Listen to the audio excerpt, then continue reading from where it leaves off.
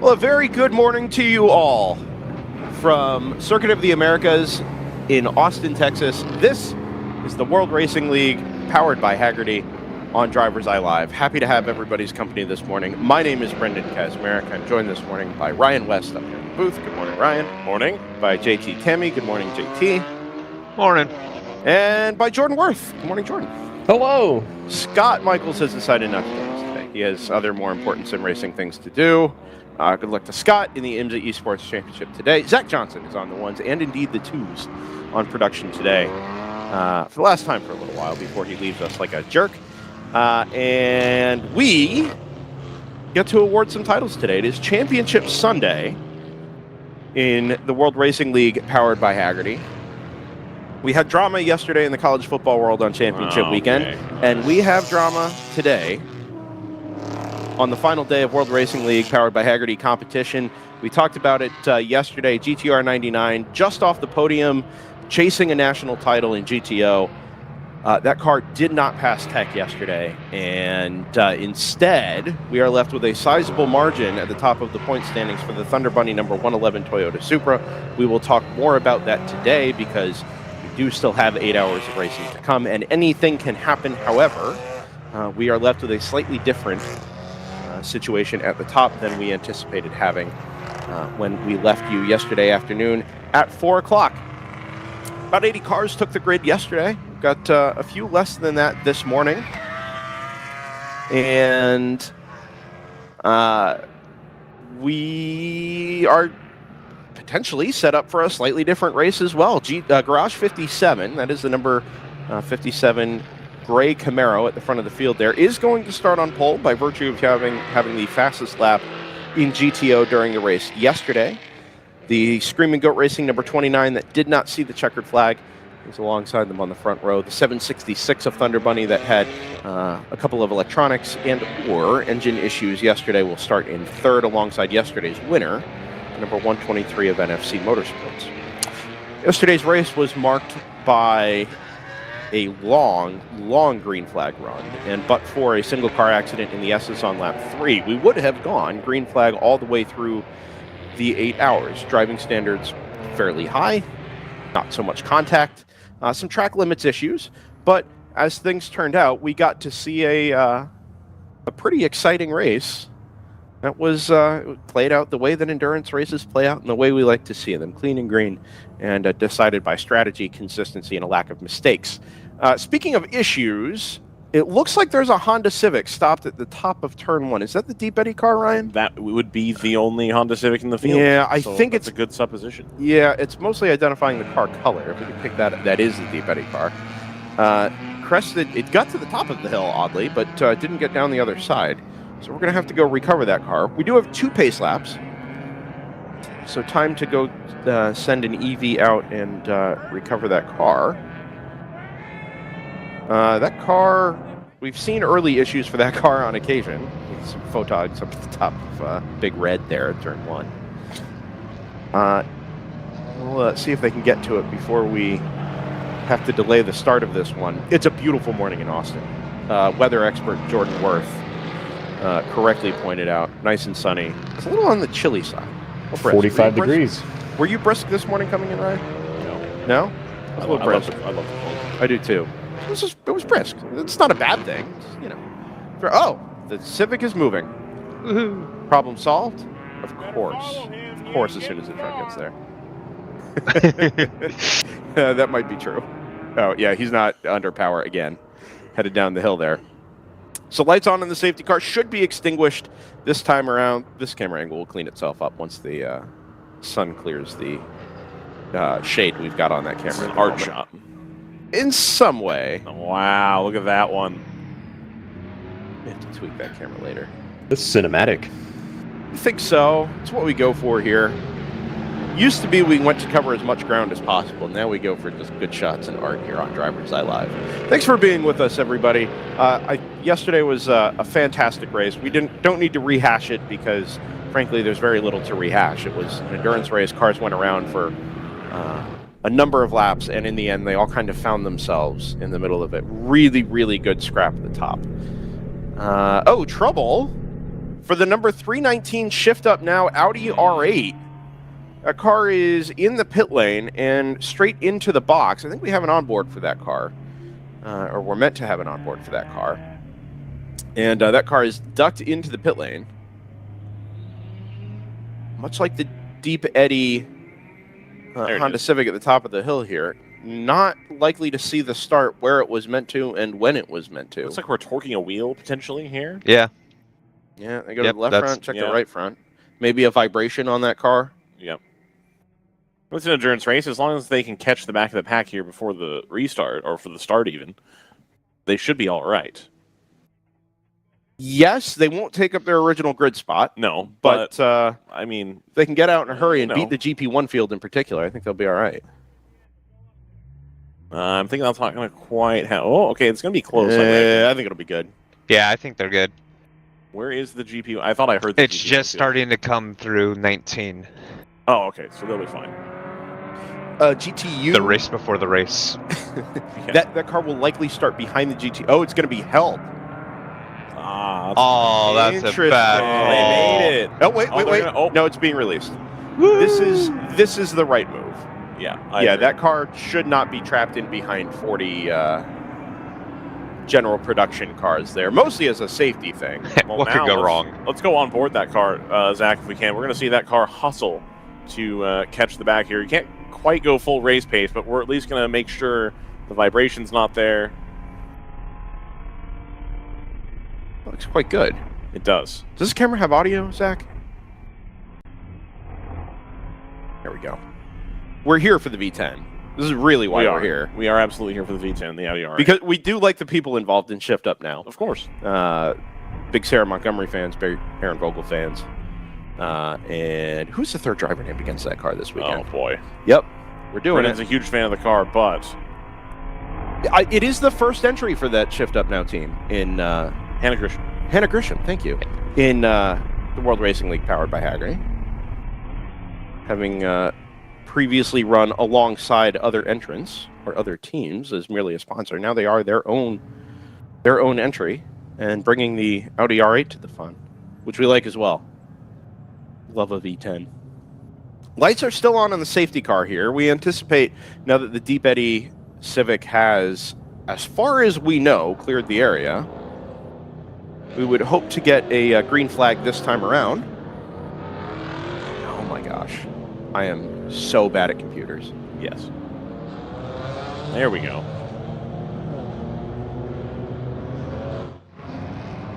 And we'll get our race control log pulled up here. JT car has made it to the inner ring road, we're told, at turn 2. So that car is out of the way. JT, what are your keys to the race?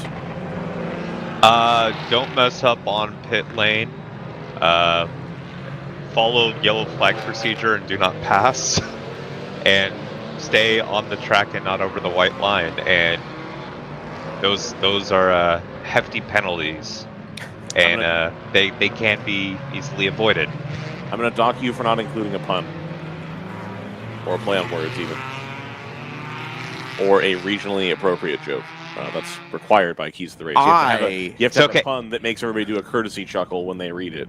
Well, I get one warning, so there you go. We are kings of the courtesy chuckle here on DriversEye Live. We are set to go green for the final time in 2023 in the World Racing League, powered by Hagerty. The safety car has pulled off to driver's left into the pit entry road. It's Camaro and BMW on the front row. It's Mercedes and Supra on the second row.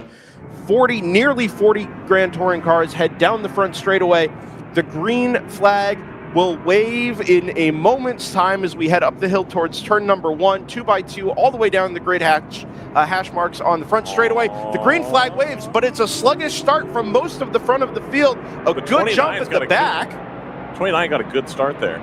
It did. It's got a good initial punch there, but it's V8 on V8 headed up the hill. Big lockup, or a little lockup there from the 57 Camaro, who's going to swing out wide. Just shove out the number 29 there, but I think the 29 has kept the nose in as they head down the hill at turn number 2.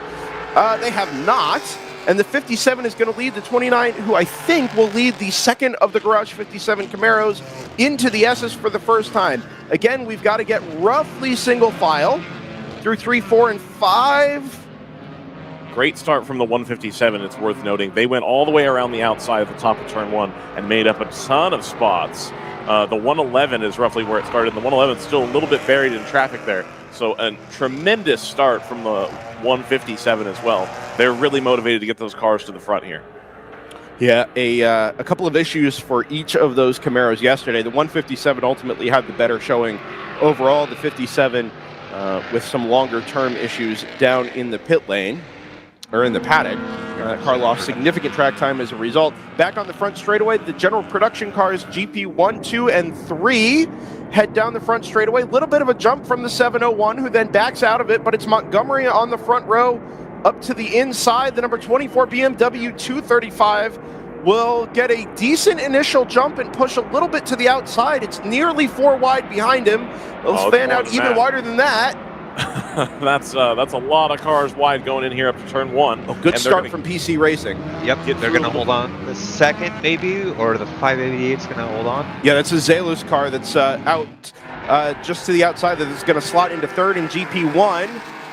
Palomar up there in fifth. We're 3 wide through turn number 3. We'll have to back out of that as we head into the S's for the first time for your general production field. That GP1 car, I went down and spoke with the team in PC Racing. They think that they've touched just about every part on the car this weekend. So they're very, very excited that they think they have solved all the issues that need solved on the car. And if something else happens, they don't really know what to do. The car has already been fully repaired. And the 29 is going to have made the move on the 57 coming on the front straightaway. So the 29 passes the NASCAR Hot Shoes in the 57 and is going to take the lead up into turn 1. An outstanding showing from that car in the home-built BMW 3 Series, taking it to the NASCAR guys. This is crate engine on crate engine here. It is. I think that LS engine in the front of the BMW 3 Series is actually a pretty even match for those Camaros, it turns out. The thing that really gets me about this is that they have a full Richard Childress / Erebus crew now. There's 9 screens, engineers on engineers, everybody's there, huge crew, big hauler, the whole 9. Versus the 29, it's friends and family hanging out. Yeah, everybody pitching in where they can, just doing the thing. And that is the beauty of WRL, is you have a home-built team that's able to play up front here with a professionally built and run car. I will add one caveat to that, which is that Garage 57 is itself a pretty unique entry, right? They're not taking a purpose-built or a ready-built race car. That is a car they have designed and built themselves in order to go racing here in the World Racing League. It's a tube-frame chassis. It's a race car. They didn't have to convert that from... They didn't buy it from somebody else, is my point, right? They didn't just go say, hey, give me that, I want that. They had to buy the frame. Sure. And do, yes. But that is a car designed to do specifically this by the Garage 57 crew. And indeed, second and third in GTO and overall. Back in the general production field, they have rejoined us here on the front straightaway, and it is the number 24 leading the GP1 field. We see the 22, who did not feature at all yesterday, had the car sitting in the pits most of the day, holding down third position in the GP1 Miata. I believe that being the paddle-shifted car. Chill-out car, yeah. A couple years ago. Yeah, TCS Motorsports. That car was originally built to run in GP2. Back in the day, it's been upscaled slightly now to run in GP1. Probably a slightly better home given how pristine the build of that car is. We've had onboards from that car in the past when it ran under the Chill Out banner, and it just looked like an absolute joy to drive, displacing the stalwarts up in GP1 at the moment. PC Racing is kind of holding it down. Other than that, Moorhead is back in 6th in the number 147. The Choice Racing number 522 sits back in P7 at the moment. The 701 from round 3 in 9th. So we've got a little bit of a shakeup there at the top of GP1. Good start this morning in GTO by the number 9 from Team ACP Tangerine Associates.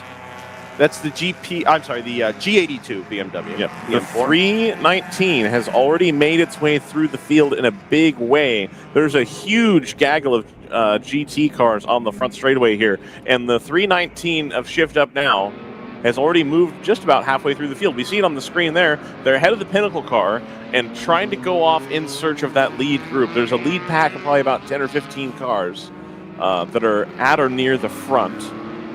and they're doing everything they can to catch up. So that pit stop to fix the vibration, really not a hindrance to their race so much. They've made up a ton of space in this short amount of time.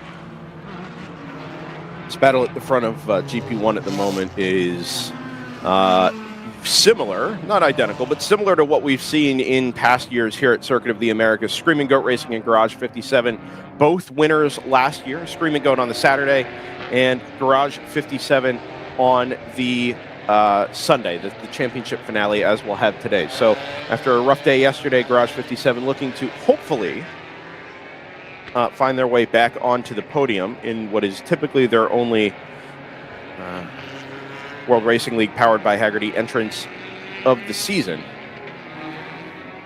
Those are, of course, as Ryan mentioned, the NASCAR entries. Yep. Austin Dillon Motorsports, previously the team name entry for that group. Functionally the same. Austin in the 57, Ty Dillon is in the 157, and Kyle Busch, Daniel Hemrick, Will Brown, and Jesse Love are the drivers named against the remaining entry slots in each of those cars. Hitman Racing up into 5th. That car driven to a 2nd place finish yesterday behind the number 123 of NFC Motorsports, who at the moment finds themselves well down the order, back into 11th on the start this morning. Producer Zach notes as the 522 gets pushed. It's not the 522, it's the 51. I think it's pushed out wide there at the top of the hill. We've had a change for the race lead. And indeed for second, 57 and 157, the pair have passed the Screaming Goat Racing BMW 325i. And so we've got Camaro's first and second, BMW now third, as we begin to work through a little bit of general production traffic. That's a Flying Horse Motorsports Mustang and the Deep Eddy Civic. Unfortunately, we got the 135 Rapscallion Motorsports Mazda Miata has now pulled into the pit lane. Left front puncture on that car, Ryan. The tire is actually starting to peel away and has done a little bit of damage to the lining of the fender on that car. Not substantial damage. They could probably just replace the tire there and send it. A rough day for them yesterday. They had 3 bullets in the gun, and 2 of them didn't quite go how they wanted. So they're really were hoping, I think, for a clean run today. This is not a good start for them, but they still have 2 more cars out there circulating, trying to get it done. Yeah, on that note there, the 469 was reported smoking up at turn 1 a couple of minutes ago. It is dusty and the sun is low, so that could have been even just a little bit of fluid or some dust off of the racing line. But as you say, 3 bullets in the gun there, and one of them in significant trouble, and the other is kind of being watched at the moment. So this is on board the 29, which was that car. The 157 getting a little bit loose. I think it's going to allow the 29 to get a little better entry, but there's nowhere to go. Yeah, this is not typically a passing zone. If you get a decent run out of 13 here, you could look up the inside into 14 and 15, but the back of that number 29 car is not exceptionally well hooked up under acceleration. The 157 drops a couple of wheels behind the curb on the exit of turn number 15, and in doing so is able to shoot past the number 64 BMW of Open Throttle Racing. The 29 drops a couple of car lengths through 16, 17, and 18, and will have to set back up and try and chase down these 2 Camaros, who are now well and truly into the general production traffic. They are. We see him come through there. The 57 and the 157 are going to come right across the line. The 29 now losing a little bit of time. It's almost as if just when the traffic came through, they lost the pace. And I don't know if that's an experience thing, if that's the cars are set up different thing, but we see happen time and time again in endurance racing. You've got it all figured out until you get into traffic, and how you handle the traffic really ends up having a pretty big bearing on your overall pace. It's about being decisive, right? At this stage, it may not matter so much. But you've got to show the nose, and if you're going to do it, to commit to making the pass. Half-hearting a pass and then backing out of it midway through the process is where you can often find yourself into trouble. So you either go all in or you stay out, and it seems like this morning everybody's being fairly decisive through traffic. The 57 is going to get held up by an open throttle BMW there through turns 7 and 8. And still just a handful of car lengths between the first, second, and third place cars. We'll jump on board the number 63, who is going to get passed by the race leader through turn 10 after just 4 laps of racing. The 29 will follow through. Did the 157 go through there as well? I believe they did, yep. Okay, it was the what we saw, 157, not yeah. the 57. This And is we're on board the 63. This is the V8 BMW M3, a little bit newer vintage than most of the BMWs we see in this field. And GP1, you can see it just doesn't quite have the legs on the straights here. Detuned a little bit and then a little bit on the heavy side, so does not have the pace to keep up, but in class is doing a respectable job, and they're hoping to be climbing the field later on today. Good battle developing for 4th in GTO, 4th overall at the moment between the number 9 of ACP Tangerine Associates and the 34 Supra from Hitman Racing, and the number 40 of Matt Connolly Motorsports. That's the tube-frame Pontiac GTO-R that finds itself competing for a top 5 at the moment. Off the bat this morning, that car is showing really, really good pace. That hasn't typically been the issue for that car.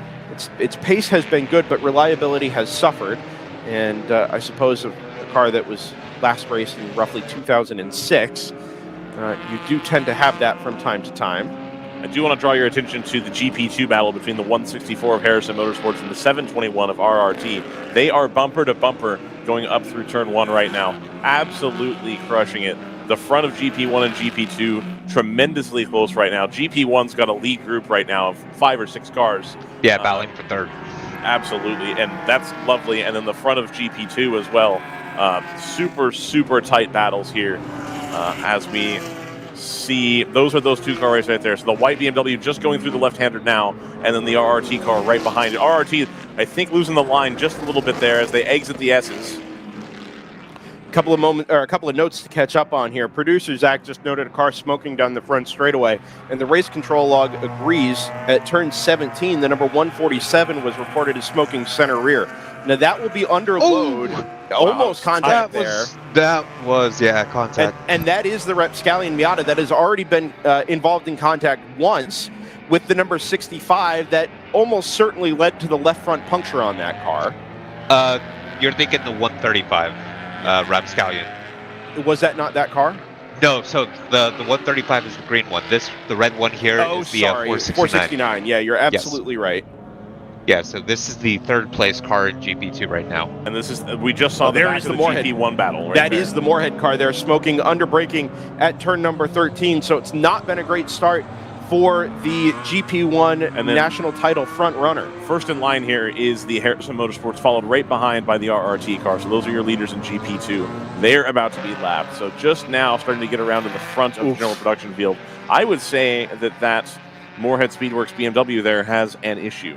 I would say so. Center rear could be diff, maybe could be gearbox. Could be just engine. Just leaking oil, yeah. So it doesn't look like it's dropping fluid at the moment, which is good. The 24 is working hard to consolidate its position at the front of the GP1 field, followed by the 44, again, the car that had issues yesterday, and then the 588 of Zalus Motorsports in 3rd. So the 147 has definitely taken to the pit lane here. We will go down there and get the answer on what's happened to Chad Moorhead's entry shortly, but there is a lot of smoke coming off the back of that car. Yeah, it's gotten substantially worse over the last 2 laps or so. Yeah, so they're going to have to attend to that car. That leaves still about, it's Choice Racing up, from Choice Racing up to the 14, battling for 4th. The 588 and the 44 kind of in no man's land, and the 24 leading in GP1. The number 40 and the number 34 have jumped the 9 car from ACP Tangerine Associates. So at some point there, the Pontiac GTO-R has picked up 2 spots and now sits 4th overall in the race. We have LS V8s 1, 2, 3, and 4 at the moment, albeit in 3. Well, a couple of different chassis. Anyway, there's 3 tube-frame cars that are in there.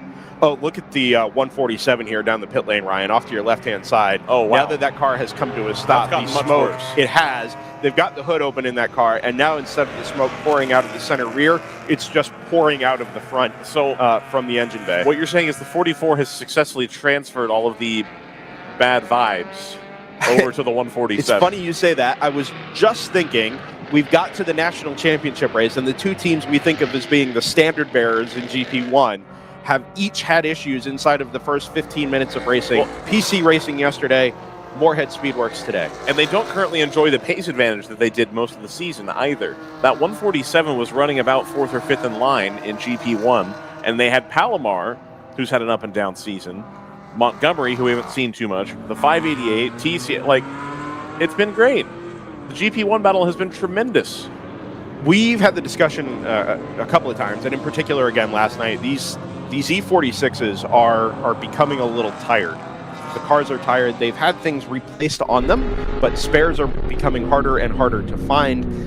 Maybe you're putting an old part that isn't broken, but has been used pretty heavily before to replace a part that is broken, and eventually we're just going to run out of these parts. But what the immediate consequence is maybe you do see issues like this befall these E46 platforms, and it's to the benefit of somebody like Montgomery, who now has a car that is competitive. It's becoming more reliable by the race, and they end up with decent results out of it as a result of all of that. A mechanically much more complicated car. Yes. Sure, a learning curve to be had there to run a 235i. You're now playing with turbochargers, you're playing with a lot more electronics. The advantage that, Open Throttle has is they have a complicated car in the E90 M3. Yeah. But it's a naturally aspirated V8. Like, it runs or it doesn't. Like, that's all there is to it. That's true. And when you start incorporating these turbo motors, I know specifically on the 35i motor, the N54 or N55, I believe it's a 55 on the 2 Series, has some inherent flaws to it that need to be taken care of, in addition to the complication of heat exchangers and turbochargers and this and that and all the extra plumbing and goodies that go with having a turbocharged car. So it's a fantastic car, but no small feat to get your head around it. And they've done it much earlier than most other teams. A lot of other teams still run in the 3 Series.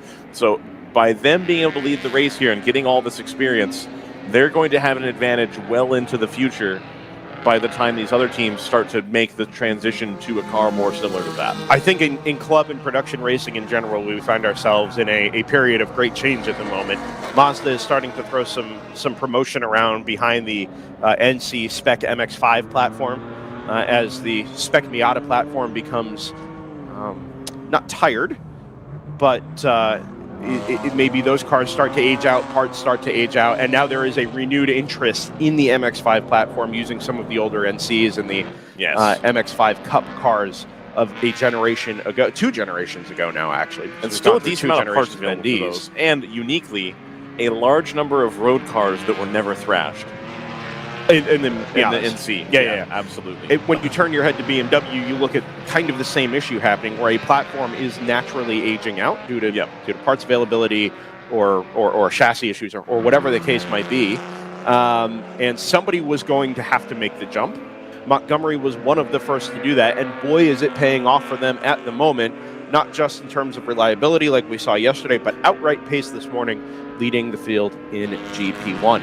So the 57 at the front of the GTO and indeed the overall field has started to get away a little bit. The 29 has tried desperately to hold on to the 157, but now they're starting to slip as well. So a firm 1, 2, 3 positions here at the top of GTO. Matt Connolly Motorsports now up into 4th, as Brendan mentioned earlier. And then the 34 of Hitman Racing, a traditional front runner, as it were, holding down 5th position in GTO.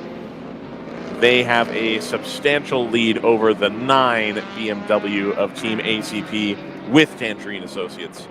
Some contact noted for the number 82 and potentially the number 64 up at turn number 7. That'll be one of the Random Vandals, the Random Vandals, number 82. It's the yellow and black car, along with what we think is a green BMW from Open Throttle Racing. Oh, the 170 is out here this morning.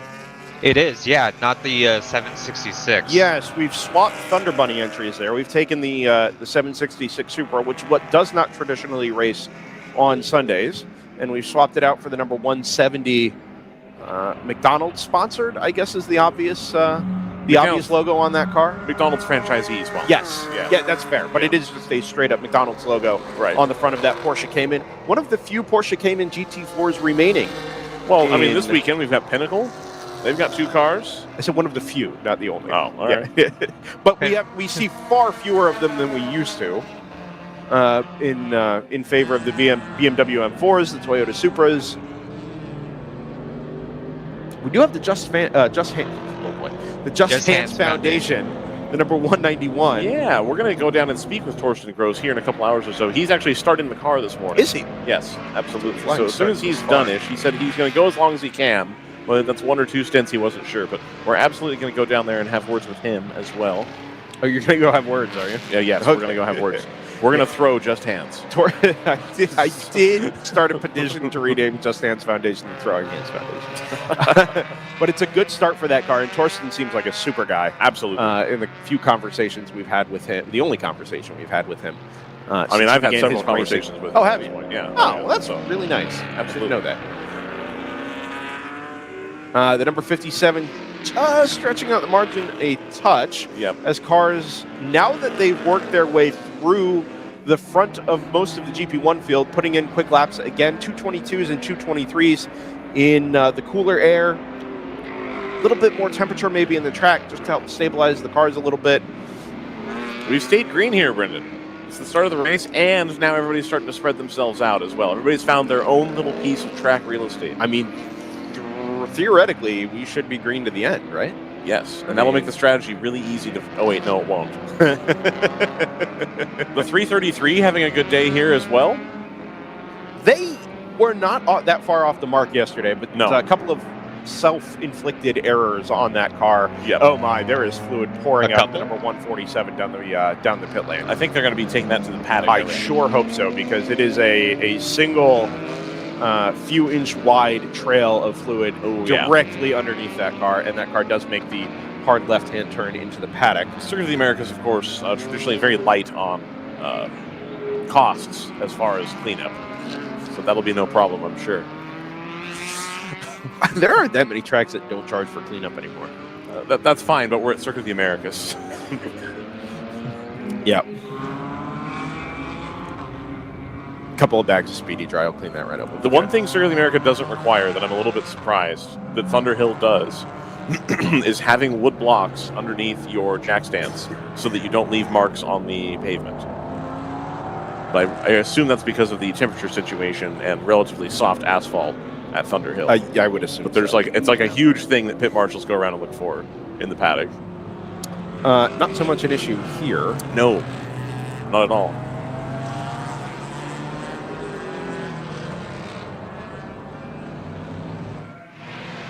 We've got the 223 here as well. The 5.2 Motorsports Porsche. So there's like 4 or 5 of these. And while Brendan's coughing, I'm going to just continue to I talk have about an how issue wrong at the he moment. is. I don't really, and, really know what's going It's on. going to be a good time. I love it. Still fewer of them than we used to have. I'm not wrong. That's true. No, that's fine. I'm just a little bit That's wrong. fine. Well, I mean, we're pretty close to the number we used to have, because the number we used to have was run by one team. Now Brendan's drinking water. I can continue to say whatever I want. Also, beer tastes bad. There you go. Suddenly, he stopped coughing and has lots to You say. enjoyed your frochata yesterday. I did. It immensely, was really sir. good. Really, really good. Ryan doubted me yesterday until we walked in. He took one sip. He's like, "Okay, this is pretty tight." Yeah, man. I told you. Wouldn't steer you wrong. I mean, it would steer you wrong, but I didn't. I told you what I was told by my college roommate, who was a native Montanan, and he had said to me as he took me to a restaurant for the first time, "I know that you'll like this here because you're from California and they use Square Pay, and that must mean it's good to you." Times have changed. So it's like, oh, okay, that's fair enough. Speaking of Montana, good day for you yesterday? Good day, I believe so. I'm gonna double check here. No. The Bobcats lost in the Grizz Did they one really? And in overtime. I don't. If the Grizzlies lost, that's fantastic. No, they won. They won. Yeah, Grizz won, Bobcats lost.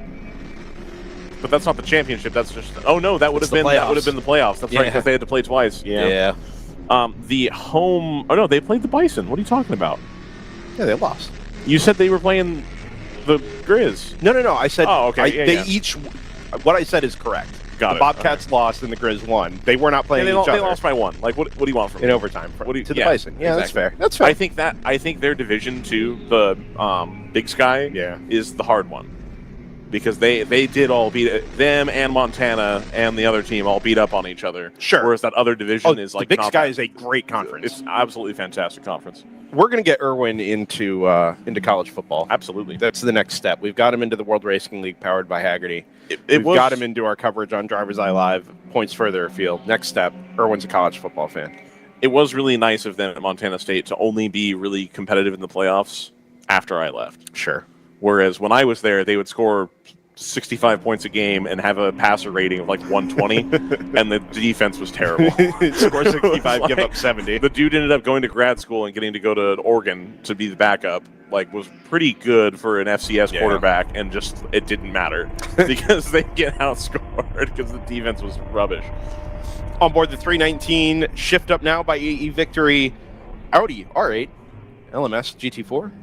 Okay, so they were firmly at the back of the field, and they are now. We're pretty sure, right? Yes, They did not pick up their class in position. They picked up the back of their class, and they are now firmly in the top half of the field. Is this the only V10 in the field? Yes, I think so, right? Yes, I'm confident in that. Yeah. Incredibly confident. Yeah, so that's a fantastic result for them. They're now going to hunt down the Random Vandals Racing number 28, which is the green and white car.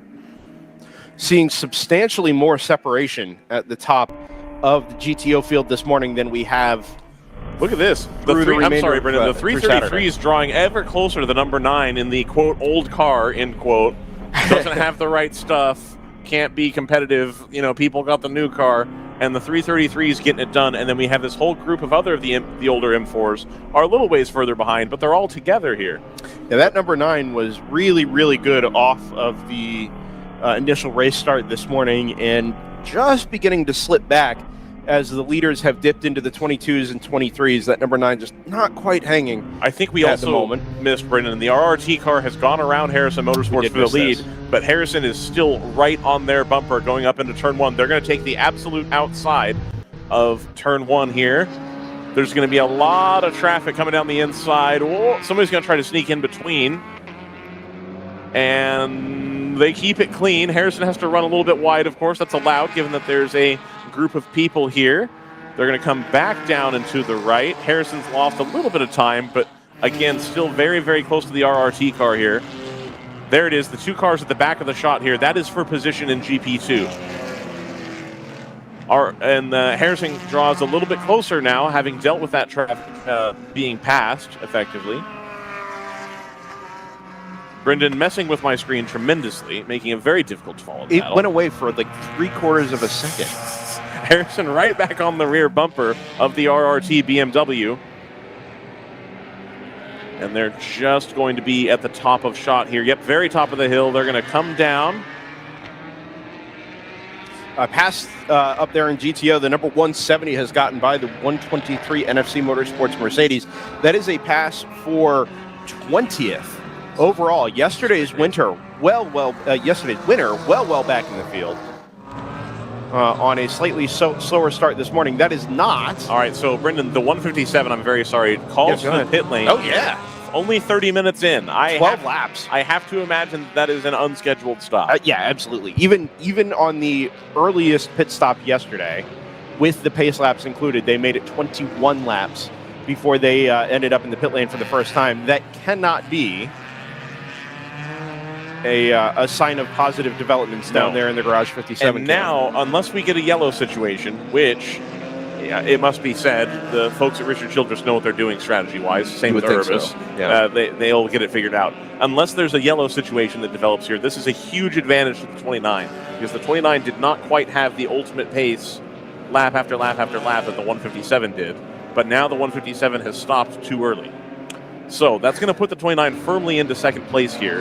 I don't think the 157 has enough pace in it to actually catch the 29. The 35 of AOA Motorsports comes in. I'm sorry, AOA Racing, my apologies. They come in. They've got some smoke coming off the back of the car as well. You know what I think we might be seeing here, Brendan? Not only is this WRL Sunday the cars are tired, this is WRL the end of the season the cars are tired. How about it? And even proof positive here. We just got a note from Chattanooga Tornwagen Meisterschaft that they did not have any luck fixing the power steering issue overnight. So when you think about it, that car is only a couple of race weekends old. Yeah. Does Well, on one hand. On the other hand, that car is a choice racing car that was built really nicely. Yeah, but I believe it was been- stripped down it was stripped and down, yeah, rebuilt, right? yeah. So let's say it's got 2 or 3 race weekends under its belt. That car has already had its own issues. You look at some of these other cars, Moorhead Speedworks car, the PC racing car, that have done 200 plus hours of racing this season. And I think you're going to see more and more of these issues. A single race takes a toll. A season-long effort certainly takes a toll on these cars. They were really excited with the prospects of the things they were able to add to that car by starting fresh with a new chassis, or new to them chassis, with the racing gearbox they have in there. They said it's close ratio, and the way they can shift it without the clutch, even though they have less power, they're keeping up with everybody on the straight because they're shifting way faster. Yeah. And they said when it feels good and you get the good shift, 95% of the time, it feels really good, and they love it. And they've got the seat blower, they've got the helmet blower. They had a really cool top-off system for their chill-out system. They had like an actual, almost like a brake fluid reservoir where it's got the little thing in the top so it can drain and lower. Interesting. Instead of having to pour it directly into the little unit. I looked around that car a little bit yesterday, and I think they're really happy with it. Like, they're very happy to have that be their vehicle going forward into the future. They've done a lot of, it seems like, livability upgrades to that car to make it better for everyone to drive, which is, I think, why the power steering failure is probably particularly insulting, because everything else about the car seems like it's really been designed with driver comfort and the ability to get the car driven for long periods of time comfortably. The number 157 has re-entered the fray from the east end of pit lane. The 319 has also now gotten around the 28. It's a good recovery effort from that number 319 car. By all accounts, had it not had its issue, it's theoretically back where it ought to be. You know who they're catching up to now? I'm not Triple A. that far. Triple A. Hello to Melissa Russell in the chat, who joins us from, as far as I can tell, actually from Australia. I don't know if she's made the trip to join the remainder. Yep, morning from Australia, 1:11 a.m. So we have our answer. All right. So RRT has pushed the advantage in GP2 now. They have a substantial gap between them. Right, and it's Harrison like a Motorsports second and a car. half. And then, well, I mean, compared to where they were bumper to bumper for most of the first part of the race. Sorry, and and then 2.5 seconds. they were right behind one of the GP1 cars coming out of turn 20. They are pushing that car as hard as they can push at this point, trying to make sure they can eke out some kind of gap. Maybe? Because Harrison has had the pace of the field all season in GP2. So. I think that RRT car might just be quick. Oh, I'm sure. I'm certain. I think it's just a naturally quick car. We But saw so it. is the Harrison car is fast Yeah, too. yeah, sure. Yeah. Yeah, I think this is just this may just be early days, find a rhythm, but it turns out that 721 RRT entry is just a naturally quick and pretty easy car to drive.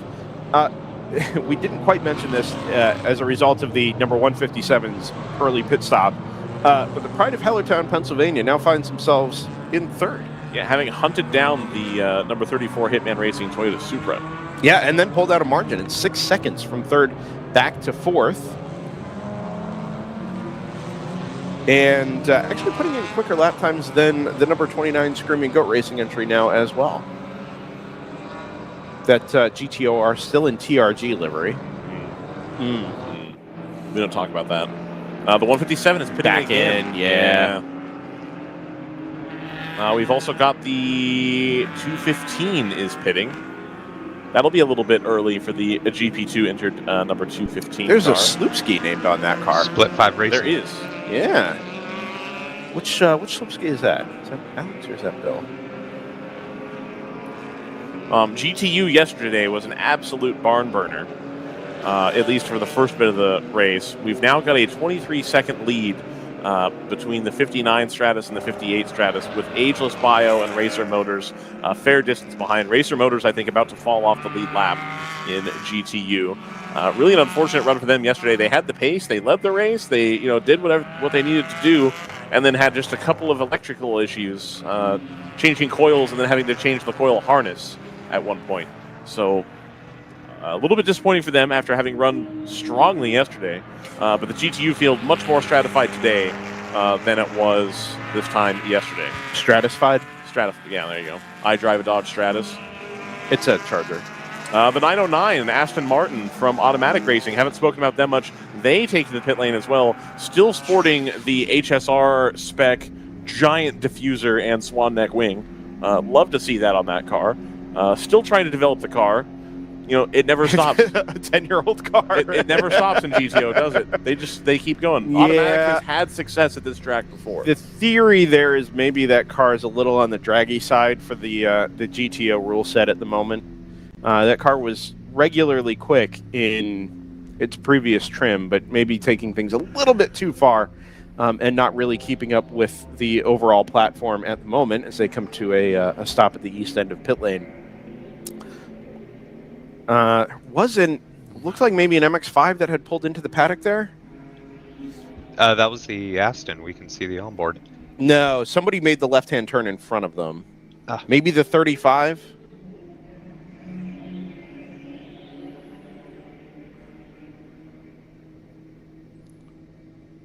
Sun hanging low in the sky on this fine morning in Austin, Texas. Headed for a slightly warmer day today than we had yesterday, and maybe a little bit less cloud cover as well. That'll impact track temperature, but it'll also impact ambient temperature. So may have a little bit different tire situation, but probably a little bit less power marginally, maybe. Power probably makes a little bit less difference than tire would, I would guess. The other thing is, I think this surface is now getting on for over a decade old. Parts of it. Right, it's been kind of repaved. Yeah. Sort of, in bits. Yeah, MotoGP tends to put up a bit of a fuss about the bumps. I mean, I don't blame them. Nope, sure. Probably Yeah, I'm not calling them out for it. I'm just Like- that tends to be the driving factor when it comes to getting repaves done. Notice the Texan flag there to the right side of this shot as well. That flag was out and billowing early this morning, and it has dropped to a virtual standstill. The same goes for the American flag up the outside of turn number 1. Just about outside of the window for this camera. Can we live cast? Is there anything that stops us from turning the ATIS like frequency and just broadcasting that for The the what? weather? The like airport weather. What did you call it? The automated ATIS is what it says. ATIS. Just No. call it the ATIS. Then it would be lowercase after it. It would not. It would. Just call it the ATIS, man. It's the ATIS. ATIS. Okay. It's right there. All right. Anyway, can we? Is there anything that stops us from broadcasting that other Probably than not. like preference, obviously? Probably not. Wow. Is that like Creative Commons free use? Government Government product? Probably. Can you profit off the government? I know that if you like work for NASA, The you government can't, like, just changed aviationweather.gov, and it is a problem. Is it? Yeah, oh yeah. Lots of unhappy people. The 215 is back into the pit lane. That's a split 5 car. Let me know when they've solved the mental health issue. If we want to have a conversation. Podcast mode, baby. Let's go. Actually, it turns out if you are a pilot and depressed, the best thing to do is to just not talk about it. Some of us just quit our jobs and cover racing, amateur racing full time. Oh my goodness. Yeah. Did we check on Scott today? No, he hasn't raced yet. It was a little later this afternoon. All right. And the GTO comes into the pit lane again a little bit early, but not. Yeah, 40 minutes in here. We're completing lap number 16 as it does. So this is kind of the first issue for that car. It's not the first issue we've seen at the front of GTO, having already had the 157 have its issue this morning. It really is remarkable to me just how easy some teams make it look. And then you see a team come in that, 1 year can have 2 perfect runs in a car that is professionally crewed and come back the next year and immediately they look like they're in the same boat as everybody else. Endurance racing is still actually really hard to get right and to get perfect. And even for a car you would think has everything going for it, just a little behind the 8 ball this morning for that number 157. Double check this real quick. Racehero.io.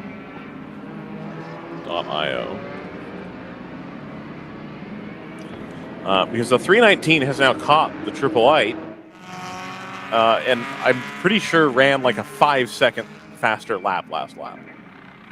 Yeah, I believe that. I also am. I'm sorry, the 319 you're talking about? Yeah. It was a second. A second. And the margin is a second. So maybe the prior lap that gap came down. As we said, though, it's been a really good recovery run for that 319, potentially to be passed by the number 58 of Stratus Racing. It's the Sebico NP01 in GTU.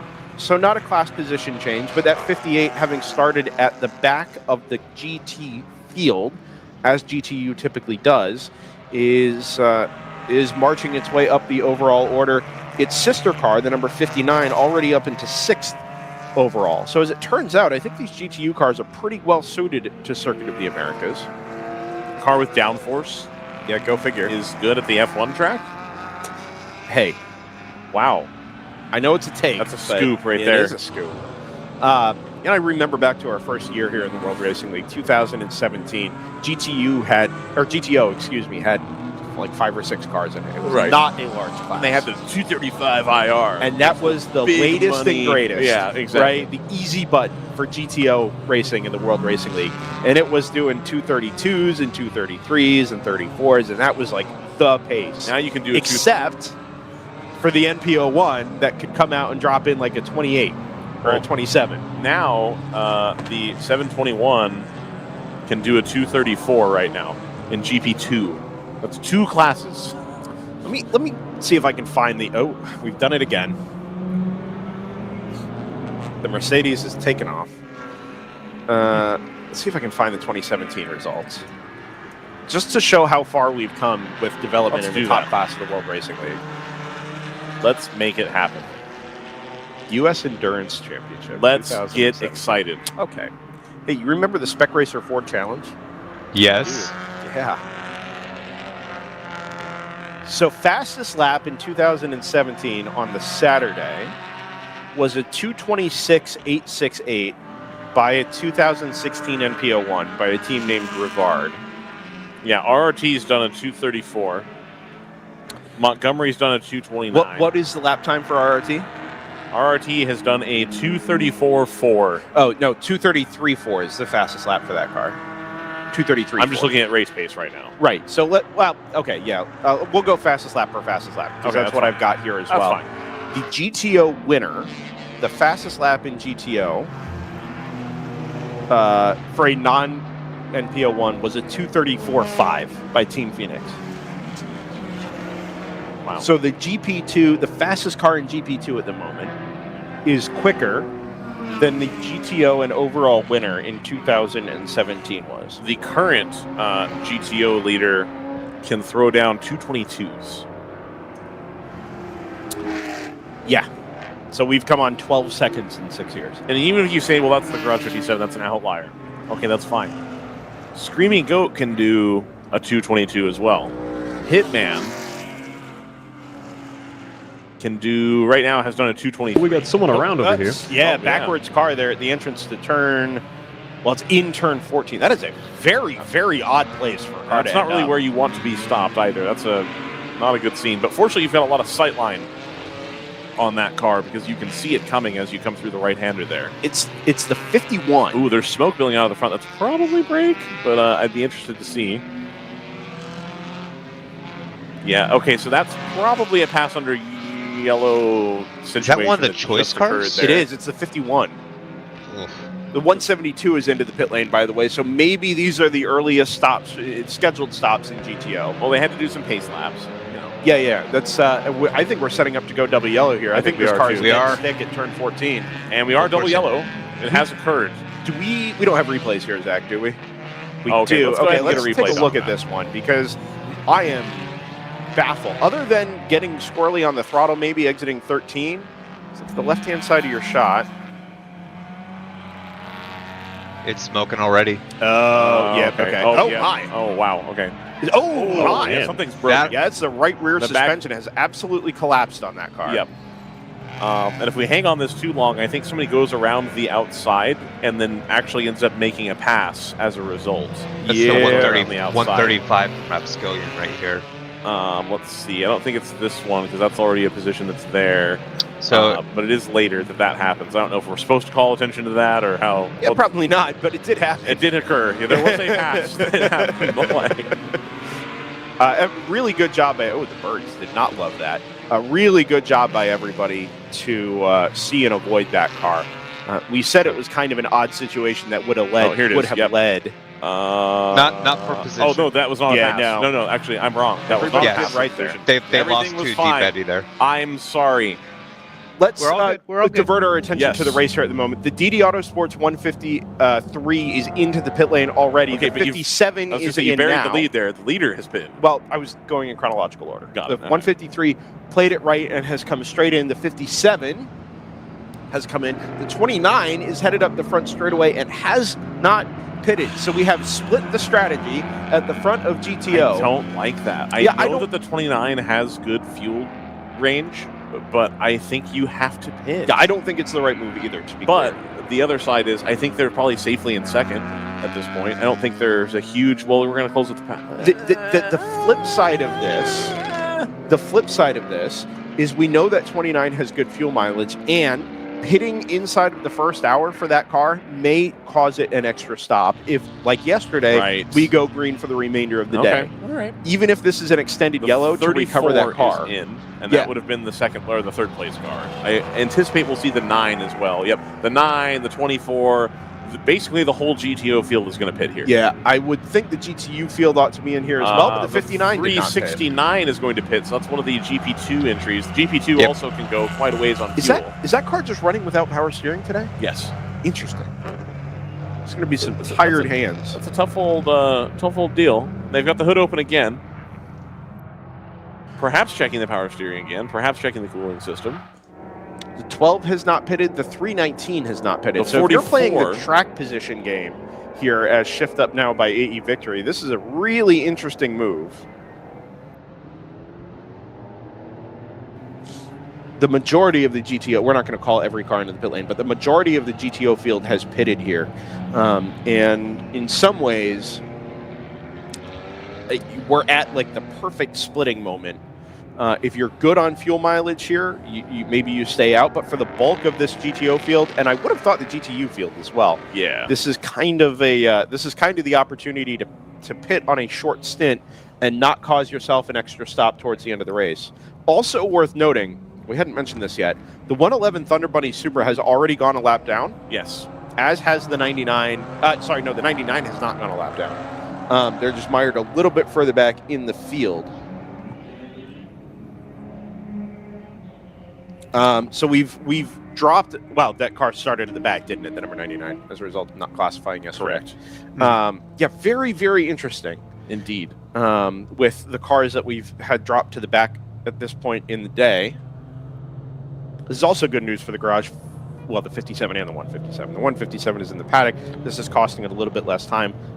The 57, the overall race leader, is a little bit short on fuel mileage compared to the rest of the GTO field. And a full course yellow towards the end of the stint is kind of a bailout for that type of situation. Absolutely. Jordan Worth, if you're up on the perch here, are you calling the car in? Yeah, I think you need to right now. Okay. Why not? Absolutely. Perfect time to do it. Almost an hour in. Yep. Been a calm start compared to yesterday, but this caution might change that. Yeah, we're going to close up the field here, and then everybody's going to be on full fuel. The tires are a little bit warmer now, so we should have, I think, a barn burner at the start here. Is Jordan implying that occasionally yellows will breed yellows? That's the saying. That is, I have heard people say that. But you know what? It's a beautiful morning. I think these guys are going to take it easy right here. Yeah, it's a long day. Exactly. It's the end of the season. It's a long day. Nobody wants to send their cars home with a RRT pile of and Harrison. spares. Both. This is going to be the battle in the pit lane here. The 721 and the 164 both pitting together. Both cars pitting early here, as you would want to do. RRT's pitted much earlier in the pit lane. Ooh, The 29 has come in after everybody else has already pitted. Yeah, it's no. a bit of a fumble there by the screaming Yeah, goat. so that's... 319 is in now. This is very interesting. I don't know if they just didn't want to be in a crowded pit lane, or they weren't prepared, or what the situation was. But the 14 is going to come in. Everybody's going to pit. I think now it's enough people have pit that everybody's going to do it. I don't think anybody wants to hold track position. But if you're pitting this late, if Scott were here, we would be Yes. having this discussion. So I'm just going to have it anyway. That's fine. I think if you didn't make it in the first go around, you should probably just stay out. In terms of track position and in terms of overall time loss, if you're screaming goat, you probably got another 7 laps out on track. You might as well run away at the front of the field because you've got the track position, open up a margin, and then pit under green, throw a bunch of fuel in it, and send it. So we have another issue the time loss here is substantial. We have another issue that's developing here, which is that the 34 was caught behind a GP3 car. And so as they're trying to come around and catch the pace car, it's losing time to everybody who's currently pitting. So that could be a consideration as well, depending on where you are in the cycle trying to come back through.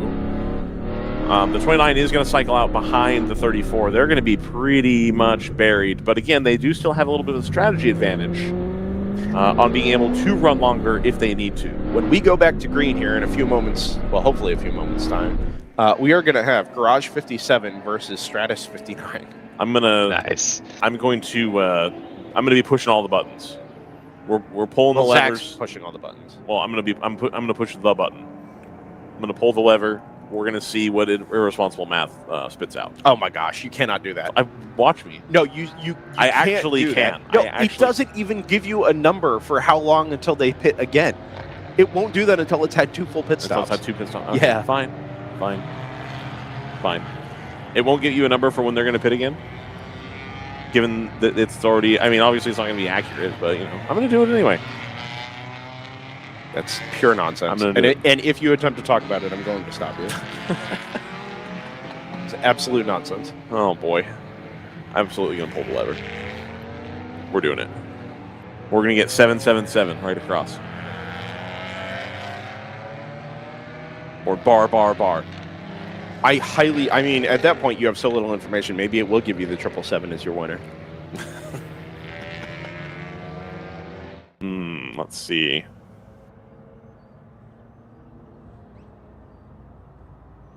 Let's still on the safety car here. We're thinking about an ad break at the moment.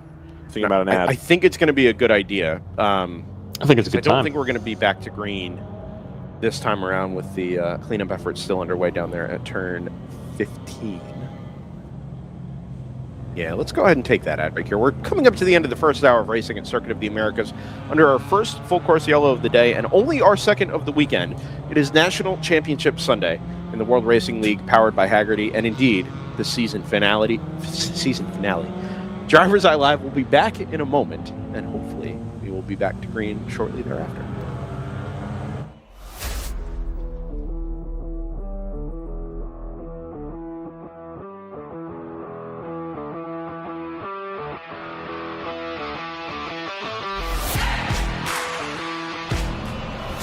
Focus, guys. We're in a race to the finish, okay? Here's where the rubber meets the road. These initiatives move the needle, like, at all. Well, let's shift gears a minute. We're really kind of at the apex here. We need to put the pedal to the metal. We need to nail those hairpin turns, cross that finish line, and take that checkered flag. Woo! Hit the track with the world's largest motorsports calendar, track day insurance, and more. Hagerty. Let's drive together. Sentinel by Candelaria Racing Products is a comprehensive motorsport video system incorporating live streaming, local recording, picture-in-picture, flag status, leaderboards, data overlays, and more. Perfect for endurance racing, sprint racing, and HPDE. Sentinel includes everything you need to get started. With the ability to control the live feed from the cloud and GPS auto start, you will never miss an on-track moment. What are you waiting for? Get your Sentinel today.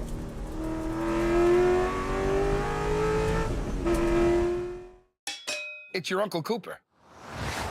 Your SUV is a multi-purpose tool, like a corkscrew fish scaler. And that means your tires should be multi-purpose too. Like these Cooper rugged Treks. They're tough, but also run smooth as butter. And with dual sidewalls, it's like having a multi-tool that can look like a completely different multi-tool. Don't take that idea, by the way. I'm gonna patent it. Go with the Coopers. Cooper! Live. We're back. Circuit of the Americas. The World Racing League powered by Hagerty for the final time in 2023. The 721 is nowhere near the Harrison car. Well, yeah, they pitted. Right, but look, where is it? They were right together.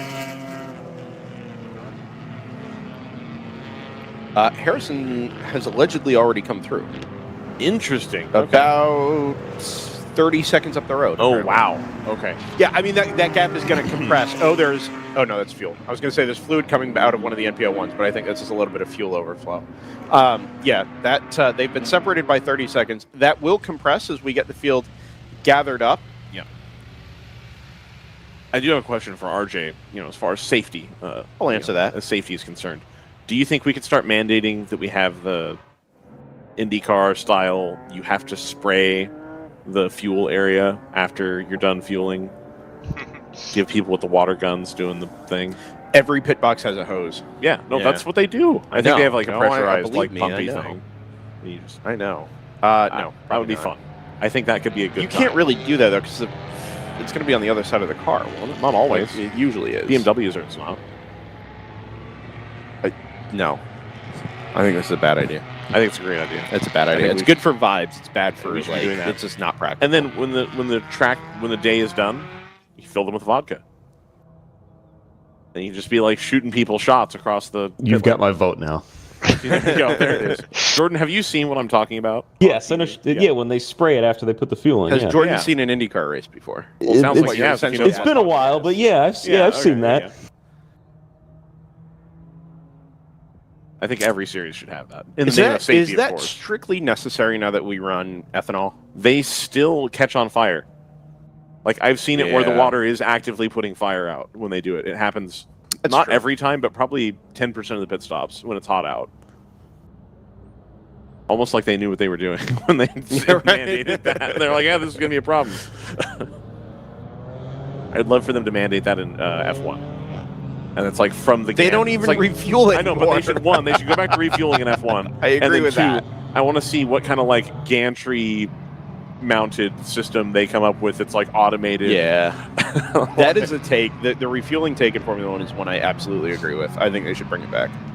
I think they should do it in such a way, though, that there's not this like game of like, well, we partially fueled, so the car is faster. No, you leave it free. You leave it free. That's the whole point. I don't like that. You leave it free, and that's the whole point. We got rid of that because it wasn't interesting, because all the passing It was extremely interesting. But there was no on-track action. But there's no on-track action now. No, that's true. That's not true. But there isn't. It's all tires. There's no on-track action now because it's all tires. I blame Pirelli. That's fine. Everybody acts like it's just this, oh, thank goodness, Pirelli's been such a good partner. It's like, fine. Am I the only one who actively is like, why do they keep giving them But people bemoan the lack of passing with fuel, and they just replace the lack of passing with tires. It's the same thing. We're about to go back to green. The TC Klein number 93 is in the lead in terms of the queue. But the Lupe Tortilla BMW is going to go up. Yeah, battle for the overall race lead is headed up to the start line at the bottom of the hill here. The number 57 Gray Camaro is your overall race leader and leader in GTO. The GTU race leader, the number 59 from Stratus, is the low-slung prototype that is directly behind it as they head into turn number 1. So that Mercedes, I think, is going to they're 4 wide. Oh, man. Everybody being very careful there as they go 4, and at one point, I think 5 wide. Yeah, that NPO1's kind of hung out to dry there on the outside of turn number 2. You've got to be really conservative here anyway, so I don't blame the number 59 for not going for it. The 58 is tucked in there as well. The number 34 of Hitman Racing finds itself in second in GTO, now 4th overall, having pitted on the first lap of the full course yellow. The 29 Screaming Goat Racing BMW recovering well to stay on the GTO podium at the moment, but will be a little bit further back, actually not so far back in the queue. 10 seconds behind the race-leading Garage 57 Chevy Camaro. So in some ways, this full course yellow has really been of not so much consequence. Except for the 29. A couple of position changes, but they ultimately went from second to third, and were basically on the same fuel strategy anyway. Good outcome for the number 710 of Pinnacle Motorsports. Wow, this is quite the gaggle going into the turn here. Who pitted early, and Pinnacle finds themselves now 4th in GTO, Bruce Innovations 5th.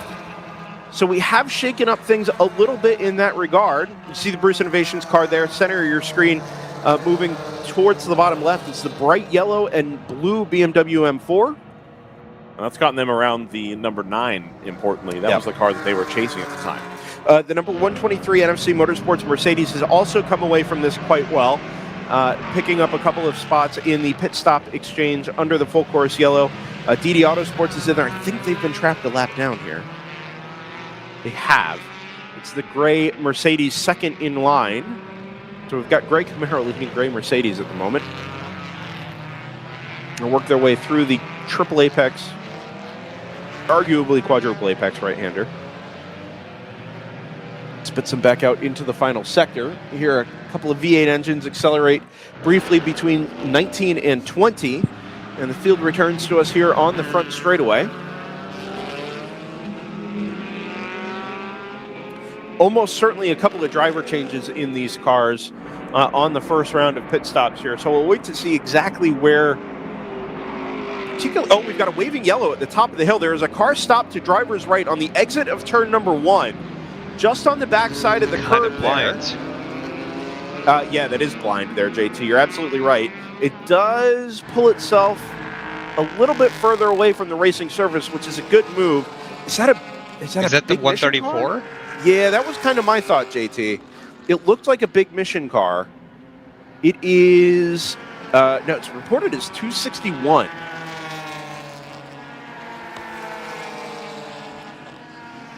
It's the Tooth Autosport TCR? RS3, yeah. Yeah, that is green and black and white, I think. Yeah, I couldn't see the color. I just saw the black and white, which is kind of why I went 134. But I buy that it's the 261. Far be it for me to question the quarter marshal reporting there up at the top of the hill. And hello to all the quarter marshals this weekend. Thank you for being here. Thank you for being a part of our season finale of the World Racing League powered by Hagerty.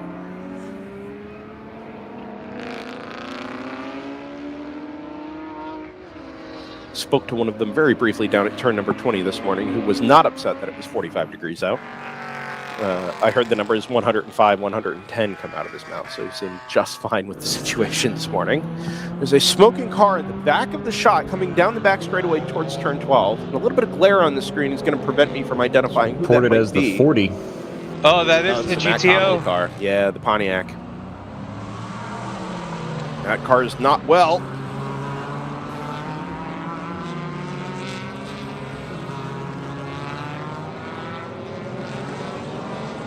Initially reported as smoking, now just reported as slow.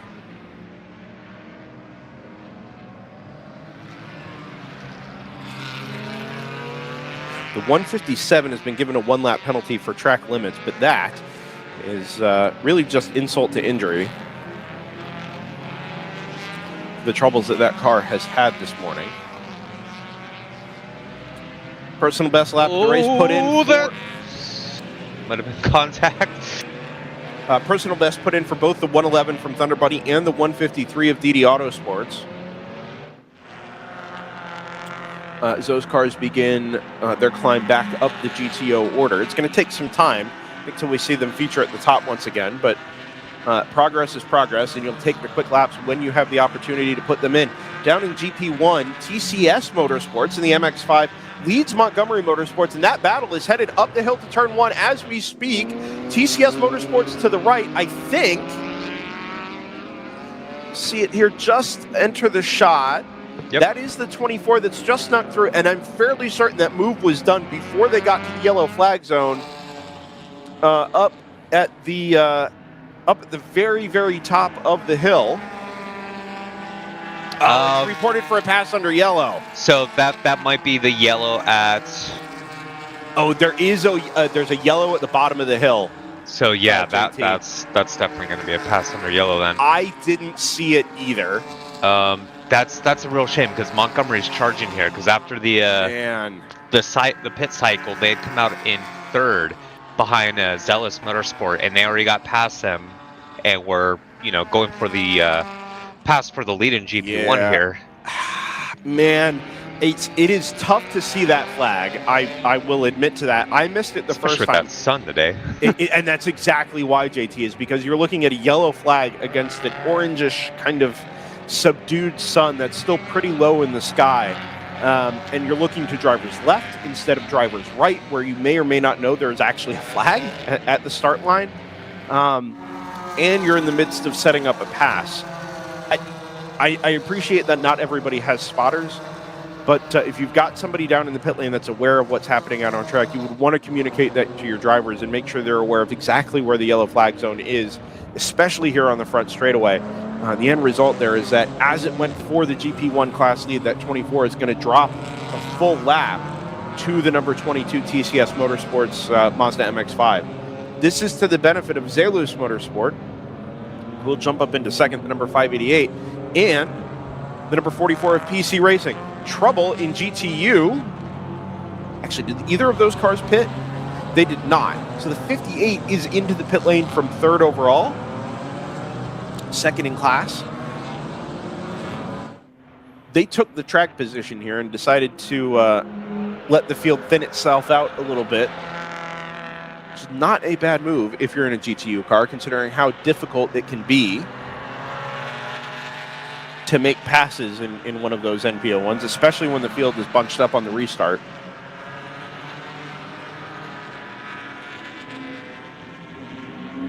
It's knowing your car.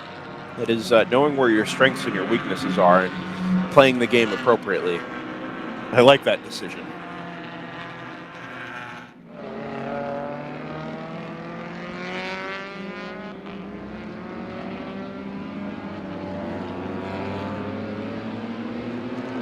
Separation in GTO at the moment.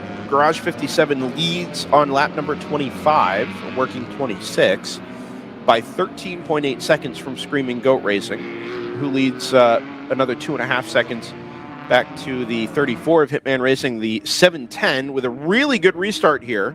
It's the Pinnacle Motorsports Porsche, picking up a little bit of time on the Hitman Racing Super this morning in a battle for a top 5 overall position.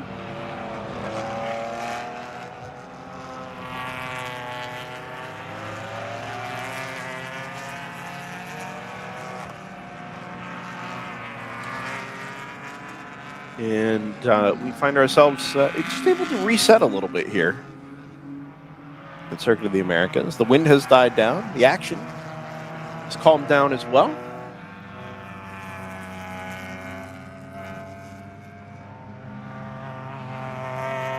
I was meant to be doing a rundown as we get a fastest lap of the race being set by the Stratus number 59. Moorhead Speedworks has re-entered the chat. Woohoo! Have they? I don't think they have. They're right there. I think they've re-entered the track. That's what I said. I thought you said the chat. I did. I was like, I did. Oh, yeah. I'm gaslighting you. Okay.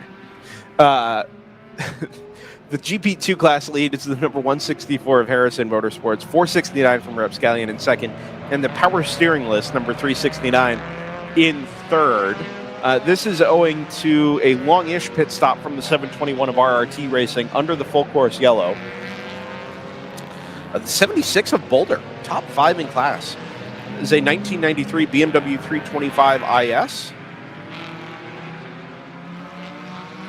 They're in fifth, ahead of the number 593. In sixth, GP3 this morning, led by 3 fast guys in Denny, by just over a minute, back to the number 360 of Hardway Racing, the 2017 Global MX-5 Cup. Sam Hardaway Racing. So that's interesting because during the green flag stint for full course yellow, 3 fast guys in Denny just took off up to the tune of about 50 seconds. 85 AOA Racing was second, as they are now pitting. And the 65 from Open Throttle had been within a second for, I'd say, a good 40 minutes or so of that opening stint, up until they got a loose front bumper and started dropping back a bit. I believe the 65 has taken care of that bumper during the full course yellow pit stop, which has unfortunately dropped them down to 6th. It gets even more interesting than that, JT, because the 360 pitted under the yellow. 3 fast guys in Denny has not. So they're going to owe us a stop here, and that should, all things being equal, promote that number 360 into the class lead here in maybe 15 to 20 minutes time. Mm-hmm.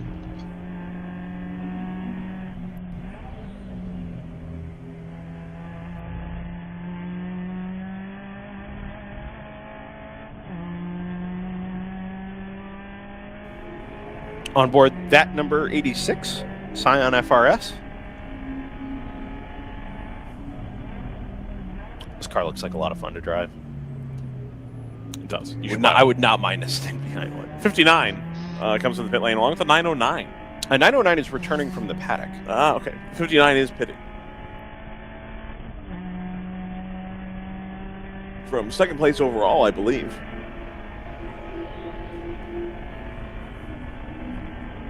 The 58 having already completed their pit stop. So they should be able to come back in the same place they were in class anyway. They'll lose a little bit of ground in the overall battle.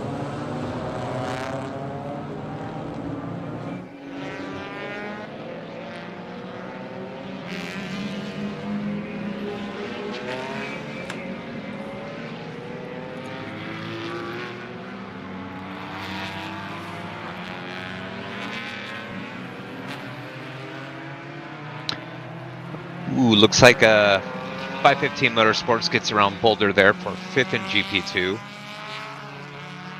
Running slightly quicker right now at the initial start of this stint. Capable of running a couple 240s. It's good to see that the Chattanooga Touring Wagon Master Shift version 3.69 had a fairly good pit stop under yellow here, jumping from 5th up into 3rd in GP2. Only 3.5 seconds behind the 469 of Rapscallion, the red nose MX-5. And, you know, just slightly over 10 seconds out of the lead in GP2 right now.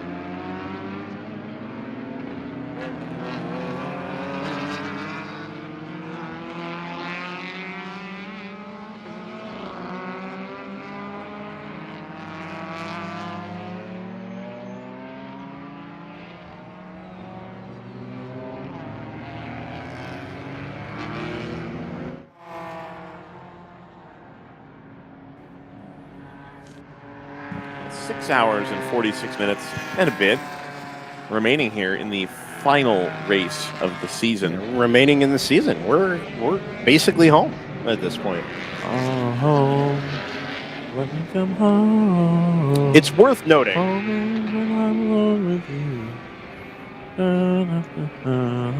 Song's fine. I prefer Country Roads. No. JT, what? I like John yes. Denver, but no. To the place where I belong. To be fair, West Virginia. You're so good at this that if you don't stop, we're going to get a copyright strike. So you should probably just stop. To be fair, I did not start liking that song until I saw the Kingsman movie. So wow, there you go. I'm not a huge West Virginia fan. Conceptually, I am. I take that it's not the state West Virginia, but it is Western Virginia. Yeah, and I was like, huh. Yeah, John Denver didn't like West Virginia either. It turns out. Interesting. Yeah. The 188 Lupe Tortilla machine, after leading the field to green, they're going to go ahead. TC Klein. Well, I mean, for like 3 seconds, and then it was immediately flushed away. If you're going to be right, be technically right. That's and fine. You're not. Anyhoozle, having had a feather in their cap, I think it's cool. Even if you're not in the lead, to like lead the field to green, I think that's a cool feeling. Sure. It's cool for 4 seconds until you get absolutely swamped by 40 GTO cars. That's fine. That's fine. I'm good for the sponsors. really impressed with the pace at the front of the field. Thank you, here. Jordan. It's great for the sponsors. TV time. Was the Lupe Tortilla. Exactly. Yeah. Do you know how many races we've produced with Judson Holt in it this year and how little tortilla I've eaten as a result? That's crazy. That's your own fault. Yeah. We could have gone to Lupe Tortilla last night. I kept pushing for you guys to go. Yeah, they're all in Texas. Yeah. I won't be. Oh, no, I'll be back here in February. Yeah, literally the next WRL. There you go. You can go to, and you can get the fajita special. Is that a thing? Yeah, last we looked it up. They were doing like a fajita thing. They were like sizzling the hot plate. I guarantee you the tacos there are worse than the tacos that we could have had last night. I don't know. We didn't have tacos last night. I said could have had. I had a patty melt after grandstanding about how I wouldn't have another burger the entire time I was here. Missed out on a really good Nashville hot chicken sandwich. Shouts to Nashville Hot, man. It's fine. Oh, it's really good. If it's done right, it's really The good. last two places I've had Nashville hot chicken, it's like a Cisco chicken tender dipped in like watered down like Chinese chili oil stuff. Yeah, I mean it's like spicy okay. oil. It's You like don't like okay, that? cool, I'm out. See ya. Like I'm good. The 64 open throttle machine comes down pit lane. David Knapp checks in from North Central West Virginia. North Central West Virginia. I have been to Morgantown, which I All right. assume is in that probably part of the state. So you don't even actually know. Like you're just saying stuff. I've been to I mean, literally only been to Morgantown. it's the Northeast, so I'll defer to you on that. But you know, It's Appalachia. I'm a little hesitant. As chat has pointed out previously, our geography is not the best. That's fine. Which is hysterical considering how many corners of the country we now cover. like literally every corner. If any Northwest or even indeed California geography has come up, I am guaranteed that JT and I would have it nailed. Because both of us have traveled extensively in that region. Sure. It's immaculate. I mean, we got our start in Northern California. Glenn County. I live there. Yeah. That's fine. I don't know anything about the Northeast. I'll admit that. It's fine. It's whatever. I don't know anything about Southern. It's not true. I've been to Southern California now. You have. Yeah. I do know a little bit. 20 minutes south of Morgantown. Sounds beautiful. Wow. According to the song, it must be. Country roads. Well, West All my Virginia. favorite singers died in plane crashes. A memoir. Have you all been to Summit Point, West Virginia? Have you been to Summit Point, Jordan? No, and that's my favorite road course, and I really Is it want to go. really? I love it. Can we arrange that? We may be at Summit Point in September. Can we get Jordan to Summit Point so he can make sure it's a real track? Yes, Sure. that would make my I do year. unironically enjoy Summit Point. I think it is a great. It's a club racing venue for sure, but they've put money into it. They've invested in it. It looks good. It looks good on camera. RJ, I would not be upset with a date at Summit Point. I wouldn't be upset with just a casual hangout at Summit Point either. Doesn't have to be a date. It can just be drinks, you know? No, that you do not want to be drinking in Summit Point. Oh, okay, got it. Sounds No, I don't think that is the move. North Augusta, South Carolina. Lovely. It's Brian Hicks. Checking in the chat. Oh, it's Brian Hicks. Good to hear from Brian. Wow. It's already happening. The Jordan Worth effect has happened. There's a gentleman here named Davey Davis as well from Bentonville. Yep. Maryland. Wow. Yeah, they're all checking in. They're all checking in, making it happen. Look at that. That's fantastic. Maybe we should actually cover the race then. Or should we just keep it on? No, whatever. No, we like to engage with the chat here. Yeah. It's something we don't always have the opportunity to do because we've got like 2.5 commentators at any one time. Yes. Now that we've got a slightly more full roster, we can actually pay attention to the people who spend time tuning into amateur endurance racing. Beautiful. In the world race. We're like amateur endurance racing plus here. Being that the field is led by Austin Dillon at the moment. Is that oh, okay. I was going to say. And Will Brown. Yeah. You know, it's whatever. Or is it Kyle Busch? Or Kyle Busch. Kyle Busch is a mere figment of my imagination at this point. We have had a pit stop or anyway, a loss of position for the erstwhile third place car, the number 34. That is a track limit violation. Oh, Their and second. a penalty. Yeah. Yeah, that's dropped it right out of contention at the front of GTO, at least for the moment. It's promoted the number 9 of ACP Tangerine Associates into third, and the 710 of Pinnacle Motorsports into P4. I'm being told that Tim Myers is helping on strategy for Pinnacle today. And naturally, that's down entirely to him. Did you catch the 319, Brendan, is now on the top half of Joseph's timing monitor. I no longer have to scroll down to find them. It is incredibly specific, but you are accurate. They are P7. And bit by bit, catching the number 88 of Renegade Racing. Inch by inch, row by row, gonna make this garden grow. No, Again, you know copyright strikes. I don't think that's a copyright thing. I think that's just a children's song. I'm sure someone's got the copyright for it. Oh, yeah. In the same way that you can't sing happy birthday to people, otherwise you can pay Michael Jackson's estate. Is that true? Is it Michael Jackson or is it Paul McCartney? I know one of them owns that. Anyway. Very similar. No, I know that both of them have like extensive catalogs of music. Sure. slower lap from the Garage 57 in the car that time, but as it came across the line, you look at the cars that followed it through, and I suspect it's largely down to traffic on lap number 31.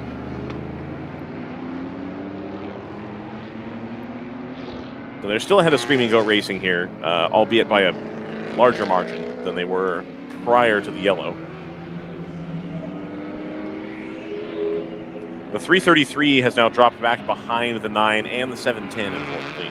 So the pace there, not 100% for the 333 M4, but they were very competitive at the front for quite some time. They're still hanging in there, along with the number 88 of Renegade Racing, both similar BMW M4s.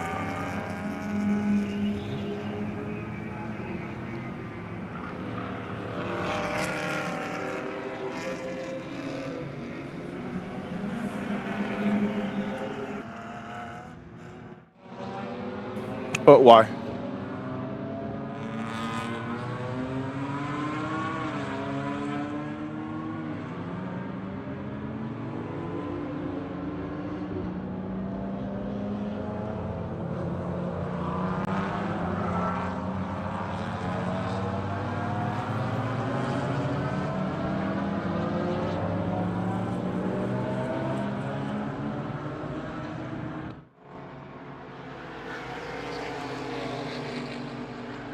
All right, that looks like one of the NCs from AOA Racing. Going by the color, I'm going to go ahead and confidently say that's the 85, unfortunately, who had been running second place during the opening hour in GP3. They had just come out of the pits quite recently, too. Yeah, we also had a GP1 lead change. The iconic 588 of Zealous Motorsport past the 22 of TCS Motorsports. Yeah, it's good to see the TCS car out. After missing yesterday, struggling just a little bit in terms of the top running pace in that class. It's certainly capable of being there. It just hasn't been quite there just yet. I expect as that day goes on, we'll start to see that car come more into its element and definitely have the pace to run at the front.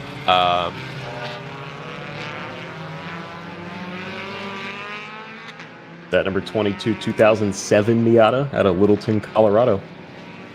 Yeah, that is a really cool car. It looks cool. It's the former team that ran that car did significant work on it, to the point where it's got paddle shifters on that thing. Oh, really?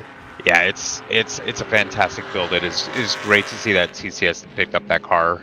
Unfortunately, we haven't seen a lot of them this year, so it's super great to see it back out today. Yeah, that car was looking really forlorn in the paddock building yesterday as I walked by a couple times, and then I had heard rumblings that they were ready for tomorrow. So I was like, okay, all right, maybe we'll see it. And so I'm happy to see that they are out here for sure.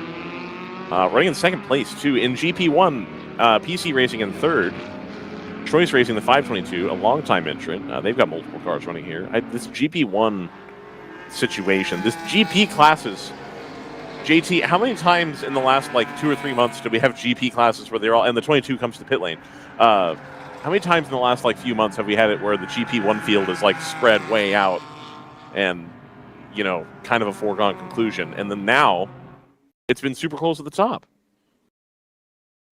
I would say a couple times, but that's the ebb and flow of endurance racing. There's times where it will definitely start to spread out, and then all of a sudden it narrows up again, and it's an ongoing, almost live element that we're watching. It was a great race yesterday, and we're looking at a great race today as well. Brendan has unceremoniously left me in the commentary booth here. Just got up and left. He was out. He's like, I'm good. See ya. The Nashville hot chicken finally got to him. I guess so. I guess so. Whereas my safe patty melt, I think was the right move there. Listen to that screaming goat. That is the screaming goat. It's screaming real loud. Let me turn myself down here. Yeah. Well, oh no, okay, that's a Zach problem. Okay, cool. Sorry, he fixed it. Thanks, Zach. Yeah. I liked it. Right behind it is the Matt Connolly GTO. Yes. Now a lap down? Question mark. A couple. Yeah. 4 laps down. Yeah. Okay. Yeah, they had to come on pit road to fix that issue. Yeah. That they had earlier, and then I believe they've also lost a lap for track cut violations. Track violations. So they are penalizing that. It's happening. Yes, but that wasn't them. That was one of the other cars. No, they had pit lane infractions. That has cost them a lap. Got it. Okay. Got to keep it clean on pit lane, man. You got to do it. It's part of the series. Like all about safety. It's all about safety. Thank you, Jordan. And it's not new either. That's the thing that always baffles me. It's like that's been the rule in WRL for like quite some time. Or it's like just keep the pit lane clear, keep your visor down, the whole nine.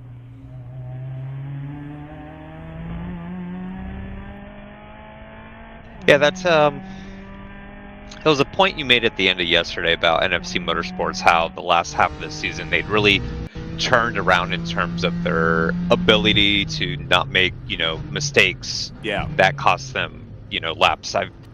I've been this year trying to keep an eye on infractions and penalties throughout the year.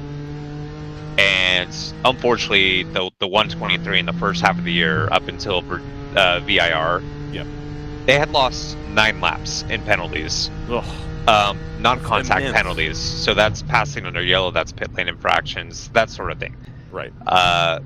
However, that was just a VIR. Since VIR, I believe they've only lost 2 laps for I think a total of 4 or 5 infractions since then. And since then, that's been, this is what, the 10th race since then? Yep. So Yeah, they've absolutely. substantially turned that around. It's been fantastic to see. Absolutely. And it just goes to show that like that's a car that's anchored by 2, frankly, gentleman drivers. They've got You got Aaron the Pope 40 though. slow again? Yeah, and it Yes, looks it like is. it's kind of crabbing. Ooh. The 86 is going to take the pit lane here. Potentially anticipating a full course yellow. They're still moving. They are, but it's very slow, and it looks like the rear end is trying to come around. Interesting. Ooh. We also Gonna the try to get to the other reported side. has stopped. Yeah, they served a green flag pit stop just a couple minutes ago there. We're going to try to limp this thing home to the pits, I reckon. They are going to have to cross the track at some point to make that happen. So this look at is that an crabbing. opportunity. That looks awful. Oh my! You can see when they turn in as well that it just completely moves on them. And unfortunately, they've tracked out a bit here, so they're going to have to try to cut across, find a good opportunity to do so, which they do right behind the Moorhead car. All right, they're going to get that safely back to pit lane. Thank goodness. We are able to stay green here.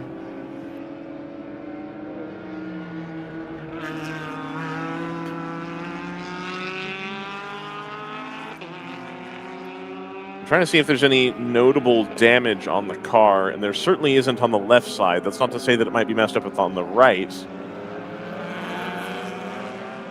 It does look pretty awful, that car. Just the attitude with which it's going down the pit lane here. They're going to pull into their pit stall. I'm not sure that's going to be something that you can fix in the pits, frankly. Seems like a paddock type of job. They're going to at least look at it and then decide what they're going to do in the pit lane.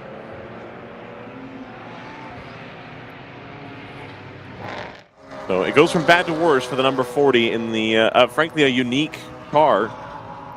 That car having run in Grand Am for several years. Big knot of cars right here going down the backstretch.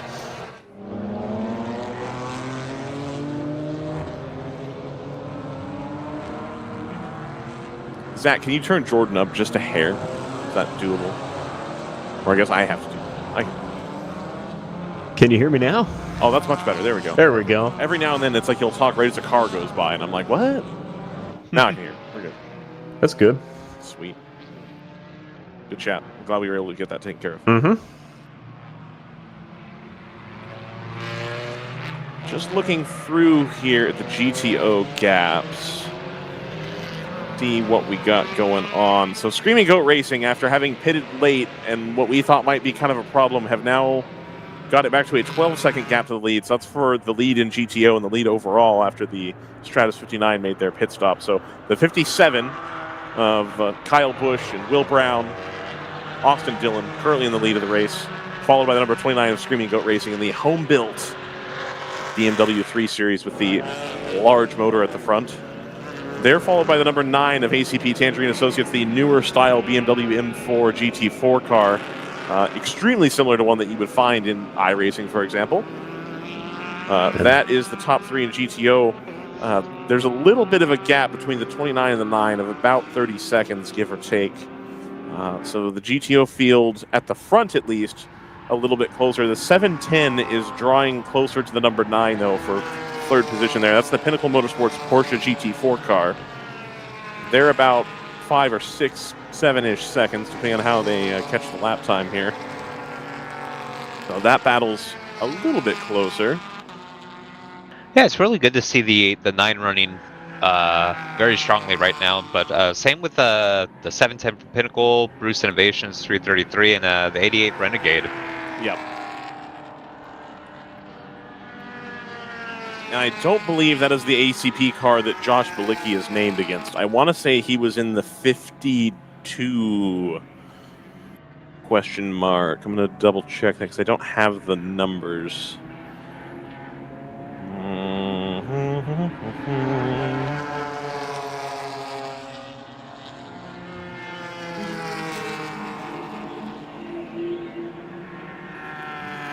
There's a Terry Borcheller car, too. I'm pretty sure the 9 is the Catesby Jones and Stephen Thomas car. And so they're in the 52 or the other one to get the NASCAR rooting interests taken care of there. Those cars a little bit further down the order. I think it's the I think it's the 12 that has Josh Blake, and they are currently a little ways down the field. Down there with the GTR 99 on a strong recovery drive after a disqualification yesterday leads them to the back of the GTO grid. They are now running a little bit further up the field. But it's crazy. That's a championship implications there as well for the 111 and the 99. Implications. And the 99, I think, they are ahead right now. I don't know if they're ahead enough to win the championship as things stand right now, as they run, TM. Why are you looking at me like that? Because you're the only one that looked at it. I just got that. I know, but you were looking at the points yesterday. I was. Which class was this? GTO. Okay. So this is the appropriate time to get into this again. First, how did my family at home? Lila has tuned in. Wow, fine morning. All right. Yeah, sweet. My second favorite, both of my favorite gingers. We're not ranking them anymore. They're just top 2. That leaves a little bit too for much the best to be asked. Yeah. It is going to take an act of God, I think, to get to the 99 to the front. An act of God. And by that I mean like the 111 clunky attack. So, okay, but this is God's country, TM, because we're in Texas. Okay. That's a take. that's what I'm told anyway. Oklahoma's better, but fine. Okay. So what I think has to happen it's just completely derailed. What I think has to happen here is that the 111 needs to be. Oh man, look at the move up the inside here at turn number 11. Late on the brakes. That's the 44. It's not. No, that's a GTO. That's a GTO car. Is it? Yeah. Yeah, same color scheme, but. That's the. I think that's the Choice Racing, which is a GP car. It's not. No. Was that? Then I was looking at the wrong car because I'm very confident it was a BMW. Is it 5.2 Motorsports? So I just press all the wrong buttons. Oh, you were looking at It's that not. one. No, got it. So I was it's looking at not a different 5.2. battle. Oh, it's one of the fast track cars, I think. Yeah. Ooh, so maybe it's the 926 because that has been having a pretty strong showing so far. Yeah, the 927 is a little bit further down, and that does not match the color description of that car. 926 is into the top 10. We did not mention fast track at all yesterday. No. Well, they had a bit of a harder day yesterday. It's not. I don't think it's a fast track car either. We'll wait to see until they come around. That car did finish 13th, which definitely is a pretty good showing for their first time out. Yeah, not 927. They've just come across the line here. It's green and black. It's 926. 926. Okay. Yeah, it is the 926. Okay. So in GTO, essentially, I don't think the 111, even if they scored 0 points today by virtue of not making it to halfway or whatever the case might be, that would still count as a drop for them based on their lowest finishes, I think, based on what I'm looking at here. And therefore, they would not drop 10 points to... Wow. They would not drop 10 points to GTR. I think they would have to be forced into like a DQ situation in order to take the 0 score. Right? I can write all this out and do some quick math, but I believe that's what it's going to take, even if the GTR 99 finished in first place and took home 14 points. The more interesting situation is going to be GTR 99 against NFC Motorsports and the number 123. They're 5 points apart, and GTR is locked into the 0 point finish they took yesterday. So, if NFC can pick up 5 points on that GTR car by finishing 4 to 5 positions ahead, depending on where they are in the standings, then there is a chance that 123 car ends up in second place in the GTO National Championship. I don't know what Ryan's all excited about. Looks like fast track went a bit wide into 11 there. Something is wrong. The front right tire. 26. Yep. The car we were just talking about that I was misidentifying. And that's not a good spot. Now, fortunately, it's far enough past the corner exit that you should see it as you begin to accelerate. Right. Yeah, because this is downhill here. If you're too wide, the driver on the inside needs to make sure they leave enough room for the car on the outside to get away from the exit curve there. There is a cutout there as well, so that should be an easier recovery. Power. Have they been using the cutouts to go get cars? They've been going on track most of the time, though, to get to them, and then going out by the cutouts. So I think we'll stay green here. Contact reported between the 123 NFC Mercedes and the AAA TLM Aston Martin. This is one of those like slightly sketchy situations where we're kind of in between a hot pole and a full course yellow for this, right? By virtue of how close it is to the racing line, right? It'll be interesting to see what they decide to do with this. And then now, with the stint where it is now, do you have to bring it in here? I feel like you still bring it in. I think if there's a yellow right now, you bring it in. Yeah, ironically, we're 50 minutes since our last full course yellow, and last round of pit stops, which is exactly how far into the race we were last time. So you mean 30? Or... Oh, since we went back to green, you're right. It's about 30, but it's 50 minutes since the last pit stop. Gotcha. At the beginning of the full course yellow period, just before the hour mark, or just before the 1 hour mark. 64 coming down the pit lane. They're going to go to the paddock, actually. Straight to the paddock, yeah. 927 has picked up a lap penalty for track limits. The 34 picked up another penalty for a shortcut. So things have gone from bad to worse here for Hitman. Car's still stationary there on the outside of turn number 11. And it looks like... Nope. Thought maybe starter was preparing a different flag. That is not the case. Look at the bumps on the photo road. I do want to give a nice shout out to Philip Dwyer, who is up and watching the race from Melbourne.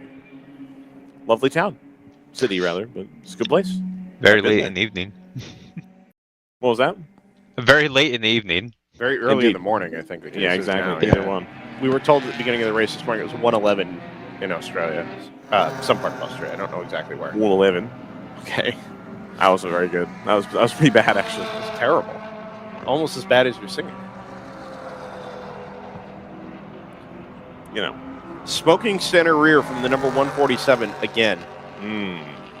Now, that car was not just smoking, but burning fluid at the time of the initial issue for that car.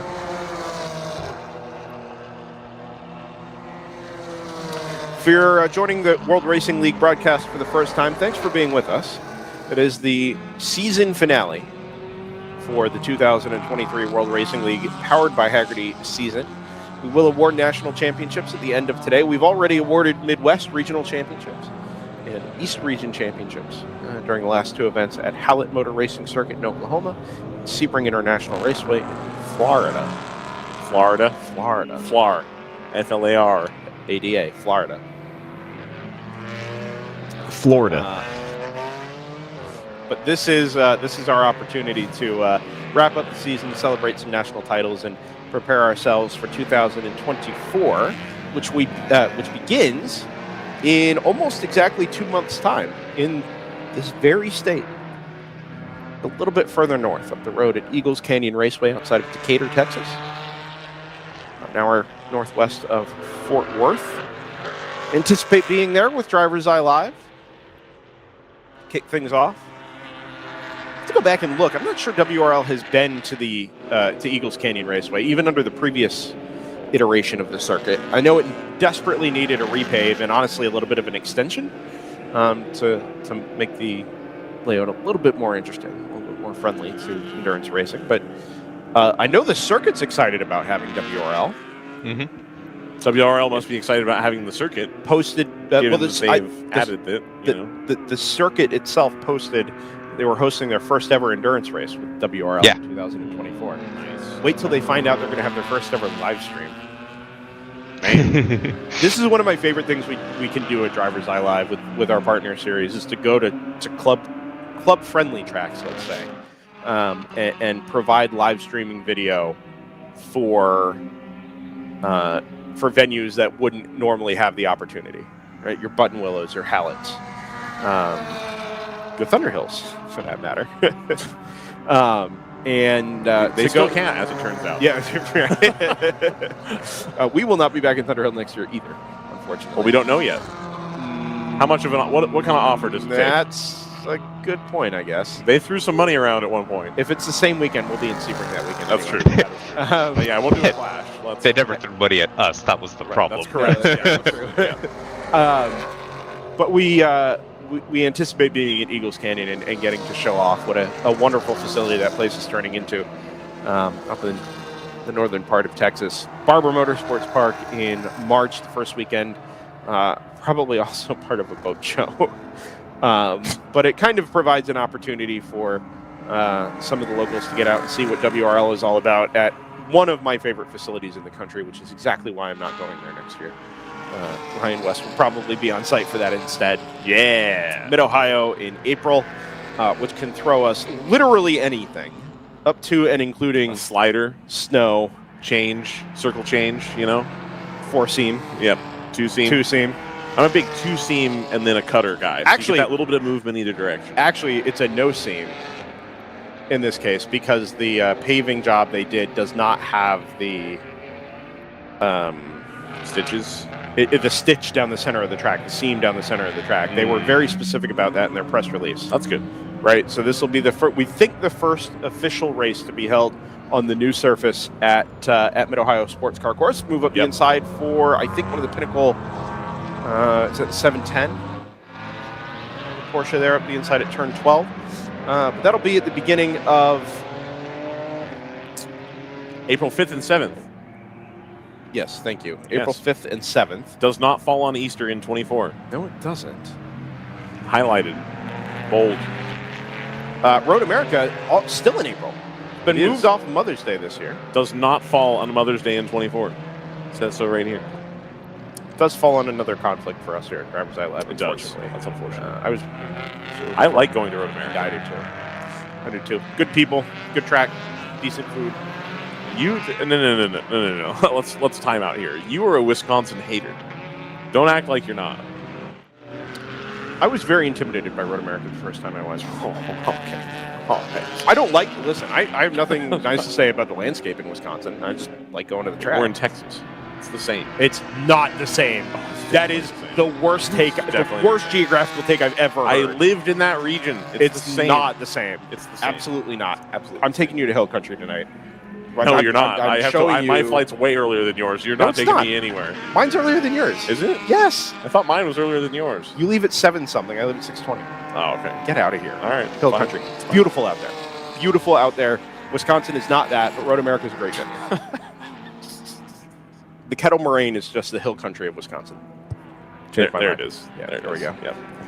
Now I've ticked off 2 states worth of people. Now Texas hates me and Wisconsin hates me. So I'm fine with that. Anyway, Road America. Yeah. If I was going, I would be going to Seedkins and hanging out with people. Brendan just goes back to his Airbnb in the middle of nowhere. Fond du Lac. Yeah. And it's a hotel. Ugh. Anyway. There's a great restaurant, Fond du Lac, I unironically enjoy going to. But those are really good races that we tend to put on up there at Road America, one of the great venues. And then we have kind of a mediocre venue, Daytona. Yeah, kind of just like a no biggie. Yeah, you're kidding. Like not a big deal. Honestly, like I went to Daytona for the first time for HSR, and it was like, oh. Yeah, this is really big. I had literally never seen anything like it. It's the 14-hour we do there, and we'll be doing again on June 7th and 8th for the World Racing League, powered by Hagerty, is one of the best all season. And after an empty May, although the number of races in the beginning of the season is the same, they just split slightly differently across the calendar. We 3 weeks later. For my birthday. Charlotte. Yeah. Is that your birthday? Oh, the 27th. Oh. I'm July 24th. Okay. This is June. Yeah, no, I know. Oh, okay. And I'm the 25th. The number is close. Of July? Of June. Oh, nice. June. Nice. We head to Charlotte Motor Speedway for the first time. It is not potential. It is confirmed. That's what RJ said. It's firmly confirmed. The website still says potential, but RJ allegedly confirmed that we are headed to Charlotte in 2024. He confirmed it to me. For what we anticipate being another long enduro? Maybe 12, maybe 14 hours? We pitched that this should be an enduro, and I think we're going to go. I will be very interested to see what layout they run. We should do an interview and get the scoops. I think that it's still... Zach says oval.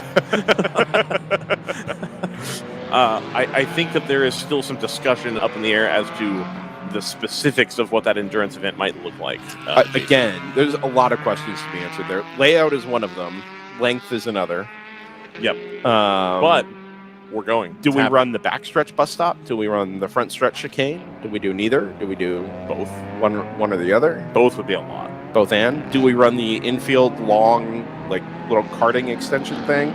Do we run the external loop in the infield? I mean, there are. Bust. What's that? Run the, oh, go ahead. Figure 8 or bust. The F1600 layout in iRacing? Yes. Could we do, like we talked about WRL going to the West Coast at one point. I think we could be the first endurance event to use the full Thunderhill layout. That's not true. Who else has used the full layout? Lucky Dog. Have they? Yes. Dang. All right, never mind. Yeah. Alrighty then. That literally 2 weeks ago. Oh, it was that soon? I thought they only ran the small one. Or the regular one. No, they run the 5 mile. Wow. Yeah. All right, well. Okay, then. Yep. Road Atlanta, July 26th through the 28th. I love going to Road Atlanta. Yeah, combined event this year. Yeah. I don't know. I like the split event. Nobody else did. I did. I don't think that's true. I think a lot of people like the split event. I think it's a tough sell for 2 spectator weekends to run with a not full field. Right? You've got... No, like the weather caused a bit of a problem. I think the GT field, if you did that again, would get more spectators out, especially if it wasn't the spectators that's the problem. It's the weekend is being supported by only 38 to 39 cars at a track that can host 60. Right, so you have 38 GT cars at the first weekend, you have 31, 32 production cars at the second weekend, which, yes, exceeds what you're capable of in a single weekend, but when you rent the track twice, you're now... But it was like running how a Michelin Pilot Challenge race should be run. And that's what it felt like. All the drivers were like, no, this was great. Like, we love this. Yeah, I don't think it went badly, but I think when you look at the The cost. overall implications of doing something like that, I think it's probably better to run it combined. I will also say that one of the joys of endurance racing at Road Atlanta is how challenging it is in a multi-class environment. And it requires a lot of patience, it requires a lot of vision, and being really precise. And I think that that is something that should be both asked of the drivers and rewarded. So we'll be there at the end of July. It will probably be hot, but there is no less a good event for it. So we'll wrap up the summer, most of the summer racing there at Michelin Raceway Road Atlanta. And then we have a firm August off. No action. Again, no action in the bullpen in August. And then September 6th and the 7th, we're going to be at High Plains Raceway for what is supposed to be another endurance weekend, which will be lovely. I don't think the format of that has been announced either, but I have it on very good authority that will be an endurance event as well, like a long one. I'm so happy they're not racing on Labor Day anymore. Yes, we moved to the weekend after. Yes. That means I can finally watch a WRL race. Doesn't mean we won't be in action on Labor Day, but not with the World Racing League. The what? That weekend, we have pitched formally the idea of an endurance trophy for the 3 long enduros. If that's how it comes to pass, Daytona, Charlotte, and potentially High Plains, the leader's in. I think this is a great idea. So the Garage 57 into the pit lane. Yep. But High Plains into the darkness is a throwback to the old 24 at 5280. I think is potentially really cool. And I bet, being that you're about 30 miles, 40 miles outside of Denver at that point, it gets dark. Out there. Yeah. It'll be a lot of fun. That'll be cool. Then we got Watkins Glen, October 18th through the 20th. So we have a pretty big gap there as well. September 6th and 7th, and then the 2nd and 3rd weekend of October. That's going to be a 4 or 5 week gap there for Watkins Glen. The first time Watkins Glen that has been on the schedule in WRL. Foliage. Finger Lakes. Mid-October. Yes. Careful. Don't get too excited. Oh, no, it's going to be great. We're going to have a great time in the Finger Lakes. At Watkins Glen for the Eastern Region Championship. It'll be the last race we run in the speaking of schedule. Coast.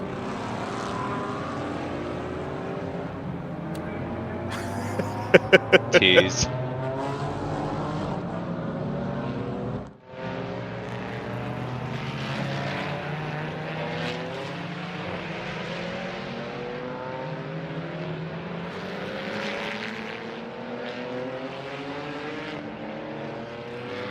It's like the biggest tease of all time. Right?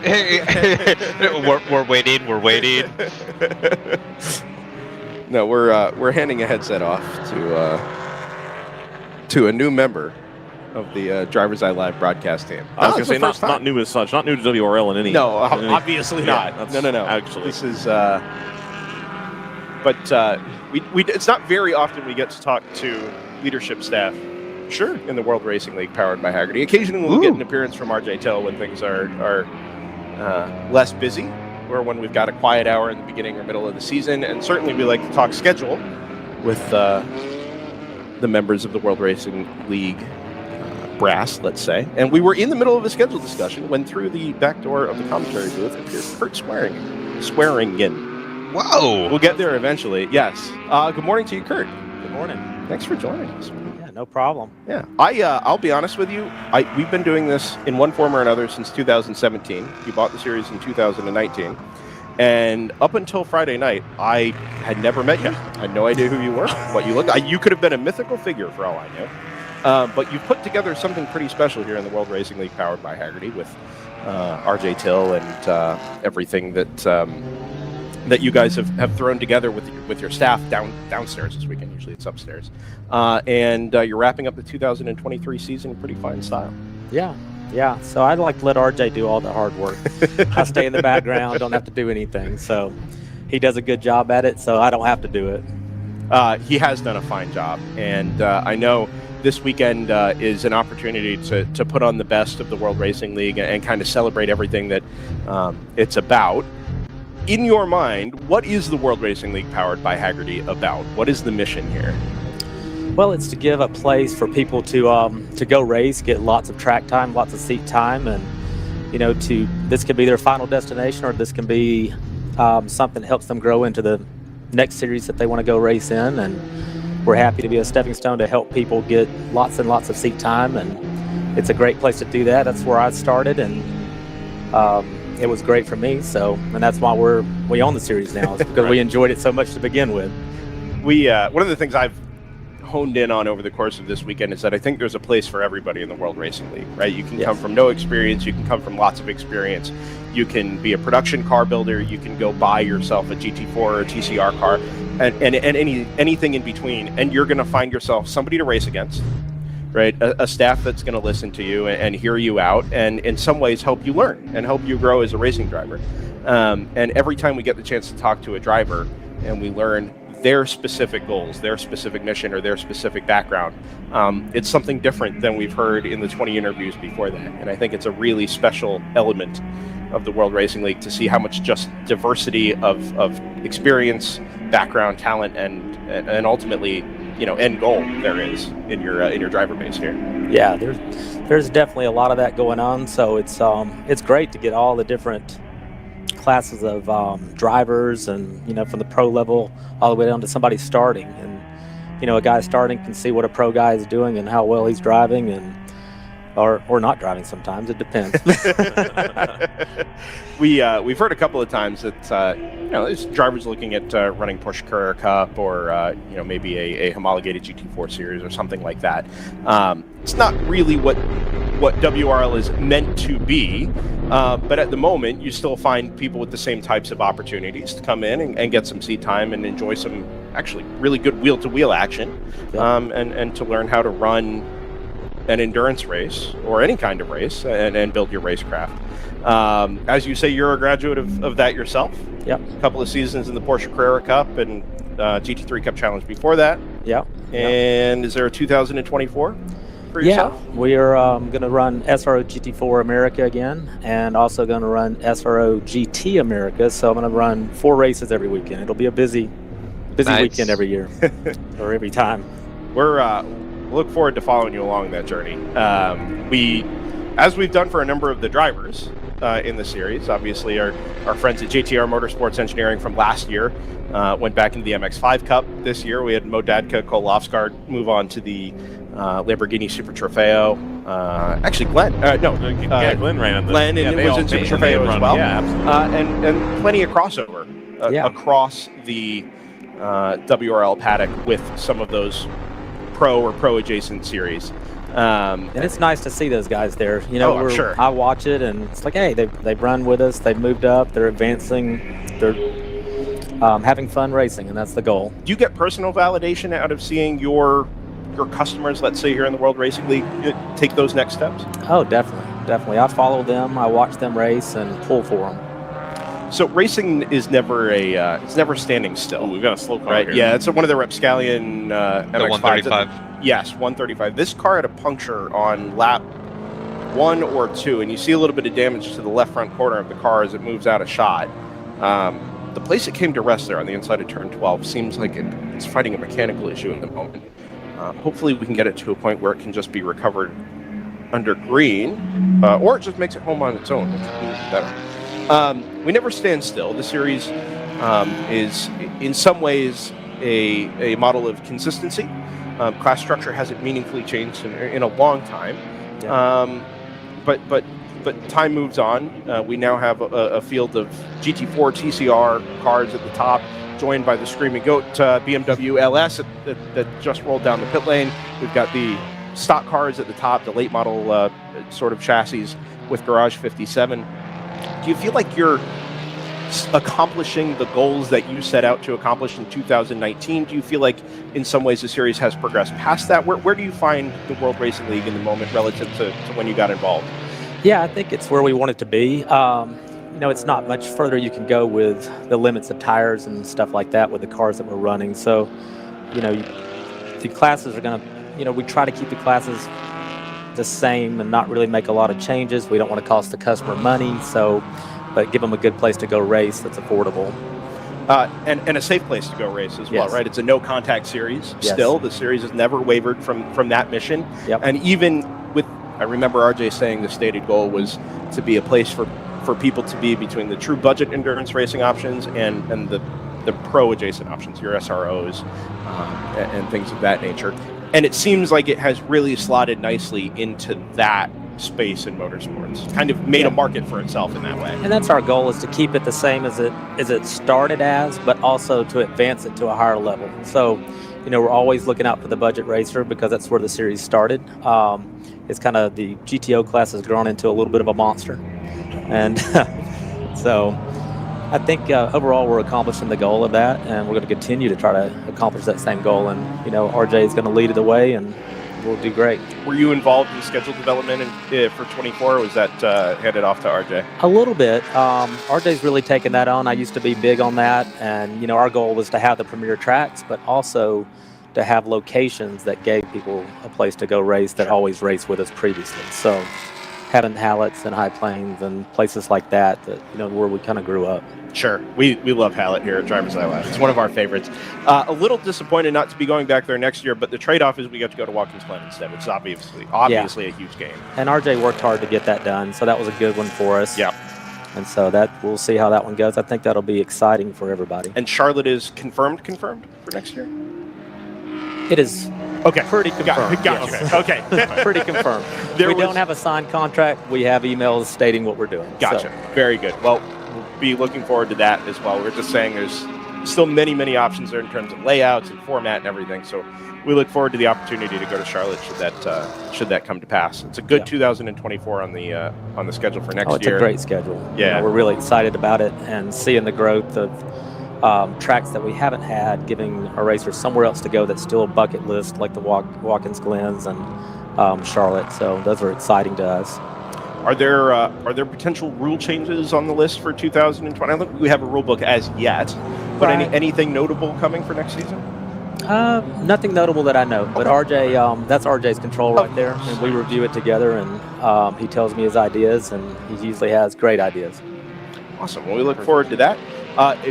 If you've got anybody you need to thank, or any sponsorship or any partners, by all means, have at it, and we'll let you get back to work. Right.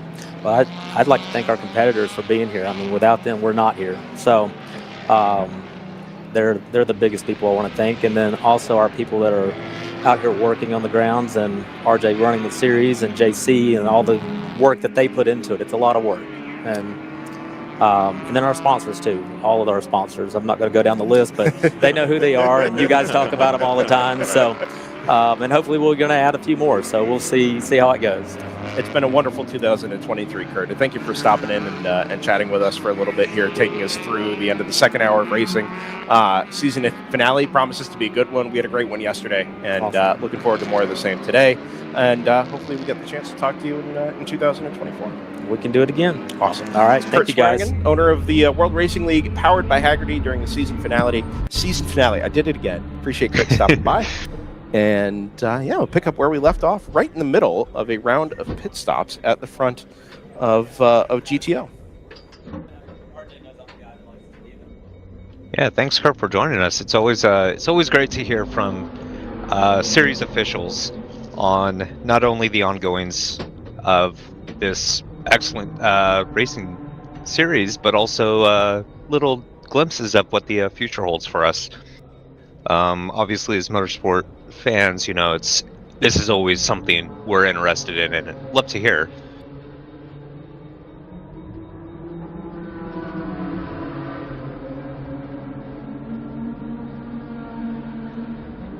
So as we see round of pit stops going on right now, Renegade is pitting from the lead in GTO, inherited after earlier pit stops from the 57 and the 29. We did have some contact with the 57 and the 59. I didn't see it. I did see that it was reported. Mm-hmm. So we're gonna have to keep an eye on that. And then we had some debris out of turn 11. Saw that in the middle of the racetrack. Are we mentioning the contact? Is that what you're referencing there, Jordan? Yeah, the 57 and the 59, and then you see right there off of turn 11, something right there in the middle of the track. That is maybe the most significant contact or pair of cars you could have involved in something like that. Yeah. That's your overall race leader and was your overall race leader. Nope, is now this lap. It's just changed. It's and excellent. your GTU race leader in a battle for the overall win, actually. The overall lead at this stage. Shouts to Renegade, who cycled through briefly into the race lead as well. The number 88 BMW M4. Yeah, Renegade was looking pretty racy yesterday, but unfortunately they had a one-lap pass under yellow penalty that unfortunately demoted them down to 10th place. Otherwise, I think they were running around like 6th or 7th position. We've got Cole back in that car this weekend, don't we? Mr. Yes, we do. Yeah. I believe so. Has found his way back into an M4 GT4. I mean, I guess you got to do what you got to do. Sure. It's a shame the Brazil connection never worked out for us there. Worked out for Cole, but we never able to join the coattails there. 12 hours of Taruba. See, what we got to get that guy a T-shirt. See, that's what you got to be doing, man. You got to be getting these guys T-shirts. Oh, to wear down in wherever they happen to be. Yes. Racing. There is a team running the 24 Hours of Mexico City next week. No, sorry, it's next week. It's Tuesday and Wednesday, the 12th and 13th of December. Give them my shirt. Oh, you need that for Homestead. No, super. Stop trying to send me the Homestead. Fate worse than death. You know they used to do like proper endurance races at Homestead? Don't they still? No, I don't think so. I think they did a 24 one year or a couple of years. They did a 24 at Moroso, which obviously became PBIR, Palm Beach International Raceway, and now is just a warehouse or something. Yeah. The 24 hours at Moroso sounds like the sketchiest possible proposition. Right. There weren't a whole lot of walls there back in the day. Runoffs kind of became swamps, and there were legit reports of alligators. Yeah. So, like, you could sail off in the darkness. So, you're saying it's NOLA, only exaggerated? I mean, you're in South Florida. Alligators, expected everywhere. So it's a race at NOLA after 5 p.m. NOLA somehow probably has more to hit than Moroso did, and there isn't much to hit at NOLA. How? The Ligier is out there, into the pits now, the number 104. Is that how you pronounce that? What's that? Is that how you pronounce that? Ligier? Ligier, yeah. Okay. See, I like to not pronounce it that way just to get on Brendan's nerve.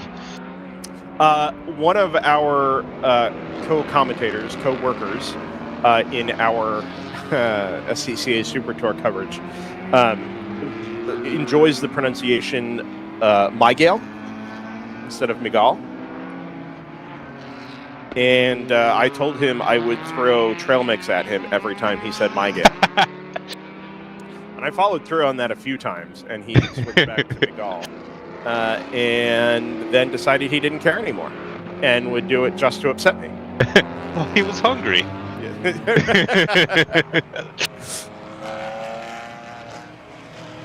5G.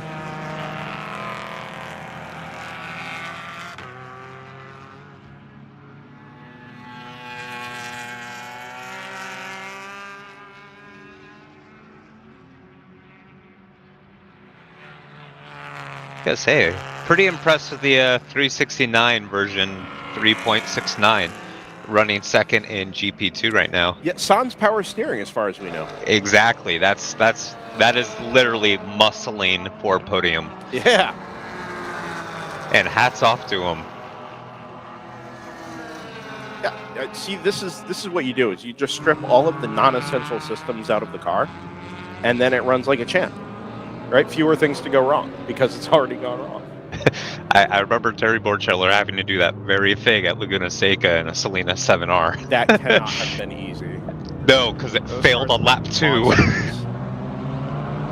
It is really remarkable when you see a driver get out of a car after a stint like that, right, where something hasn't gone the way it's supposed to. Their cooling fails, power steering fails. You lose ABS or traction control or whatever, and you're working that much harder in a situation that is already pretty physical. Just generally driving a race car for an hour and a half or 2 hours at a time. It is amazing how much substantially worse they look when they get out of the car after a system like that fails. Like, you are taking something that humans are like kind of made to do and asking them to do something that they're really not made to do. Extremely, extremely physical. So kudos to the drivers of Chattanooga Tourenwagen. That is a long, long day, but has potential to be a very, very rewarding one if things continue as they are. Camaro into the pit lane. This is the number 157. The slightly more trouble of the Chevrolet Camaros, Garage 57 Motorsport. That Garage 57 car just very slowly beginning to eke away from the Stratus 59 GTU race leader. And we are, in some ways here, setting up for a decent scrap with the GTU race leader in terms of the overall fight. Both cars run at 9-1, power to weight. GTU designed to be on the lighter end. GTO, of course, on the heavier end of the scale. Class dominated by the Sebago NP01s, GTU class. Which are, for the most part, running fantastic today. Yeah, they did yesterday morning as well, to be fair. We saw a really, really good scrap yesterday morning between the two Stratus NP01s and the Racer Motors. Racer Motors number 6.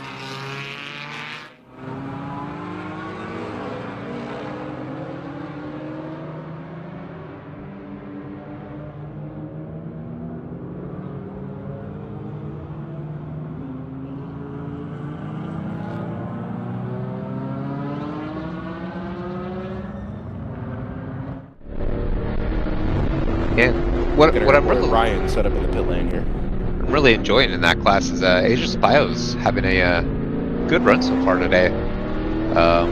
After yesterday, they had that upright failure quite early in the race.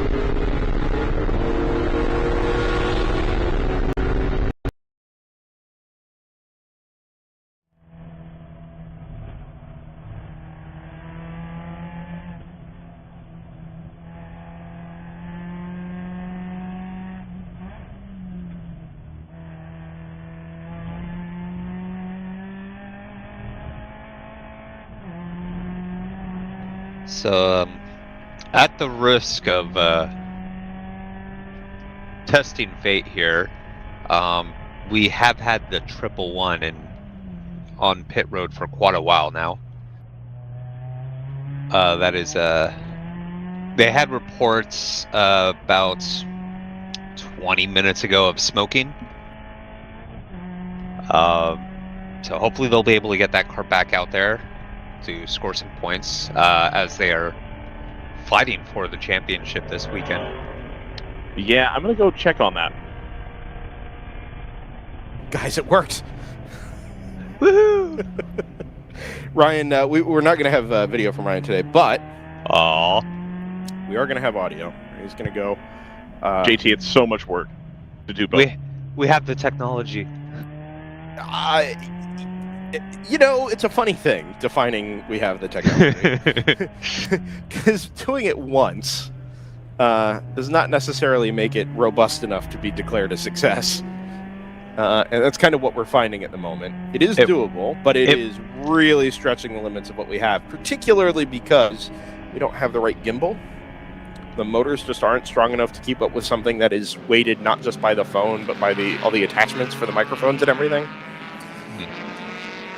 And it turns out phones aren't really designed to do what we're asking them to do. So we worked really hard to get it up yesterday. And then we were a little bit let down by Ryan being solo in the pit lane and not really being able to manage not hitting things or running into people or whatever, while also trying to talk and show what he's trying to show on the screen.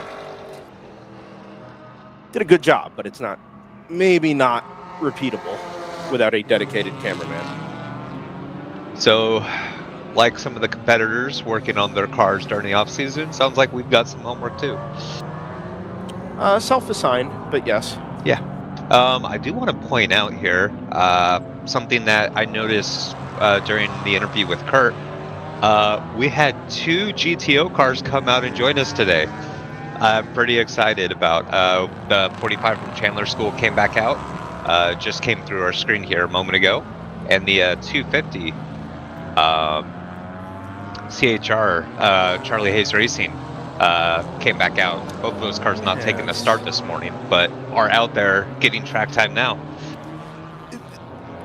The 45 is interesting because I'm fairly certain that car was on the grid. We had they were on the pace laps. Yeah, that's what I thought. And then it never took the green. It was 0 laps on the on Race Hero. Very interesting. I wonder what the deal was there. If only we had somebody in the pit lane. Pit stops underway again. The 153 is in for DD Autosports, and the 721 for RRT Racing is into the pit lane out of GP2. Car has fallen to 4th. 57 picks up what we think is going to be a warning for track limits here. Brendan, while you get to the bottom of that, I've actually got Torsten Gross down here with the Just Hands Motorsports entry. Torsten, tell me about this entry. We talked to you at HSR, but this is a little bit a different crowd watching this evening, or this afternoon rather. So tell me what you're all about, why you're here. Yeah, so my name is Torsten Gross. I'm a C6 quadriplegic, which means that I'm in a wheelchair paralyzed from the chest down with limited finger function. And I'm here racing a GT4 Cayman Club Sport with S's Racing. Fantastic. How have you enjoyed your time here so far? I mean, this is just another level, right? I mean, I've loved HSR and I've loved other leagues, but you know, the competition here is amazing. Working with S's Racing has been amazing. Working with my teammates has been another level. I've never done an endurance before, so you know, there's no boosted brakes on this car. So for me, pushing just with my arms is a completely different experience.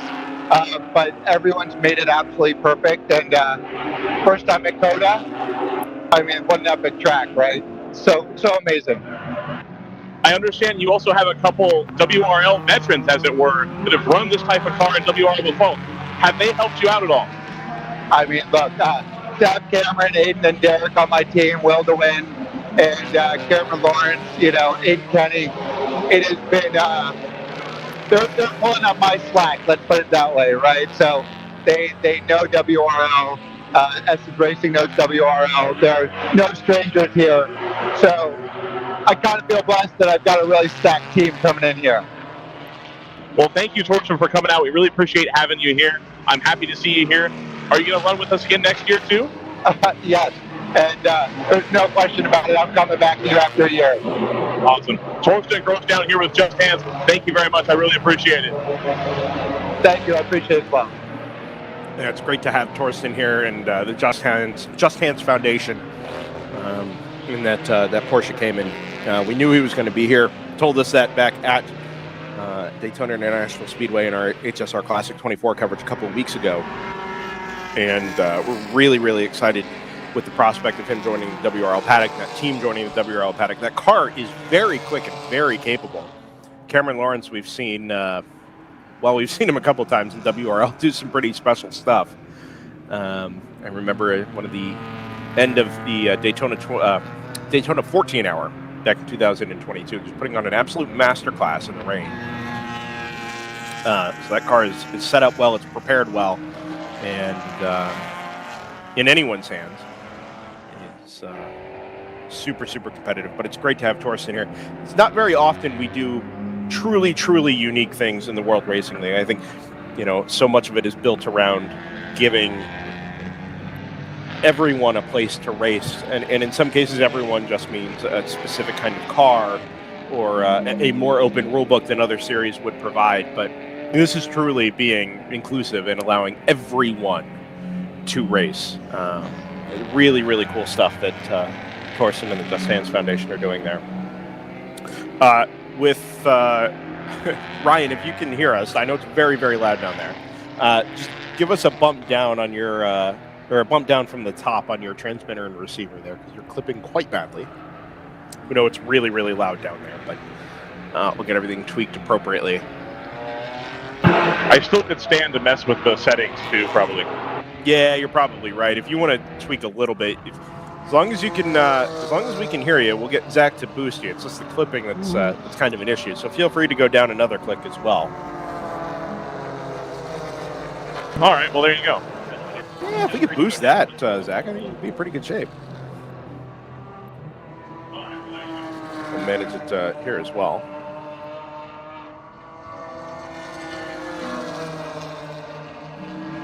That's Ryan West down in the pit lane. Has been up here for most of the morning. We've got our second round of pit stops complete and sailing through the first 2 hours of racing pretty quickly here.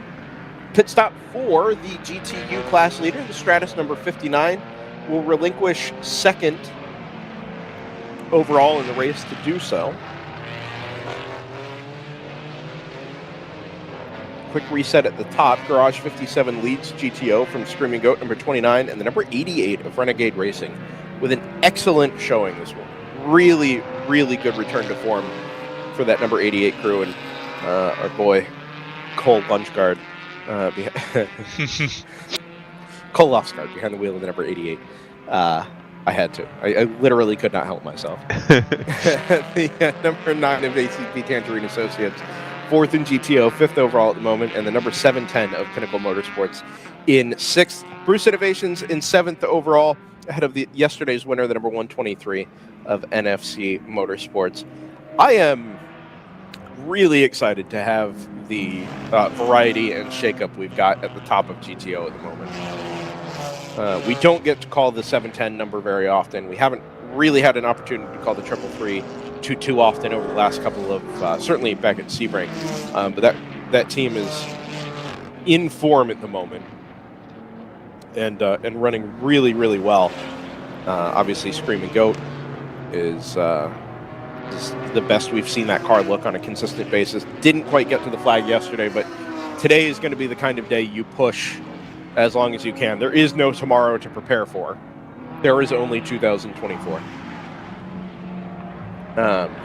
So, good top 10 in GTO at the moment. GP1 was being led by Palomar Racing, number 14. Yeah, that pit cycle. Just ducked into the pit lane.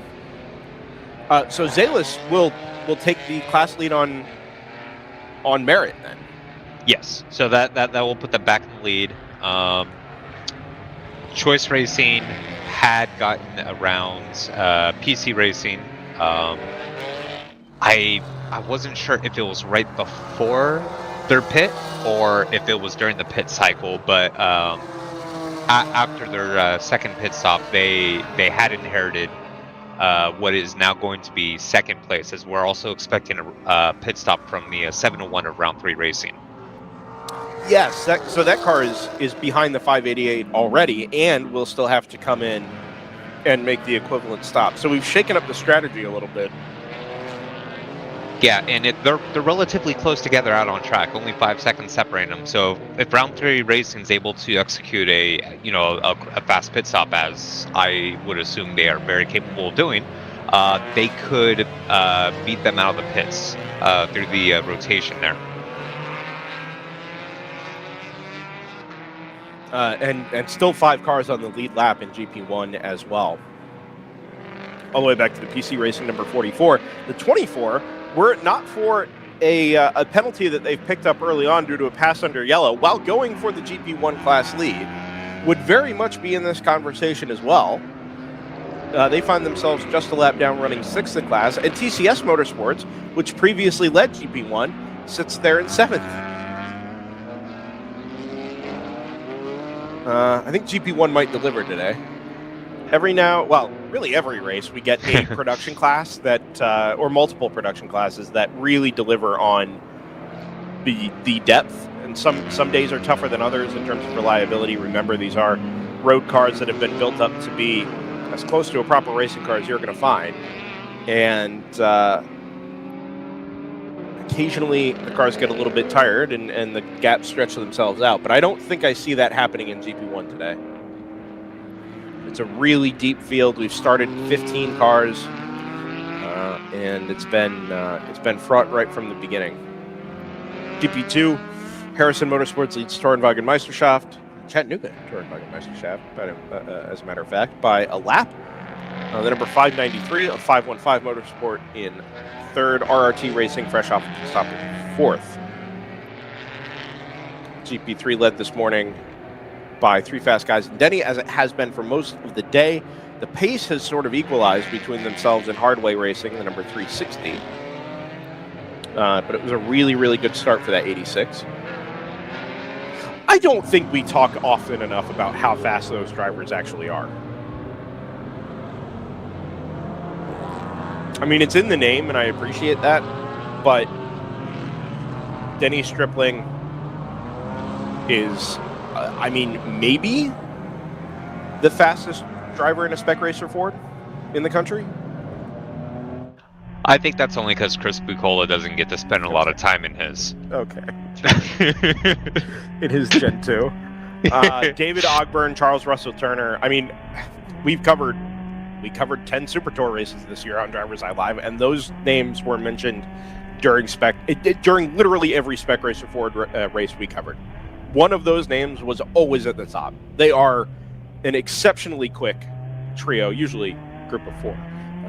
But an exceptionally quick group of drivers who hustle that GP3 car, which leads you to the next point. The fact that there are as many teams that hang with 3 fast guys in Denny as there are on a race-by-race basis, I think actually says a lot about the field as a whole. Just because they're the slowest of the production classes does not mean that that team isn't, or that class isn't desperately competitive. Yeah.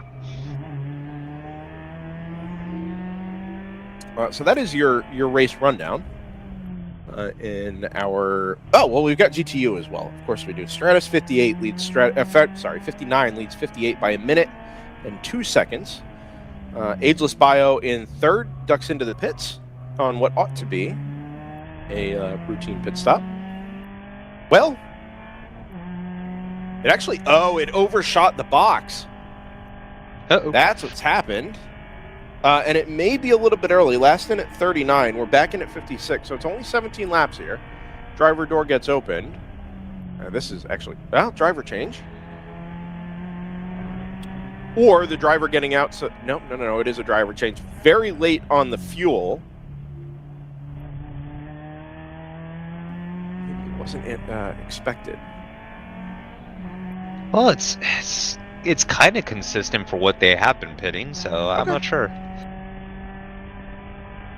It doesn't seem like they have the range as the Stratus cars. Yeah. Racer Motors, the number 6, fourth in class, may be able to pick up the third spot here. Actually, should be able to pick up the third spot as a result of the pit stop here. We have reached the bottom of a racing hour.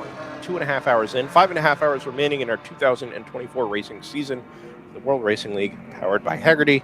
If Mr. Director, Mr. Producer, is ready, that would be a great time to send us to a quick commercial break, gather ourselves up here in the booth, and for Ryan down in the pit lane, and come back on the other side for the middle stanza of our season finale in 2023 WRL season. DriversEye Live. We'll be back in a moment.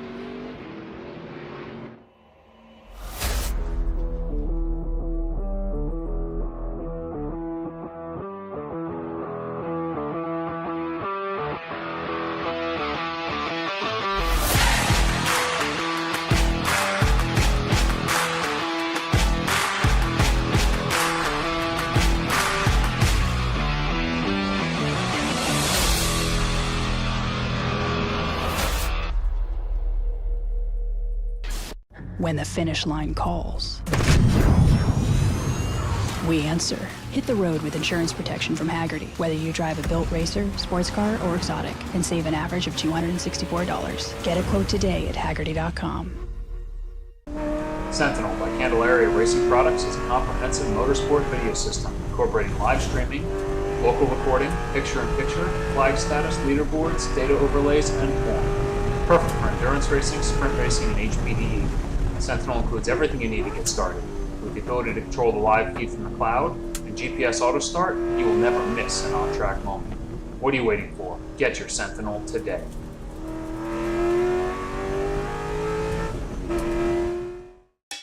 It's your Uncle Cooper. Sure, once in a blue moon, you might need your tires for hauling a horse in a hailstorm.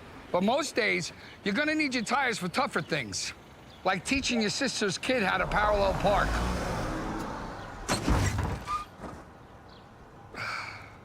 Thankfully, these Cooper Enduramaxes aren't just tough, they're everyday tough. Okay, there's a lot of improvement. Go with the Coopers. Cooper! Back at Circuit of the Americas, just outside of Austin, Texas. Traditional season finale. Thank you for that. Traditional season finale for the World Racing League has been for many, many years. And traditionally on this weekend as well, first weekend in December. I think we had 1 year where we got pushed to the weekend before Thanksgiving due to some manufacturer event here at COTA, which was not unwelcome, but we've made something of a habit of covering racing on the first weekend in December. Did you know? Probably didn't. Nobody did, because I was the only one who did it. But today is the actual birthday of Endurance Radio. The first race ever covered by a member of DriversEye Live was this day in 2011. I now know. You do. When some clown flew across the country and decided to cover a 25-hour race on his own. The dork staring at his laptop. Yep. I did an interview at 6:30 in the morning in the media center. It's the only interview I did that year on the worst sounding microphones you've ever heard. He picked up the second microphone, and for some reason there was a tremendous echo, but I couldn't figure out where it was coming from because I had never done anything audio related before, and so the whole interview was a waste of time. You couldn't hear him. I still cringe thinking about it.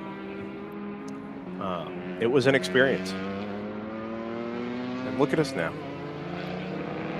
Still having the same problems. Look at us. Hey, no, it's a slightly different problem. We still have the pit lane issue, but now it's a wireless mic instead of a wired mic. Anyway, it's good to be 12 years old, I guess. If you're so, Brendan, LLC real quick. Yeah, go ahead. The 111 is currently in the garage, the hatch up, with people having a meeting. Are these people with Thunder Bunny hats or with Toyota hats having a meeting? With Thunder Bunny hats. Interesting.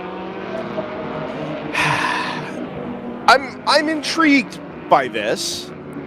Have we seen that many issues for Toyota Supras this year? Like, no, not really. I don't think we have. This feels very out of character. Very out of order for these cars. We think of them as being both quick and reliable, and they have been through the balance of the season. It's very, very interesting. Remember, dear viewer, and indeed Ryan, we talked at the top of the show about the national championship picture in GTO, where Thunder Bunny held a 10-point lead over the GTR 99. Said it was going to take an act of God to get the GTR 99 to the Thunder Bunny point total. There is now a real chance Thunder Bunny scores no points today. Now, it won't be forced into accepting that zero score because of our drops. It would be they would have to fail tech, essentially, or be otherwise disqualified in order to end up in that situation. But this is one of those situations that makes you sit up a little bit and maybe write the scenarios out again, because a zero score today is not the way you would want to wrap up a championship. No, and that makes my prospects for speaking to Laura in a good mood low, I would imagine. Having had basically a championship in the bag and then now running into mechanical troubles on a car that's been otherwise really reliable and the pace of the field, frankly. That's got to just be heartbreaking, no matter what way you cut it.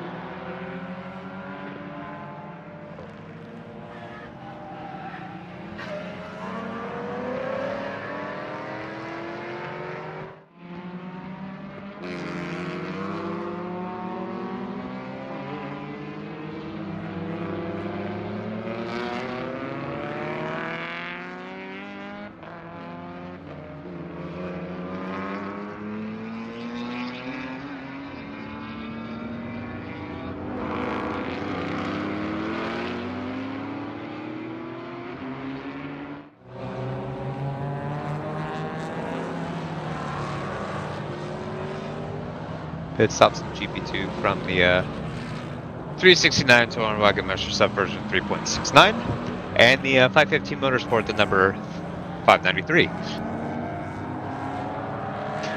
Pitting from second and third in GP2.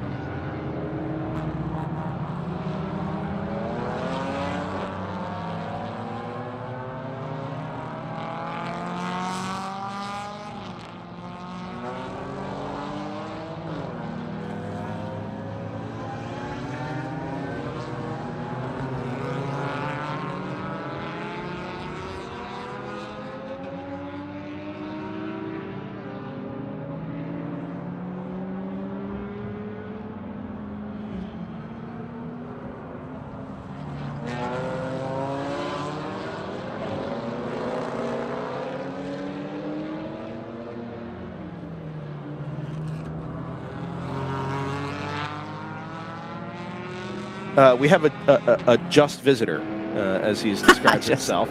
Just visitor. Yeah. His name's Glenn McGee. Hey! Yeah. Glenn McGee has joined the chat here at DriversEye Live. He said he only had about 10 minutes, so we'll make it quick.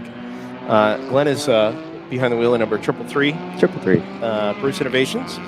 BMW M4 GT4, like putting on an old glove, Glenn?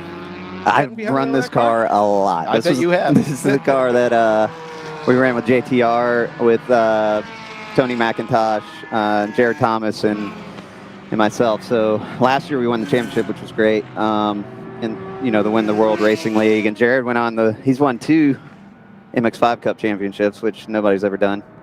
Back to back. Back to back. Nobody's ever done that. And Tony and I went on to win the World Finals, the World Championship in Lamborghini out in Italy like 2 weeks ago, or a week ago. 2 weeks ago, I think.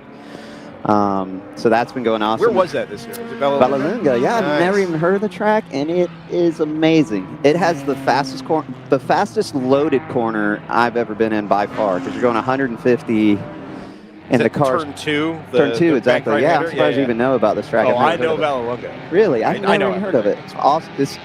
It looks kind of Mickey Mousey when you look at it, but it's actually an amazing track. It's actually an amazing track. I believe it. It used to be a little bull ring before they added that extension kind of in the middle of the lap. Oh, really? Okay. The left-hander that takes you off into the big hairpin. Okay. That didn't exist for a long Really? time. How do you know about this track? Oh, man. I'm telling you, man. You're a big race fan. I'm like, I don't know what this Not is. fair, but I love racing, man. Oh, it was I know a lot. awesome, though. Yeah, it was great. I lost the car in practice. It was getting nighttime, and the tires were just toast. And I was just dumb in that corner, probably dumber than anybody in that corner all week. And I probably went in as fast as you possibly could. Yeah. And I went to try and save the car, and then I decided if I try to save the car, I'm going to destroy it into the wall. So I just spun it at like 150, and the car would not stop spinning, and not even stop. And it ripped the it stripped the studs and ripped the lugs off. Really? Yeah, it was crazy. Which was fine. I mean, that's fine for better than crashing the car. Right? Are those cars a handful? They are an absolute handful, and that's why I love them.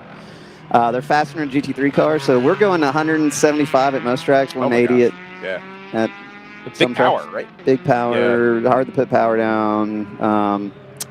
What's nice of it is if it spins, like I found out, it spins on its axis behind the driver. Okay. So in an MX-5, when you lose the car, or front-end engine car, when you lose the car, the axis is in front of the driver where it spins from. Yeah. And it'll spit you off track into a wall or whatever. Whereas with the Lamborghini or probably any mid-engine car, it spins right behind the driver. So it's almost like It just spins right on track. Like a top. Yeah, like a top. So it's actually safer in a spin in that regard. Sure.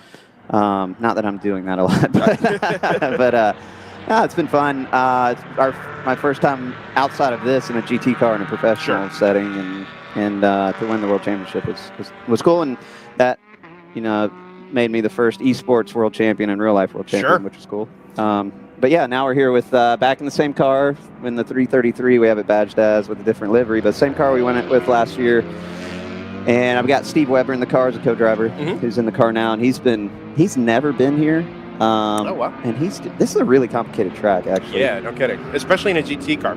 Yeah. Track designed for F1 cars, downforce cars, and you guys are out here. Yeah, we're struggling to put power down in the slow stuff, and for all of us, I think. Yeah. And especially on this kind of tire, but he's doing great. It's a complicated track, so I feel really good. Our tire wear has been insanely good, and the balance of the car has been insanely good. So in that regard, I think we're doing very well, and I think we give Devin a lot of credit at Bruce Innovations for that.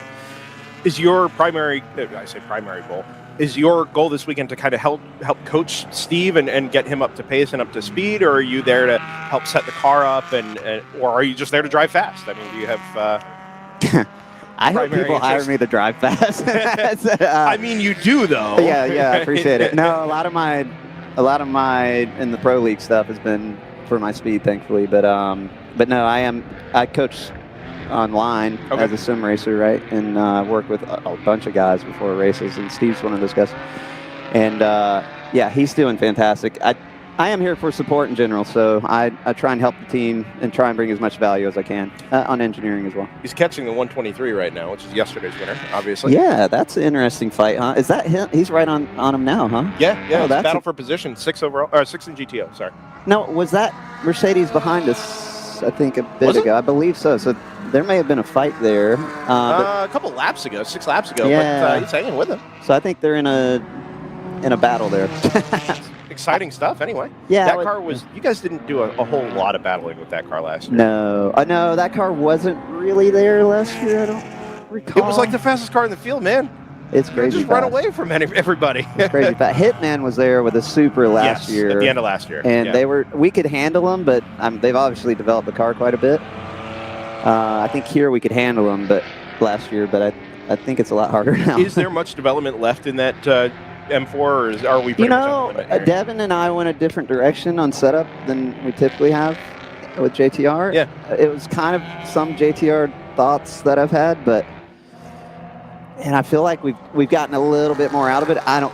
It's more of a tire wear thing that we're working on at this point, and because that car, if you don't set up right, it'll destroy the front tires. I got you. And we saw that at New Jersey. Like, there's those really long corners, and we can do a lap with all the other guys for 3 laps, and then the car just falls away.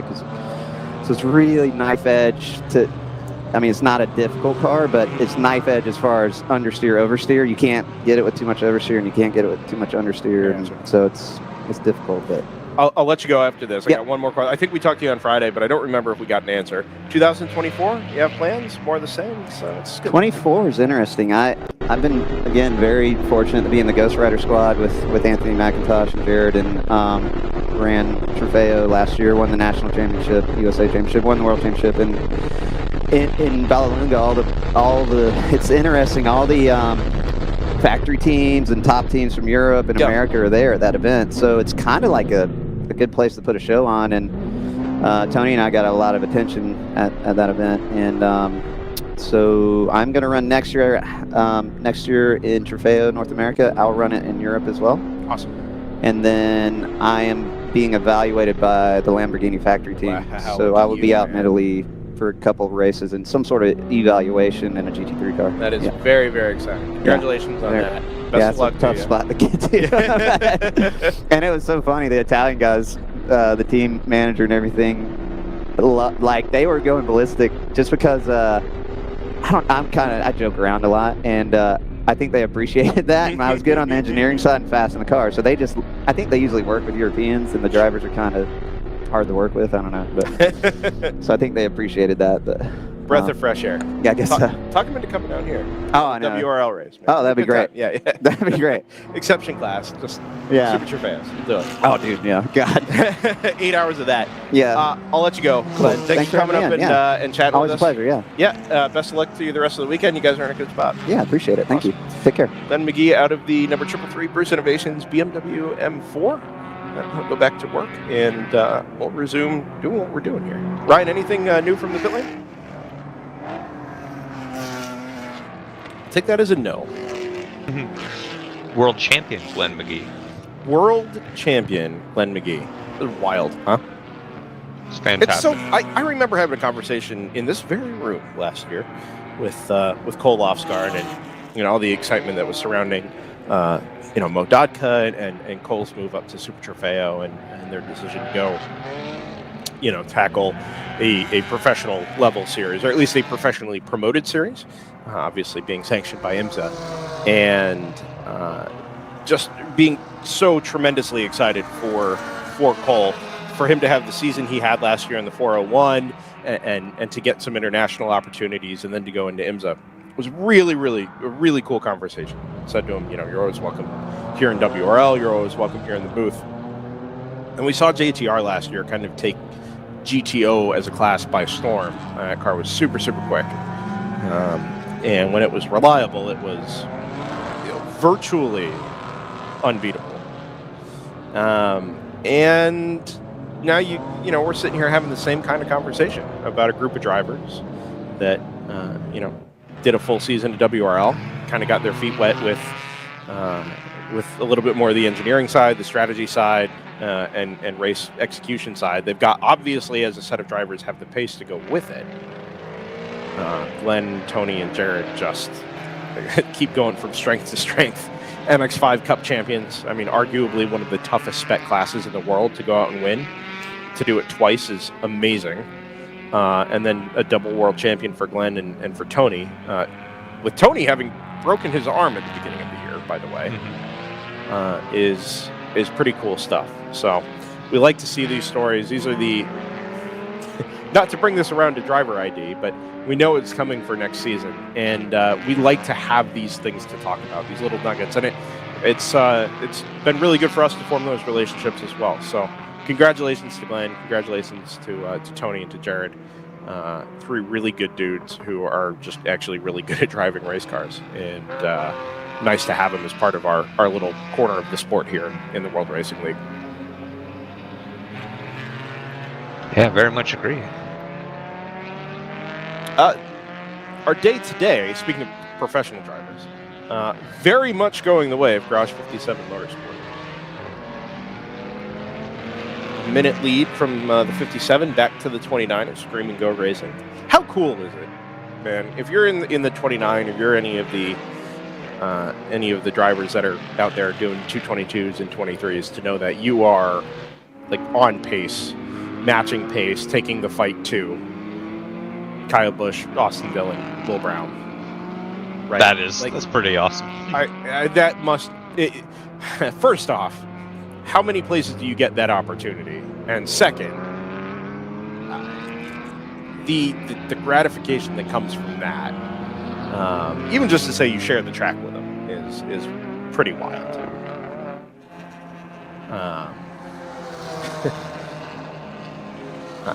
Not to say that this is your shot, this is your opportunity, you got to take it, but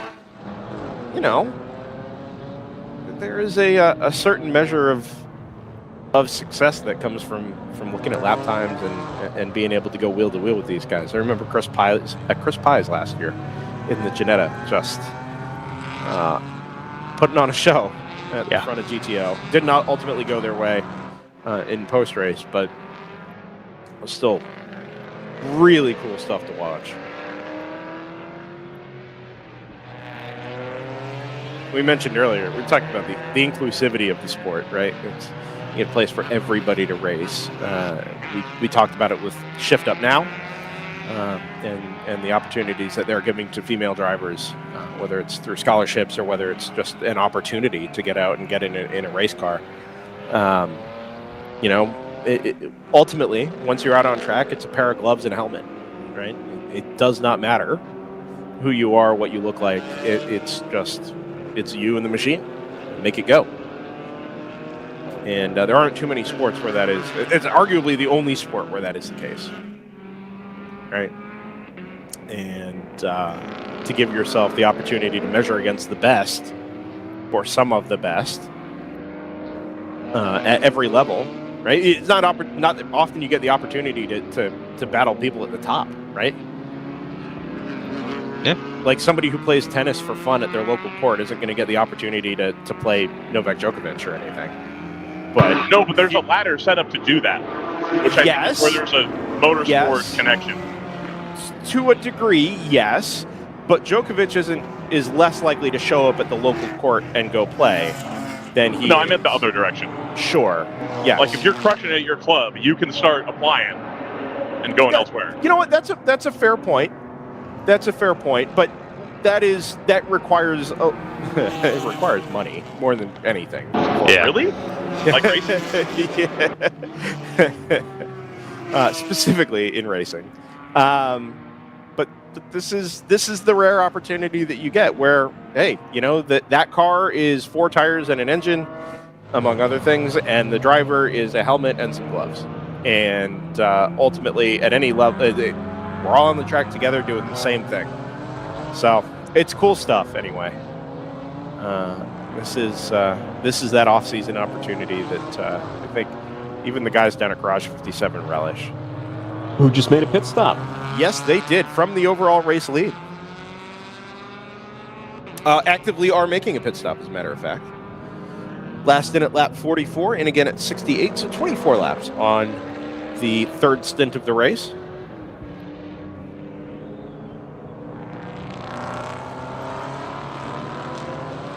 This should... Actually, yeah, it's going to be close as to whether or not Screaming Goat comes around and takes the race lead. Ryan, have we gotten to the bottom of what happened to the 157 today? No, I'm on my way down there, though. Oh, okay. Well, you passed by the Chattanooga boys. You can congratulate them on a good pit stop. Moorhead is back in the pit lane with the hood up as well. So a tough day getting tougher. Yeah, I wasn't in a spot where I could ask them what was going on with that. They were all pretty busy.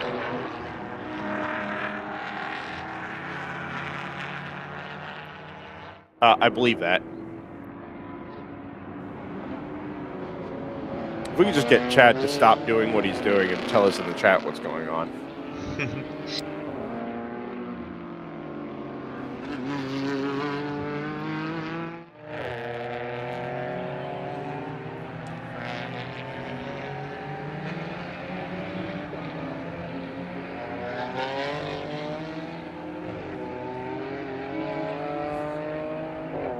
This is a gaggle. Thank you, Zach.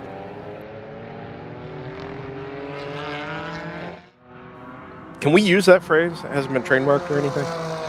Gaggle? Gaggle? I like to say wad instead. It's just a big wad of cars. Wad of cars. Uh-huh. Okay. Mass of humanity coming to turn 12 here. I mean, it's not inaccurate, right? Yeah. A small chance of a series of unfortunate events is occurring. That is your, I think that's your race leader there, heading back into turn 12 after the pit stop's complete. And that is the Screaming Goat car, just a few car lengths behind. So they have not given up the race lead on this pit stop rotation. Number 57 is able to get in and out without giving up the point.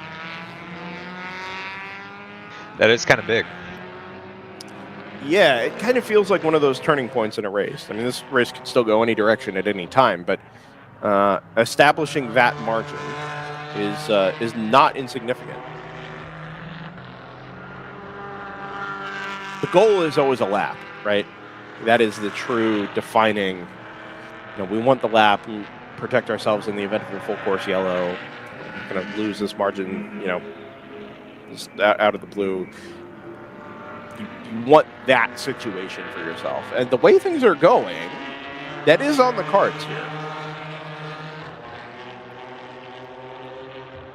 you know, where we were at yesterday afternoon, we ran green for the majority of the day, but we didn't really have any car that was setting itself apart on pace. Everybody was pretty evenly matched in the long run.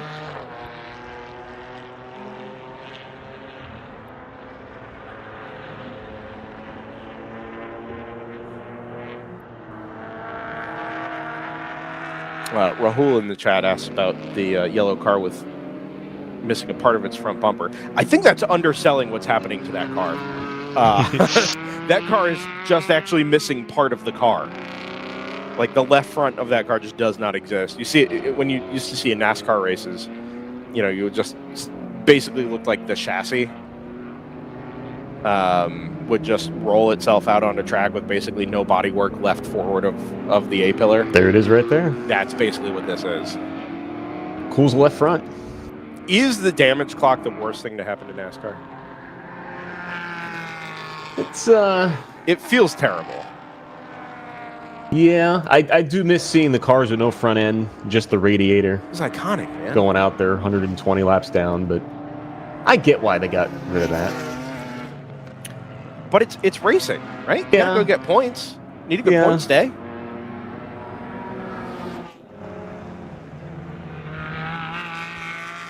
Zach points out it didn't change the issue it was trying to solve. What is the issue it was trying to solve? The damage clock.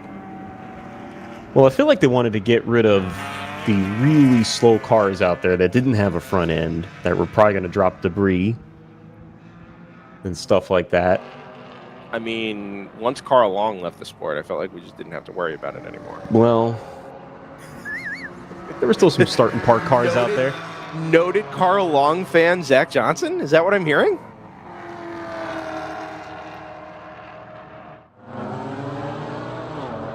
That left front being gone reminds me of a Martinsville race with Dale Jr. He lost his right front fender like that, and he finished fourth because it was cooling the right front tire and the brakes. Remarkable.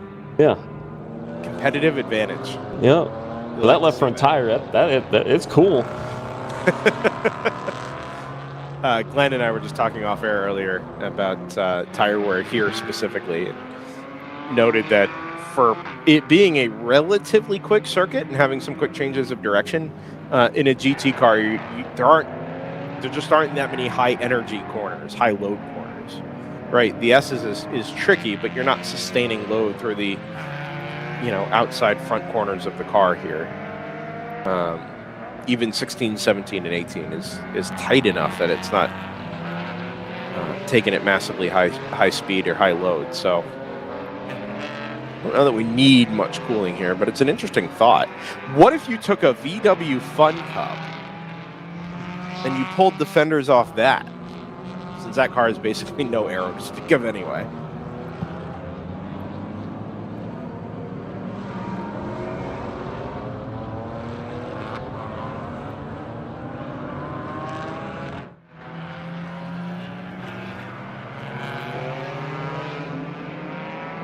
Speaking of cool, get you a weather update. It's warmed up. It's 61 degrees now in Austin, Texas. We're getting there, man. Headed for 76, 77. Yeah, that was the high we called for today. Yeah. A little bit of wind, 5 miles an hour out of the west. The flags have started to perk up a little bit. A little bit, yeah. See that one in this shot back there? Yeah, the American flag behind the grandstands on the right. The wind, there it is. The wind's building up. I wonder how much that affects these cars through the S's. Because I noticed yesterday it was coming out of the northwest, which would basically be a crosswind through that. That's a good point, actually. I hadn't thought about that. If the cars are on the ragged edge, I'd imagine it's a little bit tougher, but I guess probably not running the cars at 100%. I'm sure they move around a fair bit on a DOT tire. Fairly hard compound. Yeah, I mean, my Miata moves around on the highway with a little bit of wind. You have a Miata? Yeah. What kind? 2018. Wow, look at you. Nice. Is that your only vehicle? I got a 94 Chevy Silverado too, but look at a sell if anyone wants it. No. That's a shame.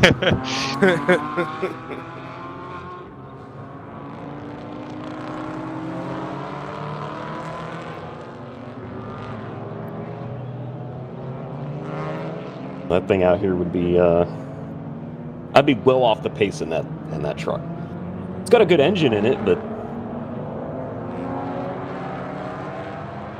we got possible contact between the 44 and the 40. Yeah, that 40 was off to an awfully strong start this morning, and then has just sort of fallen by the wayside. One thing I did notice, there is this entry list page that has like pictures of the cars. And for the 44 PC Racing entry, it has a picture of a Dodge Ram truck. Interesting. That I is, wonder if not, that's their tow vehicle. Yeah, not quite helpful for me in trying to figure out which cars are which. But it's a 2003 BMW, I know that. It is. Yeah. An M3, yeah. Bright blue, or light blue, I guess. Okay. Metallic blue. White, black.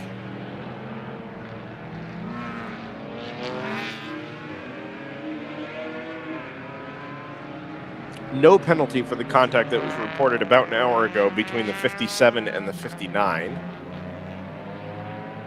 We mentioned that as being potentially significant there, but it has not become an issue.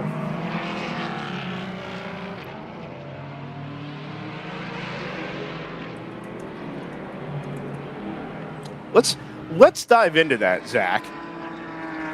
Zach has a question, and maybe the viewer does as well. Zach asks, Zach from New Jersey says, why are the flags solid blue instead of blue and yellow? And you will notice, were you to follow many of our other races here on DriversEye Live, that the standard flag in the United States is a dark blue flag with a yellow stripe diagonally across the flag. However, the FIA standard for a blue flag is actually what you see here. So there is the U.S. national standard, the SCCA standard, typically, that is the blue with the yellow cross, or the yellow stripe. And the FIA has their own, which are, the flags themselves are much larger, which is not the case here. But they are a slightly different shade of blue to go along with it, a much, much lighter flag. If you watch like the 24 Hours of Le Mans or a WEC race, you'll see the same shade. Is there a functional difference between that? No, I don't think so. I marshaled Le Mans, I don't know, a decade ago, and the flags there are massive. They're like probably almost a meter square, maybe just under. I mean, they are really, really big, and I don't think that's the case here. Just slightly smaller than that big Texas flag here. Only a little bit. Very difficult to wave. You really got to get it up there, you know. Sounds like you need some time in the 369. Get your arms going. Yeah, right? Yeah, so as far as I know, there's no functional difference there. There are parts of me that wonder if like maybe it changes the visibility in headlights. Like it's harder to see a dark flag if you're racing at night, but it has the yellow cross, so, you know, I don't really know. But I think in the FIA, they tend to abandon flags at night anyway. It's now basically just the light boards, which are here, by the way. Flashy boys. Yeah, they turn them on as part of the Peppermint Parkway. Zach has said there was a spin. NFC. 123. The one. Yeah. Do we have a replay? Let's take a look at the replay for this. Gonna be looking for a Mercedes AMG. Oh, hello. Hello. Very coming across right here. Ooh. Slight contact with the Is that a Supra? No, Aston. That is the triple eight. Triple eight. That just gets the 123 just a little loose there and ends up going around there. Yeah. Yeah, shoved out wide in the gray stuff. You try and haul the car back onto the racing line, and eventually. Yeah, there's not a lot of grip running that far outside, and you're on DOT tires, and just that weight and momentum with a sudden direction with a little bit of help, and the tires are going to lose a bit of grip there. There are many lines through turns 14 and 15. You can keep it in tight. You can go out wide. You can dime in the corner. Any available. There are many options available to you there as a driver. Unfortunately, that one is not one of them. Just out too wide, not of his own doing. To be clear, kind of forced out there. Now we need a bit of rain for that to work. The Screaming Goats are on pit road, second place. They are. I think they're going to do a driver change, too. They had a seat insert out.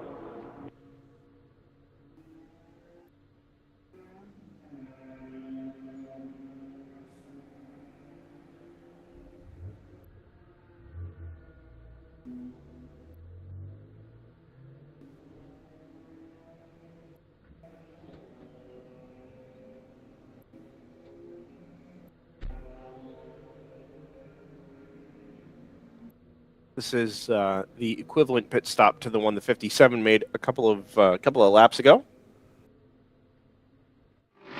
So this will just be the time loss here will represent the actual margin between your first and second place cars. You know, the other reason that we had mentioned that the leader was able to maintain the race lead during the pit stop cycle. The other reason that's significant is because I think the Garage 57 car may be on the wrong side of needing a splash at the end if we stay green, or at least having to save fuel. That car pitting right around the 5-hour remaining mark while doing 24 laps in a stint. Screaming Goat going noticeably further than that.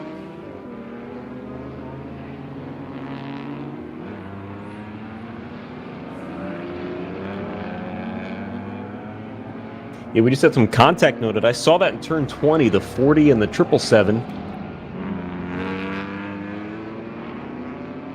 Little nose to tail contact. Coming onto the front straight. So that's the rule in this series, no contact allowed. It is a no contact league, Mr. Worth. Okay. Yes. So the idea is, right, to take the risk out of multi-class racing. Right? If there is any question about whether your pass is a successful one or not, there should be no question. You back out of it and you wait, make sure, and you wait until it is a 100% move. Now, as it turns out, there are very few things that are 100% in motorsports. So occasionally things do happen. But if the contact is incidental, oftentimes it is referred to with no penalty. Other times, even if there is no consequence to it, the contact itself is the infraction, not what happens as a result. I just went and spoke with Screaming Goat, Brendan. Yeah. They are also pretty sure that the 57 needs another stop. Yeah, I think that's going to be the case. And that is only going to get worse as the race wears on, with the 29 being able to run a little bit further. You saw the contact there at the apex of turn number 20, and that is exactly the kind of thing that we are looking to prevent. I will leave that to the stewards to determine the end result of, but it's not the way that is supposed to work. A bit optimistic. Quite, I think. So no bump and runs here. Correct. Correct. Yeah. Even though that is a TRG livery, should not be. Yeah, so when we get to the Charlotte Roval, we need no Jimmy Johnson, Martin Truex Jr. situations. That should not be happening. Can't do that. Yeah. Turn one, it has to be the heartburn turn, right? All weekend. Oh yeah. Yeah. So.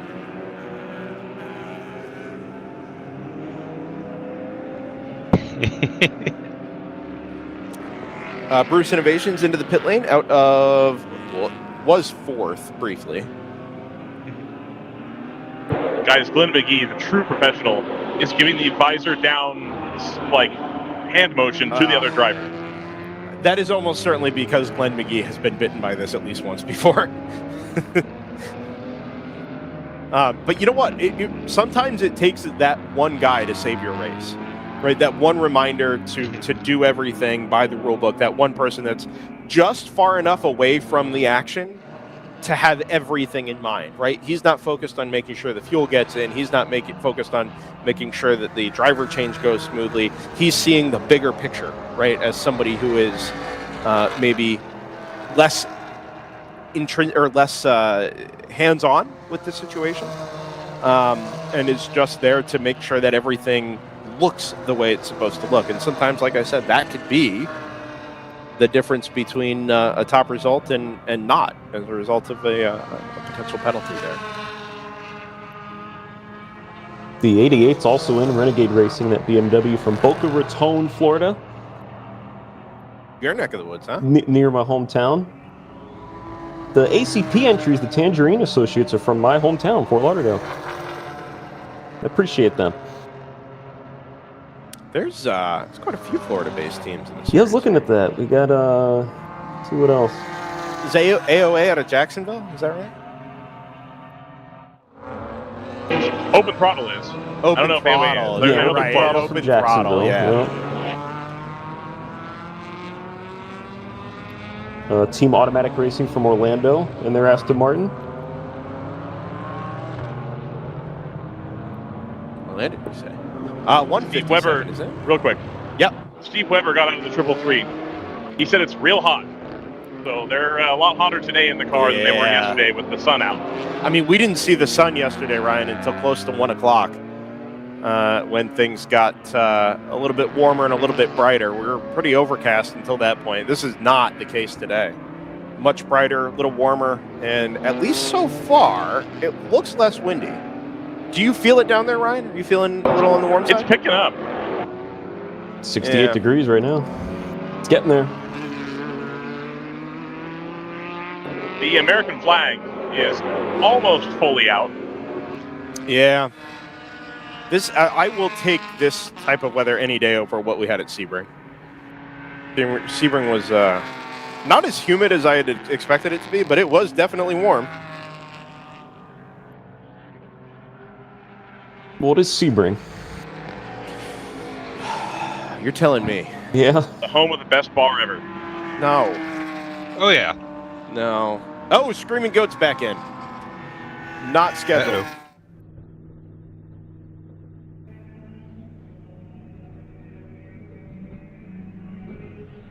So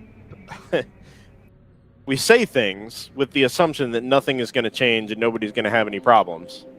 They're going to be jacking up the side of the car here. In full knowledge that like 10 minutes later, we're going to be proven wrong. And that's exactly the case.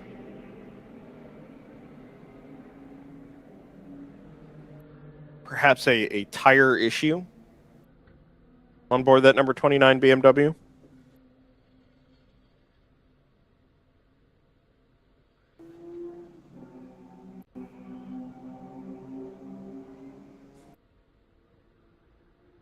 Yeah, now they're looking on the other side. I'm almost there. So likely the driver feeling something here. If they're immediately trying to diagnose something at the potentially either side of the car, there's nothing obvious, right? No obvious flat tire, maybe no obvious suspension issue. It's gonna have to rely on a driver report here, and then go down and confirm it. 39 is into and out of the pit lane. That's the ageless bio Sebico NP01. They've grabbed a torque wrench. Oh, interesting. Loose wheel, perhaps. They're tight in the back left.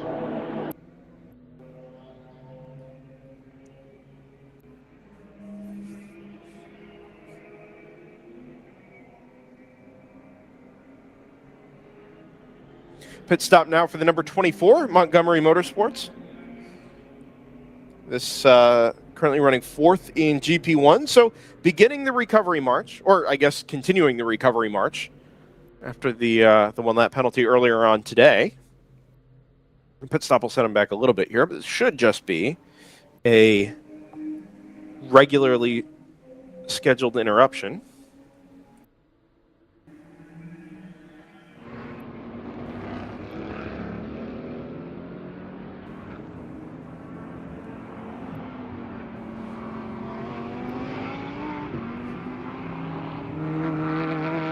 GTO at the moment in the middle of a cycle of pit stops. Remember, we did split the field slightly on strategy. It's allowed the 2 Mercedes up into 2nd and 3rd in class. DD Autosports leading NFC Motorsports. Those cars were kind of mired towards the back end of the field earlier this morning. So they're concerned that the wheel felt loose on the back left. They didn't change that tire. No, but they're not pulling into the fast lane here, Ryan, which has me concerned that they're going to make the hard left into the paddock, and indeed they do. Yep, so the concern was the axle. Axle or hub, yeah. Yeah. So trouble strikes screaming goat racing once again. Yeah, the axle, I mean, it would feel more likely to me just because we know, that car is producing a lot of torque, and you can see when we ride on board with that car just how aggressive they are on throttle application. The back end of that car kicks around pretty easily, and they try and maximize the run down the straightaway. But with all that torque, I wonder if they're just regularly loading up the rear corners of that car, and it's something's finally given way there.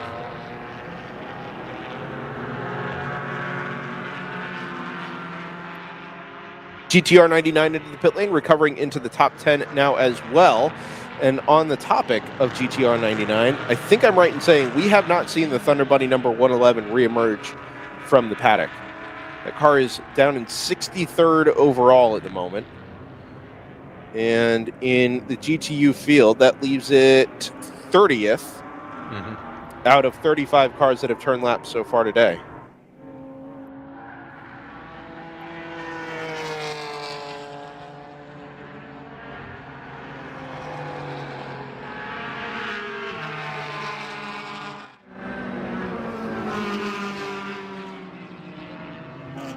Pair of NPO1s flashing through your screen there, just in behind the Bruce Innovations number 333.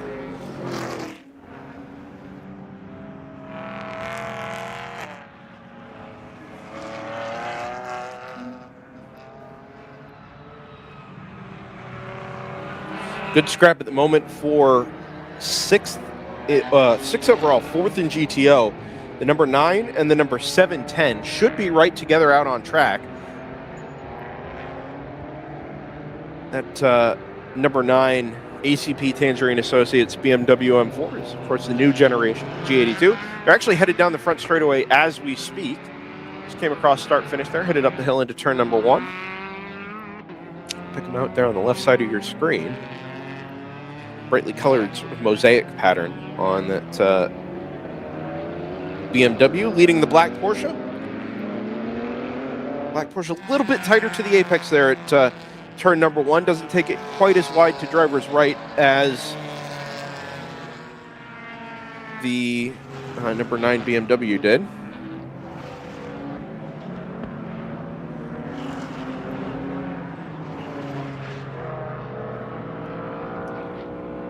Bad glare up here. Is that a pass?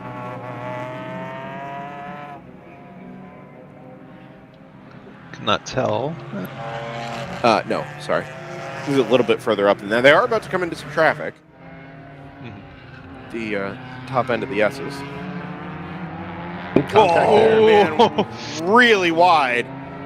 As we tried to take it 3 wide through turn number 10 there. That corner is... It's not difficult if you're single file, but man, anytime you add the proximity of other cars there, and it's exactly what we had there. Very, very easy to end up out wider than you would like. That poor 35 AOA car just came back out too. Is already having to go well wide. 710 was back up on the rear bumper, that number 9, as they headed into turn 11. And able to stay in the draft down the back straightaway, but not close enough to make a move on the brakes into the left-hander at turn 12.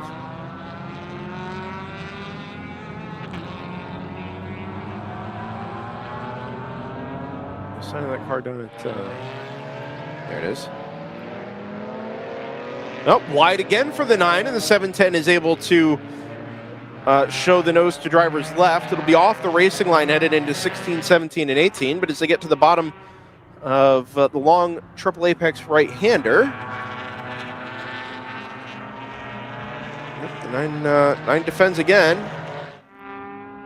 Pick him up out the window here in the timing and scoring room, second floor of the tower. 9 is wide one more time there at turn number 20. The 710's actually got a pretty decent run this time, but the acceleration of that turbo BMW motor in the front of that M4 able to just draw away 2 or so car lengths down the front straightaway. I don't think the 710 is being held up that badly here, but as the 9 comes under more pressure, it seems like it's just missing the odd apex or two, and it allows that 710 to catch back up.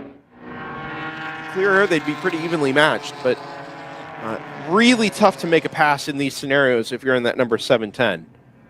Not quick enough in any obvious passing zone as they work through traffic. In some ways, it's going to take traffic. And that number 9 being held up somewhere for the 710 to really have an obvious opportunity. But like we just talked about, you've got to make sure it's at or near 100% before you commit to making the move.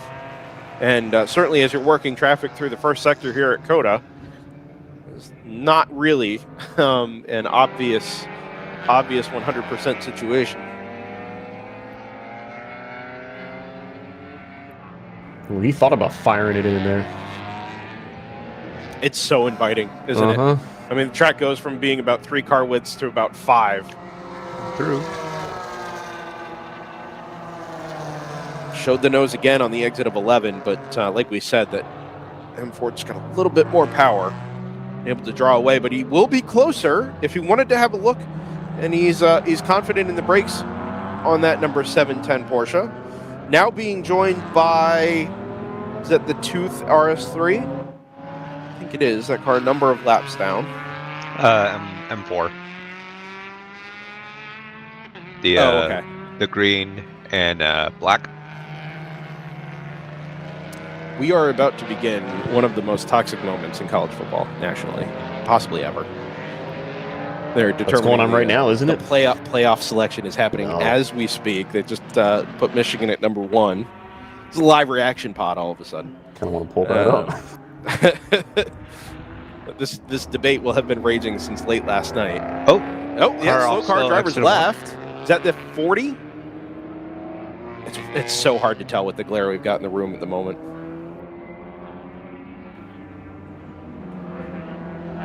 That car is coasting down the hill. It just came out of pit lane too, I believe. Oh, it's being reported as the 127? Okay. Yeah, that's the other Pinnacle car, as a matter of fact. So that car had a hard time getting going coming out of the pit stall. Potentially clutch? It looks pretty low. Yeah, I don't know.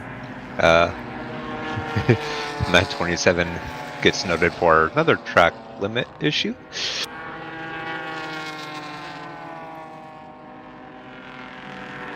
I think that 927 is going to set a record today. I believe they're already at 5 laps lost for track limit cuts. Yeah, race control is now noting the repeat offenders for stuff like this. So there's a couple of numbers that have been highlighted in the document. Washington's just been confirmed at number 2, by the way. Just for you following along. Pac-12 domination. Go Huskies. Well, yeah. I mean, hey, they took care of business, man. They could have blown it against Oregon. Texas. Sorry, don't hate to see that. So the question will be: is number 4 Alabama? Is number 4 Florida State? Do they say forget it? Just put Georgia there? Probably not, right? You can't put Georgia in. You can't. I wouldn't think so, but stranger things have happened. It's Alabama. ESPN loves Alabama. I know that. My guess is it's Alabama, and you just say, well, Florida State has a backup quarterback for the rest of the season. They're not the same team they were all year. They're SEC champion. They beat the number 1 team to win the league title. On the other hand, Florida State's undefeated, man, and they held Louisville, like a good Louisville team, to 6 points. We wait. That's Texas is happy, and I'm sad.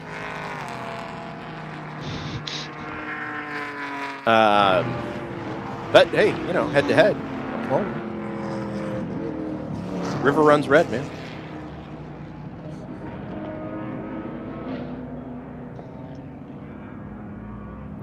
Remember when Oklahoma was a top-tier program?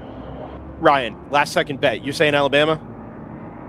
Yes. Yeah, it feels like it's going to be Alabama. It should be Florida State. Should be Florida State. It should be, but it's Alabama. Yeah. They have more top 25 wins, apparently. 4 to Florida State's 3.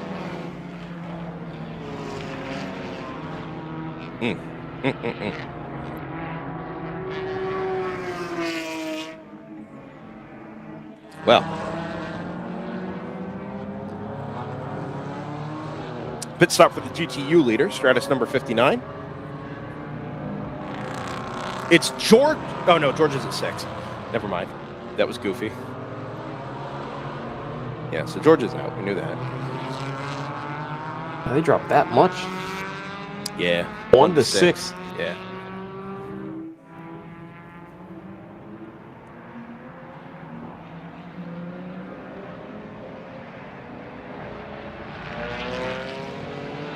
The 29 looks really forlorn.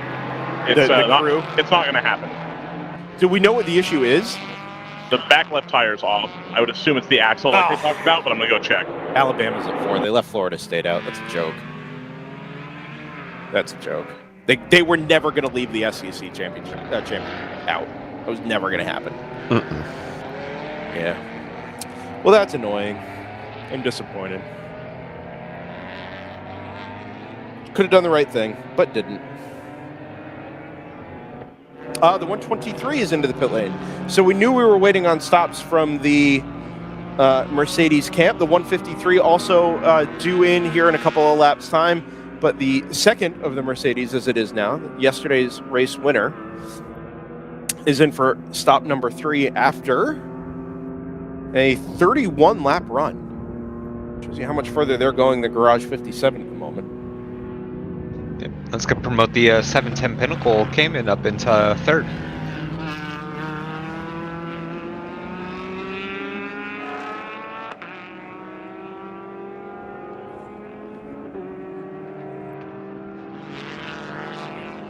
Good duel on track between the 888 Aston Martin and the 319 Audi. Last time by half a second separating them for 9th in GTO. The AAA out of Miami.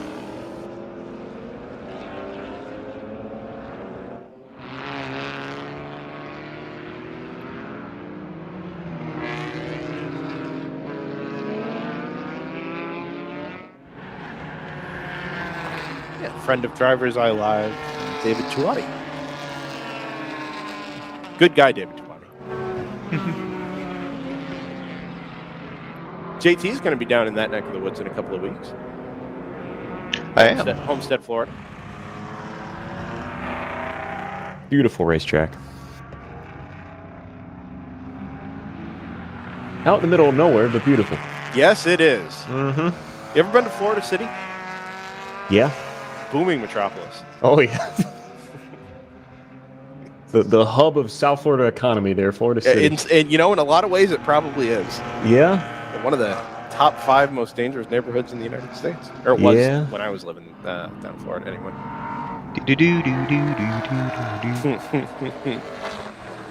A lot of farmland down I feel like that's Panhandle, Florida. Yeah. Banjo, Florida. Yeah. Yeah, the more north you go, the more south you get. That's the line. Sure. Yeah, you got to go north to go south, man. Mm-hmm. There's that 2006 Dodge Charger. The Chandler entry. Yeah, once it made it out there this morning, it's actually done fairly well for itself. Yeah, they were pacing in the pace laps, and then we never saw them for a couple hours. Yeah. The Kyle Petty car. All right, so I have the answer on the 29. The toe link bushing wore out, and then because of that, it's moving around, and it wore the bearing out too. Oof. So they're talking like, we're pushing a lot of torque through this car. We got to figure something out. They went for a different tire today as well. So, they're really disappointed. They said they were feeling tire today they thought was going to be more consistent, and they ran a little bit bigger tire. And they were keeping better pace, they felt. than the tire they ran yesterday. So they were really, really, really feeling good about it. So to have it come to an end like this was really unfortunate. Yeah, and I mean, vibes are good, but performance is better. And they were, I mean, right there at the beginning of the race today. Not to mention most of yesterday as well. They really had it all right in front of them, including the fuel mileage and the strategy to go with it.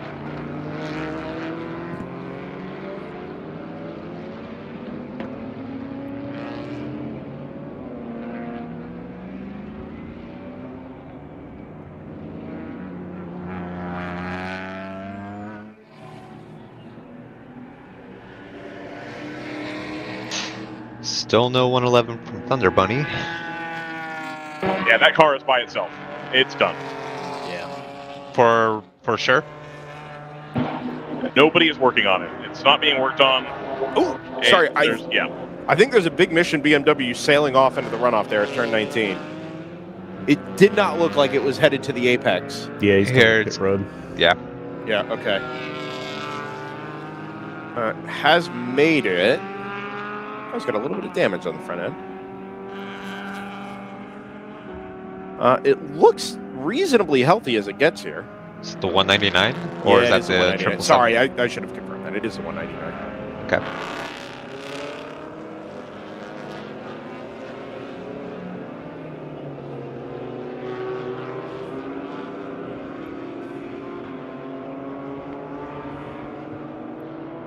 Coming through a shot here, we see the Audi from Shipped Up Now did in fact take a 9th from TLM Mona.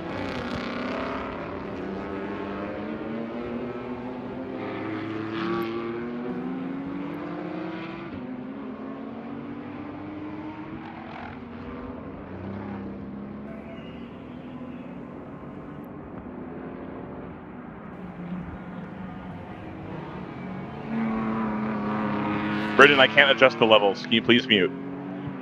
What? Oh, wait, why? Because I turned the auto level off, but now it just gives you the full background noise. Oh, I see what you're saying. I see what you're saying. Yep. Okay.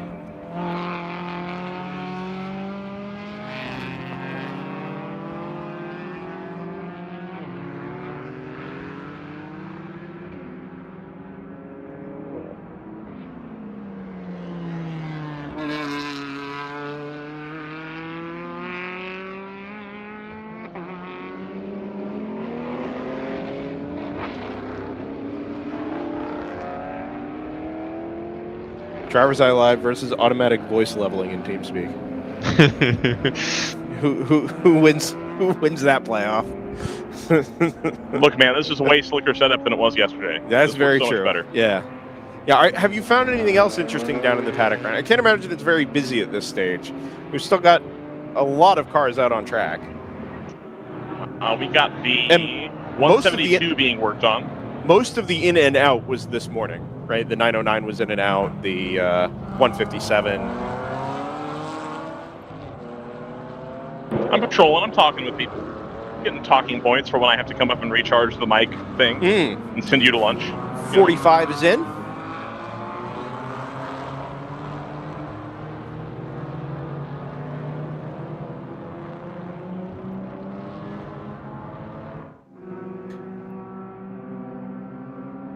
Man, I'm looking at the times right now in GTO, and it's unfortunate to talk about, but Hitman Racing down in 13th right now. Couple laps down from our lead Garage 57 entry. And to keep in mind, Hitman, the 34, has lost 2 laps for track limits violations. And had they not had that, they would definitely be running in the podium contention at the moment.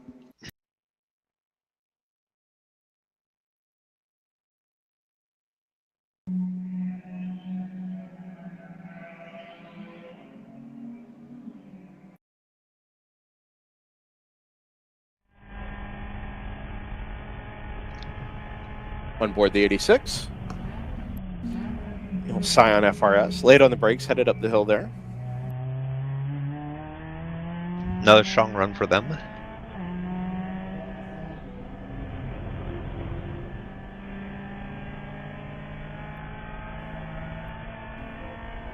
Unfortunately,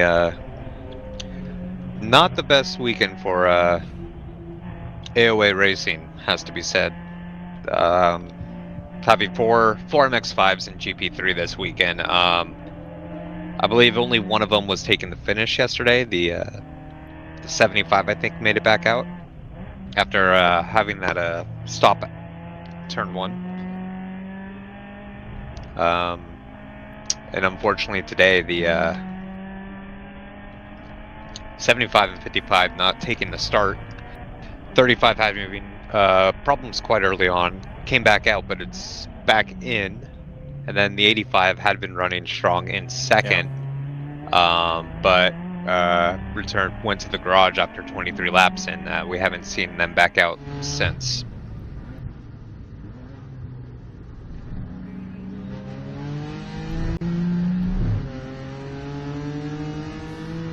Just a big bummer for that 85. They had a strong run Sebring on Sunday, getting a second place, winning both days at Hallett.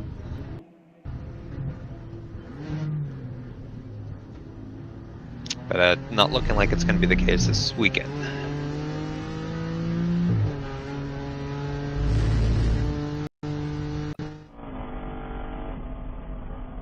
What was a car stopped over those at turn 10, I think? They kept it was the 12, yeah. Camera 5. 10 or 12? It was turn 10, it was the 12 car. Oh, a 12 car. Yeah. Yep, stopped and continued. Is a report from the race control log. Yeah, they've been undergoing a little bit of teething issues, I think, of some sort.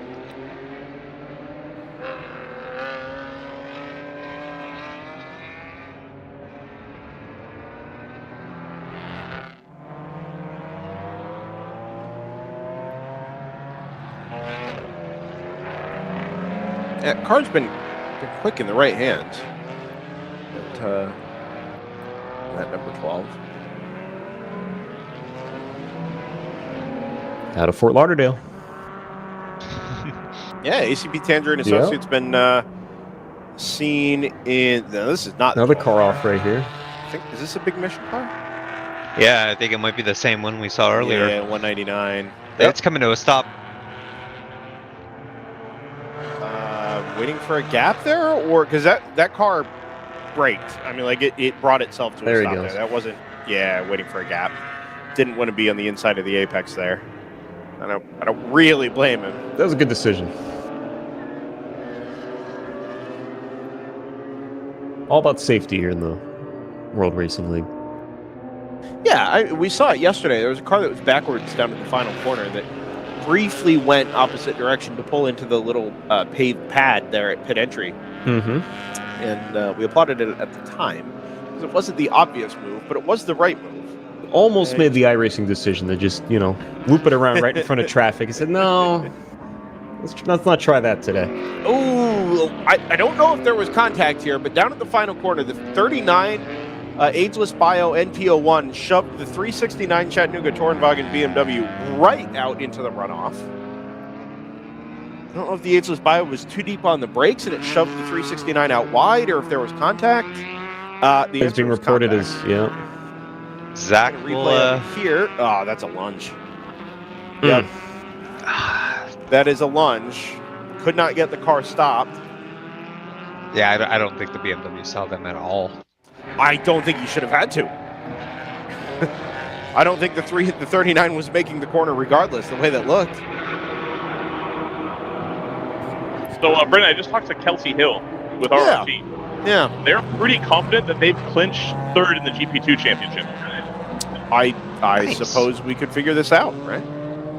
Yeah, they think that they clinched yesterday. So they're very comfortable right now. They lost a little bit of pace. They said the way the pit stop thing worked out wasn't brilliant, but they're pretty happy with where they are. They're going to keep the car rotating around here, and happy with their third position.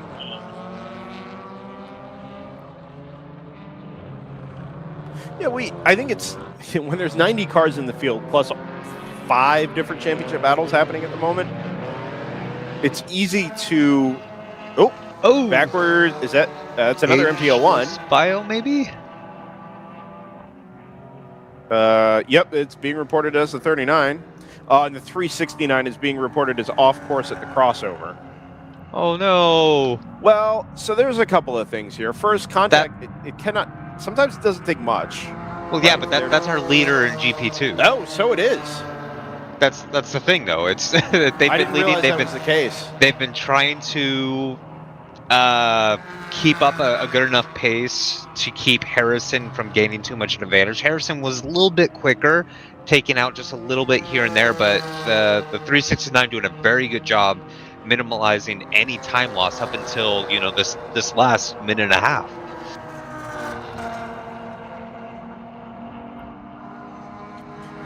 Remember, that car has no power steering.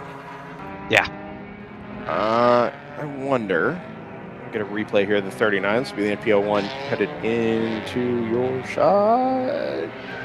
Okay, Little late on the its brakes. Locked the rears on the way in.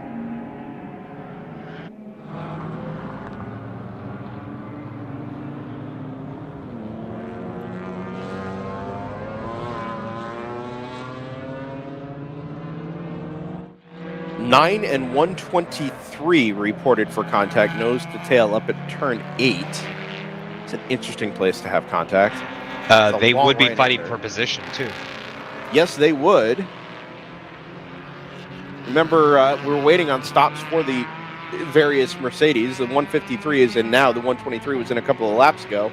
That kicked it out of the top 3 and now down to 6th overall.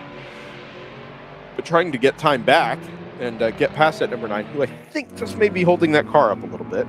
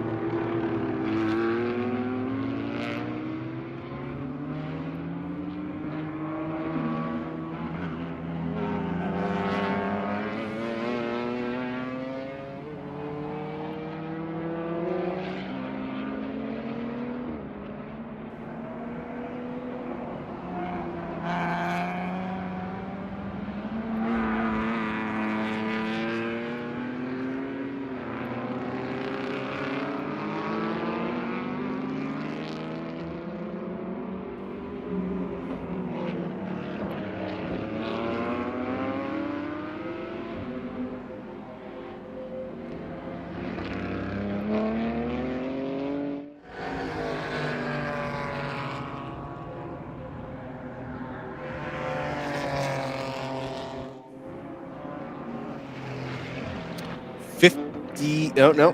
One of the open throttles. Looks like one of their GP1 entries stopped there in the S's. Continues.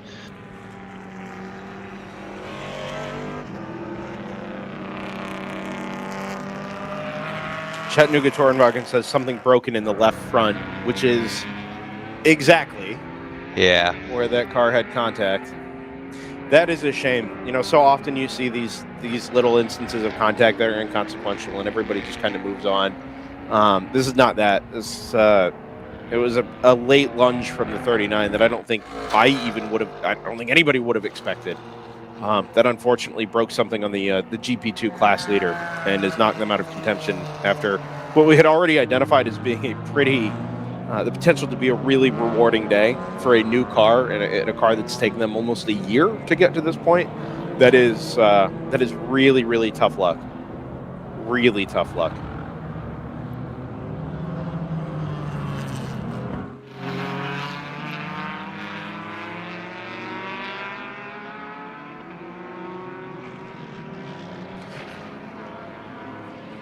Shouts to Random Vandals Racing, the number 28. Got themselves into the top 10 overall, 8th in GTO at the moment. Shift up now by AE Victory down in 9th in class as well. It's shaping up to be a decent position scrap. Shift up now, catching the green and white number 28 with a margin that's already under 4 seconds. Jump on board that Audi R8. I'll shift up now here for a moment, Zach, if we have that still up. The camera's been frozen, we've heard. But never mind. Anyway, it should, in the next 2 laps or so, come together. The 123 has gotten by the number 9 somewhere on this most recent lap.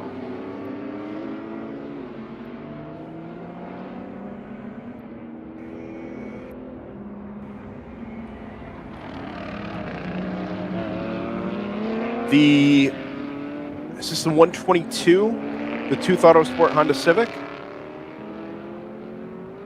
Yes, it is. Stationary in the pit lane. Just gave a quick rev of the engine there, and they've got a computer sitting on top of the right-hand side of that car.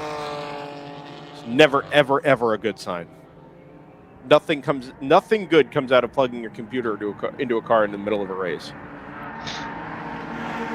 Maybe he just needs some really banging tunes for his stint. Maybe.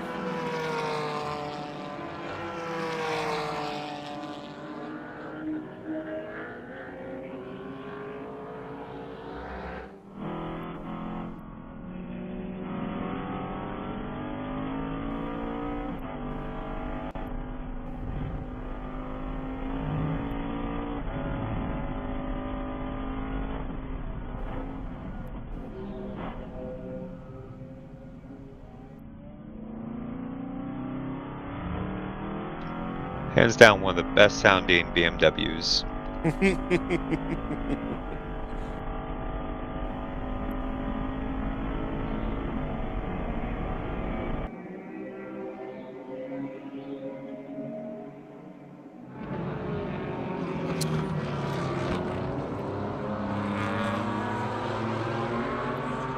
Are you aware of what is written on the side of this number 122 Tooth Civic? I am not. Broccolini. Just the word broccolini. Huh. Yep. I don't know if it's like the broccolini lobby, if it's some kind of like peace message between the broccoli lobby and the asparagus lobby. Big broccolini, perhaps. Perhaps Chris Piccola's little brother. I was gonna say, have you sent him a picture of this? A small broccoli. I have not. No, I noticed it for the first time on Friday.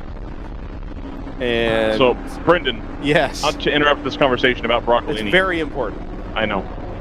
So the 369 was saying they saw an NP01 coming, tried to open the wheel on the exit of the corner. Something happened. There's been some contact, maybe. I'm not trying to, deliver a take on that. But it's okay. We saw it. The end result is a bent inner tie rod. Inner tie rod. So, okay, yeah. Which, I mean, in theory, you can do. But they're struggling to find the one they need and don't know if they have one here or right. Not. So if you have spare inner tie rod, Chattanooga Touring Wagon guys would probably love to have that on a E36, E46 type situation. You have an extra. We did see it, and we did have a take on it. And it shared our opinions appropriately. The end result is sad for all involved.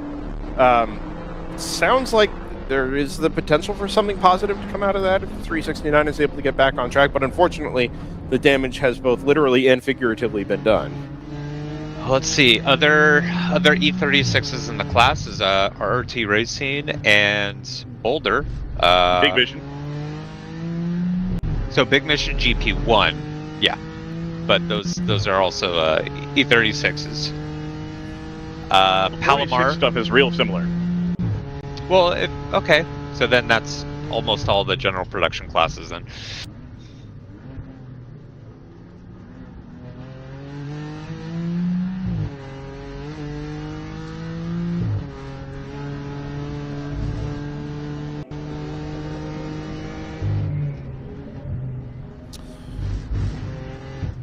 The World Racing League has featured in an article on V8 Sleuth. The Supercars reporting website in Australia. Will Brown reported as playing super sub for Brody Kostecki, who is now confirmed as having tonsil surgery. Is the reason he's not here. No link to the broadcast was provided, however. Rookie mistake. I heard there was a link to the broadcast in the V8 Supercars stub. Oh, is that right? Did you do this? I did. You did. Very good. I'm running PR here for RJ. Sorry, the S2000 was kind of in the middle of the road there at turn 2, as I think the Lupe Tortilla car was headed around the outside, occupying 3 lanes of traffic with 2 cars, and all managed to make it through. Well, keep in mind that S2000 has lost quite a bit of its front arrow. Yeah. Pit stops now for the 82 and for the number 57.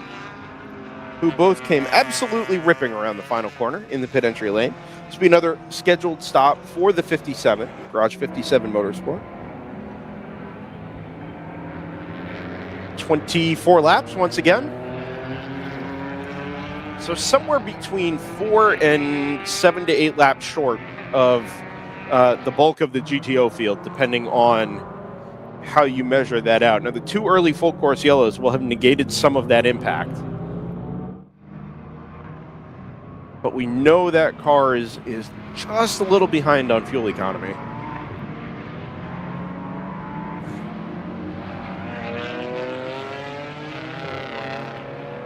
Hey, Brendan.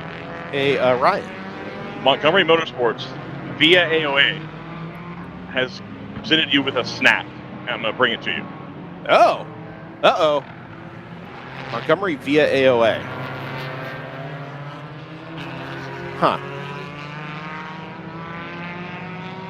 Did you also get this snack, Ryan? I was offered. Okay. You turned it down? I had breakfast tacos earlier. Oh, I had breakfast earlier as well, but now I'm intrigued. 22 is into the pit lane. It's the TCS Motorsports MX-5.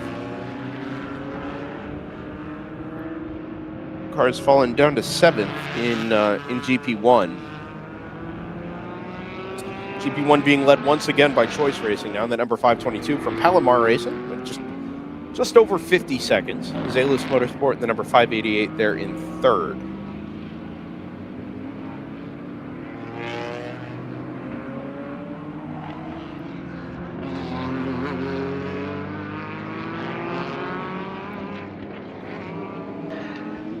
Something that I don't think we've really touched on is a little bit ago, the 170 Thunder Bunny Porsche came to pit lane, came out, had I think they were slow or something, and came back in, and I believe they're in the paddock. Yeah, it's not a good day down there at Thunder Bunny.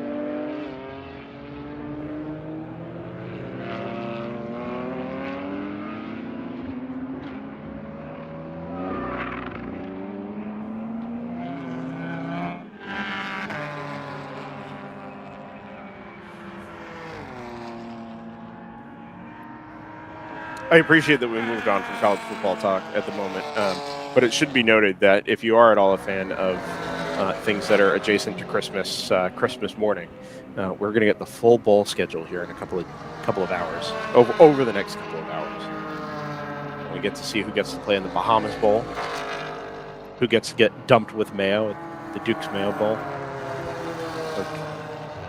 Jordan, what's your favorite bowl? Little Christmas gift after my Christmas. favorite bowl. The Bush's Baked Beans Bowl. Heck yeah. Oh, God. Just a big tub of baked beans. Are these like freeze-dried shrimp? I think they're just dried or cured. I will not be eating these. Hey, Did man, you have one? It's impolite. Oh, God, not it partake. stinks. It's impolite. Oh, my God. Fried shrimp? Impolite. No, freeze-dried, I think. Freeze-dried shrimp? With my issues with food safety, there is absolutely zero chance I'm eating this. None. It's preserved. I do not care. There is no chance. They still have eyes. It's cool. Yeah, it's the whole thing. You got fiber in there and everything. I do like fiber. This is It would be unbelievable. impolite. I will not. Can we get Zach? If I send Zach a picture of this, do you think we can get it up on the broadcast? Yeah, absolutely. Zach, good. is this doable? Zach absolutely wants to, so yes. Oh man, that whiff was a mistake, man. So, are you now at war with Montgomery Motorsports or something, or? So, who provided this? Was this from AOA to Montgomery to us, or the other way around? I think AOA gifted it to Montgomery, who consumed a little bit of it and then gifted it to us. AOA may not be, or Montgomery may not be finishing the race. Poisoning.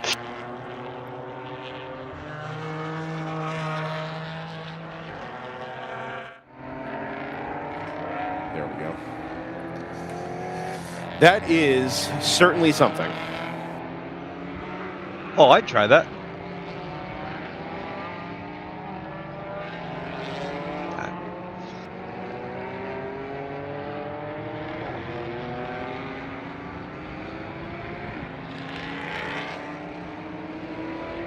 The eyes still are on that.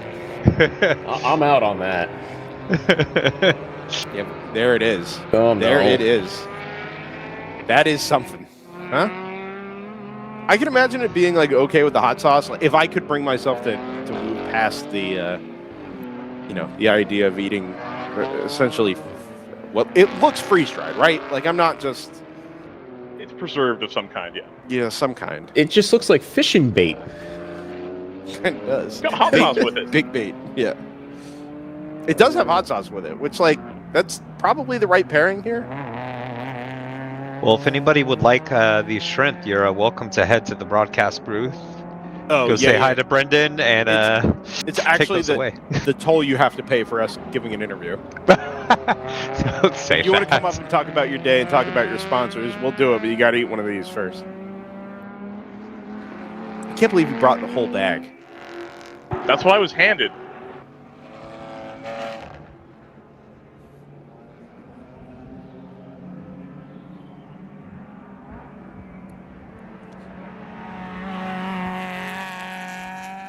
So, are any of you aware of what sporting event we were up against this weekend in Austin? Ryan and I figured this out last night. We were trying to figure out why it cost us each like $600-700 to get here this weekend. What's going on there? UFC apparently. Oh. Yeah. Had no idea. This is There's a lot this of is almost hipsters out on big. the town, not a lot of bros. Yeah, almost as big here. At Circuit of the Americas. I think there's a rodeo or something. This isn't my first rodeo. It's my second rodeo. Hmm.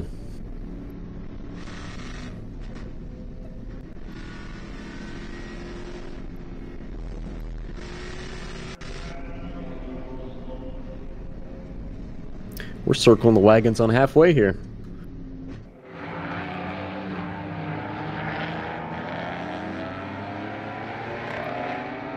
Yeah, sure enough. 4 hours remaining. 4 hours gone.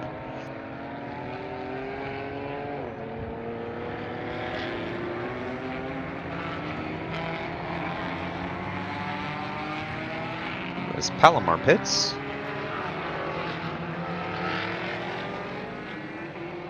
I hope we see Palomar back in 2024. I know they got their issues towards the end of the season, but it's been really, even just conceptually, really nice to have a team, make the effort to be a part of this season long, especially coming from out west. A San Diego-based squad. I think it's fine. Those cars have been competitive. They've been consistent. They're not ridden with errors or with mechanical issues. They do all the right things, the way that you would ask an amateur racing team to do it. So I just talked to Brad McCall. Uh-huh. I'm sorry, not the 888, the 88. 88. The 88. They came in, they were pouring water on the front of the car, and they had a gearbox overheating warning. So he's not real sure what that's about. So they're going to send it back out and see what happens. We are on the warm side a little bit today. Not hot, but... Yeah, that warning usually comes on when the gearbox gets a little warm. Hope Robinson mentions, pretty sure no Bahamas Bowl this year. I think there is, but they're playing it in, Orlando. Well, that's not the Bahamas. It sure isn't. The Bahama Mama Bowl. It's Bahamas adjacent. Kind of. I mean, Fort Lauderdale would be a little closer. Miami. Oh, it's in Charlotte. For some reason. The Bahamas Bowl's in Charlotte? Yeah, that's correct. There is a Bahama, North Carolina. Maybe they got lost. Yeah. Ongoing renovations at Thomas Robinson Stadium in Nassau. They moved the Myrtle Beach Bowl to accommodate it. Bahamas Bowl sponsored by Famous Toastery. You love to see that. How about the famous Idaho Potatoes Bowl? Is that a thing again this year? Oh, of course, yeah. I mean, you've got an entire state's single industry to promote there. Mm-hmm. Yeah. On the blue turf in Boise? Blue turf, man. Smurf turf. I'm waiting for Boise to get that bowl so they can play a home game. I feel like they have before. They always they get that all the time. This is like the only way they're going to pack the stadium is to put Boise fans in it. I mean, I'd go to There's Boise. a lot of Boise fans in Northern California. If I know that being an Oklahoma fan and talking about Boise football is like So we got a right spin thing, up here. but- Is that turn 6? Oh. Turn 5. There we go. Look at Jordan pull us back on task. Yeah, this is a backwards number 215, I think. Okay, so split 5. Yeah, is there something off the left side of that car that's not quite right? I'm trying to figure out if that's just the front wheels turning to the left. I don't know. That car, it seems more aggressive than that. Wait for my feed to kind of clean itself up here. Something doesn't seem right there, but much like the choice racing car that was briefly airborne and then sideways at turn 14, this kind of seems like something else had to happen for this car to get there, look like it does, and then not be able to continue. Oh, it's in the gravel, apparently, is what we're being told.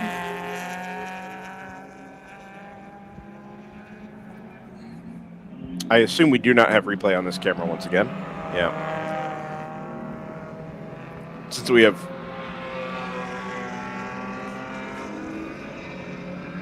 8 onboard cameras, 18 onboard cameras. I'm not sure we're going to be able to track down one that would have seen that happen.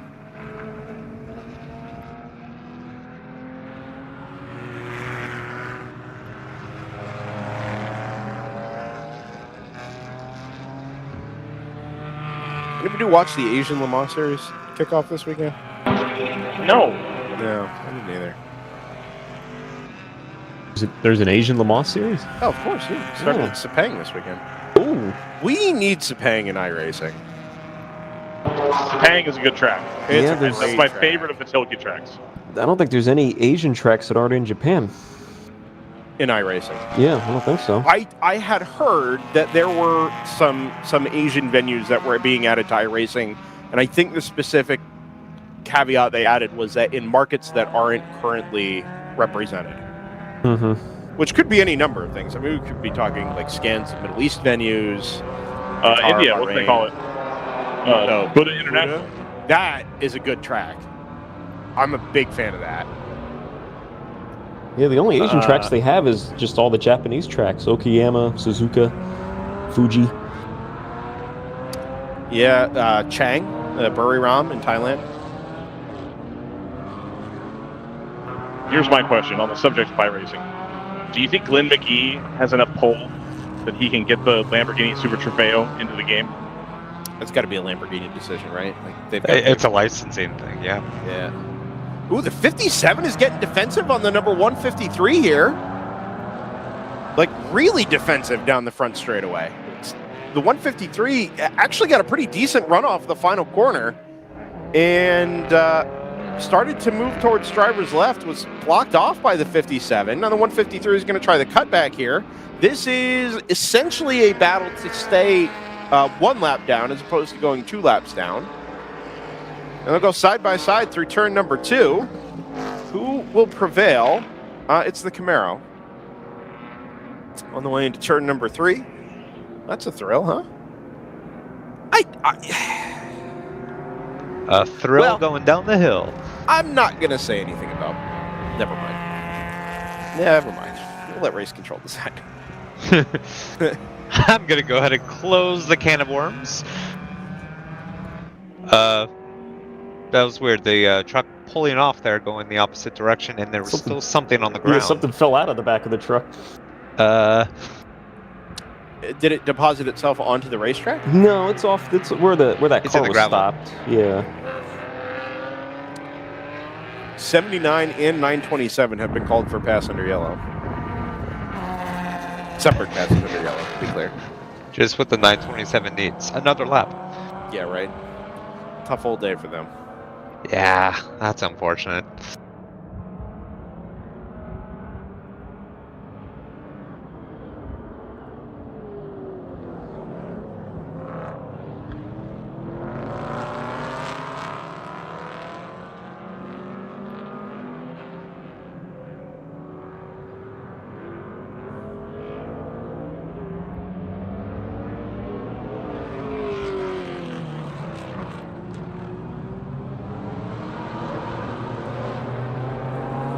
Man, Deep Eddy, they've lost 3 laps today so far, 2 track limits and 1 pass under yellow.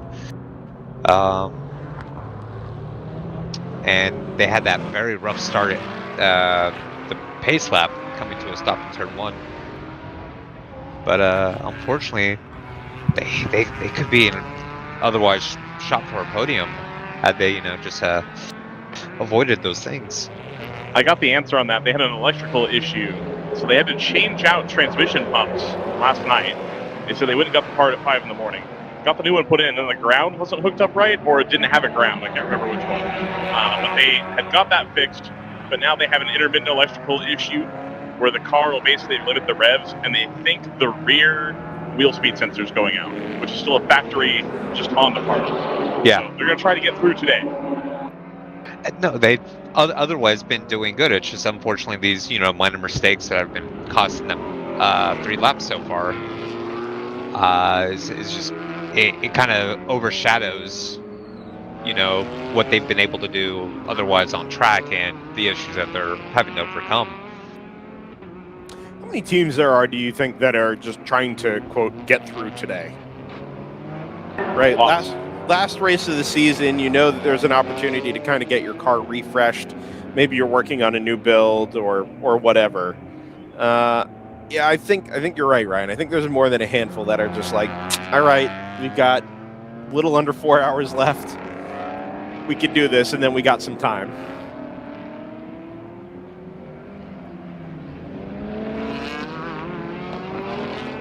Update on that debris in turn 8 that fell off the truck. The truck circled back. Ah. Yeah, picked it back up. Appreciate the truck update. Mm-hmm. So no rogue debris now sitting in turn 8. Good.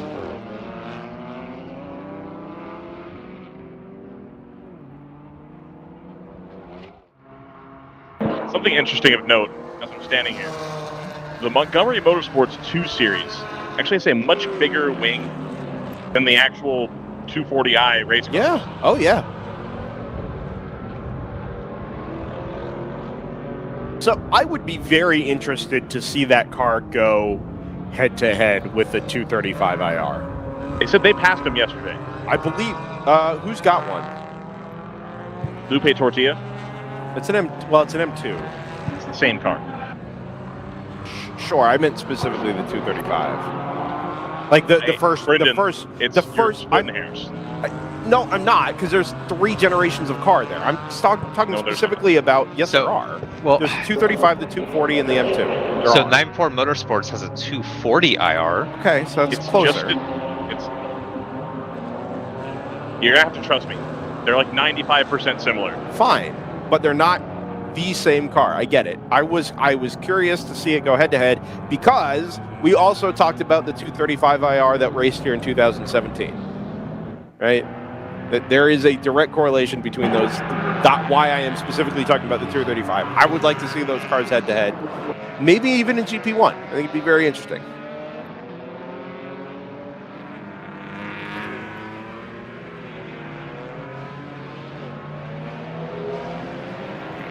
They're all boats anyway. That M2, like almost a 4,000-pound car. something like that. The race cars are lighter. Yeah, sure. Yeah. So the 235 and the 240, the difference is none in a power to weight class. It ends up being the same. The M2 is a little different, but the 235 and the 240, it's the same car. Right. Okay.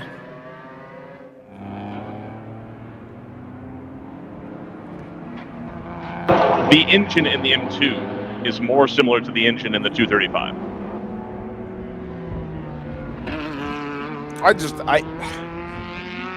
I kind of can't get over just how impressive a day I think or impressive a weekend this Montgomery crew is having. I feel like they've been struggling with that car since the earliest days. Has never really able to get it into the right operating window, and I've seen it run without aero just because they didn't have everything built out the way that they wanted it. They said, it's going to come. Like once we get the car built out the way we want, this thing should be really, really quick. And I was always concerned because I wasn't ever really convinced that being the first to navigate a new racing platform was going to be the right way to go. But they have absolutely delivered. Also, they're really good people, which helps. You just don't like their snacks. They're AOA snacks, technically.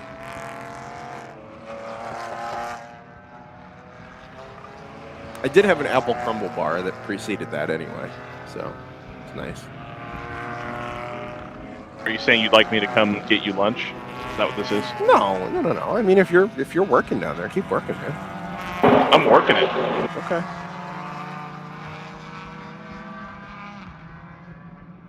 Finding that people are much more approachable if the mic's behind my back, and then I talk to them, and then filter, and then give information. Are people intimidated by the microphone? I think people just don't want to be on the air in that situation versus being up in the booth where you can be more relaxed and think a little bit more.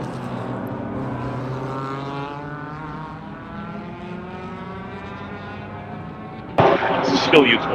The 57 is going to come to the pit lane, I think. No, it's going to be the 157.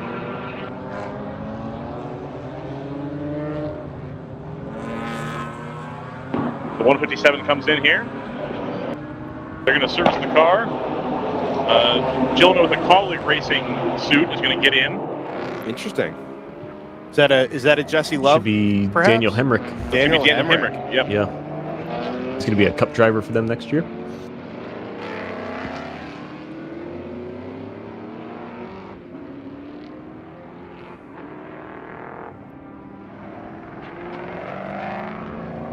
Where's AJ Allmendinger right now?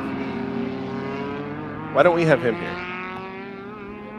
It's a good question. He's a colleague driver, and this would be right up his wheelhouse doing something like this. Also, do you think we could get Kurt Busch into something like this? I know he's not doing racing anymore, but is this low risk enough that you think it'd be safe? I'm going to say no. Probably not. Is Kurt Busch the Dario Franchitti of NASCAR? Yes. Yeah. Other than when Dario Franchitti was the Dario Franchitti of NASCAR, because that was a thing that happened. That was fun. It was. Is fun the right word for that? Yeah, that about half a year he had in NASCAR. Yeah, until Larry Gunzelman showed up. He was. Yeah. That was. Yeah, that was rough.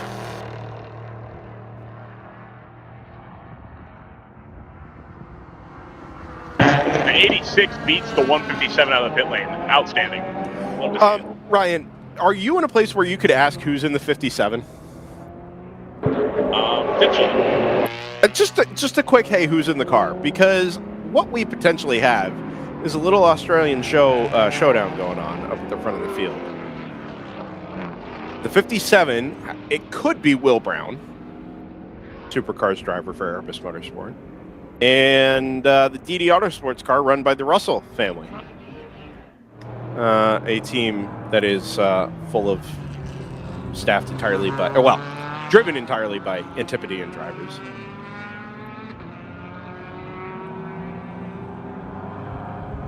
And being kind of a wild scenario if that's the case.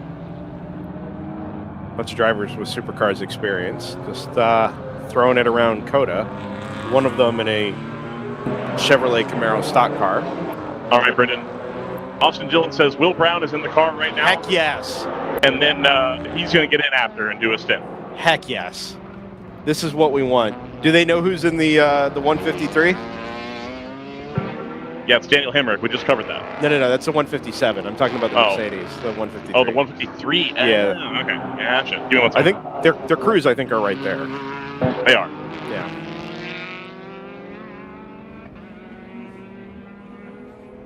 Let's see if Aaron Russell has supercars experience or if he's just Super 2.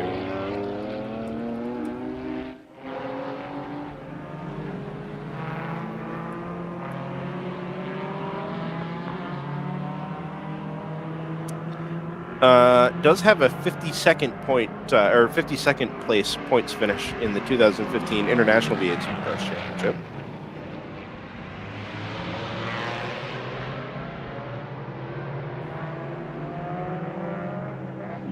Did run in 2016 as well. 17 and 18. Look at that.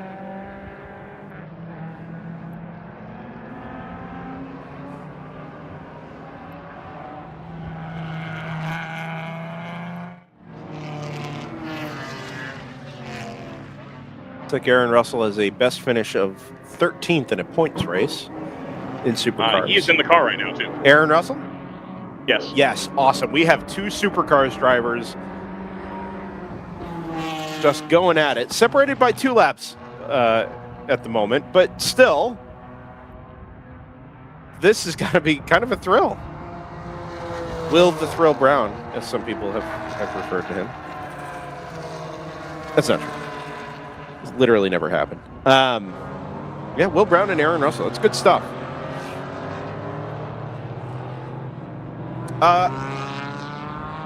Ryan, I think we had maybe the Bruce Innovations car with the hood up briefly down at that end of the pit lane.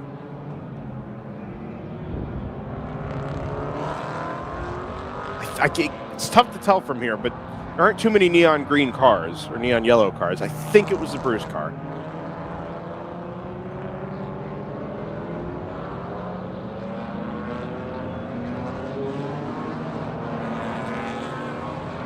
I believe we got the 261. He's off the pace a little bit. I saw him wide in, what's that, turn 15?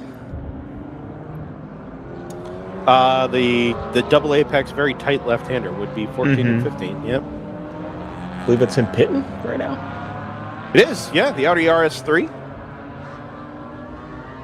Yeah. That's a great car. Have you driven that car in iRacing? No. I think I've driven one of the other TCRs, but not despise front-wheel drive cars, but it's a lot of fun. Yeah. The weekend before the WRL 24 Hours of Sebring back in 2021, Joseph Mudrak and I decided to do the Krevenik series, 12 hours, at Sebring. And since we had, we wanted to get the WRL experience, we decided to run the TCR. And I did the final 5.5 to 6 hours on my own. It was... So someone else stopped. Was that turn 10? And we headed down the hill into the brake zone at 11. Yeah, his car stopped out there.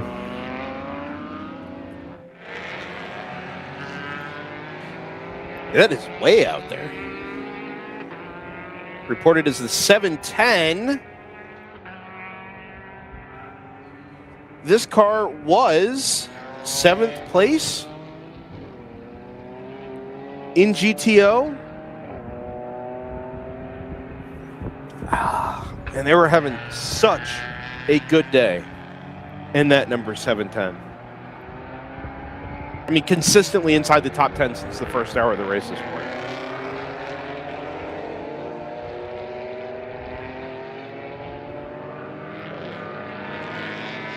Tough to tell. It looks like it. Yeah, he's like getting out. Getting out there, yeah. Potentially a passing under yellow penalty to come here as well. Maybe for the 12. Yep. Yeah, they just got posted. It is not the most Australian possible battle on track right now, because I walked by Jason Barks and I was like, I told him who was in the 2 cars, and he said, dang. He didn't say dang. Oh, man, we are missing Jason. Son of a gun, man. That could be a lot of fun. Tell him to bring him in. Bring in the 34. You already got you're a couple laps down. Just bring him in. Get Jason out there and find him right on track where he could go match up the 57 and the 153. We're This is going what full we course need. yellow, so it is a perfect time to bring the car in and switch drivers. So that's not in a terrible spot. I wonder if they didn't like the driver getting out of the car. And they've decided that in order to protect everybody down there, that this is the better move. Yeah, I'd imagine getting out's not the choice they'd want him to make. Hey, the caution's out. Yeah, double yellow again, third time.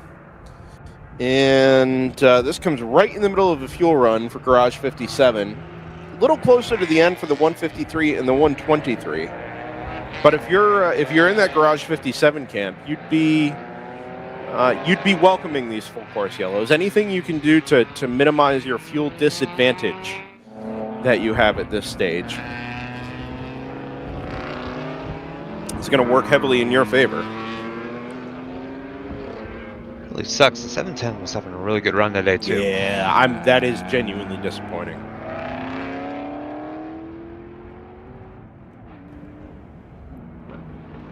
A reminder to any drivers that can hear us for the PA, doubtful, but yellow flag's out.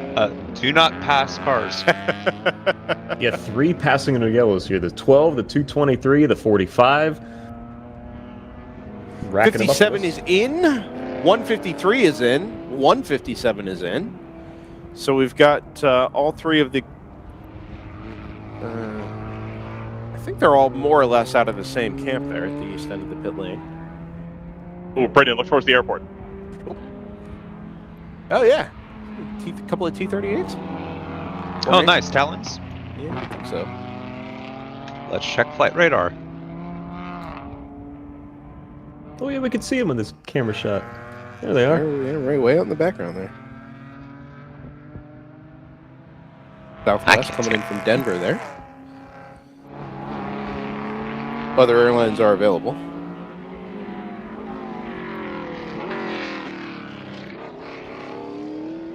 All right, here's a name for you guys. Willie T. Ritz is here. Really? Nice. Yeah. What's he doing here?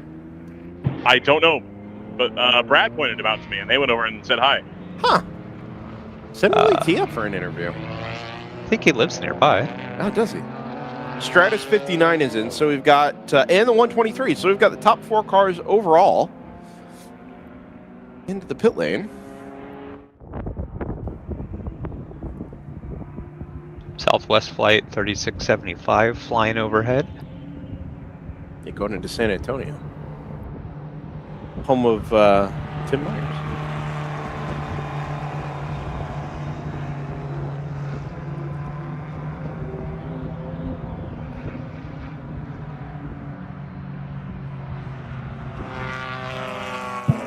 Really, my only beef with Johnny Cash is that you can't get a train direct from Folsom or Sacramento even to San Antonio.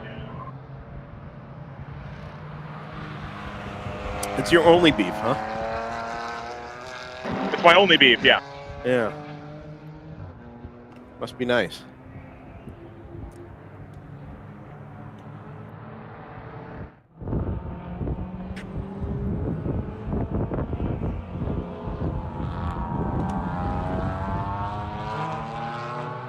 Thank you, those of you who've just joined us in the chat. We think this is cool, too.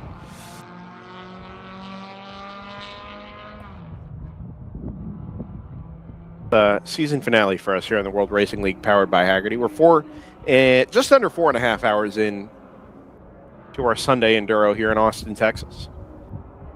And get to wrap the season up, take a well-deserved 2-month or so break, and then kick off 2024 right back here in Texas. At Eagles Canyon, working a full course yellow, third of the day. And wholesale pit stops at the front of GTO and GTU, our top classes, these are Grand Touring classes. Not quite unlimited. It's a remarkably open formula. Good chance for tires on this stop, I think. Like if you haven't already done them, now that we've crested halfway, this is the right opportunity, I think.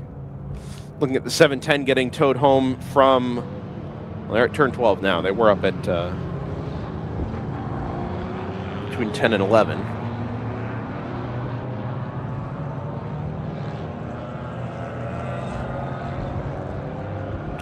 If you're joining us for the first time this weekend, feel free to hit the like and or subscribe buttons on YouTube. Smash them, even. I've heard people say that before. Does Twitch have an equivalent, like, subscribe? Like, you got to say, like, smash the like, smash the, you know, is that a thing? There's no like button, but there is a subscribe button. Sure. But that gives you money. Right. A little different than YouTube. I use my my Prime subscription to pay for exactly one Twitch subscription to Craig's Setup Shop, so I can download iRacing setups. Oh, there you go. Sorry, man. It's not personal, I promise. Did you know they banned him for a little bit because of that? Craig's Setup Shop, really? Yeah, because they realized iRacing banned him or Twitch? No, Twitch, because they realized he was getting hundreds or a couple thousand subs, but he wasn't really streaming much, and I thought it was shady. They reversed it, I think, at some point after like the whole thing got explained. Yeah, I mean, he does the odd session or two. Right? Mm-hmm. Yeah.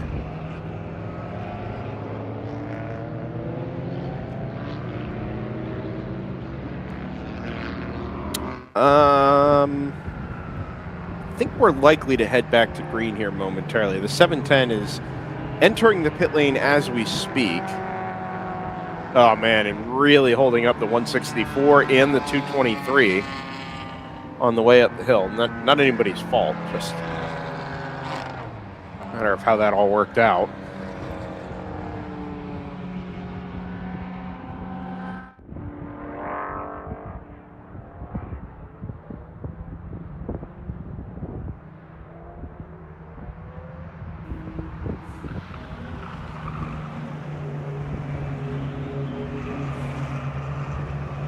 .35 is into the pit lane as well. We're going to have to hustle here to get back up to the safety car train. The 153 and the 123 are both kind of trapped in behind an MX-5 headed up the front straightaway here. They've got most of the field under control there at turn 11, but half a lap further back is some kind of ground to make up here. 57 is in there as well. My guess is the 57's done tires here recently.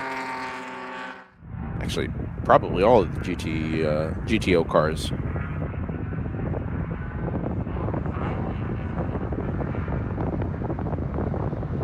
I think the 58 and the 59 will have jumped onto the lead lap as a result of this, too. We'll wait for that to shake itself out. The 57 is basically at the tail end of the... tail end of the longest line. Tail end of the safety car queue. If we can pick the two GTU race leaders out in the crowd, maybe up there at turn 11, there's a chance that they've promoted themselves onto the lead lap here in the pit stop cycle. Chandler Scholes into the pits with the number 45. 157 has left the pits. The car much further down the order.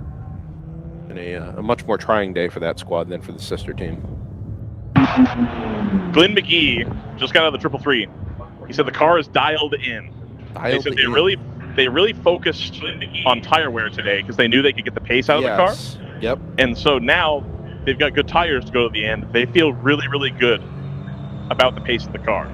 Top 6 overall at the moment, 4th in GTO. The podium is absolutely on the cards here.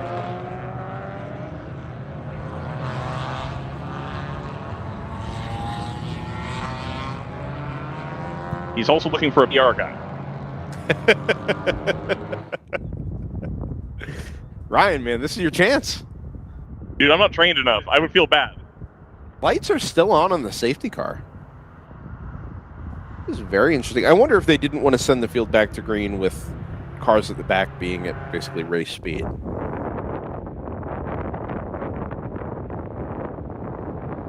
It really throws a wrench into our advertising plans.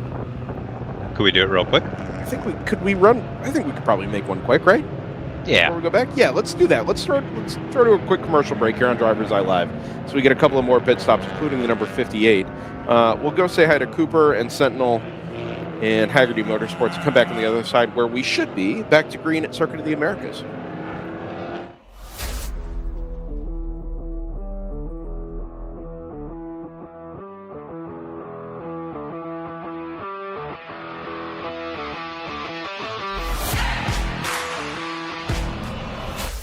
when the finish line calls. We answer. Hit the road with insurance protection from Hagerty, whether you drive a built racer, sports car, or exotic, and save an average of $264. Get a quote today at Hagerty.com. Sentinel by Candelaria Racing Products is a comprehensive motorsport video system incorporating live streaming, local recording, picture-in-picture, flag status, leaderboards, data overlays, and more. Perfect for endurance racing, sprint racing, and HPDE. Sentinel includes everything you need to get started. With the ability to control the live feed from the cloud and GPS auto start, you will never miss an on-track moment. What are you waiting for? Get your Sentinel today.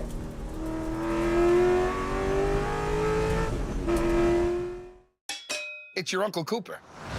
Truck owners who run Cooper AT3s are some of the most dutiful people I know. Even if that duty is to haul a load of this stuff. It's not glamorous, but it's their duty nonetheless. So if you and your truck are constantly tackling the regular duties of the day, go with a tire that can handle them all. Oh, man. I stepped in it. Go with the Coopers. Cooper. Back at Circuit of the Americas, Austin, Texas. We said we were going to be back after a quick break, and here we are, barely half a lap later. Ready to resume racing here, hopefully, at the conclusion of lap 107. Just under 3.5 hours left on the clock. And a beautiful Sunday afternoon in Austin, Texas. 72 degrees. We're there, man. Hopefully our cameras stay up. A little bit of wind. Our threshold's about 80 to 82. We're fine in the 70s. Got the shades up. A little high overcast there, too, which helps take some of the energy out. Flags go down at start-finish.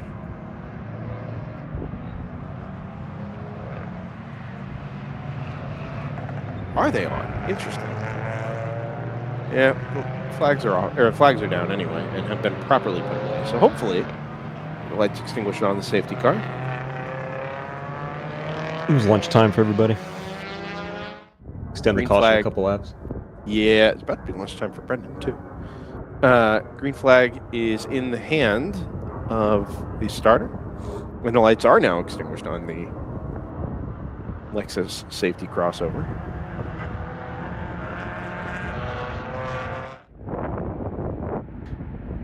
As the field makes its way through turn number 20, it's the number 215 that's going to lead the queue back. TC Klein is in there as well. The green flag waves, and the field heads their way through, well, most of the field through turn 20 still, and up the start-finish straight. Remember, the race leader is basically at the back of this line, and everybody else that's in the mix here, the 59, the 58, are all ahead of it, meaning that for sure the 59 is now on the lead lap. I'm sorry, yeah, 59 is on the lead lap. I think the 58 will have been... Ooh, a couple cars around here. Oh, yeah. Oh. Spinners there at turn number 2. That's Hold TC brakes. Klein, and that's the Audi R8 from I was going to say that looks like an R8. Backwards there at turn 2 off in the run-up. They're going to have to wait for the field to go by here. There just isn't enough of a gap right on a restart to get yourself inserted back into the mix. Audi moved briefly, but I'm not sure. Yeah, there goes. Pulling off towards the right, which is not ideal. I wonder if it's trying to get back to the marshal's post or just get turned around. Is that the R8 or the TCR? It's the R8. It's the R8. The shift up now by AE Victory entry. TC Klein has gotten the car restarted and makes the right-hand turn to rejoin a little further down the corner towards turn 3. I don't know that that R8 is in good shape at the moment. Clearly had gotten the car restarted, but it's not making any more progress back towards the racing surface. Back in the queue here, it's TLM number 888 that is out in front at the moment. Hitman Racing there, second in line, but obviously further down the standings as things go right now. 123 is into second in class, third overall at the moment. Well, was second class, is now third overall. thanks to the pit stop from the number 58. DD Autosports up into 4th. That is a battle for position between the two Mercedes in the field. And there's a chance that they're also in a fight to stay on the lead lap. You pick out where they are relative to the number 57 Camaro.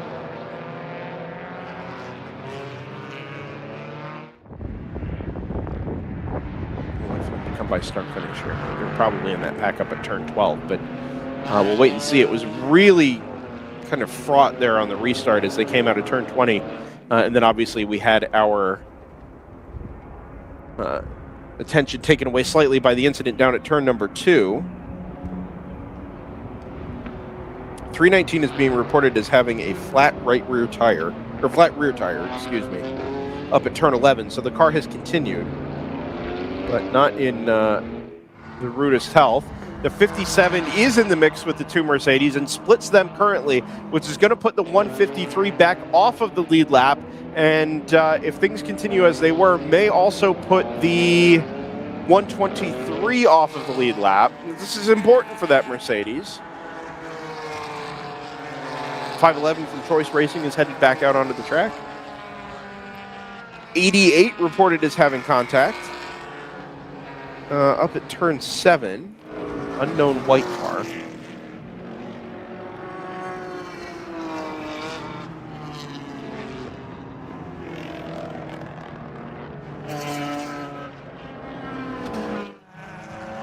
It was the most chaotic of restarts we've had. In a while, yeah. Yeah.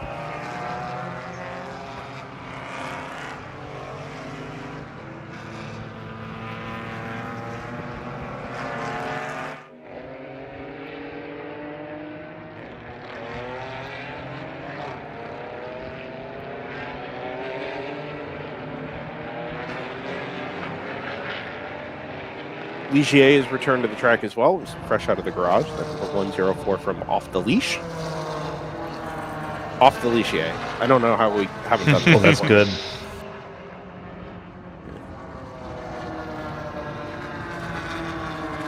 Triple 3 reported as track limits violation there.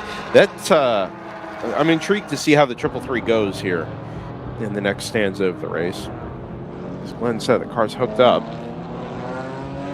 Have been just in his hands as well. TC Klein has made it back to the pit lane. Okay. I don't think I've seen the 319 yet. I guess I must TC have. Klein car.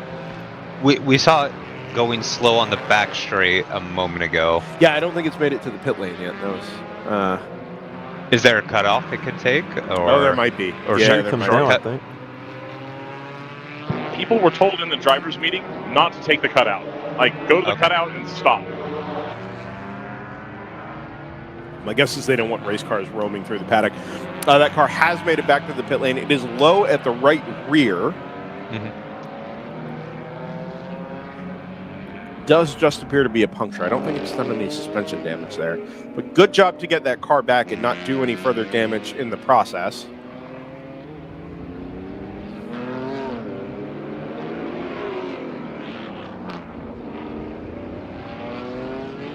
Contact reported between the 153 and the 59.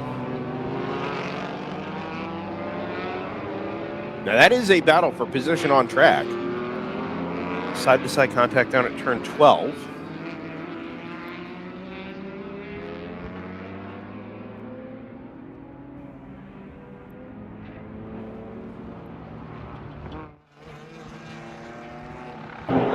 .319 replaces that right rear and then sends it back out. They said they think they were touched, and that's what cut the tire down. Yeah, we're pretty sure they were touched.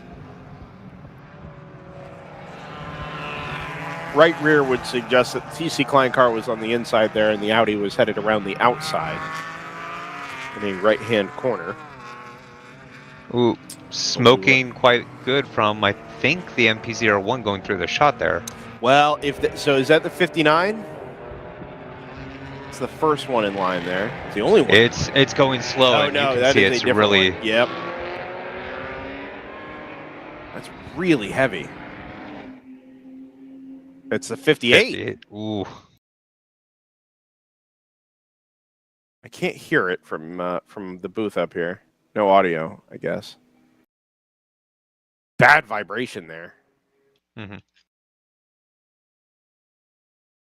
Everything looks mostly okay, other than the vibration. So I wonder if there's either a tire or a suspension issue.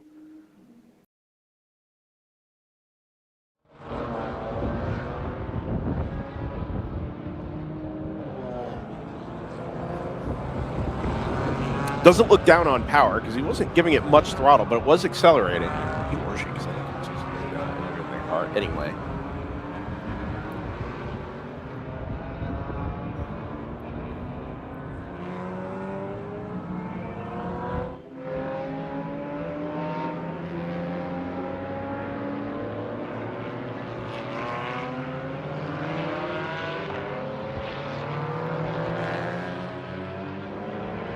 Seems like a good job to get that car back to the pits in its current state. The smoke has subsided a little bit, but I bet you it picks back up at speed working through the stadium section here. It turns 13, 14, and 15.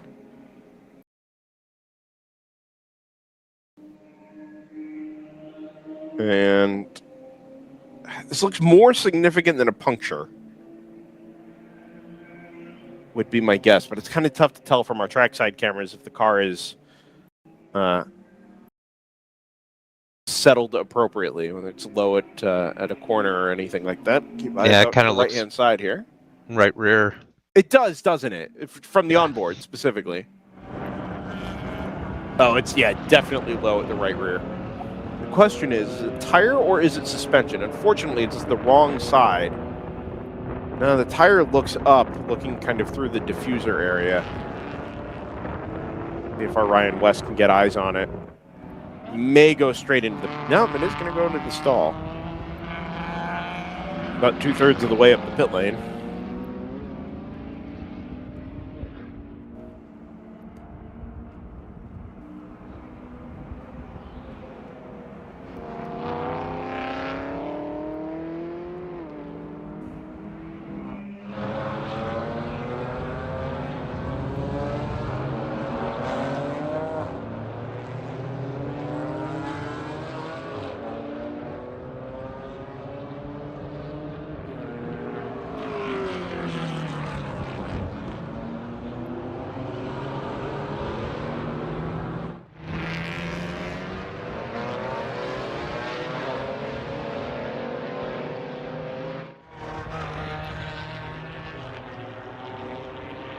Personal best for the number 123 Mercedes, 224.303. Unfortunately, not enough to hang with the Garage 57 car.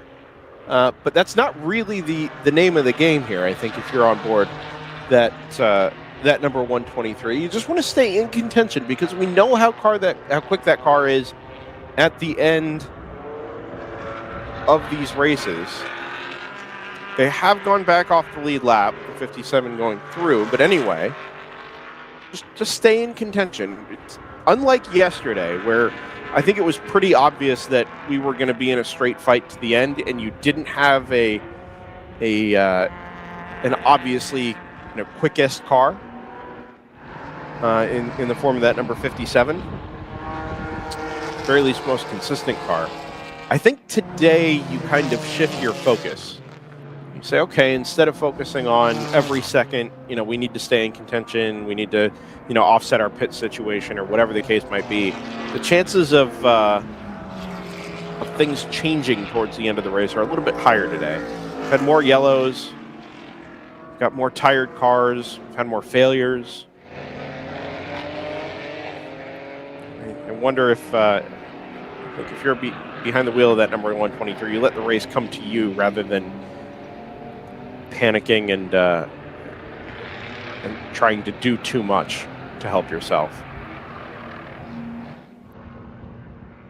There's a lot going on there in turn 11. There's an 82 in there, the 333. Another car I can't identify. It's worth noting, by the way, Hitman Racing number 34, who I think has had two separate one-lap penalties today, is back there in 9th overall at the moment. And 7th in class, and recovering well, going quickly, doing all the right things. Shift up now is back into the pit lane, and my guess is this gonna be back to the paddock along with it. So the puncture was obvious on the right rear, but it's probably something else that's been done to that corner of the car that is less obvious to us.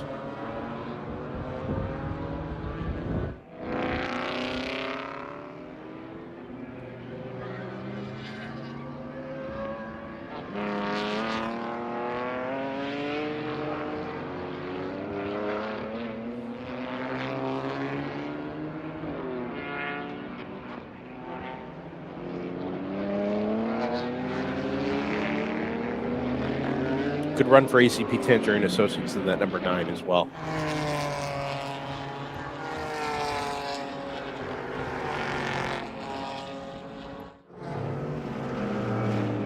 Battle for second in GP1. Palomar Racing versus PC Racing was 2/10 at the line.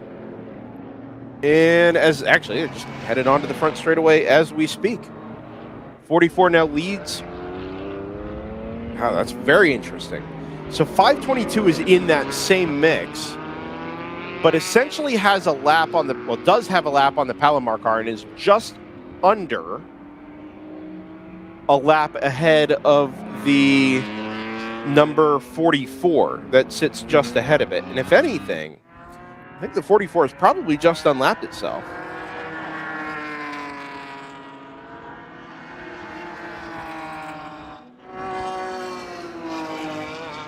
Thanks for your confidence in my pronunciation, Erwin. I appreciate that. Ligier.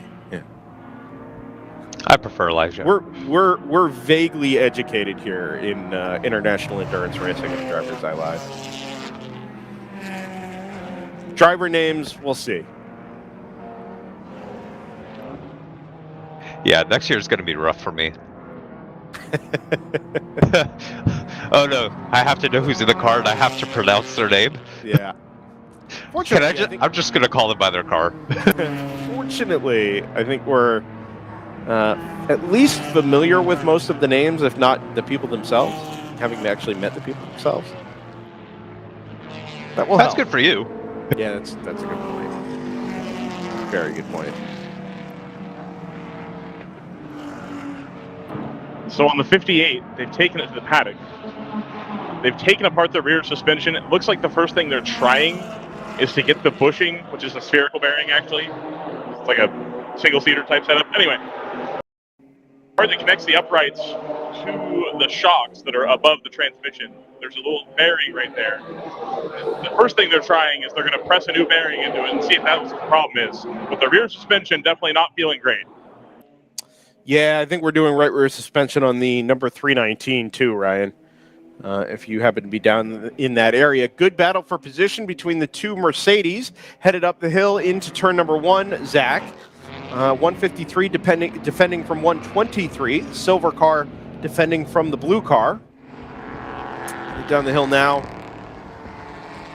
At turn 2. I think maybe the 123 is a little bit quicker here. But if they are, it's not by a whole lot. This is now the battle for second overall as well, having disposed of the number 59 of Stratus Racing.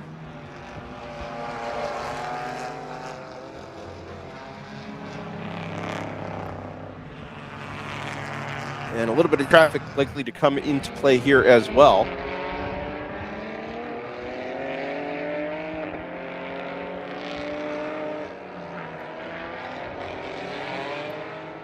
Work past, looks like BMW there at the back of the line. Next up is the number 99 of GTR. Sorry, it's not a BMW, it's the Honda Civic.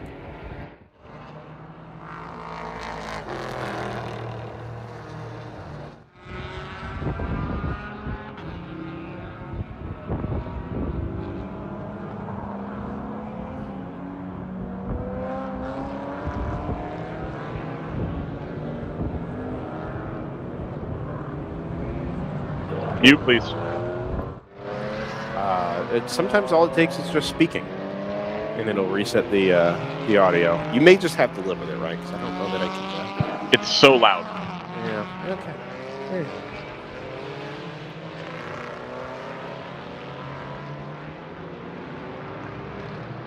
Yeah, it's a mobile TeamSpeak problem is the issue. There's a leveling gain option there.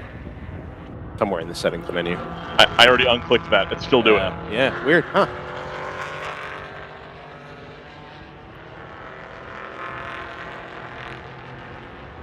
Not really working very quickly through this traffic, but it is largely GTO traffic for the two Mercedes here. They're going to go 3 wide down the front straightaway, up the inside of the 99, who is in turn actually not able to hang with the number 40 Matt Connolly car up the front straightaway. 123 looks left, tries to go even further up the inside on the run up the hill, but has to back out of it. Just does not have enough room to get through. Will go up the inside of the open throttle BMW and try and follow the Mercedes through on both the Pontiac and the GTR M4. That's really awkward. It's tremendously awkward. It's made most awkward by the fact that these are all GTO cars, so nobody's got a distinct pace advantage in any one area. Yeah, that's stoic. If I were in that stoic Supra, I would have absolutely bailed out of turn 4. Oh, yeah. Yep, just give me the stars. I'll take the shortcut, whatever. Just bail out of it and lose the track time. That's fine. Or lose the track position. That's fine. I don't want any parts of whatever is happening there. And this is one of the most challenging elements of endurance racing essentially within your class, right? You think about GT3 racing globally and what SRO does. You think about the Spa 24 hours. All those cars run to essentially the same spec, right? The AM classes any of the AM classes are just defined by driver rating, and therefore to some degree at least driver skill level, and that is where you get some differential in pace. But there is no natural differentiation between the pace and the capabilities of a GT3 car in a pro class and a GT3 car in an AM class. They're not separated by BOP or anything like that. So when you get these cars that are roughly in the same specification, or at least in the same performance window, it becomes very awkward to pass sometimes even one of them, never mind a gaggle of them. And it just happened to come to a head there in the most difficult passing area of the track, arguably just not at all a passing zone there through 3, 4, and 5.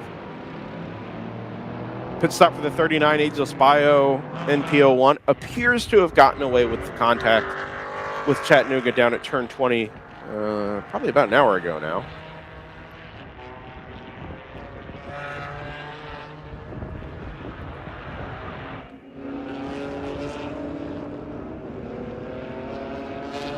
And having cleared most of those GTO cars, the 153 and 123 fight rages on.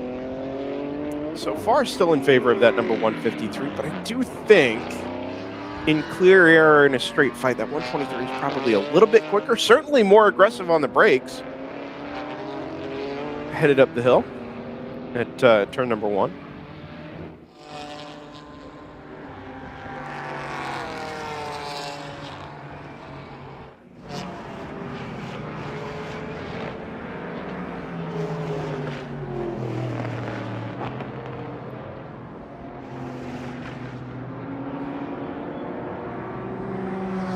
Ageless Bio and PO1 is sent. Slow number 135 from Rapscallion Motorsports. Actually looks like he's trying to get into the garage entry, but had to stop the car and reset it. The headlights flashed on briefly and then off again. But it's at the end of the paved, the painted red pavement. No, car's restarted and now pulls into the fast lane. That was very odd. I thought he was trying to make the left-hander into the paddock, kind of going the opposite direction, but that is not correct. 58 is back. Okay, good. We saw them. I assume they were still working on it when they were wiping the windshield. Pretty quick.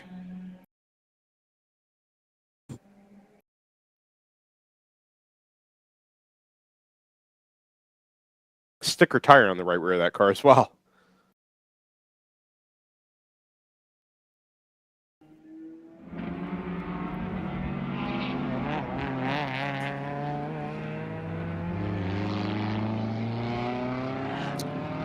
Saw RRT racing across the line.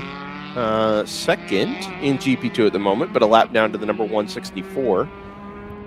469 is only a couple of seconds behind on track, but is a lap down to that number 721, unfortunately. So not in a position battle there.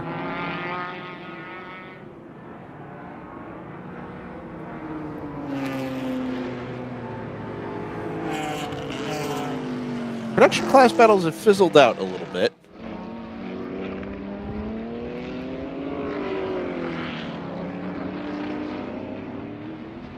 Most of the interposition battles are out over a lap. Now, the way things change in the World Racing League, that I think there's a good chance that eventually one or more of those will become on-track battles before the end of our Sunday Enduro.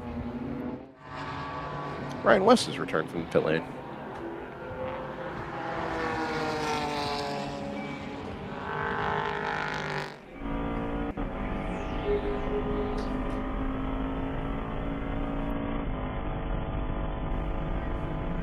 On board the 61 from Open Throttle I'm sorry, 63 from Open Throttle Racing. The GP1 entered. BMW. V8 power.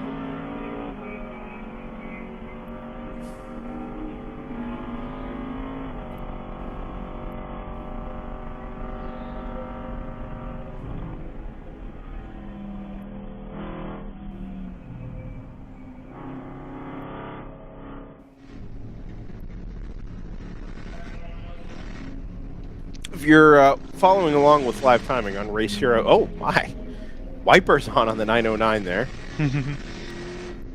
Dove up the inside at turn number 7, the left-hander.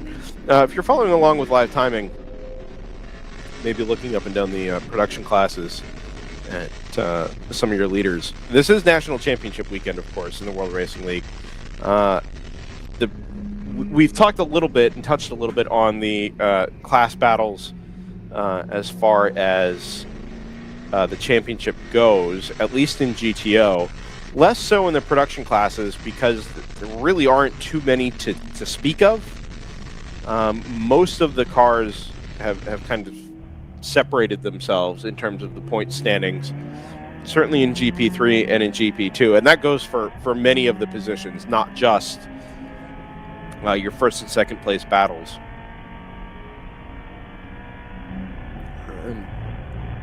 Maybe a little bit further down, things are different when you get into 7th and 8th, but at least the way we read things here,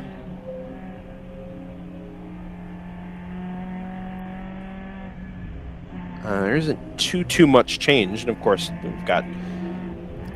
we're 25 out of 26 points finishes into this, so you would expect things to be pretty well determined at this point.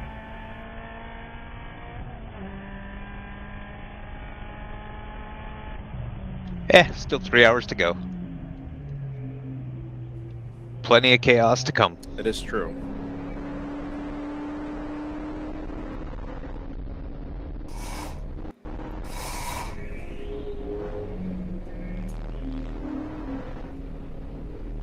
The only one we're really going to have to watch is NFC and GTR here.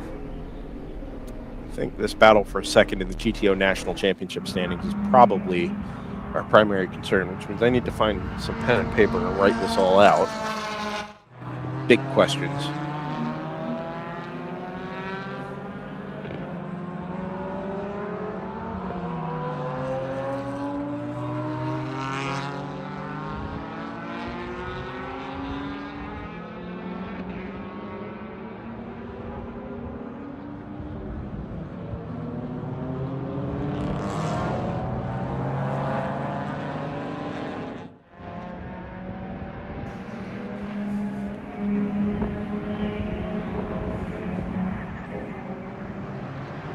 Have we heard about the troubles Racer Motors have encountered today? I don't think did we ever get details on that? I don't think so. It's a number 6 in GTU. Mm-hmm. So we go in PL1.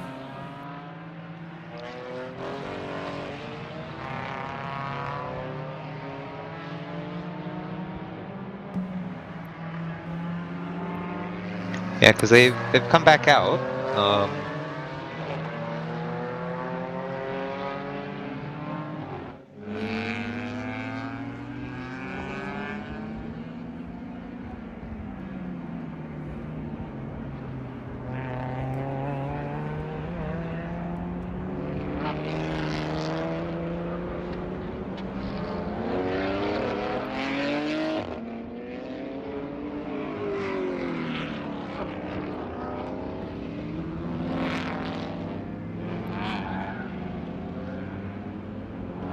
The 927 seems to have gone missing.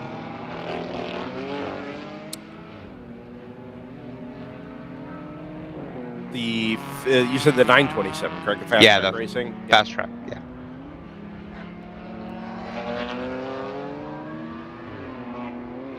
Yeah, we really shouldn't be having salmon color on Race Hero unless they go actually missing out on track because of where the pit lane line is. No, they're here. Just coming across start finish now. Okay. And nothing in the race control log that suggests they would have disappeared anywhere, tried to hide anywhere. It's just 5-minute, 11-second lap. Well, very interesting.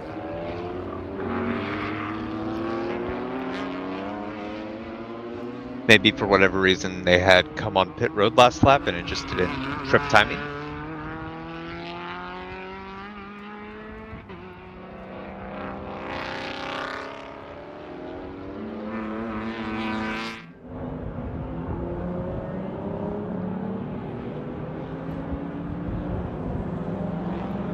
Be my best guess. Either it didn't trip timing or maybe they just the lap didn't register. Yeah. Yeah.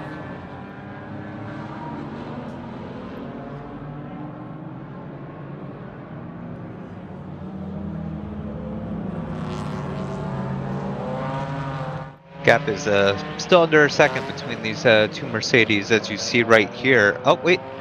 It looks like the 123's gone by.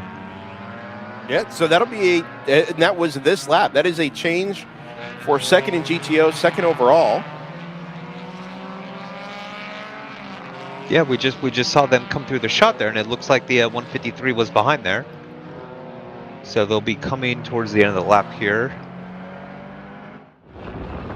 And yeah, there you go, coming onto the front straight. It's 123 over 153. Looks like that owes to a longer lap or an issue for... Well, they just gone through traffic. You can see the amount of traffic behind them coming up into turn one here that they had to contend with this lap. Yeah.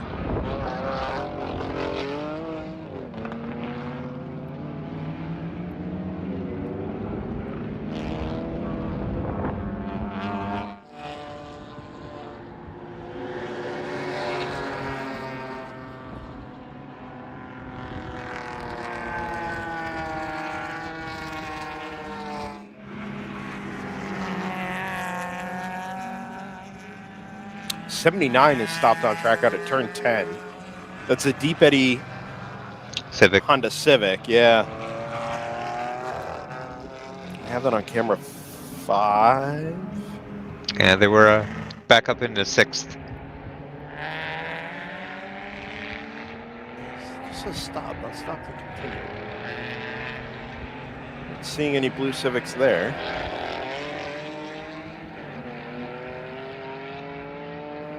Okay, Zach says stop and continued.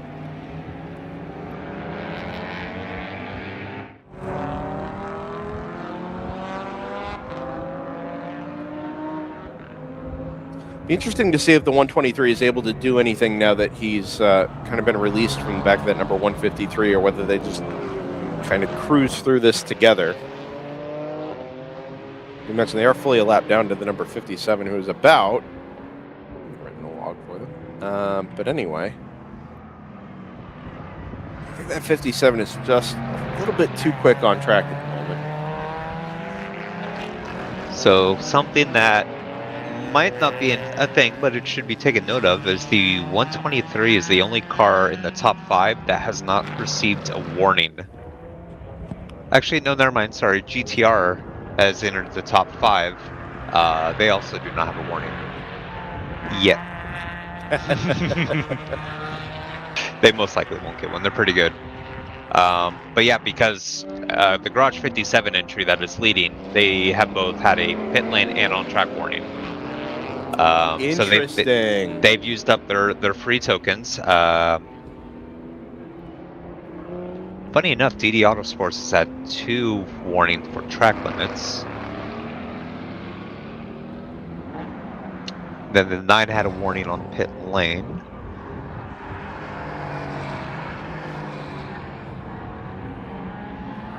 So the good thing is you do get a pre-warning.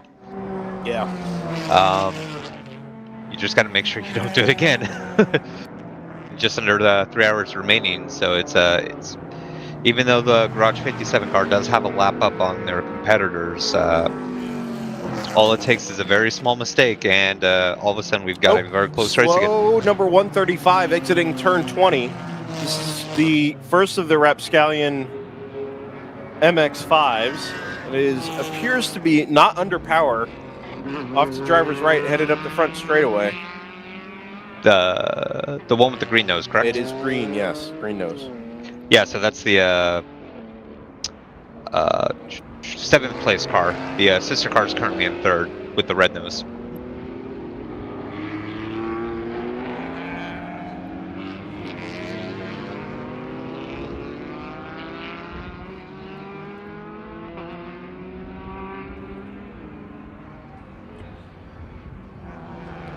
Brendan, I have an update for you. Uh-oh.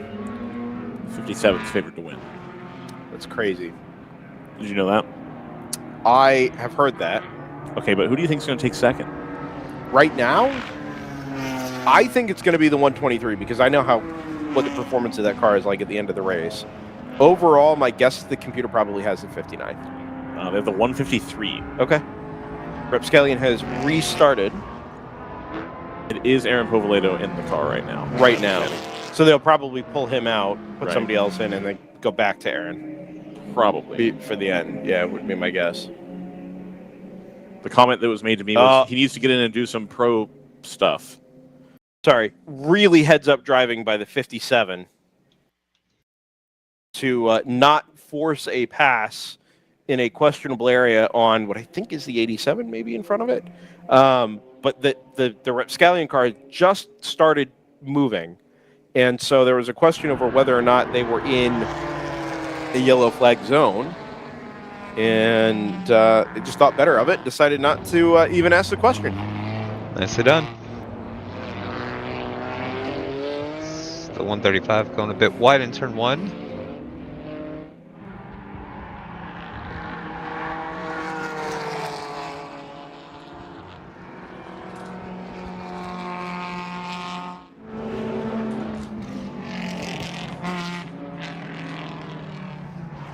Looks slightly off pace for GP2.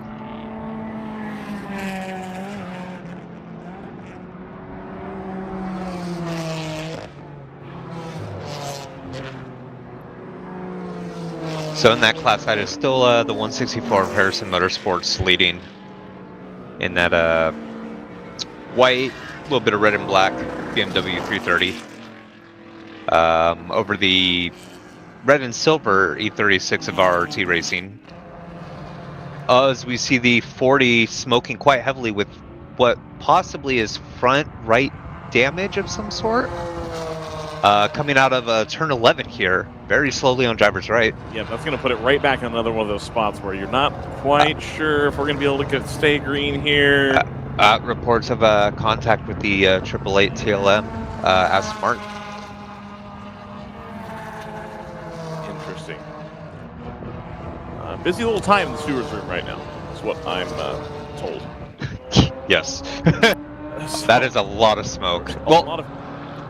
Go ahead. I was just saying, because I've also been copying the same notes that they make in terms of warnings, infractions, penalties, stuff like that. And there's been a lot of stuff today. But God, that is a lot of smoke there.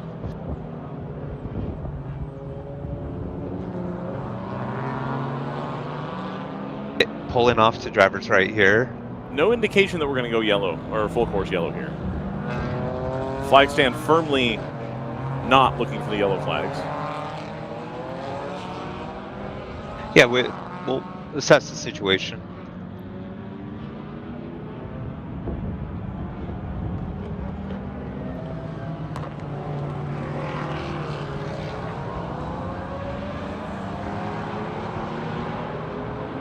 We got a replay here for our boy Zach.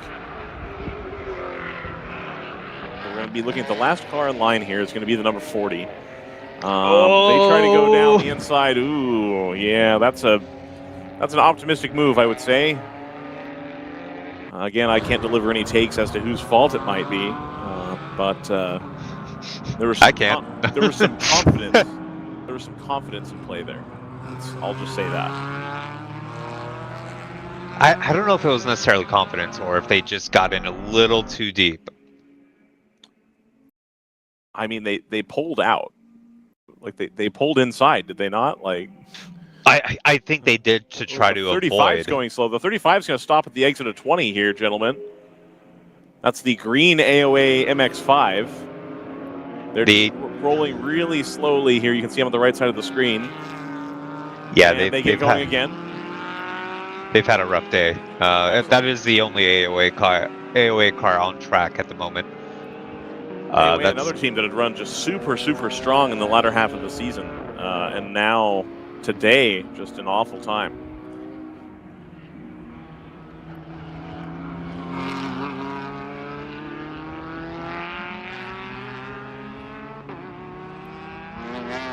A lot of attrition here at the second half of the weekend, especially getting here in the back end of the racing season. I'm joined by, I think if we did power rankings, I would be joined by Round 3 Racing's first seeded driver, Cole Lofsgaard, in his street clothes as well. And Brad told me that he was going to try to push you to get back in the car, but you showed up in jeans and a shirt. So how do we? Oh, there we go. How do we square that circle? Well, you know, I can change pretty quick. Okay, all right. That's fair enough. I do have some practice changing in my suit within like 45 seconds. So perfect. The problem is it's incredibly sweaty right now from the first 3 hours of the race. I mean, it's probably the most I've ever sweated. And I'm a sweaty guy. I sweat a lot. So that's impressive. So it's still going to be soaking wet if I do get back in the car. But that's evaporative cooling there, though. You know what I'm saying? Yeah. Well, see, the problem is that's when you drive a GT4 car with no open windows, right? You know, you just kind of sit there in your own wetness. Yeah. And you guys can't. My co-drivers love me for that, by the way. And you can't get Charles Klein to like hook you up with like a cool like system, or how's that? Oh no, it doesn't matter. Even with the chill out, I'm still just it's just sweaty. Yeah. Okay. You see this right here? This is like my 4th bottle of water, and I still feel dehydrated. Well, I mean, if you want to finish that one off, we've got a whole case that we're not going to finish. So perfect. Start working on those too. If you hear me chugging water on air, you know what's going on. Hey, absolutely, 100%. It's real. It's the reality that we're in play here. So, yesterday, right?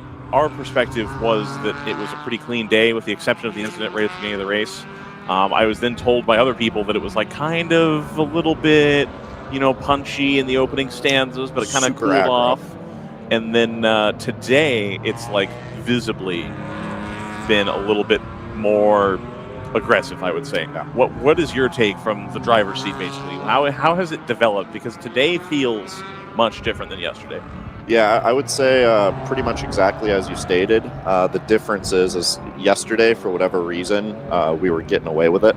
Okay, gotcha. Today we're not getting away with it. But yeah, yesterday was, I mean, the first hour of the race, honestly, it was fun, but the aggression level was just, it actually reminded me a little bit of Super Trofeo earlier this year. I mean, it's just, you know how I've always told you, like, WRL is awesome because you can kind of settle into a rhythm. Right. And, you know, you can kind of almost, I mean, you're still going, you're still at 90-95%, but you know, it's a little bit more like people give that extra foot, right? That was not the case. Not the case yesterday. Yesterday it was take every inch. It was kill or be killed yesterday, and it was today too. So excellent. I don't know if it's just the nature of this race. You know, COTA is kind of the Super Bowl for WRL. Right. Obviously, there's a lot of talent here. Yep. There's a lot of eyeballs here that matter. So I don't know if that has something to do with it. But yeah, I'm asking you, and I'll say it's relevant to you. You and I spoke the other day, and so we've talked through that. But are there genuinely people here who are going to make or break someone? Like, is WRL at the point now where someone, quote unquote, is here, and that's the difference maker? If you're a under 30 running in WRL as like kind of the fast guy, is that the position that we're in now at COTA at least? I don't know. It's a good question. I know I personally I've been kind of surprised at the amount of people that have, that maybe don't know me, but they have at least heard my name. Right. And I don't consider, it's not like there's plenty of other guys in WRL who have been front runners and, have had great success in this series. So I can't speak for them, but, there definitely seems to be something there, but it's hard to say. I haven't really, I know you probably won't believe this, I haven't really thought about that too much, but I do think there are, WRL is competitive enough at this point. Here's the harsh reality, particularly in the GTO class. You need to have a solid driver lineup to be competitive. You just do. And, I don't know what the agenda is of all the different teams here, but I do think we might be kind of at that point where, teams are at least paying attention to who's running up front, who's doing what, right? Yeah, who's doing what, and a big part of that too is keeping the car clean, not being up in race control, right? Not getting penalties, stuff like that. That's what wins these races now, and there's enough teams here, there's enough money here now where what I'm saying is the investment's big enough where it matters who's in your car. Right. And so I think there's a little bit of that going on. Again, I'm not saying that's the predominant thing in WRL now. I'm not saying that's turning into this mega pro series at all. I'm saying that I think there is a little bit of that, particularly in GTO, and I'm seeing it in GP1 as well. Right. And frankly, even a little bit in the GP2, GP3 too. So. Gotcha. That's how you. We are not that many years removed from you driving the GP3 car. Right. And, you had a partial season running the Pro Series, this past season, performed pretty well. It seems like it can happen really, really fast. We talked to Glenn McGee a bunch today and yesterday, where they were JTR, he's coming out of iRacing, doing the thing, JTR blows everybody away, and they're all running MX-5 Cup now, and they're running Lamborghinis and stuff, and they're killing it too. And so it seems like once you've arrived at WRL level, it happens really quickly. And so that's why my question is, about are people watching? Does it fill you with a confidence where it's like, hey, you know what, this is actually a pretty stout field, and I am good at this. I can do this. We're just. Is it internal or external, I guess, that you're being able to propel yourself? A little bit of both. I think that there's a lot of talent here. There's a lot of, even just, the racecraft that I see, even a lot of the GP3, GP2 cars that I come up on. There's one GP2 car in particular. It's the numbers evading me, but every time I catch that car, I'm like, that was a really good driver in that car. Just the way he's consistent with his line, the amount of corner speed that he's carrying through some of the years. So throughout all the classes, there's a lot of talent here, and that's really awesome to see. And I think a little bit too, it's iron sharpens iron, right? When you're in a competitive environment like this. This weekend, and I'm not going to go into the racer excuses that I could start bringing up, but I've had to bring it this weekend, and it's still, it's that last 3-hour stint was exhausting, and the amount of talent out there, and the consistency that I'm seeing out there from the pointy end of these fields as well is really good, and I'm hopeful that that will continue to be the case going forward. I'm sure it will be. Yeah, sure. What did you have for dinner on Friday? What did I have? Pizza. Was it just from a regular place, or did you find a cool spot? No, I went to BJ's. BJ's, okay. I got the brew house, right? With I went to BJ's. Whatever. Yeah, I had that tomato basil pizza thing. I had to custom order because apparently they took it off the menu now. Oh, really? So that was annoying. And then I had a Pizookie too. Every time I go to BJ, you have to get the Pizookie. It's sinful to not get that. So, you know what, though? That was probably a mistake because after the stint on Saturday, I was feeling that a little bit. I was going to say, how many tenths does a Pizookie take off on Saturday? Is that like a 1/10 Pizookie, or is it like a 3/10? Well, my fast lap both today and yesterday was identical. So, and last night I had ramen, but it was really bad. So, okay. I don't know. It's hard to say. Okay, all right. We're trying to draw some correlations here. If you were like a baseball pitcher, you'd be keeping track of all of that. And it's like, I have to eat at this restaurant or I'm hosed type of situation. Well, actually, a side note to that. I have, I used to not be, particularly in my early 20s, I wasn't kind of health food, whatever. Right. I don't know. Maybe I'm just getting old now. I don't know. But I really am starting to believe in, what you put in your body is super, super important, especially for this, especially for endurance racing, because mentally you need to be there the whole time. And if you feel off just a little bit, it affects your performance. Right, you're not locked in at that Absolutely, yeah. And, you know, what you eat is a huge part of that. So, like, I've basically cut out sodas completely from my intake because it just doesn't make me feel good. And particularly, there's been more than a few times where I've had even just like half a can of a Sprite or something like that on a race weekend. And then Brad's like, all right, go get back in the car. And you're like, oh. And literally 20 minutes later, I'm feeling it. And it's just no bueno. So, yeah, I definitely think there's a lot of important. Now, you asked me what I eat. I had, you know, pizza and a Pizookie on Friday night. So obviously I don't practice what I preach. I'm still working on that part, but you know, in theory it sounds good, right? I mean, I got you on the Facebook, and I see you're like mixing it up with some really good meals at home. At least it seems like you're going pretty hard into the cooking thing. Yeah, it's become a hobby of mine. See, you know, this racing thing was supposed to be my hobby, and this has turned into a source of stress for me now. So I need to find a new, like, relaxing hobby. So that's what cooking's been. No, you know, I enjoy it. It's also it's almost as frustrating as racing sometimes because you spend, what did I do? Yeah, I mean, you spend 2 hours making this pot roast or whatever, and then you eat it, and it's just garbage. Right. So, but you know, I would say I have about a 60% success rate at this point. Good. So that's pretty good. And you know, I've cooked for my friends a few times, and they always tell me it's like the best thing I've ever had. So. Yeah, so I'd say, you know, I'm getting there slowly but surely. Perfect. Have you been in Minnesota this whole time? For a couple months in the summer, yes. In the summer, okay, got it. Because I saw the Minnesota plate on one of the pictures that you were taking going to the grocery store or something. Yeah. And I was like, I lived there. I didn't know that Cole was in town. Like, what the heck? I was in the Twin Cities, but if you're elsewhere, that makes more sense. Yeah, so I was actually grew up in Fergus Falls. Oh, okay, gotcha. So that's like for anyone who doesn't know Minnesota. If you know where Fargo, North Dakota is, it's about 50 miles south east. So yeah, going back that towards. Yeah. So I grew up in Fergus Falls, and my parents were snowbirds. So for a few of the years, we would go back and forth between Phoenix and Fergus. And then when I was 13, we moved to Phoenix full time, and that's actually when I started racing in go-karts. Right. You got good weather year-round for it. You're not getting rained and snowed out. There were racetracks. There was a nice like quarter-mile asphalt oval in Fergus. And we would go there, and I always wanted to race, but you know, we just didn't have the money. And but when we moved to Phoenix, you know, there was a really nice karting facility there. Gotcha. So my dad was like, okay, fine, you've been begging me long enough, here you go. And then we found out that karting is expensive too. So. Yep.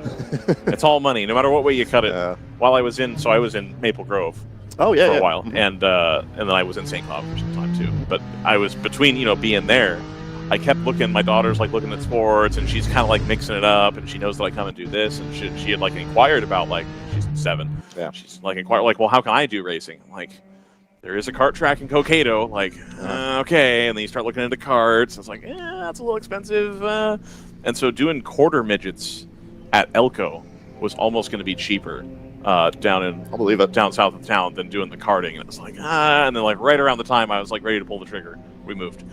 So saved me from having to spend all that money, thank goodness. Saved by the bell. Yeah, exactly. So the 88 car, currently you are a little bit further down the road. Did you end up having a penalty today too, or no? Not that I know of. I think it was one of the other cars. Yesterday we got. I think our last driver had a couple PUWs. Oh, okay, gotcha. But yeah, we unloaded, and I said I wasn't going to get into the racer excuses, but you mentioned 88. We unloaded off. For sure, and we spent Friday just coming in, doing a couple laps, coming in, throwing the kitchen sink at it, going back out, doing it again. By the way, we're no longer on the Coopers, so I know the 88 has not been on Coopers. Isn't that correct? Or correct? Yeah. Okay. So we were on Coopers at Mid Ohio. Ah. Okay. So Mid Ohio, we were good. Got it. Okay. Anyway, I'll leave it at that. Okay, gotcha. So there's been some, we're just trying to work with what we got. I understand completely. And the cars, we're getting there with the cars balanced, but during the race you kind of got what you got, so you're trying. But it's been I'll put it this way, it's been a workout. I gotcha. Trying to get the car around, but it was really really a good driver development for sure. I think so too. So on that note, I'll toot your horn for you. When I came and talked to you on Friday, you were talking to the engineer or mechanic on the car, and you were giving really good granular feedback about what it is that the car was doing and what it was that you wanted from the car. Mm-hmm. And we're having like an actual dialogue, and it wasn't just like, oh, a car sucks, can't drive it, please fix. It was like you were very particular about, hey, can we do this change? If you could give me more of this, that'd be great. Otherwise, we're good here. And he mentions, do you want a little bit less rear wing? And you're like, maybe, you know, I could work with that. And it was just really cool to see somebody, again, you know, as we were just talking about, a couple of years ago, you're in GP3, you're driving a Boxster around. Before that, you had your own team. I understand, you know, you're doing stuff from the back end of the field there. And now you're given that good feedback, which I understand is something that a lot of teams want to look for.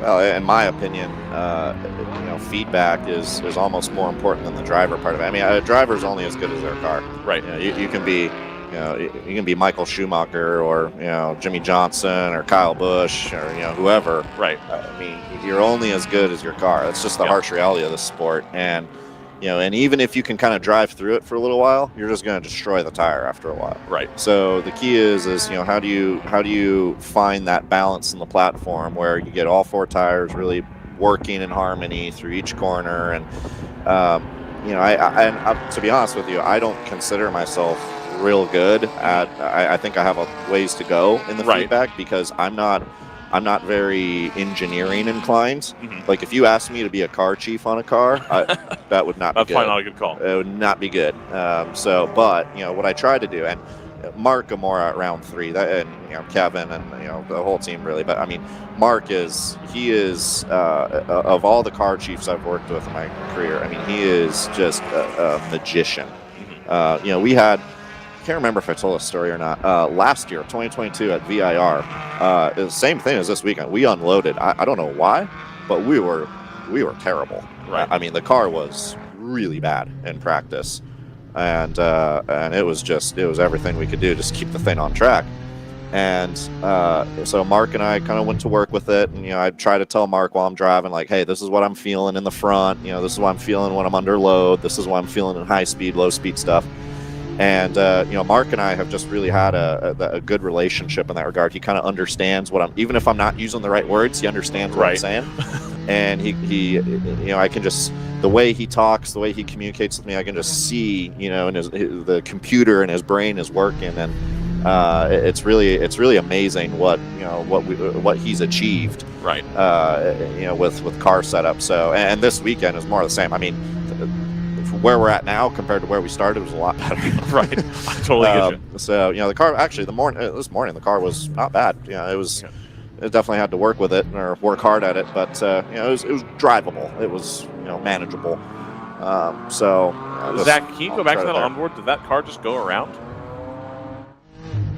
No, okay, it was just it was just the frame rate cutting out. Okay, got it. The way the frames jumped, timing. It looked like it had turned, and I was like, whoa, what? Okay, cool. Like, oh, yeah, car drives great. Meanwhile. Yeah, exactly. I was like, oh, is that why you switched away? Like, oh, okay. All right, yeah, you're good. We're good. Yeah, cool. So are you in a spot where you can talk about plans for next season? I know you and I talked about it, but is that public? Yeah. Well, I'm still kind of work in progress on a few things. Trofeos, unless I get some miracle call from nowhere, probably not going to happen. Oh, are you serious, Dennis? Dennis Neal brought a tiny Pepsi. I ain't drinking it. I believe it. See, I'm over here. I'm over here. This is my soda for the weekend. Oh, is that the right type of Coke too? It is like the sugarcane Coke. Yes, exactly. Oh, and that's how I've cut out soda, because I've lost a little bit of weight, not a lot, but like a little bit. And that's how I've limited sodas. I will only drink it if it's in the glass bottle, and then they're atrociously expensive, and I'm like, I don't want it. Right. But when Brendan's paying, I'm all in. You know what I'm saying? Brendan's looking to buy me one next time. Hey, there you go. Perfect. Yeah, perfect. See, that's glaring, but he told me it was fine when I bought him. Do sugarcane, not the corn syrup. Okay, that's fine. Yeah. There we go. All right, fair enough. That's good. Good exchange there. That was relevant to the context of that discussion. It was jokey. No, I'm not upset. You're fine. Okay, yeah. I'm glad both of those bottles are empty. Otherwise, that's the one soda that still tempts me. And knowing my luck, Brad would ask me to get back in the car after this, right? And then I'd be no. This was so my. I'm not a coffee guy. more of a tea guy, and this was my wake up in the morning. Like, okay, we're gonna get caffeine going, and I'm gonna do Coke because I'm sure your teeth love you. I don't do it very often. They do. It is. I can feel it. But like, this was the first time in probably 3 or 4 months that I had one. So I was like, oh, something different. I'm always like excited when you come from California and this is a thing like everywhere. You can get these. It's pretty simple. Right. And you come to Texas, it's like, oh, they're available. Right. So you're out on Lamborghini Super Trofeo pending Mr. Lamborghini calling you. Or something. Which I don't think I don't think that's going to happen. But a boy can dream, right? Anyway. Now, so next year, I got a deal with a team in Vegas that I've actually been working with for the last 2 years. HM Road Racing Development is the name of the team. That's the Porsche. The Porsche 718 Porsche, yeah. We're probably going to do, right now we're looking at 6 races. We're going to be at Eagles Canyon. Okay. And it's really dependent because we're actually working with an engineer from Penske's Porsche team. Okay, that's pretty cool. Yeah, it's pretty cool, yeah. And we've already seen the fruits of that. Right, absolutely. in that program. So yeah, we feel pretty good. It's going to be me, Brandon Chappell, and Henry Marshall, the owner of the car. So it's going to be us 3. And I talked to Brad a little bit. I don't know what Brad's. I don't know what his solidified plans are for next year. But in the races that I'm not with them, I told Brad for what it's worth. I'd like to still be considered for for whatever he's got. Right. If there's stuff that's that's going to become available on other weekends. So. That's pretty much it for now. Gotcha. I got some stuff in Brazil that I'm cooking up too. I've learned kind of the hard way that sometimes Brazilians, what they say and what they mean are 2 different things. So I won't get into it further than that. But I'm supposed to have some deals there for next year, but I'm kind of just waiting until it happens. Yeah. Gotcha. So that might not be a wise avenue for us to try to pursue for commentary then either, if it's honestly, I know I've said this before, but really motorsport in Brazil is awesome. It's really, they're really passionate about there. There's actually some really great sports car championships out there. That's what I've been seeing. There's a series out there called Imperio Endurance Brazil, which is basically Brazilian IMSA. Right. They run, they're P1 crazy prototypes, yeah. Cars. Yeah, it's these like garage-built prototypes and that have active aero and all. That's real cool. It's cool stuff for sure. And they do run like GT3s and stuff like that down there too. But it's obviously just it's big money for them down there. Right. They have a tax thing like.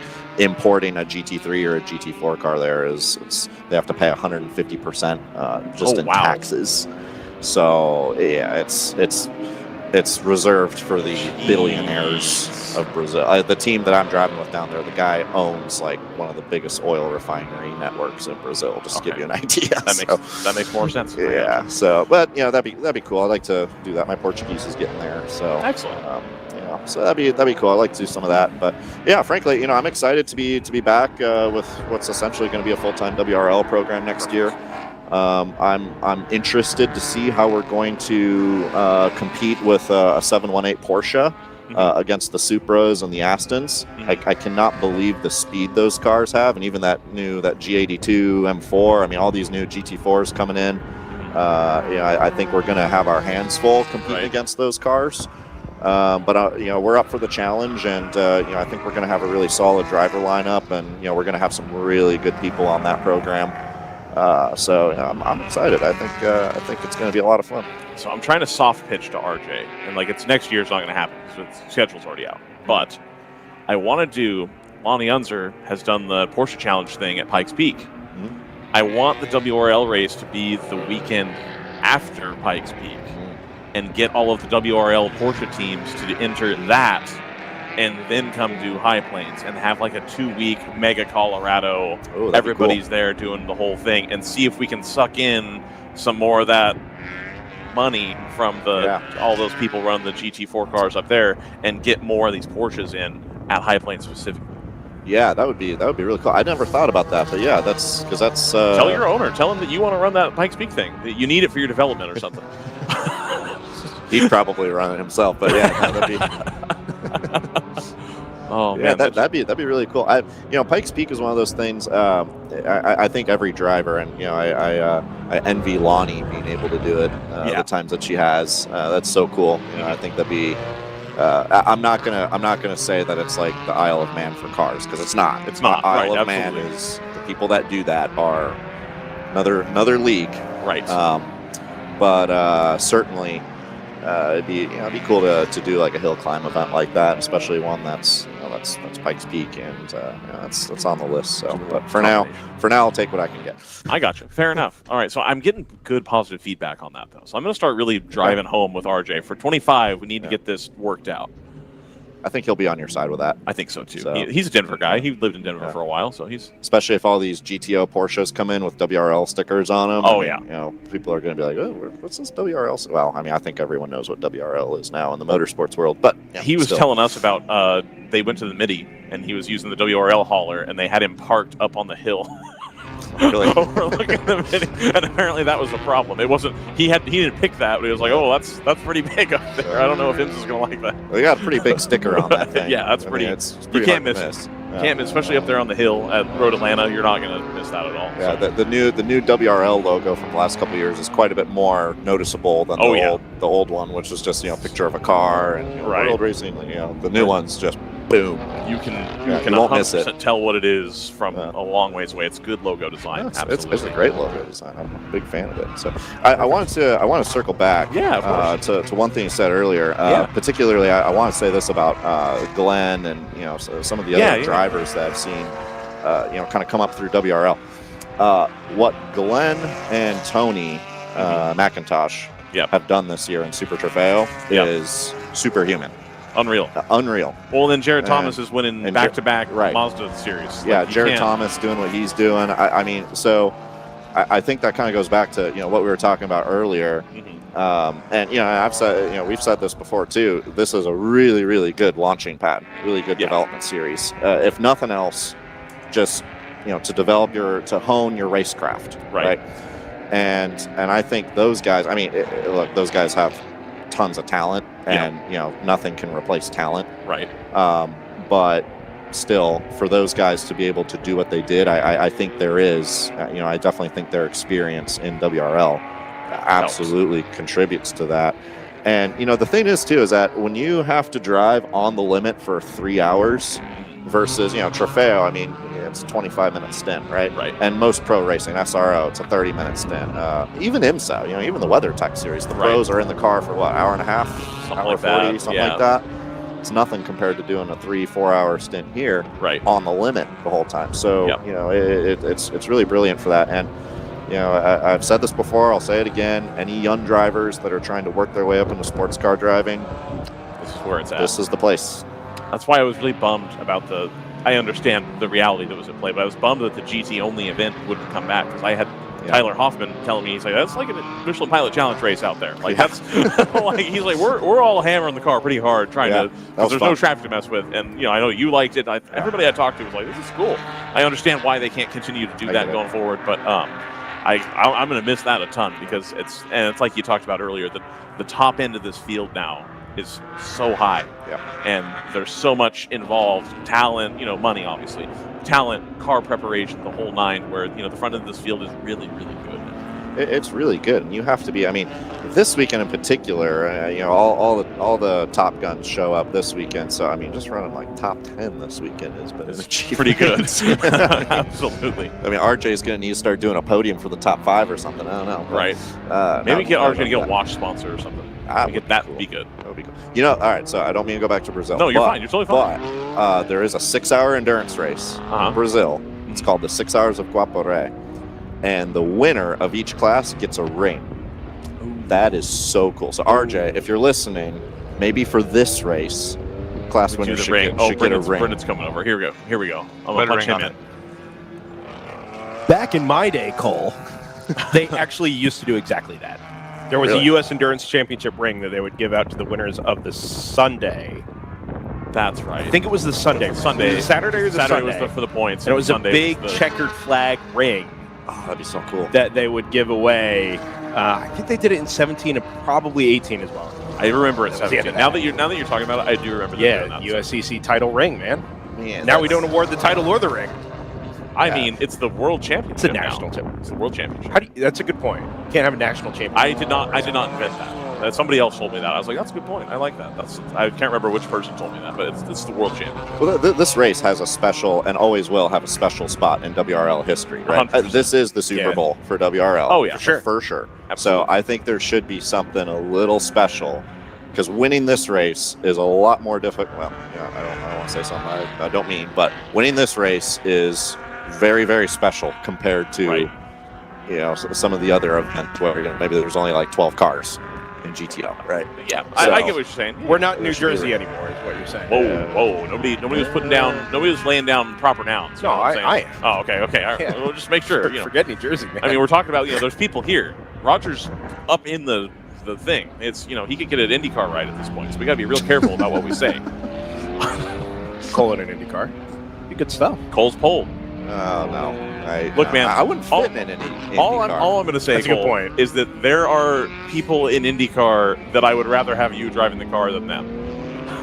Well, I mean, I there's not very many, but there's a handful. In my biased opinion, I would go along Yeah, with that. there's enough. Yeah, 100%. I drove a Formula Mazda once, and I was so cramped in that thing, man. I felt like my feet were the crash structure in the front nose cone. So yeah, that's no fun. I'm a sports car guy. Maybe the better move is to take those IndyCar drivers and bring them into WRL. Yes. And see what happens. Yes. Here's another question I'll ask, and I'll posit this with the understanding that I don't drive race cars because I don't have any money and I'm large, obviously.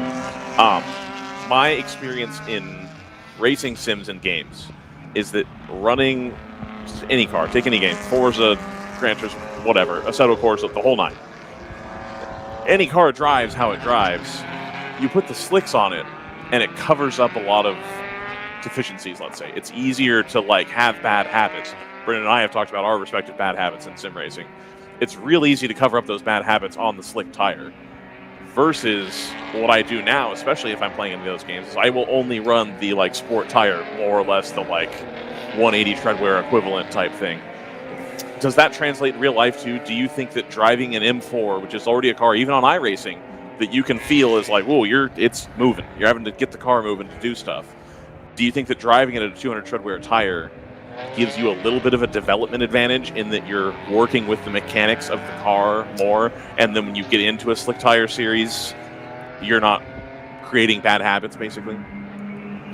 No, on the screen. Oh, Sorry. on the screen. Yeah, Oh, gotcha. yeah, Oh, okay. That's the choice. Yeah, it's the 511. Yeah. Ooh, that's a lot of smoke. And I was just talking to Will today. He was super optimistic about today. Yeah, they had all three cars out there running at one point, and they were doing it. Yeah, that looks, Still leading that looks GT1? good. Yeah. So to answer your question, yes and no. Okay. So here's how I'm going to say it. I think it's easier to drive a car on the limit consistently on a street tire. Okay. Because you can kind of ease up to that limit, and the car communicates with you a little bit more when you're at, say, 90%, 95% of the grip level. When you're on a slick, the grip is kind of on or off. Okay. And when you step over that limit, it happens really fast. Gotcha. Right? There's no warning. There's no gentle, you don't gently feel the back of the car coming around and then it's gone. No, it just snaps on you. Okay. I mean, I'm generalizing here. Right, of course. There are some slicks there are some slicks I've driven that are not quite as aggressive in that sense. But I found that the really fast slicks, that's their characteristics. So the breakaway is instant. You can't. Okay. Just a very stiff sidewall, right? Right. And so there's no. I mean, there's other things. There's other things too, but the tire doesn't have a lot of flex in it. So when it goes, it's what's a good analogy? I don't know, but when it goes, it's suddenly skating. It's not a gradual breakaway like it is on a street tire. So I do think that for someone that's going up through the ranks, I think it's beneficial for them to learn on a street tire because they're not going to be, for lack of a better term, afraid of the car. Okay. I think if you start in a really high performance car on a slick tire, you might have all the confidence in the world as you're working up to the limit, and then suddenly the thing bites you. I was coaching a guy earlier this year in a 992 Cup car, and that was his exact issue. He basically hadn't raced anything, and he decides to go to Porsche Sprint Challenge, which, okay. And, you know, frankly, he had talent. I mean, he had ability, but he couldn't straddle the limit of the car. And it's all because of his lack of experience with tire breakaway. So, you know, he gets to the limit, and then suddenly the thing's gone. Right. And, you know, and so that was, and he, you know, frankly, to his credit, he did a good job developing that. But I think that's easier developed if you're on a street tire. It's another reason why I think this series is just so good. Right. For, you know, for not completely new people to start into. I think, you know, we're at a level now where you probably should come into this with a little bit of experience. But if you're trying to take your game to the next level and, you know, really figure out how to drive a car consistently on the limit, you know, doing it on a street tire is a good way to go about. And the other thing too is that it's not like these street tires are all season. Absolutely. I mean, the performance of these tires is pretty dang good these days, and I would say in some ways almost comparable to a semi-slick, but you still get a lot of those characteristics of a street tire. Double yellow. Best of both worlds. Yeah. So I wonder, with that amount of smoke going down from the 511, I really wondered if there was going to be some oil. No, it was well, possibly, but it was a spin and impact for the 511. I don't know the last time I saw any of the choice racing cars, frankly, but particularly the 511 hit anything. Yeah, that's crazy. We didn't actually get a corner number on where that happened, but now it says there is a surface condition at turn 9. Yeah. So I don't know if those things are related or not. Zach said he thought maybe something happened over at the 789 area, but tough to tell. Okay. All right. Well, we're going to go full course yellow and get that squared away. Cole, thanks for coming and talking, man. Do you have anything else you want to add? Anything you're looking forward to? Not looking forward to? No, I mean, I think I'm all good. Thanks for inviting me up here. Yeah, of course. I'll try to make my appearances next year. And absolutely, it's always fun chatting with you guys, and appreciate what you guys do and making us look better than we are. And I don't know about that. I mean, you guys are really gracious with at least my awful questions that I ask. And you make me sound like I am actually a professional. So I enjoy that. I really appreciate it. Yeah, really. This is, I 100% mean this. I wish more people in motorsports asked those questions, because I think that would, you know, you watch a media interview from Pro Series, and it's always the same generic question, and the driver gives the same generic answer. And yes, that is a little bit of the fault of the driver, I think, but if you don't have a good question to work off of, you can't really, so I appreciate the perspective that you guys bring to this and how you guys look at this, especially considering you guys are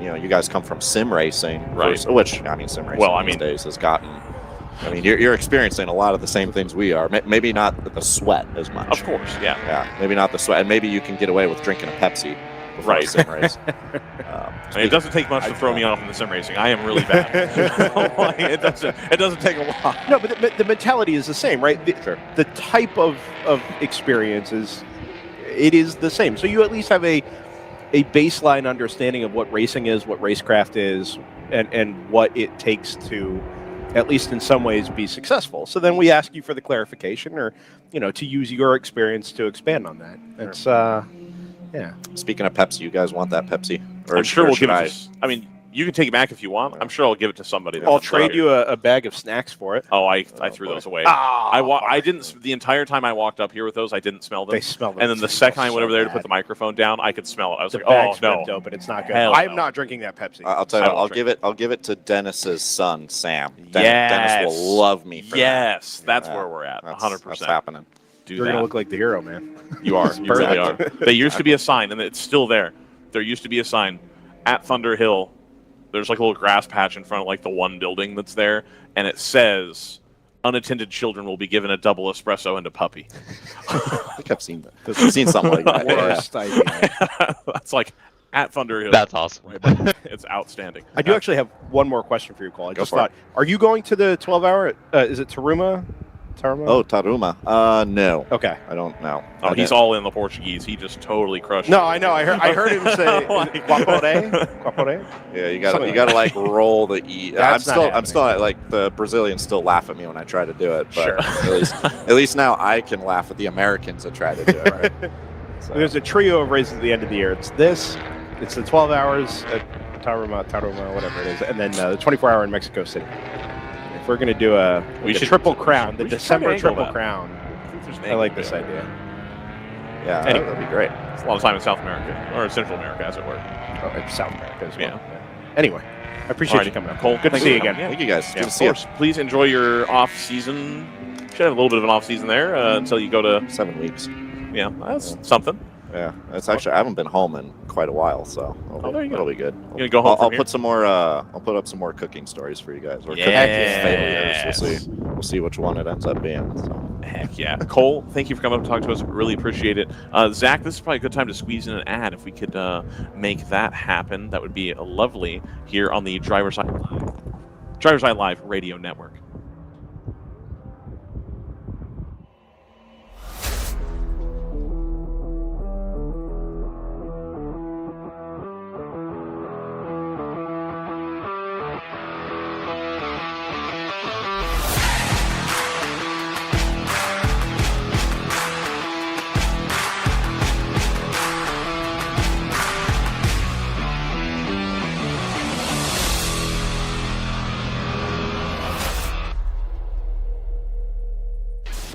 Focus, guys. We're in a race to the finish, okay?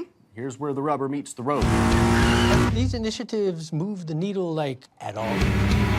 Well, let's shift gears a minute. We're really kind of at the apex here. We need to put the pedal to the metal. We need to nail those hairpin turns, cross that finish line, and take that checkered flag. Woo! Hit the track with the world's largest motorsports calendar, track day insurance, and more. Hagerty. Let's drive together. Sentinel by Candelaria Racing Products is a comprehensive motorsport video system incorporating live streaming, local recording, picture-in-picture, flag status, leaderboards, data overlays, and more. Perfect for endurance racing, sprint racing, and HPDE. Sentinel includes everything you need to get started. With the ability to control the live feed from the cloud and GPS auto start, you will never miss an on-track moment. What are you waiting for? Get your Sentinel today.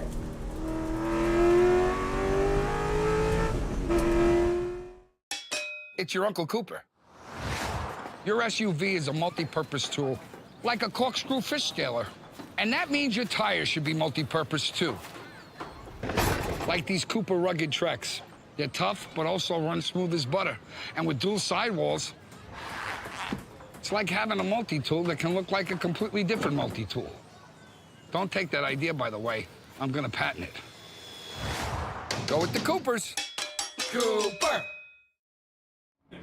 Back at Circuit of the Americas, Austin, Texas, the World Racing League powered by Hagerty entering its final 2 hours. 2023 season under our 4th full course yellow of the day.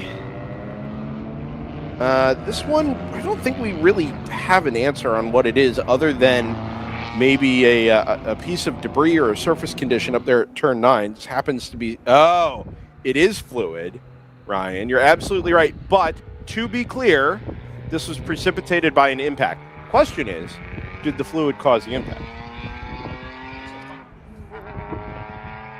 There's a lot of smoke coming out of the back of that 511. Yeah, a lot. I wonder what. And I also know there's a lot of coolers on that car.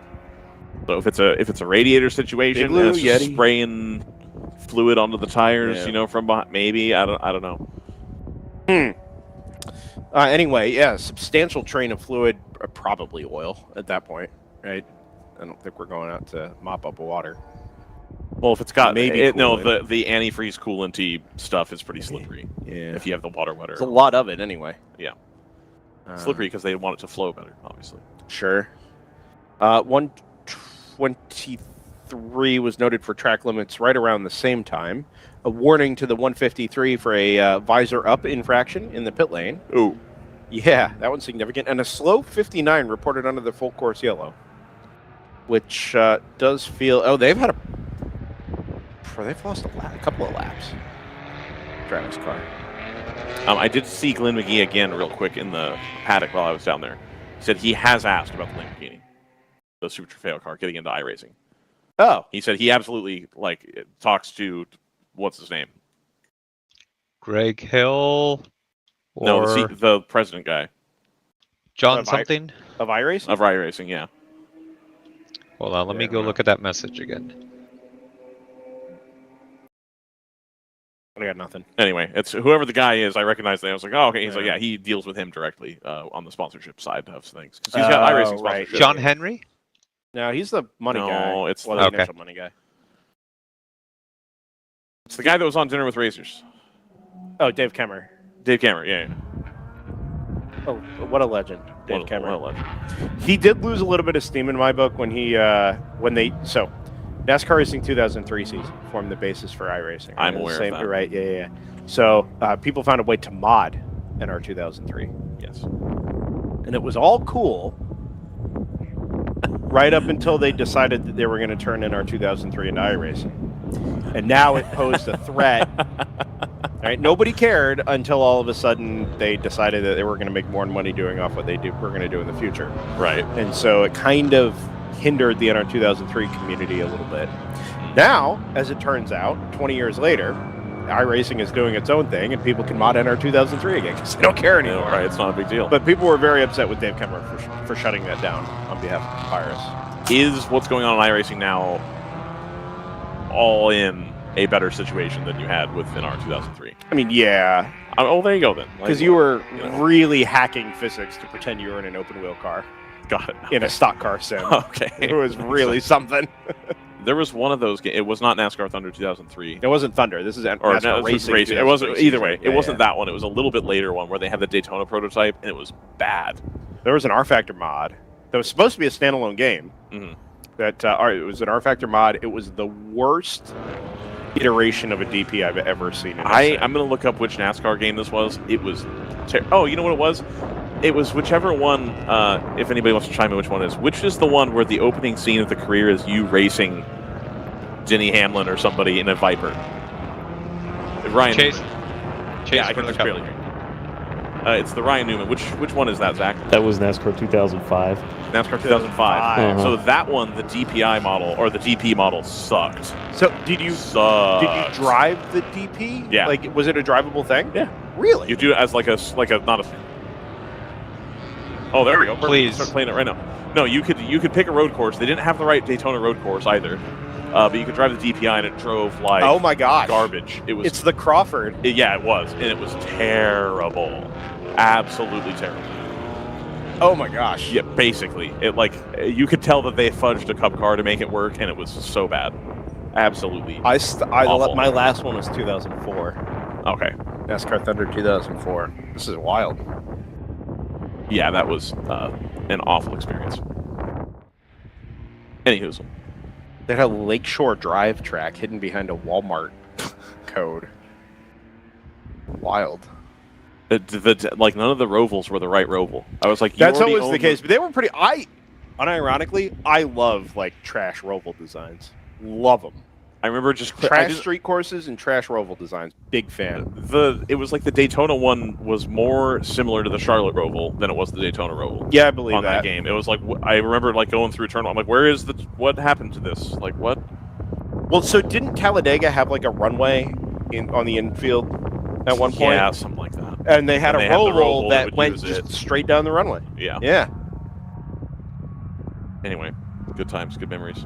Yeah, I think so. So a quick update in GP2. We lost the 469 Rapscallion Motorsports MX-5. Yep. They had been running third.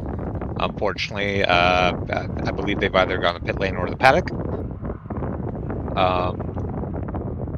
However, I don't know if we brought this up, but the Chattanooga Torwagen Meisterschaft version 3.69 has come back out. Yes. Yeah. I think we got that right as Cole came up, I believe. Oh my gosh, look at this Phoenix Roval. Oh man. It's like an outfield.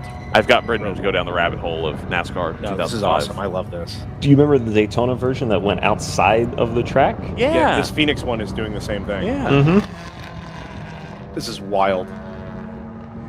Talladega had the road course. Daytona one was actually okay. The concept was okay. I didn't like it. Texas. I loved it. Let's see what the Texas infield is. Oh, it goes backwards.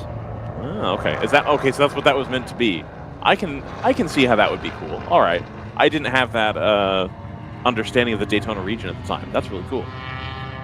Wait, it's meant. Sorry, it was meant to mimic what? It goes on to Speedway Boulevard. Oh, the old ISB, huh? Yeah, it uses that and then kind of the interstate a little bit. All They right. had the beach in there one year. I remember the beach. Yeah.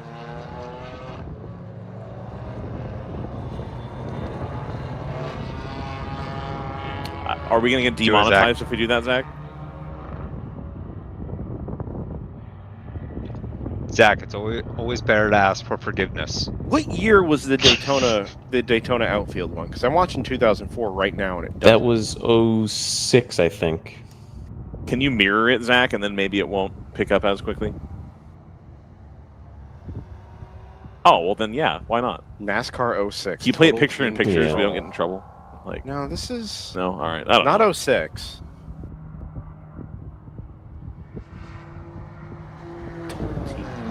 Jordan, who came second in the Sprint Cup in 06 or Nextel Cup, whatever it was? In the final point standings? Yeah, That was Matt Kenseth. Atkins. Look at that. That's so good. None of these go outside of the track. There's definitely, it's 05 or 06, it's one of those, but I don't remember which one exactly. Well, the layout's the same for like every one of these. Hate to see it. Yeah. Well, they are working hard on getting this fluid cleaned up. This is a heck of It's a a major process. project here now.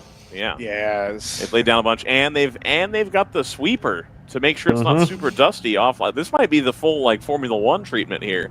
At least we have a 14 mile an hour wind now, blowing that out. Yeah, there we Yeah, go. and Nice. I'll tell you what, you can hear it on the cameras. I noticed that. I looked it up. It's gusting to 21 miles an hour. Well, Zach, if you show us the American flag right now on turn 1, That should be it is straight out out. there. Yeah. Moving some cloth today. Look at that. Oh, beautiful.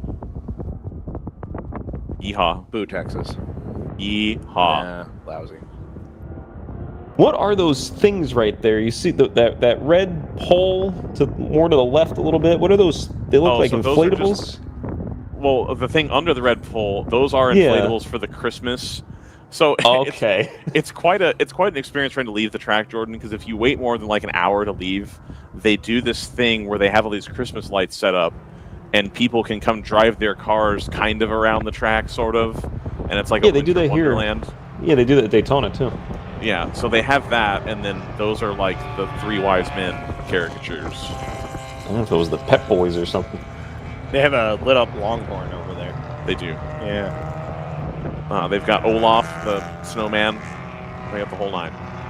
And you get to the tunnel to leave the track, and it's just like club music being played instead of Christmas music. And they've got like dancing Santas and stuff. It's wild. They gave us free tickets to it, but I've already seen it. So.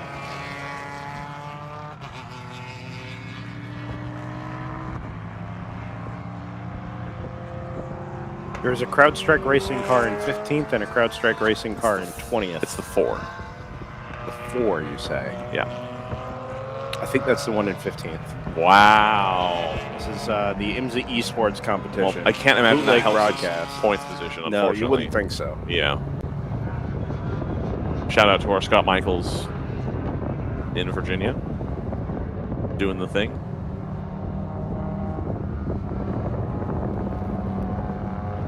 We're just going to keep on trucking along here. Look at that sweeper. He's doing the thing, man. He's making it happen.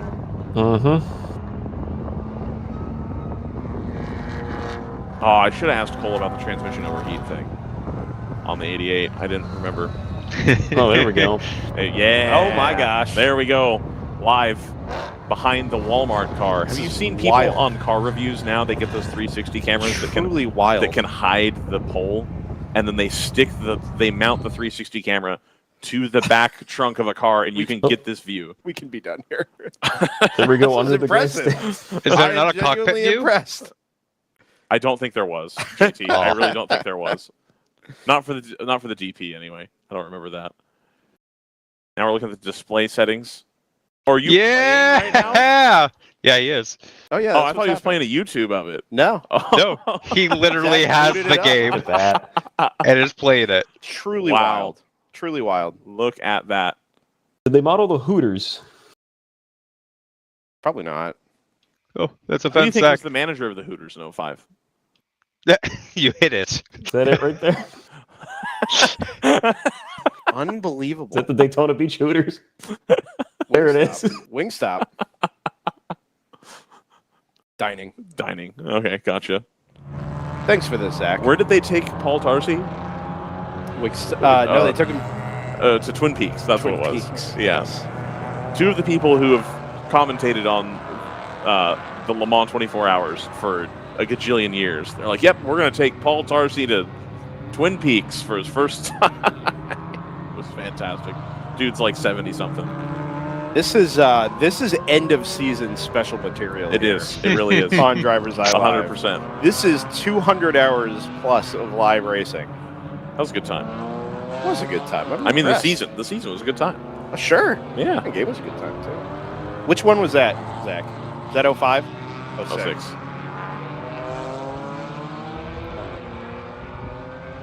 Oh.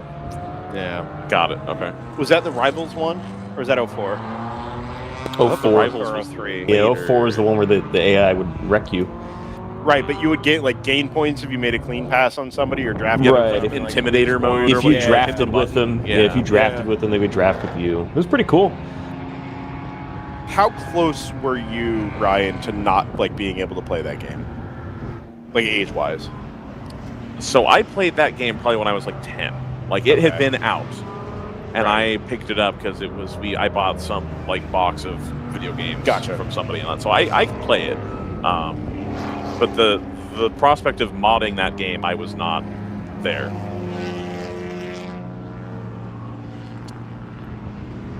We got an update from Billy Johnson at the Racer Motors camp. Yes, been a tough day for them too. He wasn't happy with the way the car handled when he was in it yesterday. Nice. Making setup changes and riding a 1/10 of an inch lower. Oh.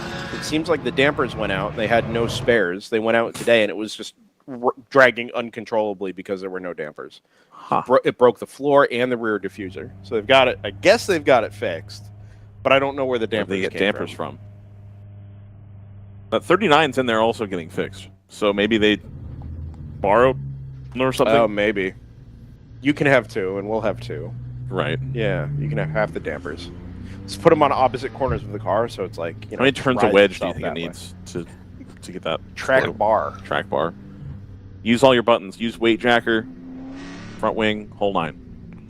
How many alcohol-related concessions are there, do you think, at NASCAR tracks called the track bar? Not enough. I'll do a round of wedge for everyone, please. Nice. Yeah, that'd be good.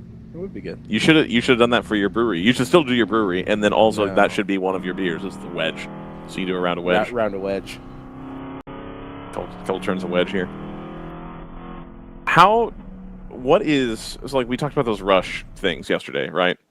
The little single-seater. I think we're getting ready to go back to we're green. going to go just green. so we know. Okay, all right. Wherever the pace All car right, is fine. right now. Yep, no, that's fine. This camera drive. No, you can ask your question.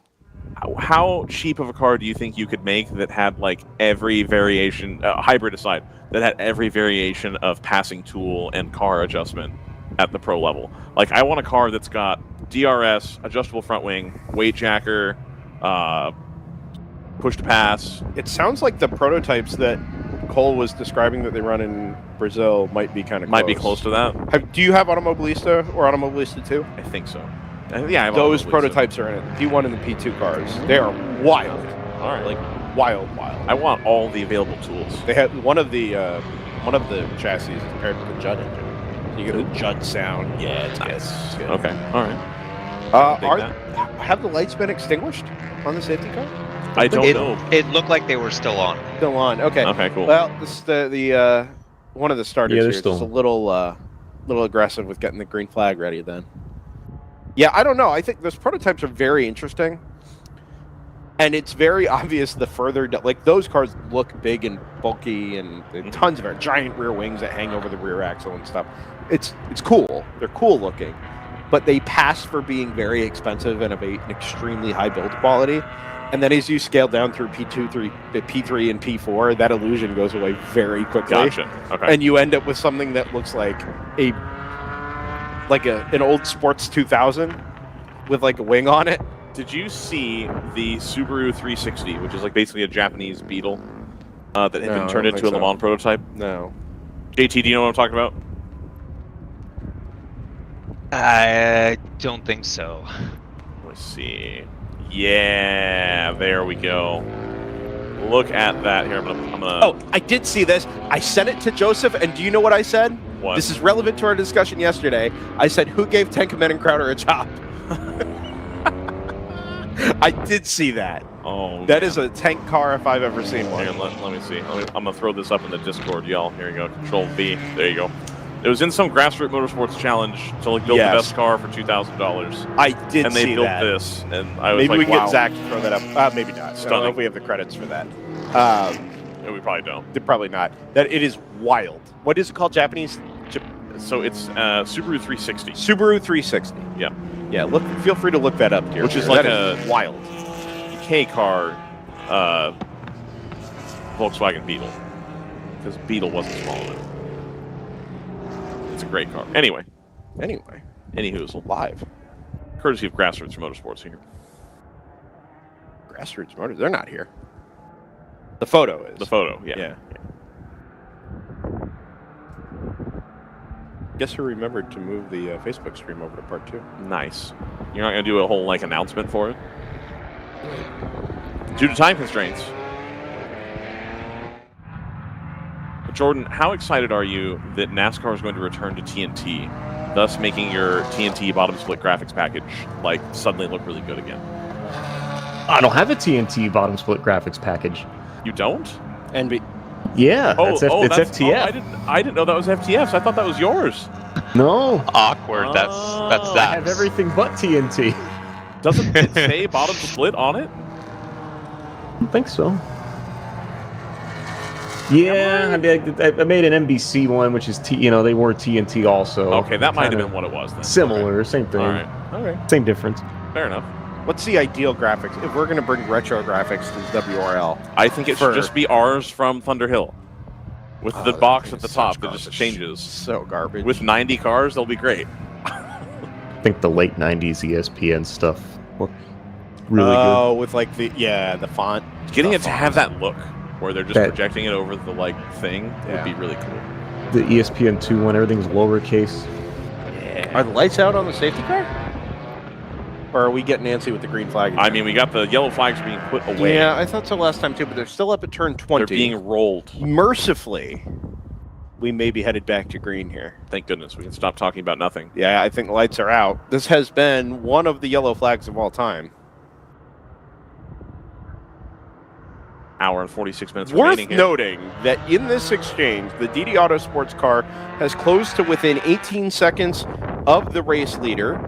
The NFC Motorsports Mercedes is within 23 seconds of the leader. We've kind of reset the race here inside of the final 2 hours of the 2023 season. And with it all to play for in the season finale, we go back to green having completed 143 laps. 2 Mercedes chasing a 2-frame Chevrolet Camaro, a stalwart in the number 123, a car full of Australians and a V8 supercar driver in the 153, and a field of NASCAR a group of NASCAR drivers and a supercars driver in the number 57. Boom. Battles as well for 4th in GTO, ACP number 9, GTR 99, Hitman Racing and Bruce Innovations, all within about 20 seconds of each other. Got a lot to watch over the next hour and 45 minutes or so here, gentlemen. That we do. That we do. Also, the 2 GTU leaders are about a lap apart. The 59 leads the 58 in that regard.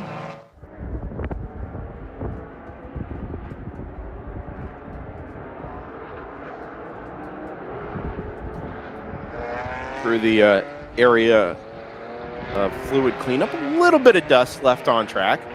Go 3 wide into the braking zone at turn number 11. Hope the grip is there. You're going to find out really quickly on the brakes if it's not. This is our Titanic cam here. In what way? That it just bobs up and down. It's like you're on a ship. Oh, looking out the porthole of it. Sorry, man. No, it's the wind. It is the wind. Well, yesterday. Deep in the heart of Texas. The Yellow Rose. Yep. Going there to see. Anyway. They flipped the airport around, so we're not seeing planes land anymore here. Yeah, that's good. Yeah. Jordan's wind direction. How high do we have to fly a drone in order for them to change it back? I mean, wind's out of the south. I mean, they're taking off that way, so there's drones here. I'm just putting that out there. Yeah, I've seen. Yeah. Somebody got the permit. Absolutely. This seems like a tough one to get a permit for. I don't want to go on a drone. Daytona's tangent. tougher. I'm not going to do a drone tangent. I'll do a quick drone tangent. The choose drone? I have a cousin-in-law who got drones for his school, but he's too close to Beale, and the base commander absolutely will not let him fly the drones. That's good. First lap back to green for the race leaders at 2:26.1. Look to the right side out of the commentary box here for a pair of Mercedes. There is the 153. They're mired up deeply in traffic. Gaps out to 18.6 seconds with a 2:31 lap time. If anything, it's allowed the 123 to close up on the number 153. Oh, man, there are so many cars in a gaggle at the top of the hill there. Just let them come down the hill here, Zach. We'll pick them up at the bottom of turn 2. Hopefully start to sort themselves out. But the wow, look at that. The pair of Mercedes is stuck in the middle of that. I think the 157's in there as well, which is very interesting. There's the NFC car towards the tail end.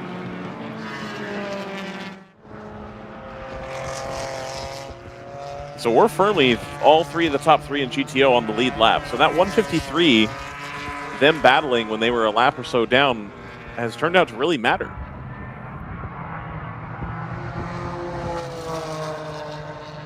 Why are you looking at me like Because they were a lap down, right, when that was happening? Yes. When the 153, thank you, JT. When the 153 was battling the 57, they weren't even on the same lap, but it was like a pretty tight battle. They were 2 laps down. They were 2 laps down. Yeah. So did they catch up that much? Or well, one of them was one of the Stratus cars is going slow here, or no, that's the Dunder Mifflin car. Number 6. Racer Motors. It goes from bad to worse there for Michael Scott's yelling, no.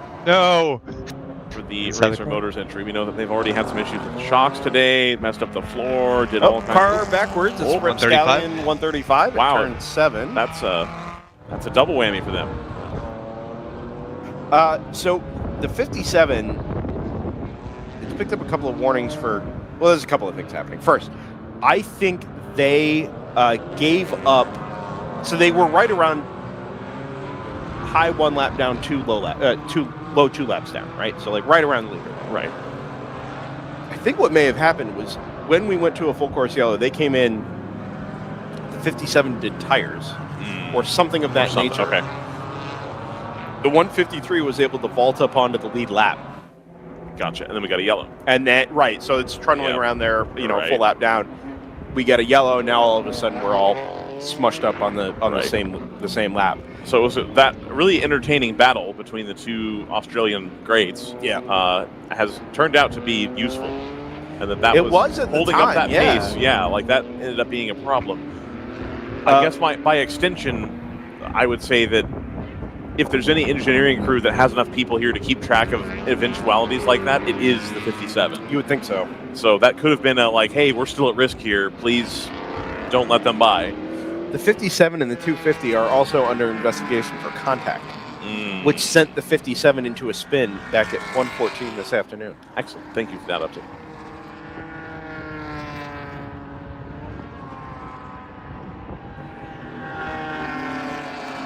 Brendan, what did you have for lunch? Quesadilla. So here's the thing about quesadillas. Here we go. They're hit or miss.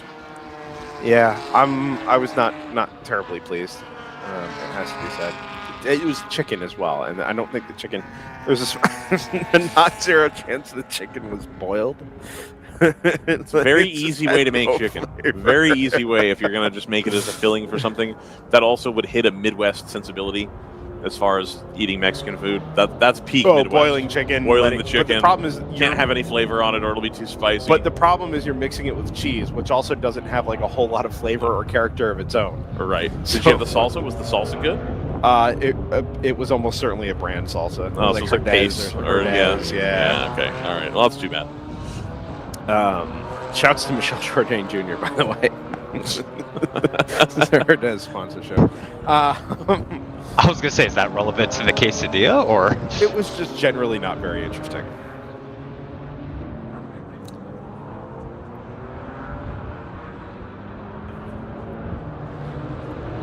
.135 has made it back into the pits from Rapscallion Motorsports. Ryan's setting us up with our next interview here.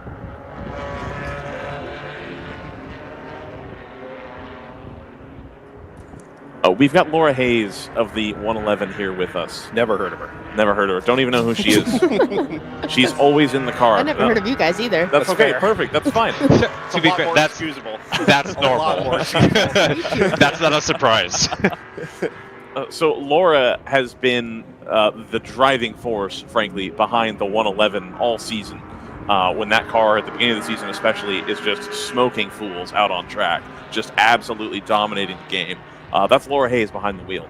We finally got her in here. We finally got a little bit of time here. Unfortunately, I think Laura's got time to come see us because the car is not out on track. Unfortunately, yeah, it's kind of weird that I'm not behind the wheel. I got to drive a lot of miles this year, a lot of hours. So unfortunately, our day ended pretty early. We had a shock kind of disassemble itself. That was interesting, coming down turn 1 into 2, and the car just slammed down into the ground. I'm like, oh, we broke, but I'm like, we've had a really good year. So that's our first, I would say, mechanical that has hasn't really taken us out of the race. We could be out there right now. The boys fixed it on pit road and sent me back out, and the car was back in the 224s. And then we just made the decision, the car owner made the decision that, mathematically, he's run all the numbers, of course, about 1 million times, right, for the fight for the championship. And he said, we're good. Let's not risk the car. So you're good. We are in the good. Okay, cool. So, decided to bring it back to the garage. Sweet. That was going to be my next question is, are we watching the 99? But it sounds like you don't have to, you're not worried about it. Yeah, we're not worried about it. So yesterday, we talked about this in WRL. It's doing all the small things right. Yesterday's DQ for them influences that in a big way, I would imagine. It did because, the points, it was close. And I think it was maybe 1 point separation if that hadn't happened. So it would have made today really interesting, right? So absolutely. I hate it for them. We've been in their position. That happened to us back at Barber. Fortunately, it was early on in the season, right? So we could kind of deal with it from there. So I hate it for them last race of the season. They're good guys. We're all friends, right? Of course. When we're registering for all these races and there's a section that asks, hey, who do you want to be pitted next to? And it's Hitman and 99 GTR, right? Perfect. So we're all friends, and I know they're happy for us right now, and I would have been happy for them, right, if they had taken the win. But that's racing. Well, and then in theory, y'all are going to be corporate teammates next year as well, and you're going to have like a nice Toyota row here. I know. It'll be fun to see how many Supras end up showing up next year, right? My understanding is it's going to be a lot because I think then there might Tyler be a few Hoffman's going to have one coming as well, and you got a lot of stuff. Speaking of Tyler Hoffman, you've got an IMSA connection thing going as well. I know that you're running MX5 Cup at one point. Are you going to do that again next year? No, I got to do that last year, and it was quite the experience. So it's kind of a last-second deal. I got invited to the MX5 shootout, and ended up winning their women's initiative scholarship. So I'm like, called the boys back at home, and I'm like, I guess we're going to MX5 racing next year. And so we decided to do it ourselves, and we learned a lot. Wish we could have done it again. Would have been nice to have a teammate as competitive as that series is, right? You have to have that, if not 2 or 3 or 4. So it was a lot of fun. I wish I could do it again, but it all comes down to the dollar bill, right? Right. I gotcha. So with that, then, what are your plans for next season? Are you be back with Thunder Bunny doing the same type of situation? For sure. So I kind of help manage all these race weekends for us. So I wear a lot of the hats with Thunder Bunny. So I work for them full time, right? So I was instructing at BMW's driving school for about 10 years, and the way that Thunder Bunny started was just a group of instructors in a 350Z back in the day, and we're like, Justin, we need to take this car endurance racing, right, as all these series started popping up. And so I started off with the car, which was nicknamed the Thunder Bunny. That was the Nissan, the Thunder Bunny, so part of where our name comes from.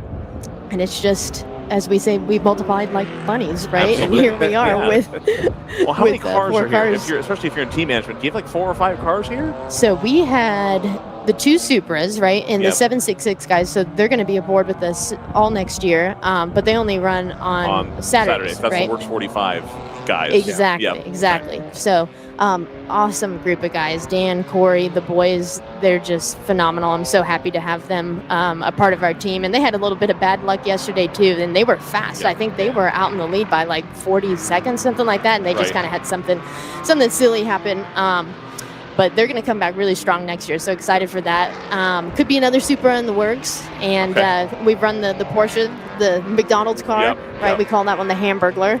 Excellent, good, okay. And it's had some again, just silly mechanical stuff, which is so odd right now that we don't have a car on track. It is not an awesome representation of what we're all about, but you know, we had a phenomenal year, and the boys, I'm so proud of everybody who put this together, and it's been pretty special. So living the dream, effectively, right? You're getting to drive race cars, you're working at racing, you're doing the whole real. line. Like man. I have to pinch myself every day. I get to drive to this amazing race shop, and I see the Blue Ridge Mountains from my office, and I get to goof around with race cars, and I get paid to do it. And I mean, I got to drive a Super GT4 car on some of the best racetracks in the country with one of the best teams in the WRL paddock, and I'm so thankful.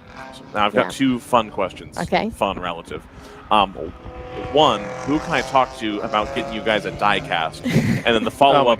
The follow-up is, do I have permission? I really want the Thunder Bunny, that purple livery. Yeah. I want that on my GR86 in iRacing. If I pay someone to make that for me, is that kosher? I will send you the file. I think we could probably make that happen. We need the logo. We need the logo. Yeah, we get a digital copy of the logo. We need the logo. Yeah. I look at that. When that livery came out, I was like, that is the coolest car. Like, my high school was purple and white, so like I have like an affinity for that anyway.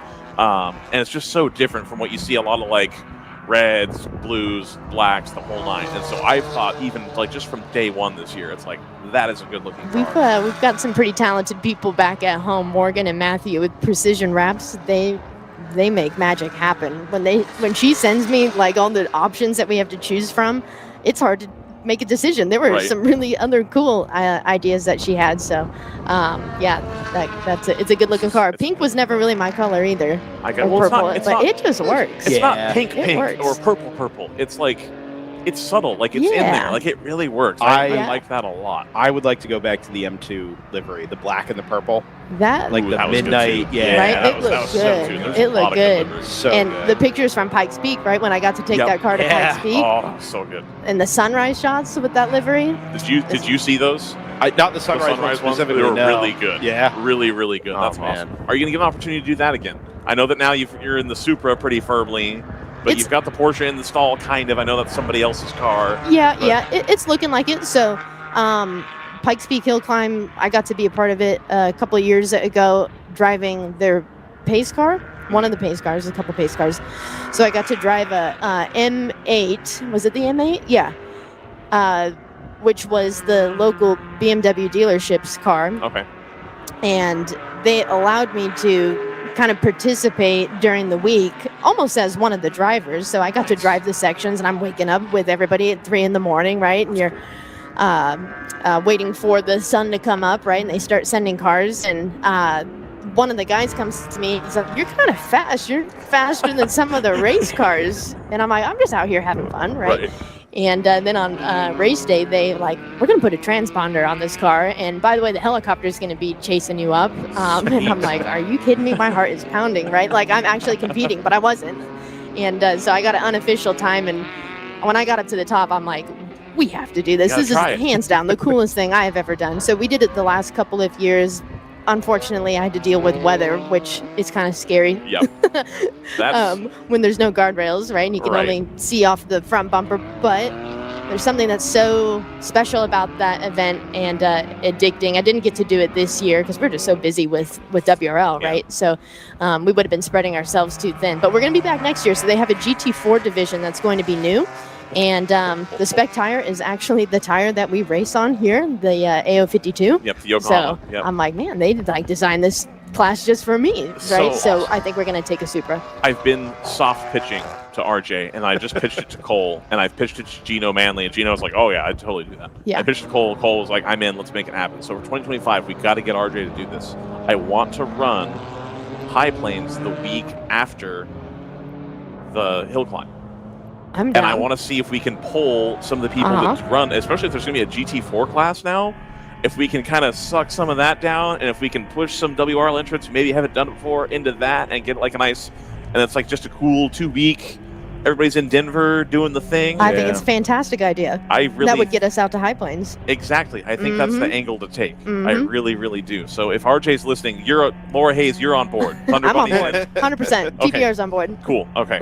I'm gonna keep pushing that. I should have asked Kurt about it. I know Kurt's trying to let RJ handle it. You could use the hill climb times to set the grid for High Plains, for right? GTO. There you go. Yeah. Put some skin in the game. That I would like be good. this. That would be good. Yeah. All right. I'm gonna keep pushing this. I really feel strongly It's a about plan. it. I'm I think down. It's good.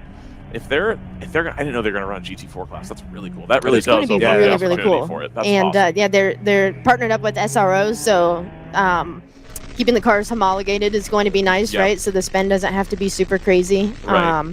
Well, because Jason Marks was telling us you're not that far off the SRO. It's like a spring change. And so, I mean, he was talking about his car and what they were going to do on the 99. I don't know if you've done something different, but they said it's like a spring change and like a couple other small things. You're not that far. We are not that far. No, our car is fully homologated.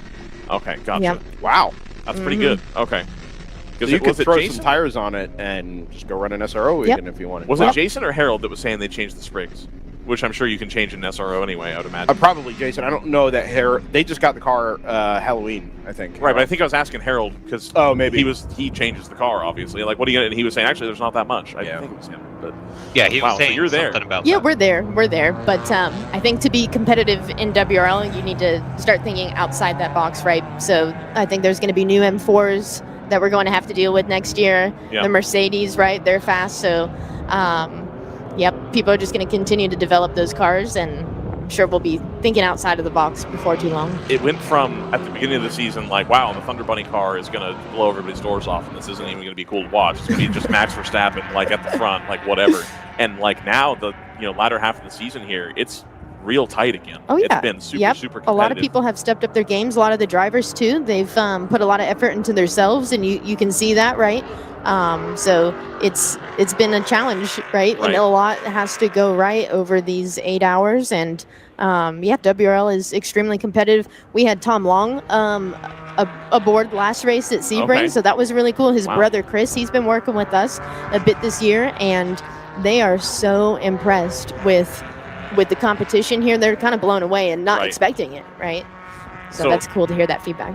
Tom Longs thinks it's impressive to go here. Are you guys thinking about maybe running an SRO race at some point? Is that like a Thunder Bunny plan, or are you pretty satisfied here, or does that, I think WRL is for the future here going to be a part of our business model. But if a customer wants to explore other territories, oh yeah, 100%. And me personally, yeah, I want TBR to be running an SRO or IMSA. Okay, and this is a good, you just talked to Cole about this, that's why it's like super precious to me. And this is a good starting ground for that for a customer. Hey, let's get your feet wet, a little bit more progressive tire option, not snapping on you the whole nine, able to get that going. 100%. Super, super awesome. Well, Laura, do you have anybody else to thank? Anything else you want to plug? Anything you want to talk about for next season? Thank you guys for what you do, right? I know you sit up here and chat about all sorts of crazy stuff.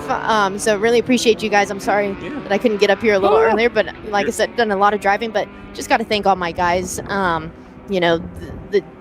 I can't list them all because there's about 25 of us down there right now, but Kale, Warren, Carson, Cody, Gabe, and everybody else who have made this happen. And Bill Graham, I have to thank my boy Bill Graham, my co-driver this year, for letting me race with him. It's been an honor. And also Jim Cowan, who raced with us about the first half of the season. He was certainly a part of this championship, so we missed Jim. He couldn't make the last couple of races, but shout out to our boy Jim. Awesome. Well, Laura Hayes, thank you for coming up and saying hi to us. Of course. We'll try to come see you sometime next season too. Sounds but again, it sounds awesome. like you're going to be just as busy again. I hope so. I hope you are. So. Thank you guys so much. Laura Hayes, thank you so much.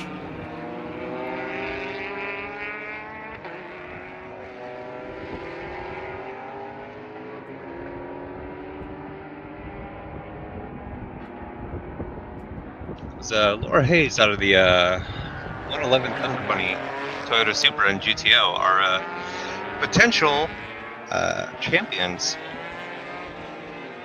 depending on how the points shake out.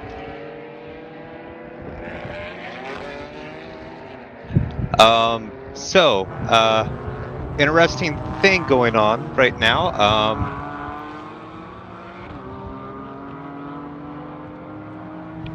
Did Garage 57 just lose a lap? Yeah, Yes, they did. They for had track a warning limits. for track limits, and we were interviewing Laura as I saw it being typed out into the log here, and they immediately went out to a 227. And I wondered if maybe they had told their driver to just back right out of it, no risk. We can't take another track limit strike, and obviously it's just gone the other way. So I've noticed occasionally in the race control log, on the track limits, sometimes I'll see 2 warnings, just because it's, I guess the cut's not egregious enough or something, or there may be extenuating circumstances or something. Because there's been a couple cars that have had more than 1 warning. I know, like, for example, Fast Track Racing, they had already had 2 lap penalties before they were given an additional warning for a track limit violation. So I'm wondering if there's like some small circumstances where... Ryan, do you know if it's specific to the driver? If what's specific that's to the track driver, limit warnings. That's probably it. Then, Or yeah. it's within a certain time period and they reset, or... Because there are a number of cars that have taken track limit strikes and it will just reset to no action, then warning, then penalty. People are...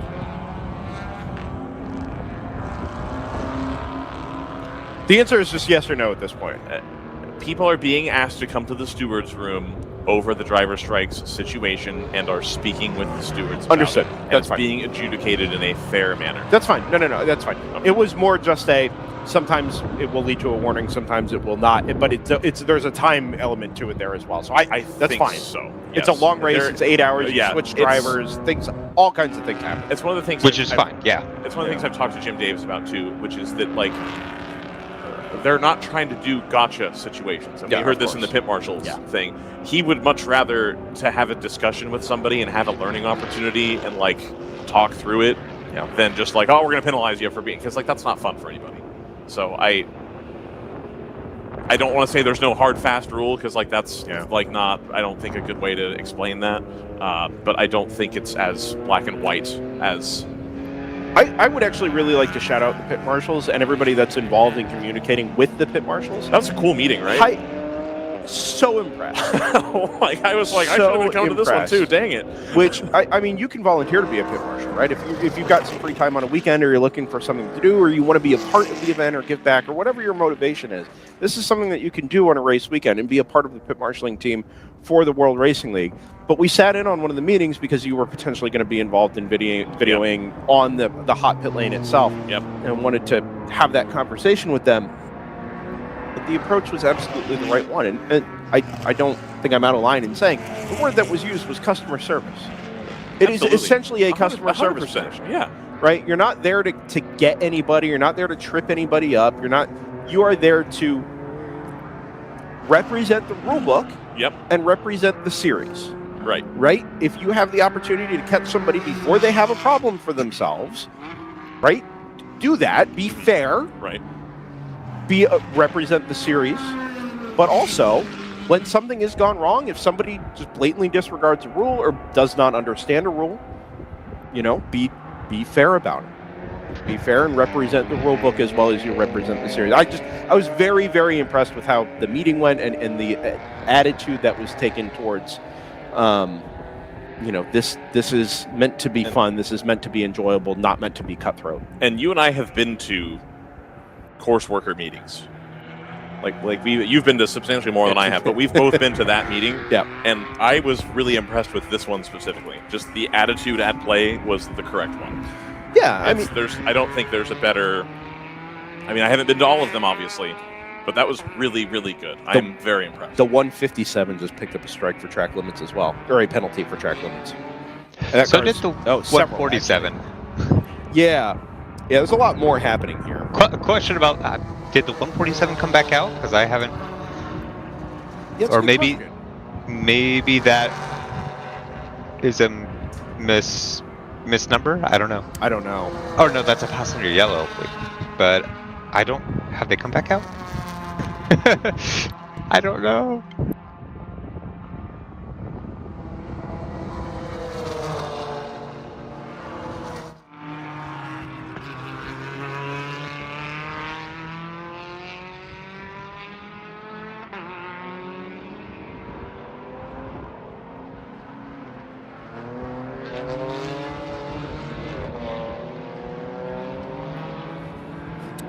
Zach has a replay for us.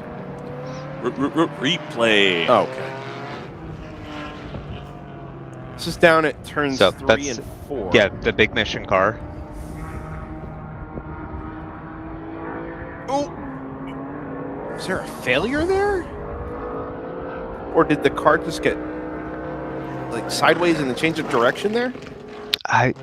Nope. I'm not sure. That was very interesting. Yeah. It went left and then just wouldn't stop going left. Had to update the curtain situation there, Brendan. So yeah, I appreciate it. Yeah, it's like I don't know if the car broke or it just started sliding too much and the driver just decided to fully lock the car, which kept it out of the wall. That was the 134 from Big Mission.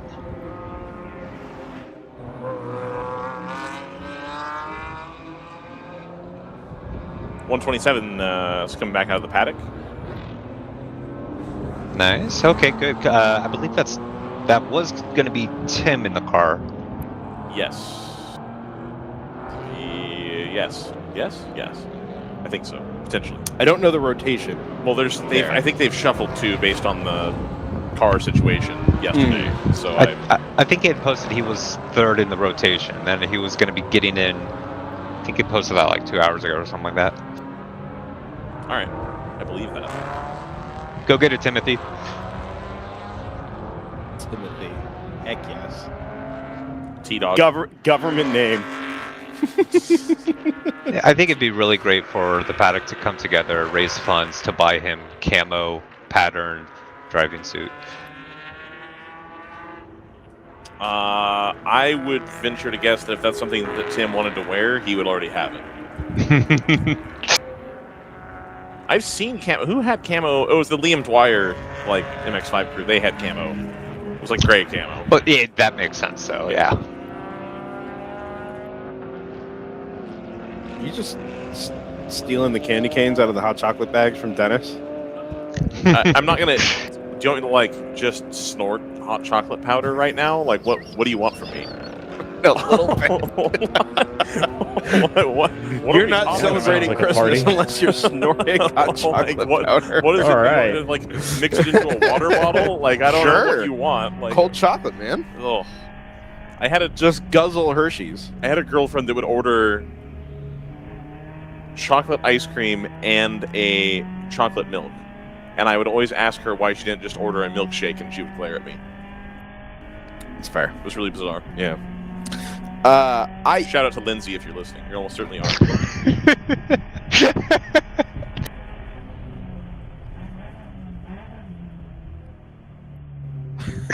Zach is so over us. Zach is pleading for another break. Yeah. Well, so let's do that, because the situation we find ourselves in is with a lead margin that's 1.8 seconds right now. Let's reset here on DriversEye Live.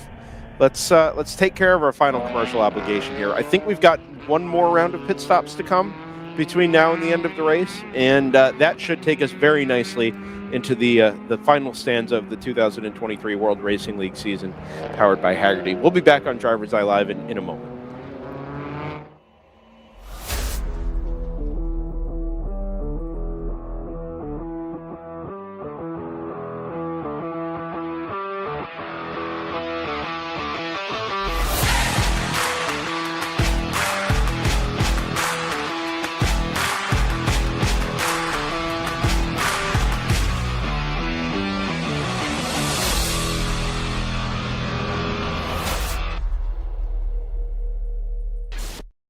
when the finish line calls.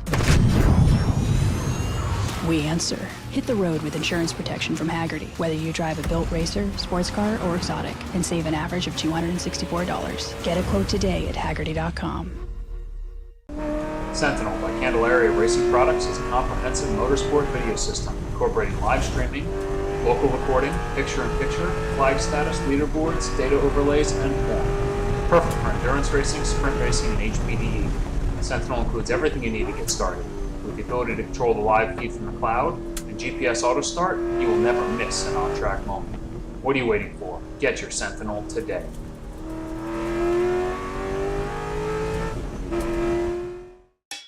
It's your Uncle Cooper. Sure, once in a blue moon, you might need your tires for hauling a horse in a hailstorm. But most days, you're gonna need your tires for tougher things, like teaching your sister's kid how to parallel park.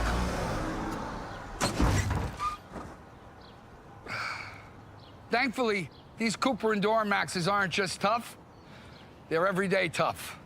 Okay, there's a lot of improvement. Go with the Coopers. Cooper! We're back on DriversEye Live, the World Racing League powered by Hagerty. Thrilled to have your company this weekend, as we always are. We've got an hour and 13 minutes remaining in the 2023 season. The lead margin is 2.4 seconds between the number 153 of DD Autosports on World Racing League debut, straight from down under, straight out at Canberra. You like that? That's pretty good. Yeah, that's pretty good. Canberra, fantastic city, by the way. Absolutely. One of gorgeous city. Gorgeous city. Absolutely loved it. Canberra has one of the all-time terrible street course layouts. I believe that. It is an absolute all-timer. I believe that. Unbelievable. Look up the 2000 to 2002 V8 Supercars round in Canberra. Unbelievable layout. 2-lane roads. It's the best. Anyway, one of my favorites. It's a gorgeous city. Have you been to Australia or no? Sydney and Cairns. Sydney and Cairns. Yeah.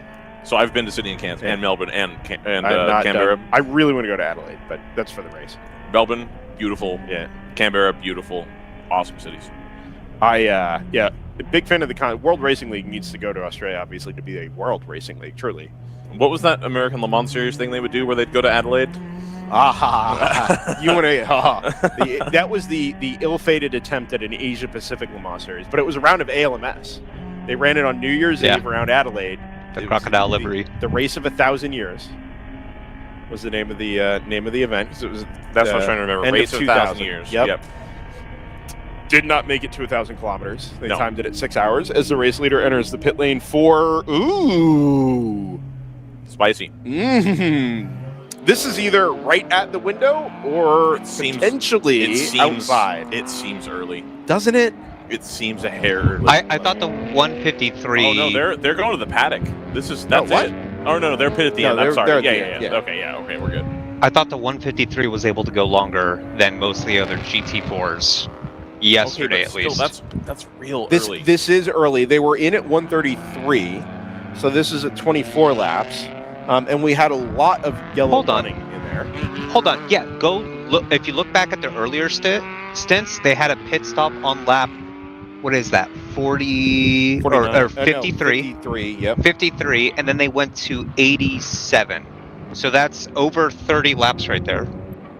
It's 34. That's a long way to go. My guess is they're in their window here. They are in their window for fuel to get through without a stop. The window's open, and they're in it. And if you... Yes. Thank God Scott's busy.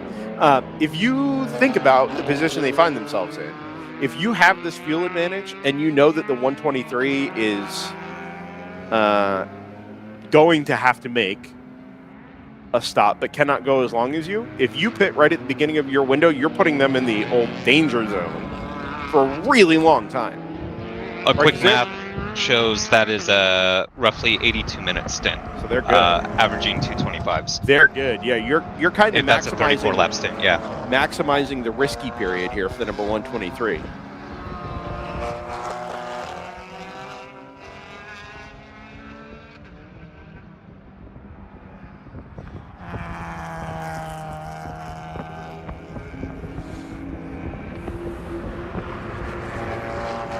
So this is going to come down more or less to lap time here.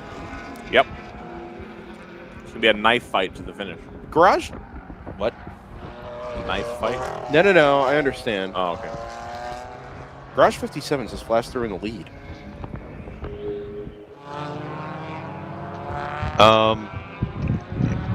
They have overturned that track limit penalty. Yes, they have. Ah, there we go. It was wrong number reported by the corners. Also, it's the 157. Unclear. Or the 59. I'm just But it is... There's beef. The 157 is just picking up one lap penalty after one lap penalty. Yeah, consistently this stint. Well, maybe if you're already not going to be close, it's like, that's fine. We'll just run the NASCAR line and learn how to win the COTA race. Yeah, it's a test session at this point. Yeah, absolutely. That's actually a really good point. That being said, the 57 is a strike away. Yes. From a lap. So your margin is really, really thin. And in any case, the lead margin now, instead of being 2 seconds between the 123 and the 153 like it was earlier, is still only going to be about 22 seconds between the 57 and that pair of Mercedes. Jordan, did you watch the Chicago race this year? Oh, absolutely. NASCAR? Oh, yeah. I loved remember them mentioning specifically that Austin Dillon, he ended up having a situation there at the end, but they talked about how he was like a better road racer now. And can you think of anything else Austin Dillon does to get better at road racing other than this? That's publicized at least? Can't think of anything. I don't think he does much iRacing. I think but he had a chance to win that race. He did. He absolutely did. And they talked about it. He's been working hard at being a better road racer. And then here he is. Yeah, he was up front at the end of that. I think WRL made Austin Dillon a road racer. Therefore, by extension, every other Cup car driver should. And that was the thing that really got me. When they went to the new car and they have all these testing restrictions and people were complaining, the first year that I went into the NASCAR subreddit and I posted that Austin Dillon, you would not believe, Jordan, the number of people that lost their minds. Whoa, that's not fair. There's no testing. That's how I imagine every NASCAR fan sounds. I know that's not true now. It's not too far off. So... It's, to me, I remember at the time responding to people like, if it wasn't legal, they wouldn't do it, and they would have been a lot more sneaky about it. But they weren't. It's published everywhere. Like, it's broadcasted. Right. If you're complaining that it's an unfair advantage, a lot of you make a ton of money. Ryan Blaney could probably pay for his own team. Like, he just won the championship and stuff. Like, he's making good money. He could run a late model here at WRL at COTA. Like, and what's stopping any of them from doing that if they don't feel comfortable about their road course racing? So at this point, I think road courses in NASCAR are kind of here to stay. And if you're not taking advantage of, specifically this opportunity with WRL, because we're here trying to pump them. If you're not taking advantage of it, you're leaving time on the table, and that's your own fault, I've decided. Austin Dillon saw what needed to be done, and he's done it. There's 6 road courses on the schedule now, so they're just as important as they've ever been. And there's road courses in the playoffs now, too. Yeah. So it's a big deal. And if you get a win, Watkins you're Glen. In. Watkins Glen, the whole... The Roval. Sonoma, which we will be going to next year. We will be going to Watkins Glen. There we go. Yes. Most likely, as Kurt said, it just has to be signed, but it's more or less agreed to. But we're definitely going to Watkins. We're gonna go to Charlotte. Probably gonna go to Charlotte. So let's see if we can get Garage 57 back out for Charlotte. I think so. I think they're probably a little busy that time of year. I imagine. There's probably a lot of clashes. I would guess.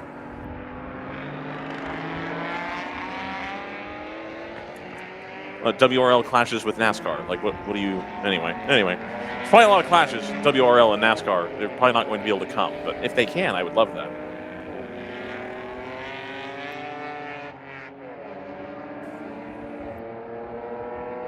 Hour and 5 left here. We have entered the window for everybody to run their final pit stop here.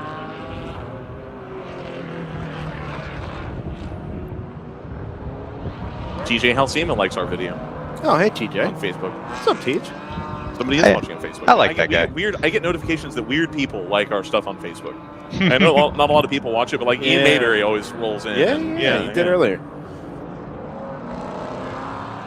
Get the notifications. I will say that's incredibly annoying. That like people I'm now tangentially like friends with, and it's like, oh, they commented on one of my things, bam, and then it like changes the account. Yeah. Oh, it's on DriversEye Live. How do I get back? All right. Well. This is awkward. This private message wasn't for me. Right. We'll get back to you shortly. Like it shows that I read it. Like, Brendan's supposed to respond to this. Did I already read it? Okay.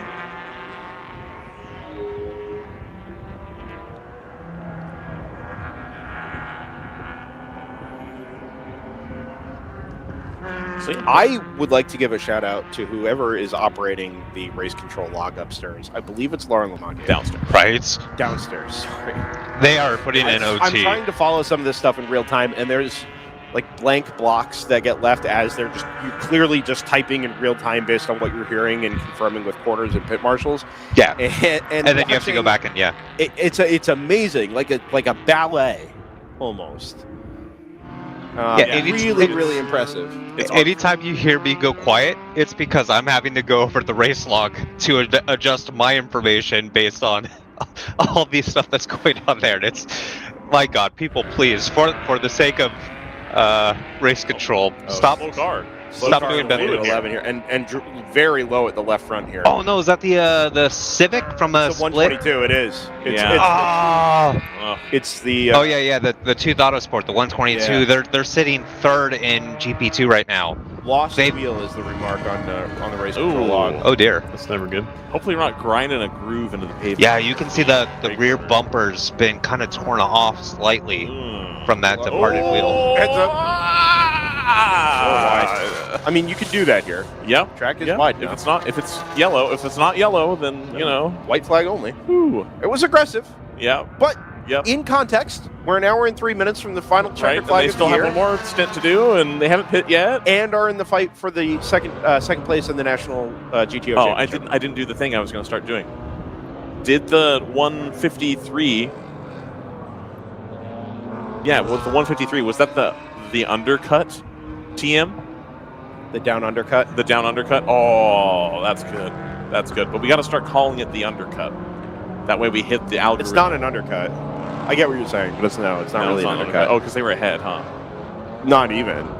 No? No, because you're not gaining pace. They are gaining. If they put tires on. The topic here is what IndyCar broadcasts refer to as the danger zone. The danger zone, that's right. You're trying to put everybody else into the danger zone by having to cover off your stop as soon as they're able to. Right. Their advantage is because they can go so much longer on fuel. You want to be the first person to They hit can last. extend that. Right. Yeah, extend that danger zone to 15 minutes. I said that at minutes? around. The 123 is in right now. I said that at around, and somebody shot me down when I talked about you wanted to be the first person to pit last. Somebody shot me down. Generally, as long as you can stay on the lead lap, that is generally true. I think it was Joseph.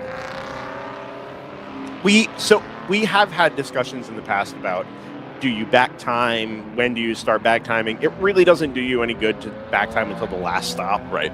But you have to be in the right position to do it and be aware of what's happening in the race. So, I don't know that everybody is in that position, but the right teams are. Right? Usually, if you're in competition at the end of a race, you are already kind of in that mental mode, calling strategy that way. So I am looking for the 153 right now. The silver Mercedes-Benz. There it is. Zach's already picked it up for me. Zach's way ahead of the game. So that car is going to come through 18-19 here. Oh, the 123's already. Oh, 123's gone. Already gone. It's over. Yeah. All right. Well, so now it's pace. Now you got to catch them. And they caught somebody yesterday. At number 99. An unbelievably quick That was stop. very fast. They are on it. They were 2 seconds apart on track. Yeah. And so the 153 is just now going to come down the start-finish straight here. The stricken Civic is still circulating here. Curious where their tire ended up. That's a really good point. If it's not on the car, where is it? We should see the Camaro in this lap, by the way. They were last in at 137, currently working lap 161, and generally speaking, doing 24-lap stints. Wow. There it is. Here comes the Honda Civic. Oh, my. Yeah, it is the left rear wheel. There's no brake on it either. Oh, yeah. You could just see the hub exposed. The hub. Oh. Yeah. Yeah, there's no brake disc. It's gone. So where has that ended up? That's laying out there somewhere. That's a substantial thing to have on track. A brake disc, you can't just run that over. That's big. Did I just look at it wrong? And goofy, or maybe it's got a really small rear brake. Right. It could have small rear brakes. It's a front-wheel drive car. Let's see. They have left it sans wheel. And they're going to send it, presumably. They're either going to go back out or they're going to the paddock. Nothing really to Which do you think it is?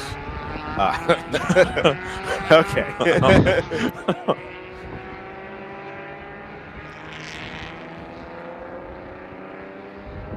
We got a scoreagami today in the NFL. Did we? Oh, did we? Yeah.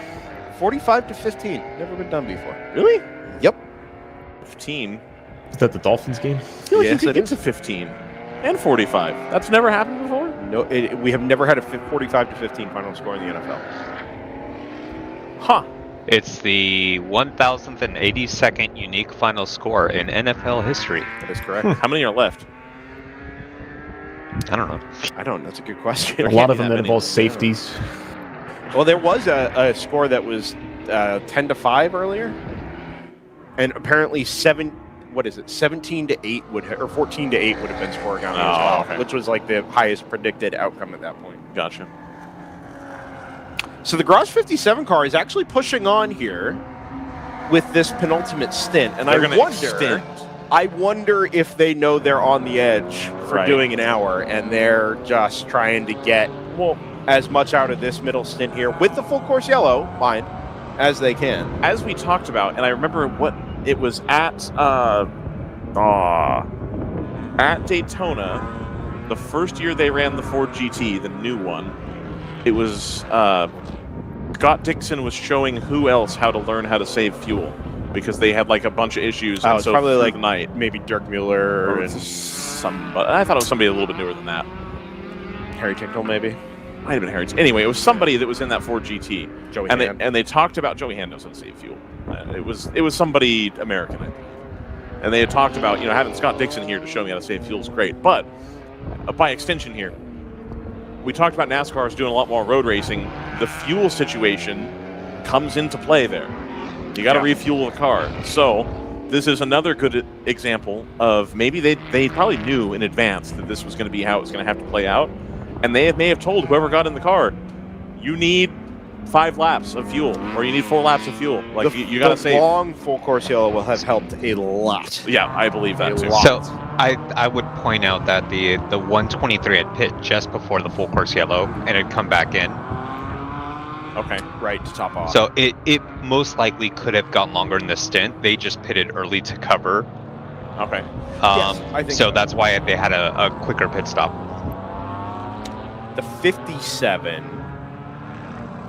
does still owe us that stop. It should be relatively short, right? Because we're not going to do a full tank. And having done some quick math based on a 225 lap average, they are within the window for a 24 lap run if we stay green to the end. So no concerns there on fuel for the 57. I'm going to pull the lever. Next stop will be the last. I'm going to pull the lever. This is a good thing. We're going to see. My guess is the 57 is going to be heavily favored here to the tune of like 85+%.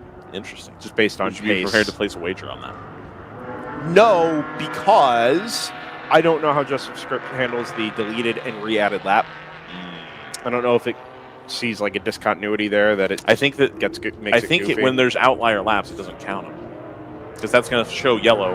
It wouldn't show yellow in this case. It was right. Yeah. Whichever lap gets, because it's going to retroactively change. I think it stops the outlier. Anyway, 57 is it's only a 53% chance for the 57, and then even chances between the 153 and the 123.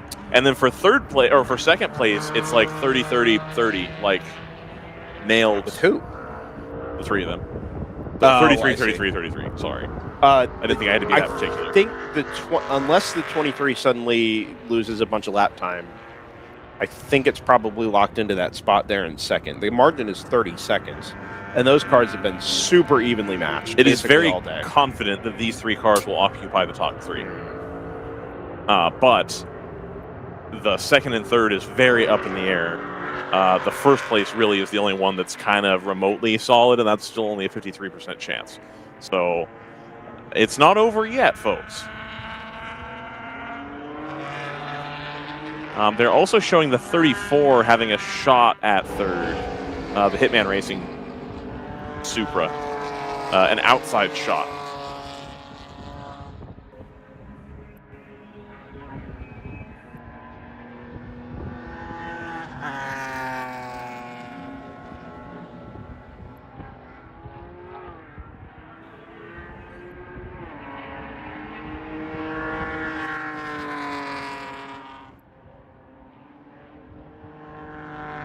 give a little rundown of the remaining races that we have available here. We'll start with GP1.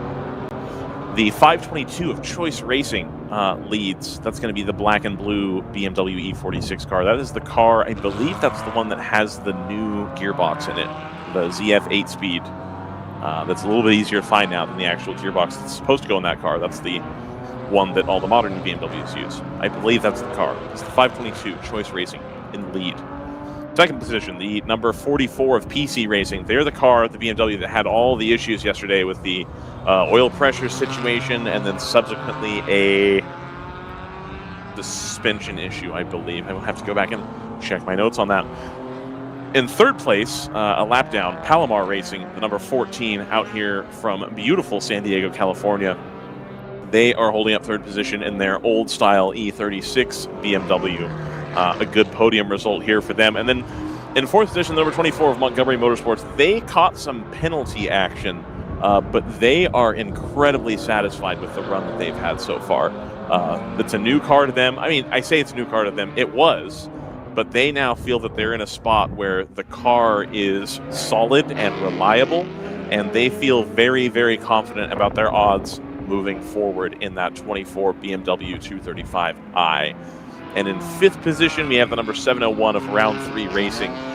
The reigning champion in GP1 is not going to repeat this season, unfortunately. I think the pace in GP1 really got away from them. We had Dennis Neal in here talking about it, and he said, it feels like they're 4 seconds a lap faster than they used to be. So 701 going to hopefully hold on and come home a strong fifth place here. Really available to pick up the pieces when some of the front runners have had trouble, and indeed they were able to do so yesterday until they had some, I believe, penalty action take them out of it there too. So a strong run for Round 3 Racing this season in that GP1 car. GP2, we've got the 164 of Harrison Motorsports. They're followed by the 721 of RRT. They have just hit the pit lane here recently, and they'll be seeing the car back out. That's the 721, which has cinched the third place in the GP2 championship, having not run a lot of the season. I believe they only ran, I think, 6 weekends, 6 or 7. I was talking to Kelsey Hill about that, so they're very happy with that. The 164 of Harrison Motorsports, almost certainly the GP2 champion. They are currently leading, followed by the 593 of 515 Motorsport. We haven't talked about them a whole bunch, but they are here and running in third position right now. So happy to see a newer entrant be able to get on the podium here, followed by the 215 Split 5 Racing, and then the 122 of Tooth Autosport. That was a top 5 car and probably a little bit higher at one point. But that's the car that was sans wheel and quite possibly brake as well just recently here. So that rounds out your top 5 in GP2. GP3, you've got the number 86 of Three Fast Guys and Denny. Unfortunately, their typical challengers, the 65 as well as the AOA Racing 35 and 85, all ran into issues this weekend. So that's allowed the number 86 to consolidate their position at the front of the GP3 field. They're followed by the number 360 Hardway Racing Mazda Miata, and then of course the 65 Open Throttle Racing BMW, a new car for that team this season. And I think probably one of, pound for pound, their most successful car this season for Open Throttle, the number 65. I would agree with that. Super consistent. Followed by them, you've got the number 62 Open Throttle Racing, a newer build. I think seeing the success of the 65, essentially, Mike Orman probably deciding that, well, maybe we need a couple more of these. So I know they have a dealer auction special sitting back there that hasn't even been wrapped yet, and then they've got this 62. So a good showing, I think, for those two cars. That'll be a car that's competitive next year as well. And then followed by the number 93 of TC Klein Racing. They are currently not circulating. GTO, that's the battle we've been watching. The NFC Motorsports car, number 123, maintains its lead. The Garage 57 Motorsports car is 3.6 seconds. After their pit stop. After their pit stop, yeah. Oh, that's right, because we're going to do the pit stop. Oh, they have stopped. Already stopped. They have stopped. that, so both cars are good to go. Okay, cool. So this is truly on track. An on-track battle. The 123 versus the 57. This is going to be for the win. The DD Autosports Mercedes-Benz is 32 seconds behind that battle. So that's a little bit of a mountain to climb, but they were able to climb that mountain to the tune of about 15 seconds in the closing stages yesterday. We'll see if they're able to repeat here. And again, cars that are battling each other run around the track much slower. That's very true. So There's still an angle here. You got to keep pushing. I am normally the hype man. Yep. This has an air of inevitability around it. You got Aaron Povolato, but and that's GT4 driver. Exactly where I was going to go with this. We're going to get, unlike Florida State in the college football playoffs, we're going to get to settle this one on the field. Yes. Right? We are going to find out and let this one play out here comes the way that we want it to play out. Onto the front straightaway here, Zach, and then the 57 following right behind. I think this is more than 3 seconds right now. We're about to see. Yeah, 6.1. Yeah. Just remember, everybody, that 57 is a strike away on track limits from a 1-lap penalty. Yes. It has been warned formally, and indiscretion in that regard will be its undoing. Correct. So a little more on the conservative side for that number 57, whereas as far as we can tell, the number 123 is fairly clear on that front. I've got to scroll very down clean. A few hundred lines It would get there. surprise me if they were not clean. Yeah. That has been their big focus, running clean. So 6.2 seconds back to the Garage 57 Motorsports. I mean, it is really, if you're going to choose your weapon, Aaron Povolato's probably going to choose the GT4 car. It's probably going to be a Mercedes. And if Austin Dillon or whoever's behind the wheel of the Garage 57 car right now had to choose their weapon, it's probably going to be a two-framed Corvette motor, stock car type body. They're getting their preferred. That's very true. Their preferred vehicle is being employed here. That's very true. I mean, I'm sure Austin Dillon probably wishes he had his Cup car, I would imagine. But this is going to be your next best thing and still be legal for WRL.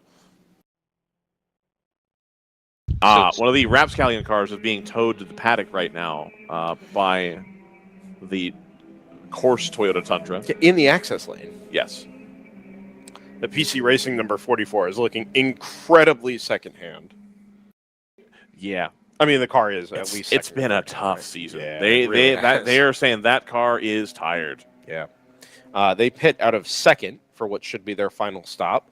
It's technically on the same lap as the 522, but a good distance in arrears, showing 2 minutes and 8 seconds at the start-finish line. Ooh, and the in fact, 3 is back in here. In fact, the 522 comes through. I believe this is unscheduled. They were just in, I feel like.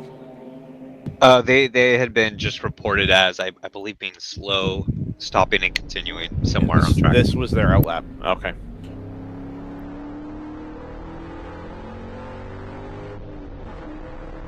Yeah, that was stopped up at turn 1, so they've had to come all the way. I'm fairly certain I saw that car with its hood up a little bit earlier on. Yep. Only 88 as well. I've never heard more about that. Which Apparently car? It's fine. The 88, the Renegade Racing BMW. We're on board the 641 here in GP1. That's the Flying Horse Motorsport. This is the Mustang, I believe. Is that accurate? I think it is. Flying Horse, yeah. It's the white GP1 entry. So they have a green one as well. Down there. A green somebody Mustang? else's. Yeah, there's a green Mustang. That was BPR in GTO, Yeah. the 716. Oh, okay, They're not running today. Got it, okay. Oh, this is the FR500S. Yeah. Yes. Yeah, okay, got it. Yeah, like a 2006 or Is that BPR team the one that ran the predecessor to the FIA GT series back in the mid-90s? Probably not. Probably not, would be my guess, yes. Considering Stefan Rattel was part of that. Yes. Yeah, almost certainly not. Philip Peter. Can you imagine your title sponsor going from being a heavy hitter watch brand and their watch sponsorship is such that if one additional watch is sold, it was worth it to sponsor an entire race series? It goes from that level of sponsorship to the race wheel company. I mean, I'm sure Fanatec made some good money during COVID. I'm sure too. That's valid. They made money from me. Oh no, mine was post. Well, I mean, that's by extension. Yeah, right. Yeah. Number 9 is in the pit lane. That's the ACP Tangerine Associates car. They're going to hope to hold on to the top 5 here. Should we be angling Moza for sponsorship here? Somebody's got a Moza sticker on their car. Yeah, I'm pretty sure it was on the Thunder Bunny car. Actually. I believe that. My sim racing experience is currently powered by Moza. Mine is not. Mine is powered by Panasonic. I'm happy with my purchase. Very happy. Oh, 1 lap penalty to the 24. Yeah. 6 tires over the wall. So what are we doing changing tires as close to the end of the race? They must. They know though, right? Yeah. Like they're That's true. They're fine. That's like true. The 34 comes to the pit lane as well. So the 34 and the 9, I think, have the potential to have a nice little battle here for 5th and 4th. So lead margin comes down a touch, down to 5.5 seconds. My guess is this is gonna hover somewhere between 0 and like 6 or 7. It'll go out, it'll come in. Yeah. Ebb and flow a little bit in traffic. Remember, track limits for the 57. They've got to be a little bit careful. So tend to get punished for that a little bit on corner exit. If you think you're gonna, break the white line there, you've got to breathe out of the throttle, and that'll wreck your lap time. Yep. So Palomar number 14 is going to hit the pit lane here as well. They should come out well ahead of the round 3 Racing 701, so they should be safe for 3rd position here. On for a podium here. Yeah. PC Racing will have already come through to take that position on track. And these are going to be short fills as well, especially in the GP classes. Yeah.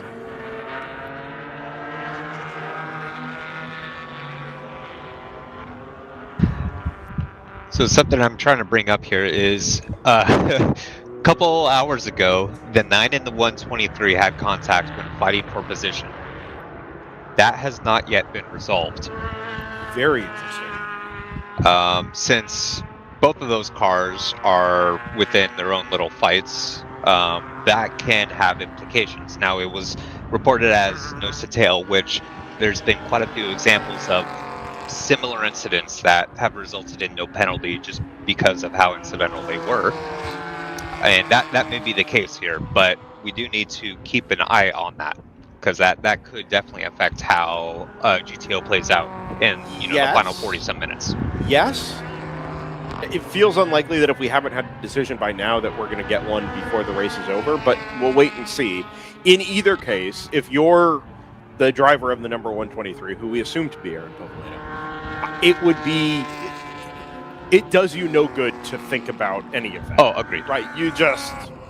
You drive like there's no question marks hanging over your head. There's no, potential implications from something that happened earlier in the race. I've got a 5.5 second lead to defend. I've got 41 minutes left in the season, and just go for broke. 5.5 becomes 4.6 on the most recent lap. Can you do the thing to reset this? Reset what? The timing monitor. Why? Because mine is very delayed. I still show a 6-second gap. You can prompt a refresh. Yes, that's what I mean. You could prompt a refresh too. I don't have that URL saved. You do. All you have to do is click the timing monitor thing in the upper left. I just did it. Okay.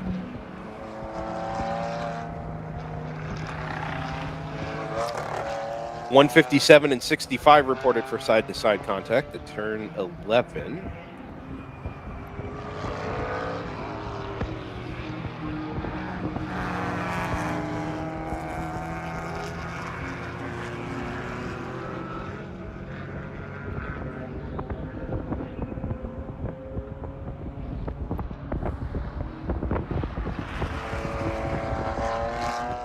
Apparently,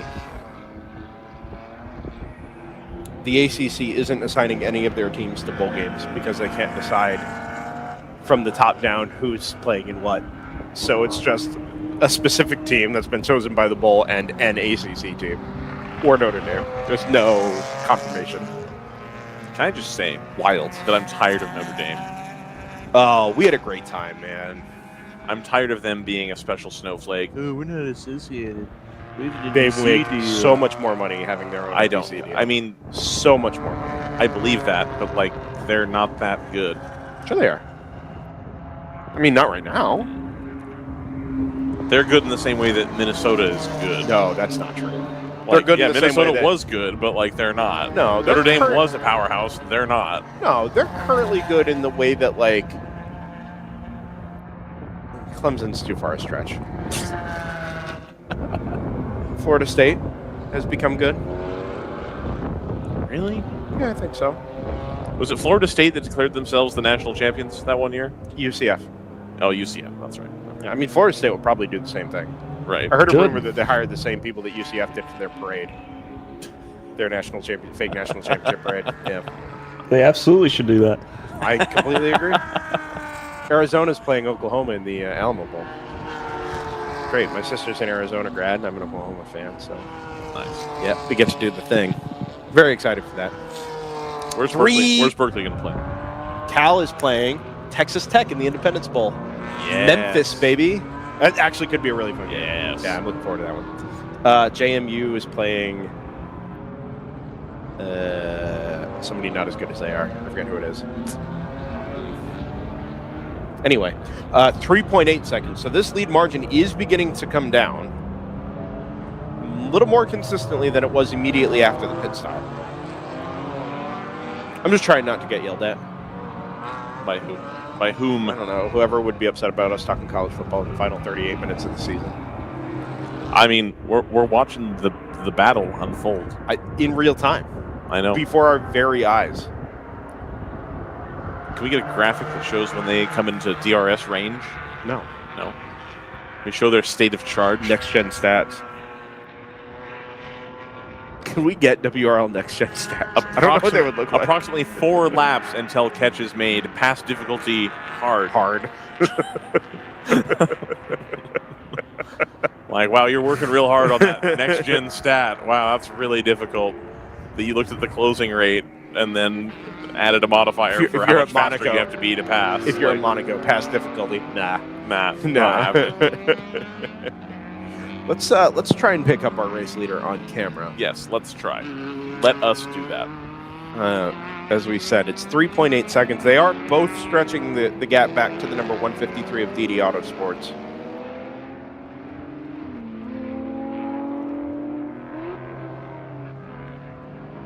Chunk of rubber just came off the 593 there. There's a lot of clag, a lot of your clag, David, in the pit lane. Like, people are pulling they pulled the wheel out of the 58, and then they had one of the guys go over and like scrape all the rubber out. 123 just now coming through turn 20. Yeah, and the 57 is closer. A lot closer. And they're coming up on traffic. 57 is going to be in the it's 24 flat compared to the NFC's 24.4. So they're headed up the hill just past the start line. You'll look for the blue Mercedes, the blue, green, and black Mercedes, with the gray Camaro a little further back, a little out wide in the braking zone for turn number 1. Really arcs that corner open. The 57 goes around the outside of the 59, exiting the pit lane. That is awfully close to contact, but they both got away with it. If anything, it will have cost the Camaro a little bit of lap time, being out wide at turn number 1. Look at the commitment of that 57 through the first part of the S's here. The change of direction is actually really remarkable for a car that we would think of as being a traditionally pretty heavy, pretty big car. What's really cool about the car is if you stand behind and look at it, the part of the chassis that's supposed to go behind the fuel cell is asymmetrical. Is it? The right side is rounded and the left side is a 90-degree angle. Is it a dual element rear wing on that car? It might be. I'll see if I can pay attention to it when it comes by. I noticed it early. Oh my! We've got a car in the. Is that a 157? That's the 157. This is basically at pit entry there, but not in the pit entry lane. Has that car been off and into the wall? Maybe. I feel like if it was into the wall, we'd have a double yellow pretty fast. Oh, we are going to get a double yellow here. Yeah, they are preparing it here at. Oh, we're at red flag, actually. Oh, red. We're going to go red. Okay, got it. All right. Well, it's reported as having a possible fire. We're going to stop here. Yeah. Everybody's going to pull up. Yeah. Everybody, as you say, pull off the racing line and immediately come to a stop. Wow. Which everybody does. It's reported as a possible fire, this is the standard procedure if this is at all a concern, to allow EVs to respond imminently. Safety truck is right there already. Yeah, Two safety trucks on scene. I see a little bit of smoke, but nothing immediately obvious. Brad, if you could get the 701 to like move forward like 15 feet, I'd really appreciate it.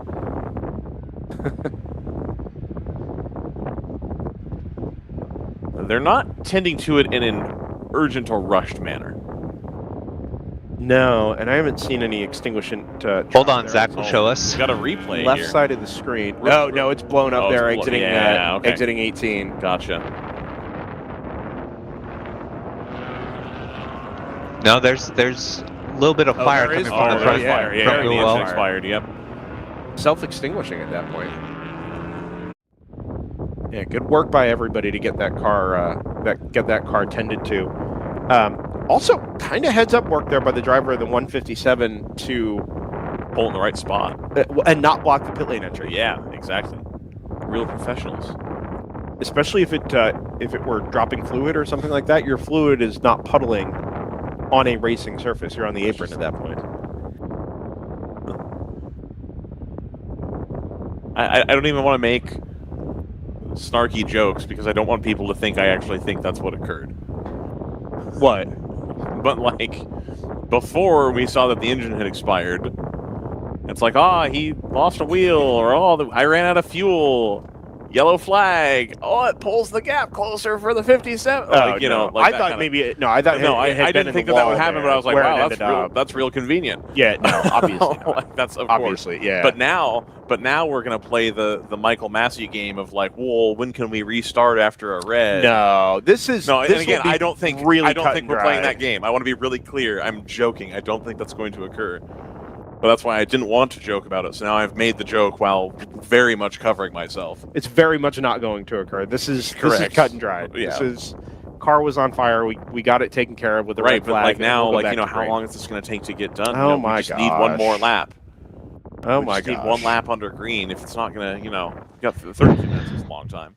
Yeah, but even so, you had 7 hours and 57 minutes to also decide this. So we've got the red flag restart procedure down to a science here. There's no reason we couldn't be racing with over 20 minutes of racing left to go. No, I've determined that the thumb is on the scale. It's actually okay. If you're going to identify any winners from this, we've already had the last pit stops from basically everybody. Yeah. I think the biggest benefactor here is probably the number 153 of DD Autosports. Right? Because it will bring them up to the back of the other two, but the pace hasn't been there in this final stint.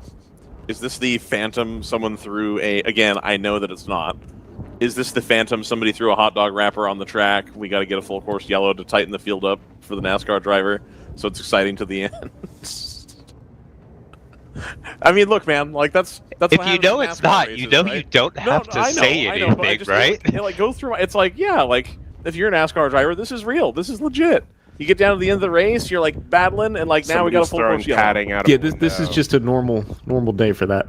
Yeah, exactly. Yeah, no, clearly not. Absolutely no. There's a legitimate fire. Like the engine blew up. This is what had to happen. I mean, it seems like whoever's been driving the 157 has been driving it hard. They've been going for it. The track limits have piled up. Do you think that's a missed shift, or do you think that's just an engine? No, I mean it could be either, I guess. But if you happen to grab do we know if that car is a H pattern or if it's? I did not check that. I should have looked. Yeah, I don't know. Might be an H pattern. I can't because they're trying to sell those, is my understanding. I don't imagine that if you're trying to sell those as this like budget option for you to like get to drive a stock car at a road course, that they'd want the added cost of having a sequential. But like, if the sequential is what the NASCAR is using, then like, I can see that going either way, honestly. It could be a misshift there, but I would think you would come through that corner not shifting. Like you would grab third on the way into 16 and just hold it all the way around, breathe out of the throttle as you turn into 19. If it is an H pattern, is it a 3-speed? Is it a 5-speed? It's not a 3-speed. It's not a 3-speed. Okay, is it a 4-speed? I could be 4, 5, 6. Yeah, I don't know. Have you ever driven a 3-speed car? No. I'm familiar with them, but no. Jordan, have you ever driven a 3-speed car? No. No. JT, have you driven a 3-speed car? No. Are you about to? No, I'm not going to flex it. It's just like I thought that would have been more common than it is. Apparently, it's definitely not. Having done that's very uncommon. Yeah, flex. There it is. All right, it's not. I don't know. Humble flex. I thought people had done that. Like if you drive old cars, like I don't know. West Coast car guy flex. The fun part about mine was the synchro thing for first to second wasn't like correct, and so every time you'd go to put it in second, I was like, oh, that's not fun. Great, terrible brakes, dude. Terrible. We have sent the safety car out to go pick up the leader, and this is the standard procedure. And the car is now being towed back in. Towed. That's very interesting. Yep. So there must not be any fluid down if they're towing. Yeah, maybe there's there is no more fluid to drop. There's a nice scorch mark on the front left of the bumper there, but the driver's in the car. I don't think that was the driver getting out that we saw. I think that was a course worker or similar in the zone there. So the driver not having got out of the car, they've just towed it back to the paddock. So we're going to get going here pretty quickly, as it were. And we're going to have a real close on-track battle between the 123 and the 57. Yeah, potentially the 153 as well, if they can find a little bit of pace here. So the procedure is, as it always is to go pick up the race leader with the safety car. Everybody will form up behind that split in the field where the safety car is. We'll give everybody a chance to form up. Typically, in the past, they've tried to do a one lap and in. So my guess is that's going to be a little aggressive given how long of a lap we've got here. RJ mentioned in the drivers' meeting that he would do a minimum of 2 laps of pacing. Okay. To give everybody a chance to pit. Coming back from the red. Yep. Okay. So we're going to do a minimum of 2. I would be surprised if it's longer than that because people don't really need a chance to pit because everybody already stopped, in theory. No, that makes sense. I'm just going off of what has been said previously. Yep. Or what the stated goal has been. And normally RJ will come and poke his head and say, hey, here's what we're going to do. But if we're doing a minimum of 2 laps, I believe that. As you say, give everybody a chance to pit. It does matter a little bit here because we're completing the very last pit stops for everybody. Yep. A lot of short fills here. 3 fast guys and Denny with a 30 minutes remaining pit stop. It's a little odd. They were already in, yeah. Well, right, but my point is those cars usually run, an hour and 20, hour and 30. But it depends on how far into the No, stop. I know. They were due. Yeah, that is good. They were in at the yellow flag, the long yellow flag at 123. Okay, so they came in on that yellow. That's why everybody's on the goofy. Okay. Yep. Got it. They're waving. Yeah. All right. Yeah. He saw me. He'll get him on replay. Absolutely. On the big screens.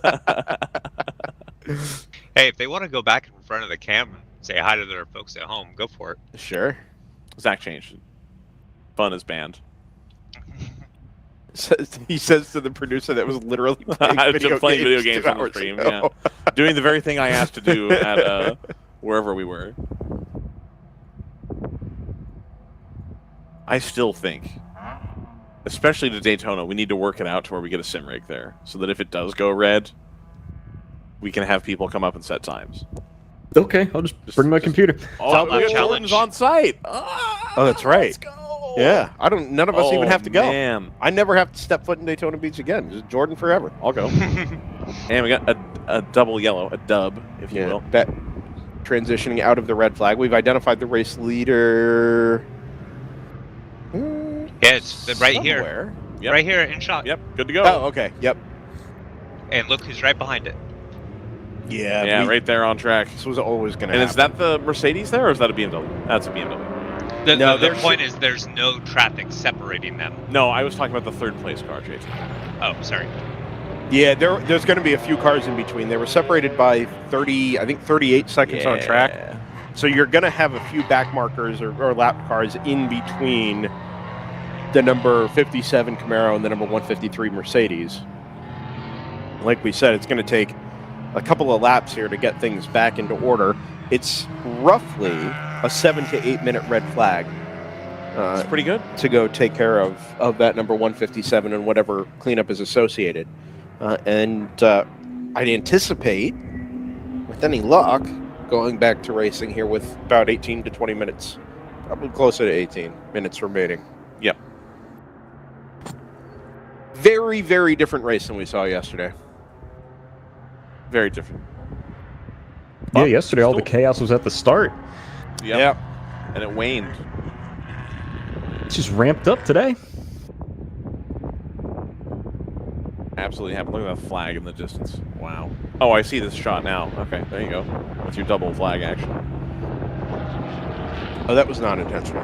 Oh, I thought you said you were doing that intentionally, trying to get the flags. How many things I could frame in the same shot? Yeah, I mean, I said that as a joke, but this one just kind of worked. Yeah, man. That's awesome. There's a Lego model of the mullet. Is there really? Downstairs. I took a picture of it on Friday. You were there. Oh, I did. Yeah, we did see that. I thought you meant like for sale. Oh, I wish they'd sell it. I'd pay money for that.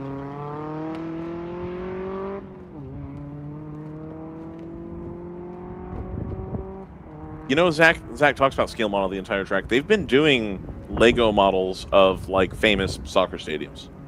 I have one of the Oklahoma football stadium. It's not Lego. It's Brickles. Like, Lego has been doing. Oh, really? So, yeah. Oh. Like there's a Old Trafford and whatever the Barcelona one is.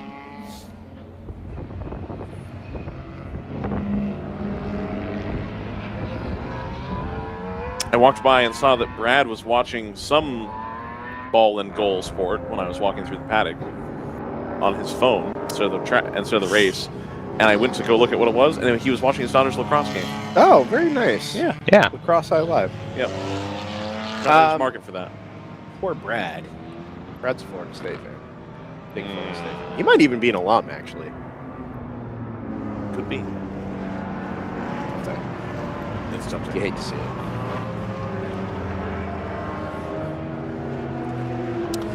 So now that we've cycled everybody back through start-finish at least once, the lead margin is 1.8 seconds. It's nose to tail. Don't need a number on that. But the gap back to the 153 shows is 11.3, which in real time is probably, in race time, let's say, or race speed, is probably closer to about 6. And the question mark is going to be over that number 153 and whether or not they've got pace enough to keep up with those two leaders, giving it 100%. Prediction? What do you think comes out on top? The 153. You think so? That is the chaos. You have to give the interesting answer. We can't all agree, so I'm going to pick the 153.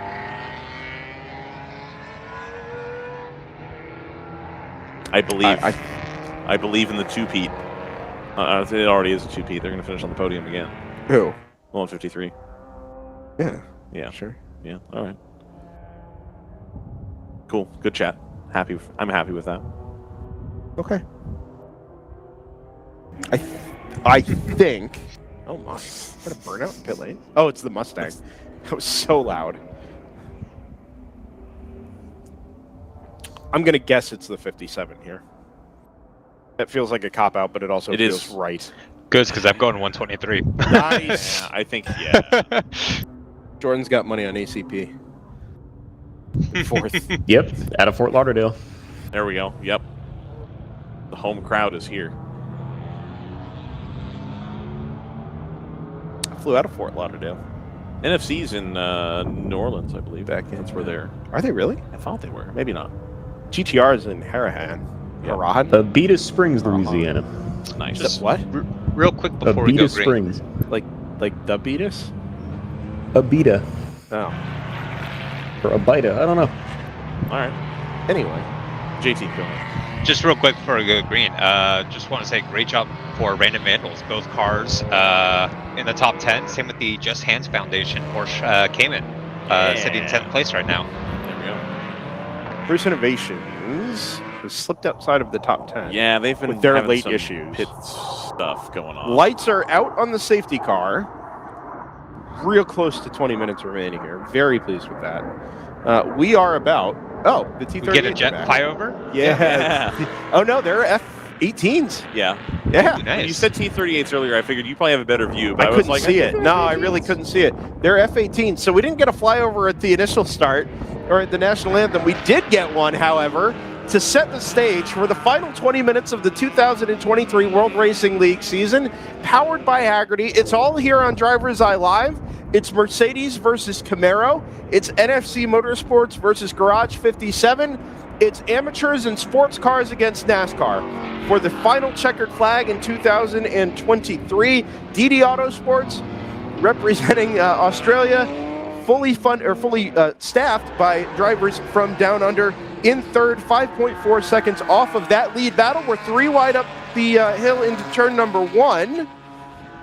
As one of the cars, I think, exiting pit lane there makes things a little bit narrower than they would be otherwise. We're still 3 wide down the hill here at turn number 2.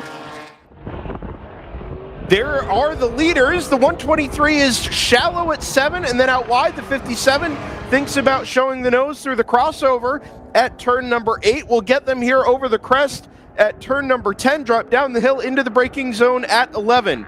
Remember, the 57 has to be really careful here about where they choose to make the pass. They have no strikes left on the track side, or on the off-track situation. Limits, yeah. Track limits, thank you. Yeah, but very close. Very close. I think the 57 has a little bit more pace in hand over the 123. That may be more tire in hand. It may be just a little bit better traction or compliance out of that car. But I think they can pick and choose where they want to get these passes done.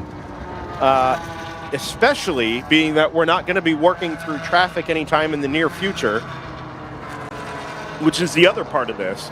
The race leader being picked up by the safety car as opposed to being shuffled further down the order means these two leaders are out on their own to settle this. More of a gap here as we come into sort of the downforce heavy section at the carousel. There's a little bit of a gap coming out, and then the 57 just kind of eats it back up. Yeah, definitely better on the straights. Appears to be a little bit better on throttle application, but maybe the change of direction and the compliance out of the Mercedes chassis is a little bit quicker through the tighter, twistier parts of the circuit here in the third sector. And here they come back onto the main straightaway. The NFC car still maintains a lead. It's about 5 car lengths as they pass under the start-finish line. Personal best for the 123, 229.951, just to eke out a couple of car lengths from that Garage 57 Camaro. About 8/10 was the gap as they went through. They're going to come up to the top of turn 1 here. No moves are on right now. Triple Eight's going to pick up a lap penalty for a pass under yellow somehow, basically as we were going back to green. So that is going to drop that car out of 7th, probably down to 10th overall, 9th overall. The random vandals cars are separated by half a second, by the way. So if nothing changes, they're on for potentially a formation finish here to round out the 2023 season. NFC, again, a little shallow into 7 and wide going into 8. A very awkward setup there for that Mercedes, and it allows the Camaro to close right back up to the rear bumper. There is an opportunity here, more than an opportunity, headed into turn number 11, side by side on the brakes. So 123 will want to back out a touch early and allow the 57 to the apex. The 57 will want to park it and allow the Mercedes, or prevent the Mercedes from getting the run, but he's not done that. The 123 gets good traction out of the hairpin at turn 11, the north end of the circuit, and they begin the long run down into the next best braking zone at turn 12. The Mercedes edges out in front and is able to pull back across the nose of the two-frame Camaro, headed into turn number 12, and Mercedes, by half a car length, is going to hang on to the lead now with 16 and a half minutes remaining, 174 laps complete. So that Mercedes, just like I was talking about before, this is the preferred weapon of the driver in the Mercedes. They are not just letting this go. A lot of people, I think, would have thought the 57 pro drivers, you know, NASCAR type car, they're going to blow them away. And that hasn't happened here. The pro GT4 driver is giving the NASCAR guys a run for their money. They're not going to roll over. They really want this win to cap off what's been a great year of growth for the 123 as they're going to come through here to turn 19. The 57 is going to show the nose. Defending a bit. Yep. Careful with track limits on the exit there. It's really easy to get sucked into the runoff there on the outside. He goes to the outside. The 57 loses it up the inside of the Mercedes. Contact. The 57 goes around. I don't know. Was there contact there? I think so. Oh, man. The 57 is going to set off in pursuit again. It was very quick that he selected first gear and got back on it. There was no wasting time there. They are still on the attack. We have 15 minutes left, Brendan. If the 57 has as much pace as we think it does, this thing's not over. They may eat this gap up here in about a lap and a half. This is so not over. 15 minutes left to go. There is more than enough time for that 57, if that car is still healthy, to get back up to the back of that Mercedes-AMG GT4. So we got out to 4 seconds, and the 57 didn't have a full head of steam. Let's watch the replay. The 123 goes uber defensive, kind of crowds the 57 to the apex there. But the 57's coming way out wide, right next to the 123 on the exit. That's going to be a funky one. That's gonna be a tough one to call, I think. I'll tell you what, man. I think amongst two pro drivers, probably not a whole lot of pain about that. I think that's two people racing hard. If I'm calling an IMSA race or a World Challenge race, that's hard racing and in let the it final go. for the final checkered flag of the season. Yeah, it's really hard to take that out of the context of what's happening here. Right. Because we've got two pros, a GT4 car, and a purpose-built road course, tube-frame chassis. You've got a standard to uphold here. No, absolutely, and that's why I said what I did. You can't, as much as we'd like to. DD Autosports has now closed the gap. I had spoken That's about a really good point. They're down to 8 seconds off the lead, so That's that has a slowed them really down. good point. They're now back in it. You mentioned that right when we went back to green, Ryan. That car, as the leaders start to do battle here. There it is right there. So they're going to be behind the 9. That is not for position. Or no, maybe it is. No, the 9's a lap down. Yeah. So the 153 needs to clear the 9 here. I don't imagine a situation like that will occur again. I would imagine both drivers would prefer to not have that happen. They may race a little cleaner if they do catch each other. The 57 making some headway. Really, you see the car wiggle on the exit of the turn here, getting the power down as quick as possible. There's no saving tires left here. They need to make up the gap here. I'd be interested to find out how exactly how hard you can push the tires on that car before they start to give up grip and overheat. So the NFC see if there's a little mark on the inside of the 123 here on the driver's left. I don't see any tire marks or anything. No. Yeah. The 57 comes through. It's 3.4 seconds, so they've clawed in about half a second. There will be traffic. The DD Autosports has gone from 8 seconds down to 5.2 seconds down. So DD Autosport is catching them hand over fist right now. They're not. That last lap was they lost a second back actually. Because I thought it said 8 seconds before. 2:24.4. It's 8 seconds. Oh, to gap lead. and then P1. I'm sorry, exactly. I looked at it wrong. Yeah, that's me. Personal best for the Just Hands Foundation entry, the number 191. Probably Carter Peace Award, I would imagine. Oh, I forgot he was in that car. Yeah. I haven't seen Carter Peace in a while. Good for him.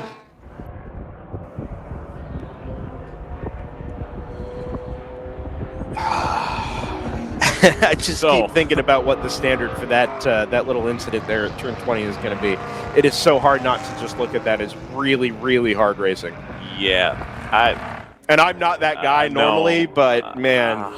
I would disagree. I mean, it was aggressive defense. We're not the FIA. No, we're not. But it was aggressive defense by the 123. I will not disagree with that. And I would lean towards the fact that he knew that the Camaro was there. Oh, absolutely. That's why he was there in the first place. Yeah, no question. There was definitely squeezing on entry. Yep. I don't have a problem with the squeeze. Was the 57 going to be able to make it work? Here's the thing. In relative to what's WRL, expected, I understand that, JT, but relative to what's expected by the driver that's in the 57 right now, that would have been entirely acceptable in either V8 supercars or in NASCAR. In most series. That's what other series is acceptable is No, irrelevant. I totally agree. Completely. I get it. Yeah. Totally agree. Which is why you've got to put that move and that defense and the contact and the spin that resulted in context. But like I said, I think he else, makes that move again. think I think he does that again. The 57. I think if they rewind and do that again, I think that happens every single time. I agree. I don't think anybody's. Well, I think he's going to get his chance because he's catching him. Yep.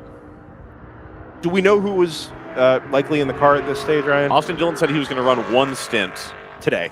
Well, no, after okay. After Will got out. Gotcha. So I don't know if that means they put Kyle Busch in to finish or if they put Will in to finish. Let's see if we can pick the helmet up. Nope. No, there's pretty dense net there. Yeah. Another 8/10 that time. Down to 2.6. So they're pulling time out in a big way. Yeah.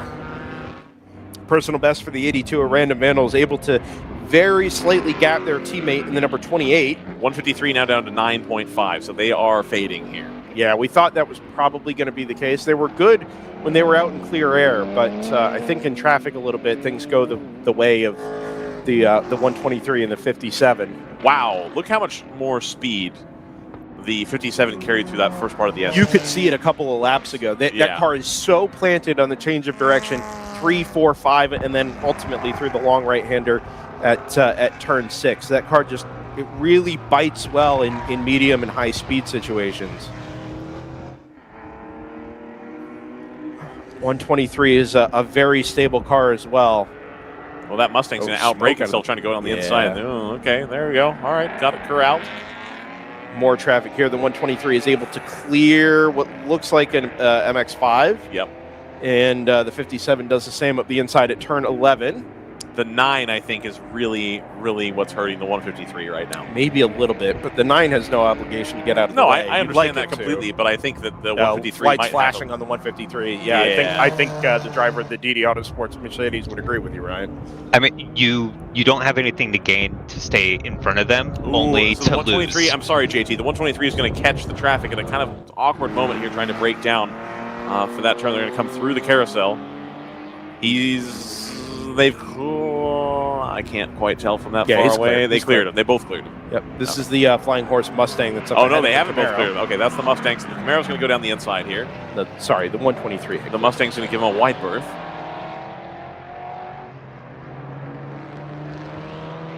Eight minutes, 45 seconds remaining here. Yeah, we should. We're going to have to start timing this one. I think we're going to have 4 laps to go at the line. We're likely to take a white flag with about 30 or 40 seconds remaining. The leader exits the final corner. Yes, he is. This is going to be around a second and a half.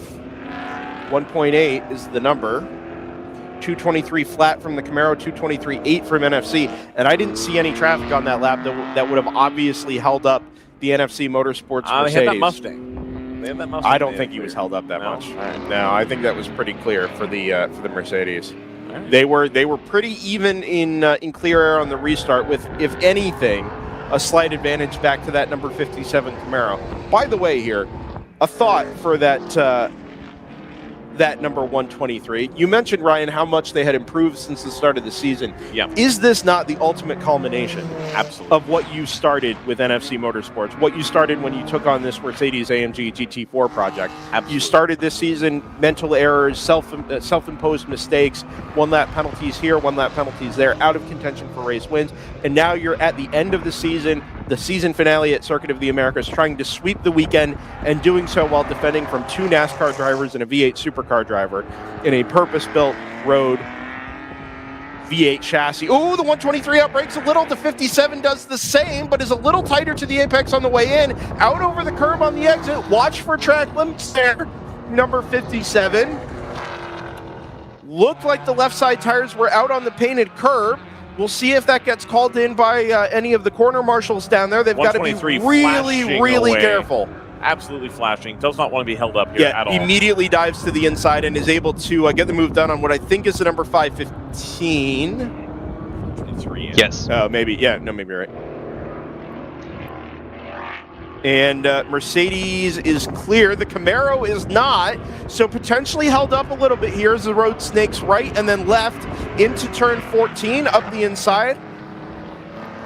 You can see just how close to the threshold these cars are under braking. Pushed. Yeah, the pushed on the exit here. The 123, if anything, I think is running itself a little bit deep as we have a slow car on the exit of turn 18. Excuse me. Does that have damage? It looked like it. Looked like it. Car stopped car 12 at turn number 10 and continued. I assume that's who that is. No, that's 250. 250. That car's had damage all day, if it is. Okay. That is the number 250. A little bit of a crumpling on the left side door. So still able to make up time on that lap, even with the traffic. A 1.3 second again. Now. Almost exactly half a second. The Mercedes-Benz of the 153 has now gone through, but they are now 12 seconds back. I would be interested to see if they're going to be able to claw in that gap. Yeah, JT confirms there are 3 laps to go here, which is what we thought last time around. And the 9 received a warning for blocking. Ah, okay. So that was most likely the team telling them, hey, you know, just help them facilitate. And we saw that briefly in the background going into turn 15.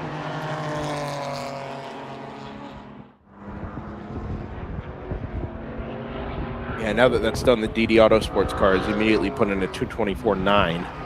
Well, that happened on that lap. Yeah, that's what I'm saying. Yeah. Yeah. 224.9 is sort of the slightly more unleashed pace of that car. The 12 is still out on track, by the way. No, I'm saying that's not the unleashed pace. What? They gave the position back through turn 15.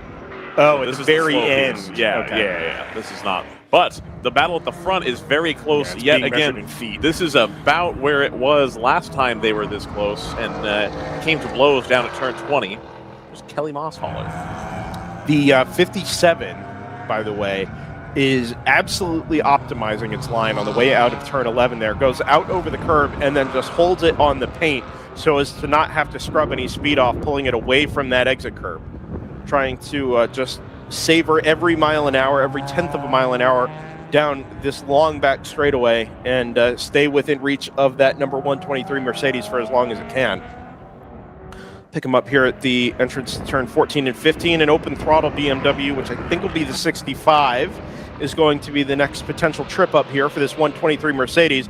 Through the long right-hander at 16, 17, and 18. I don't know that the BMW was out of the way on the way into this quadruple apex right-hander here. The 123, it's not. Balked badly through the apex, but it's going to happen to the 57 at turn number 19, which will benefit the 123 ever so slightly on the run into the final complex. Gets through into 19 and 20. So the 57 is going to stay right there. Yeah, I'm going to close up the gap here. It's going to be less than a second. I would call that net no change, Ryan. I think they both kind of got balked equally by that green BMW, and it's allowed both of them to begin the penultimate lap of racing in the 2023 World Racing League season with a margin at 0.8 of a second. And what we think is roughly a pace advantage of about a half a second a lap for that Garage 57 Camaro. I think the 57's got about 5 more shots at this. I think in terms of places on track that you can actually get that pass done, I think there's about 5 more shots. Stratus cars come by start-finish to begin their second to last lap, basically in formation, and I assume are going to finish the race in that same mode. There's a yellow car ahead of the Mercedes in the race lead. That it is Heraflight. That's the S2000.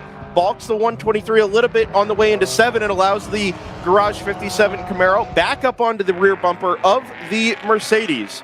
Through the long right-hander, we saw this is where the 57 is strong. Through the run at 10, into the braking zone at turn number 11. Is this the opportunity for the Camaro? Shows the nose, maybe tries to put the 123 offline. Ever so slightly, they come off the corner. The 57 wiggles again. The 123 is out over the curve. We saw the 123 strong in a straight line a couple of laps ago. And looks like off in the distance as they come up on another production car that the 123 is going to be just a car length or two ahead of the Camaro. Threshold braking on the way into turn number 12. Get it back to the apex, Aaron. Get it back to the apex. Garage 57. And they're going to go back through this sort of stadium section here, 13, 14, and 15, with looks like about 4 more cars to lap before we get to the end of the 2023 WRL season. 123 goes super defensive over the curb on the inside, forces the 57 out wide.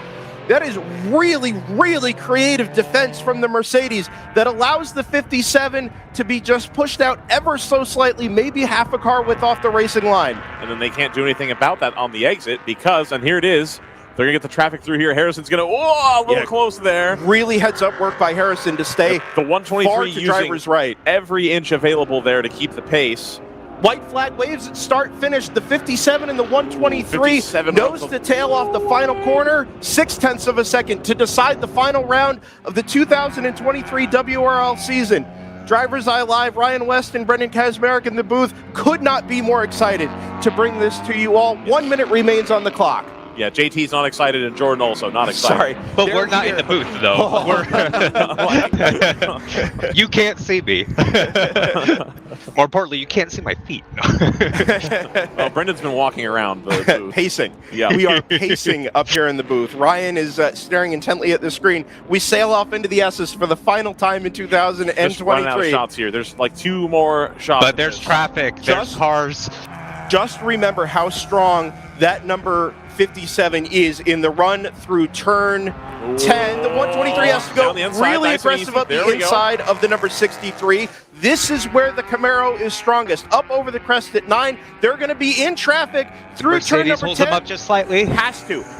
Goes defensive. Oh, they're out over the speedy drive. That's all the dust being kicked up. The 123 blocks in defense. Through goes the 57. Gives the space. Up the inside. Available. Up the inside. Drives him off track. Shoves the 123 out wide. The move is done for now, but remember the straight line speed of that Mercedes V8 down the long back straightaway from 11 to 12. Aaron Povaledo on board that number 123 is going to have the draft and is going to have to find a way to make the move on the number 57. Looks right over the paint, looks left, and looks right again. Have on the outside here. Long way around for the Mercedes on the he's Camaro. got the 57 runs him all the way to the outside. Fair defense, but I think the 57 is deep. We're going to get him here again at turn number 13, and I think the Mercedes is going to be defending, or is going to be looking to... Mercedes is through. The Mercedes got through. Lead changes again on the final lap. The clock shows 0 on the 2023 World Racing League season powered by Hagerty. He's right under the bumper. He goes on the inside. Almost contact on the inside at turn number 15. Forces him off track.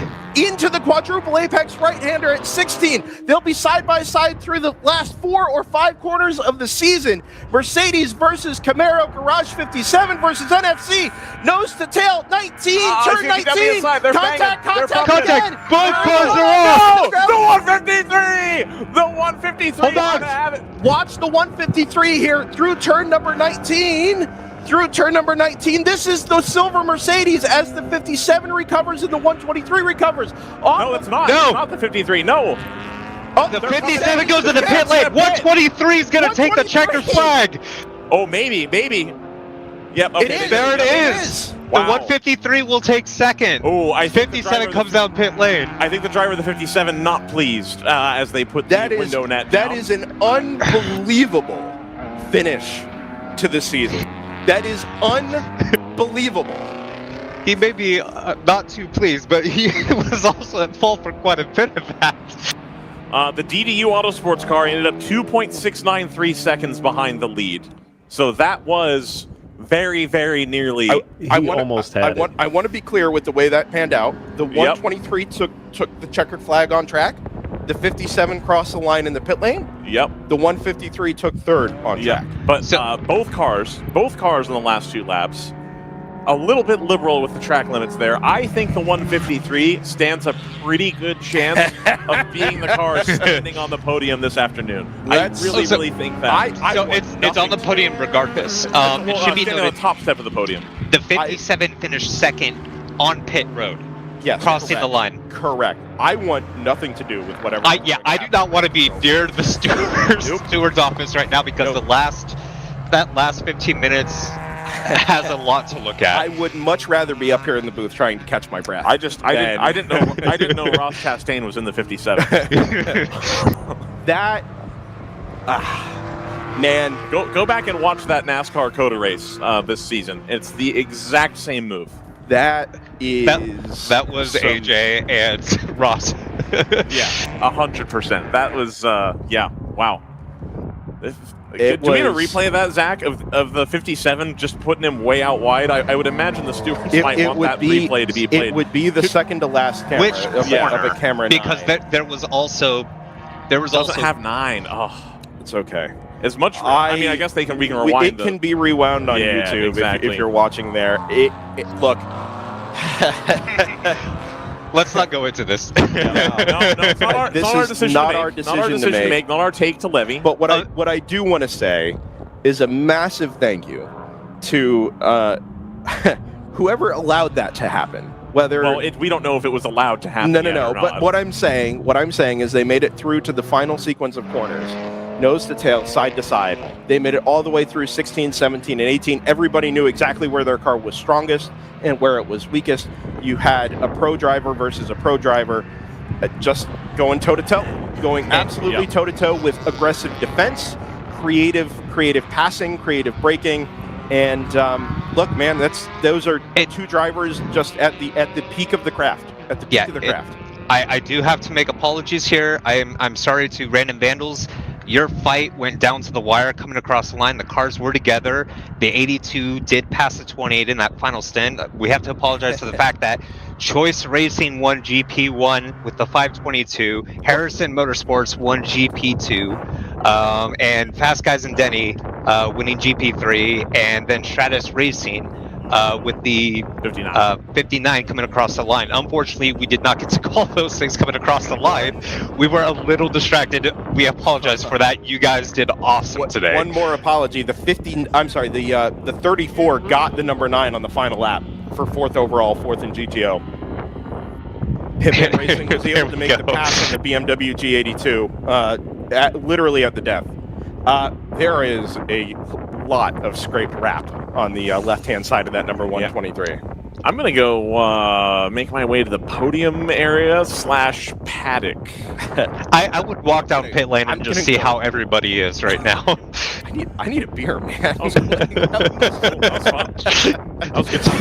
So about one camera at tech and podium while you get all the other cameras. We get ourselves a parabolic mic. It's RJ. Hi, RJ. A parabolic mic. We're going to go set up shop. It wouldn't surprise me if the Celebration, the 123 right here on the left. It wouldn't surprise me, given the body language of the driver of the 157, it wouldn't surprise me if that car doesn't feature on the podium either way. I don't think that they'll be pleased. We'll see. Either way. You know, it was, but it was a great battle. Enjoyed it. We'll see.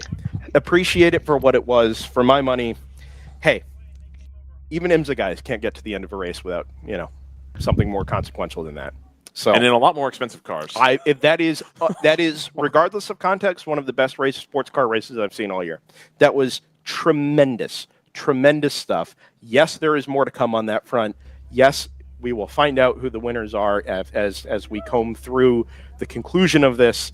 I have some thank yous, but before I get to the big thank yous to wrap this up, Zach Johnson, absolute star on production, following that all the way through and allowing us to call it like we saw it. That tremendous work by Zach. Thank you for that fine work, Mr. Johnson. Appreciate everything you've done for us this year, and of course, to help us wrap up the season in the fashion that we just did. I'm going to let you gentlemen take it before I launch into my thank you spiel for the end of the year. But I guess we go JT, Jordan, and Ryan, and then I'll play cleanup, and we can get ourselves headed home from Circuit of the Americas. You're not the right size for a power hitter. That's fair. I don't really know what to say. We're a bit overwhelming here. Hell of a season. My God. Hats off to WRL for everything we've got to see this year. We've had amazing races almost basically every single rounds. We've had races come down to the wire in so many classes throughout this year, and this is how we top off 2023. It's wild. Thank you so much to WRL. Thank you to track marshals, all the volunteers, everybody who made, this series possible, the competitors for coming out, and just hell of a show. I am so looking forward to 2024. This was a very, very good weekend. So thank you so much. Mr. Worth.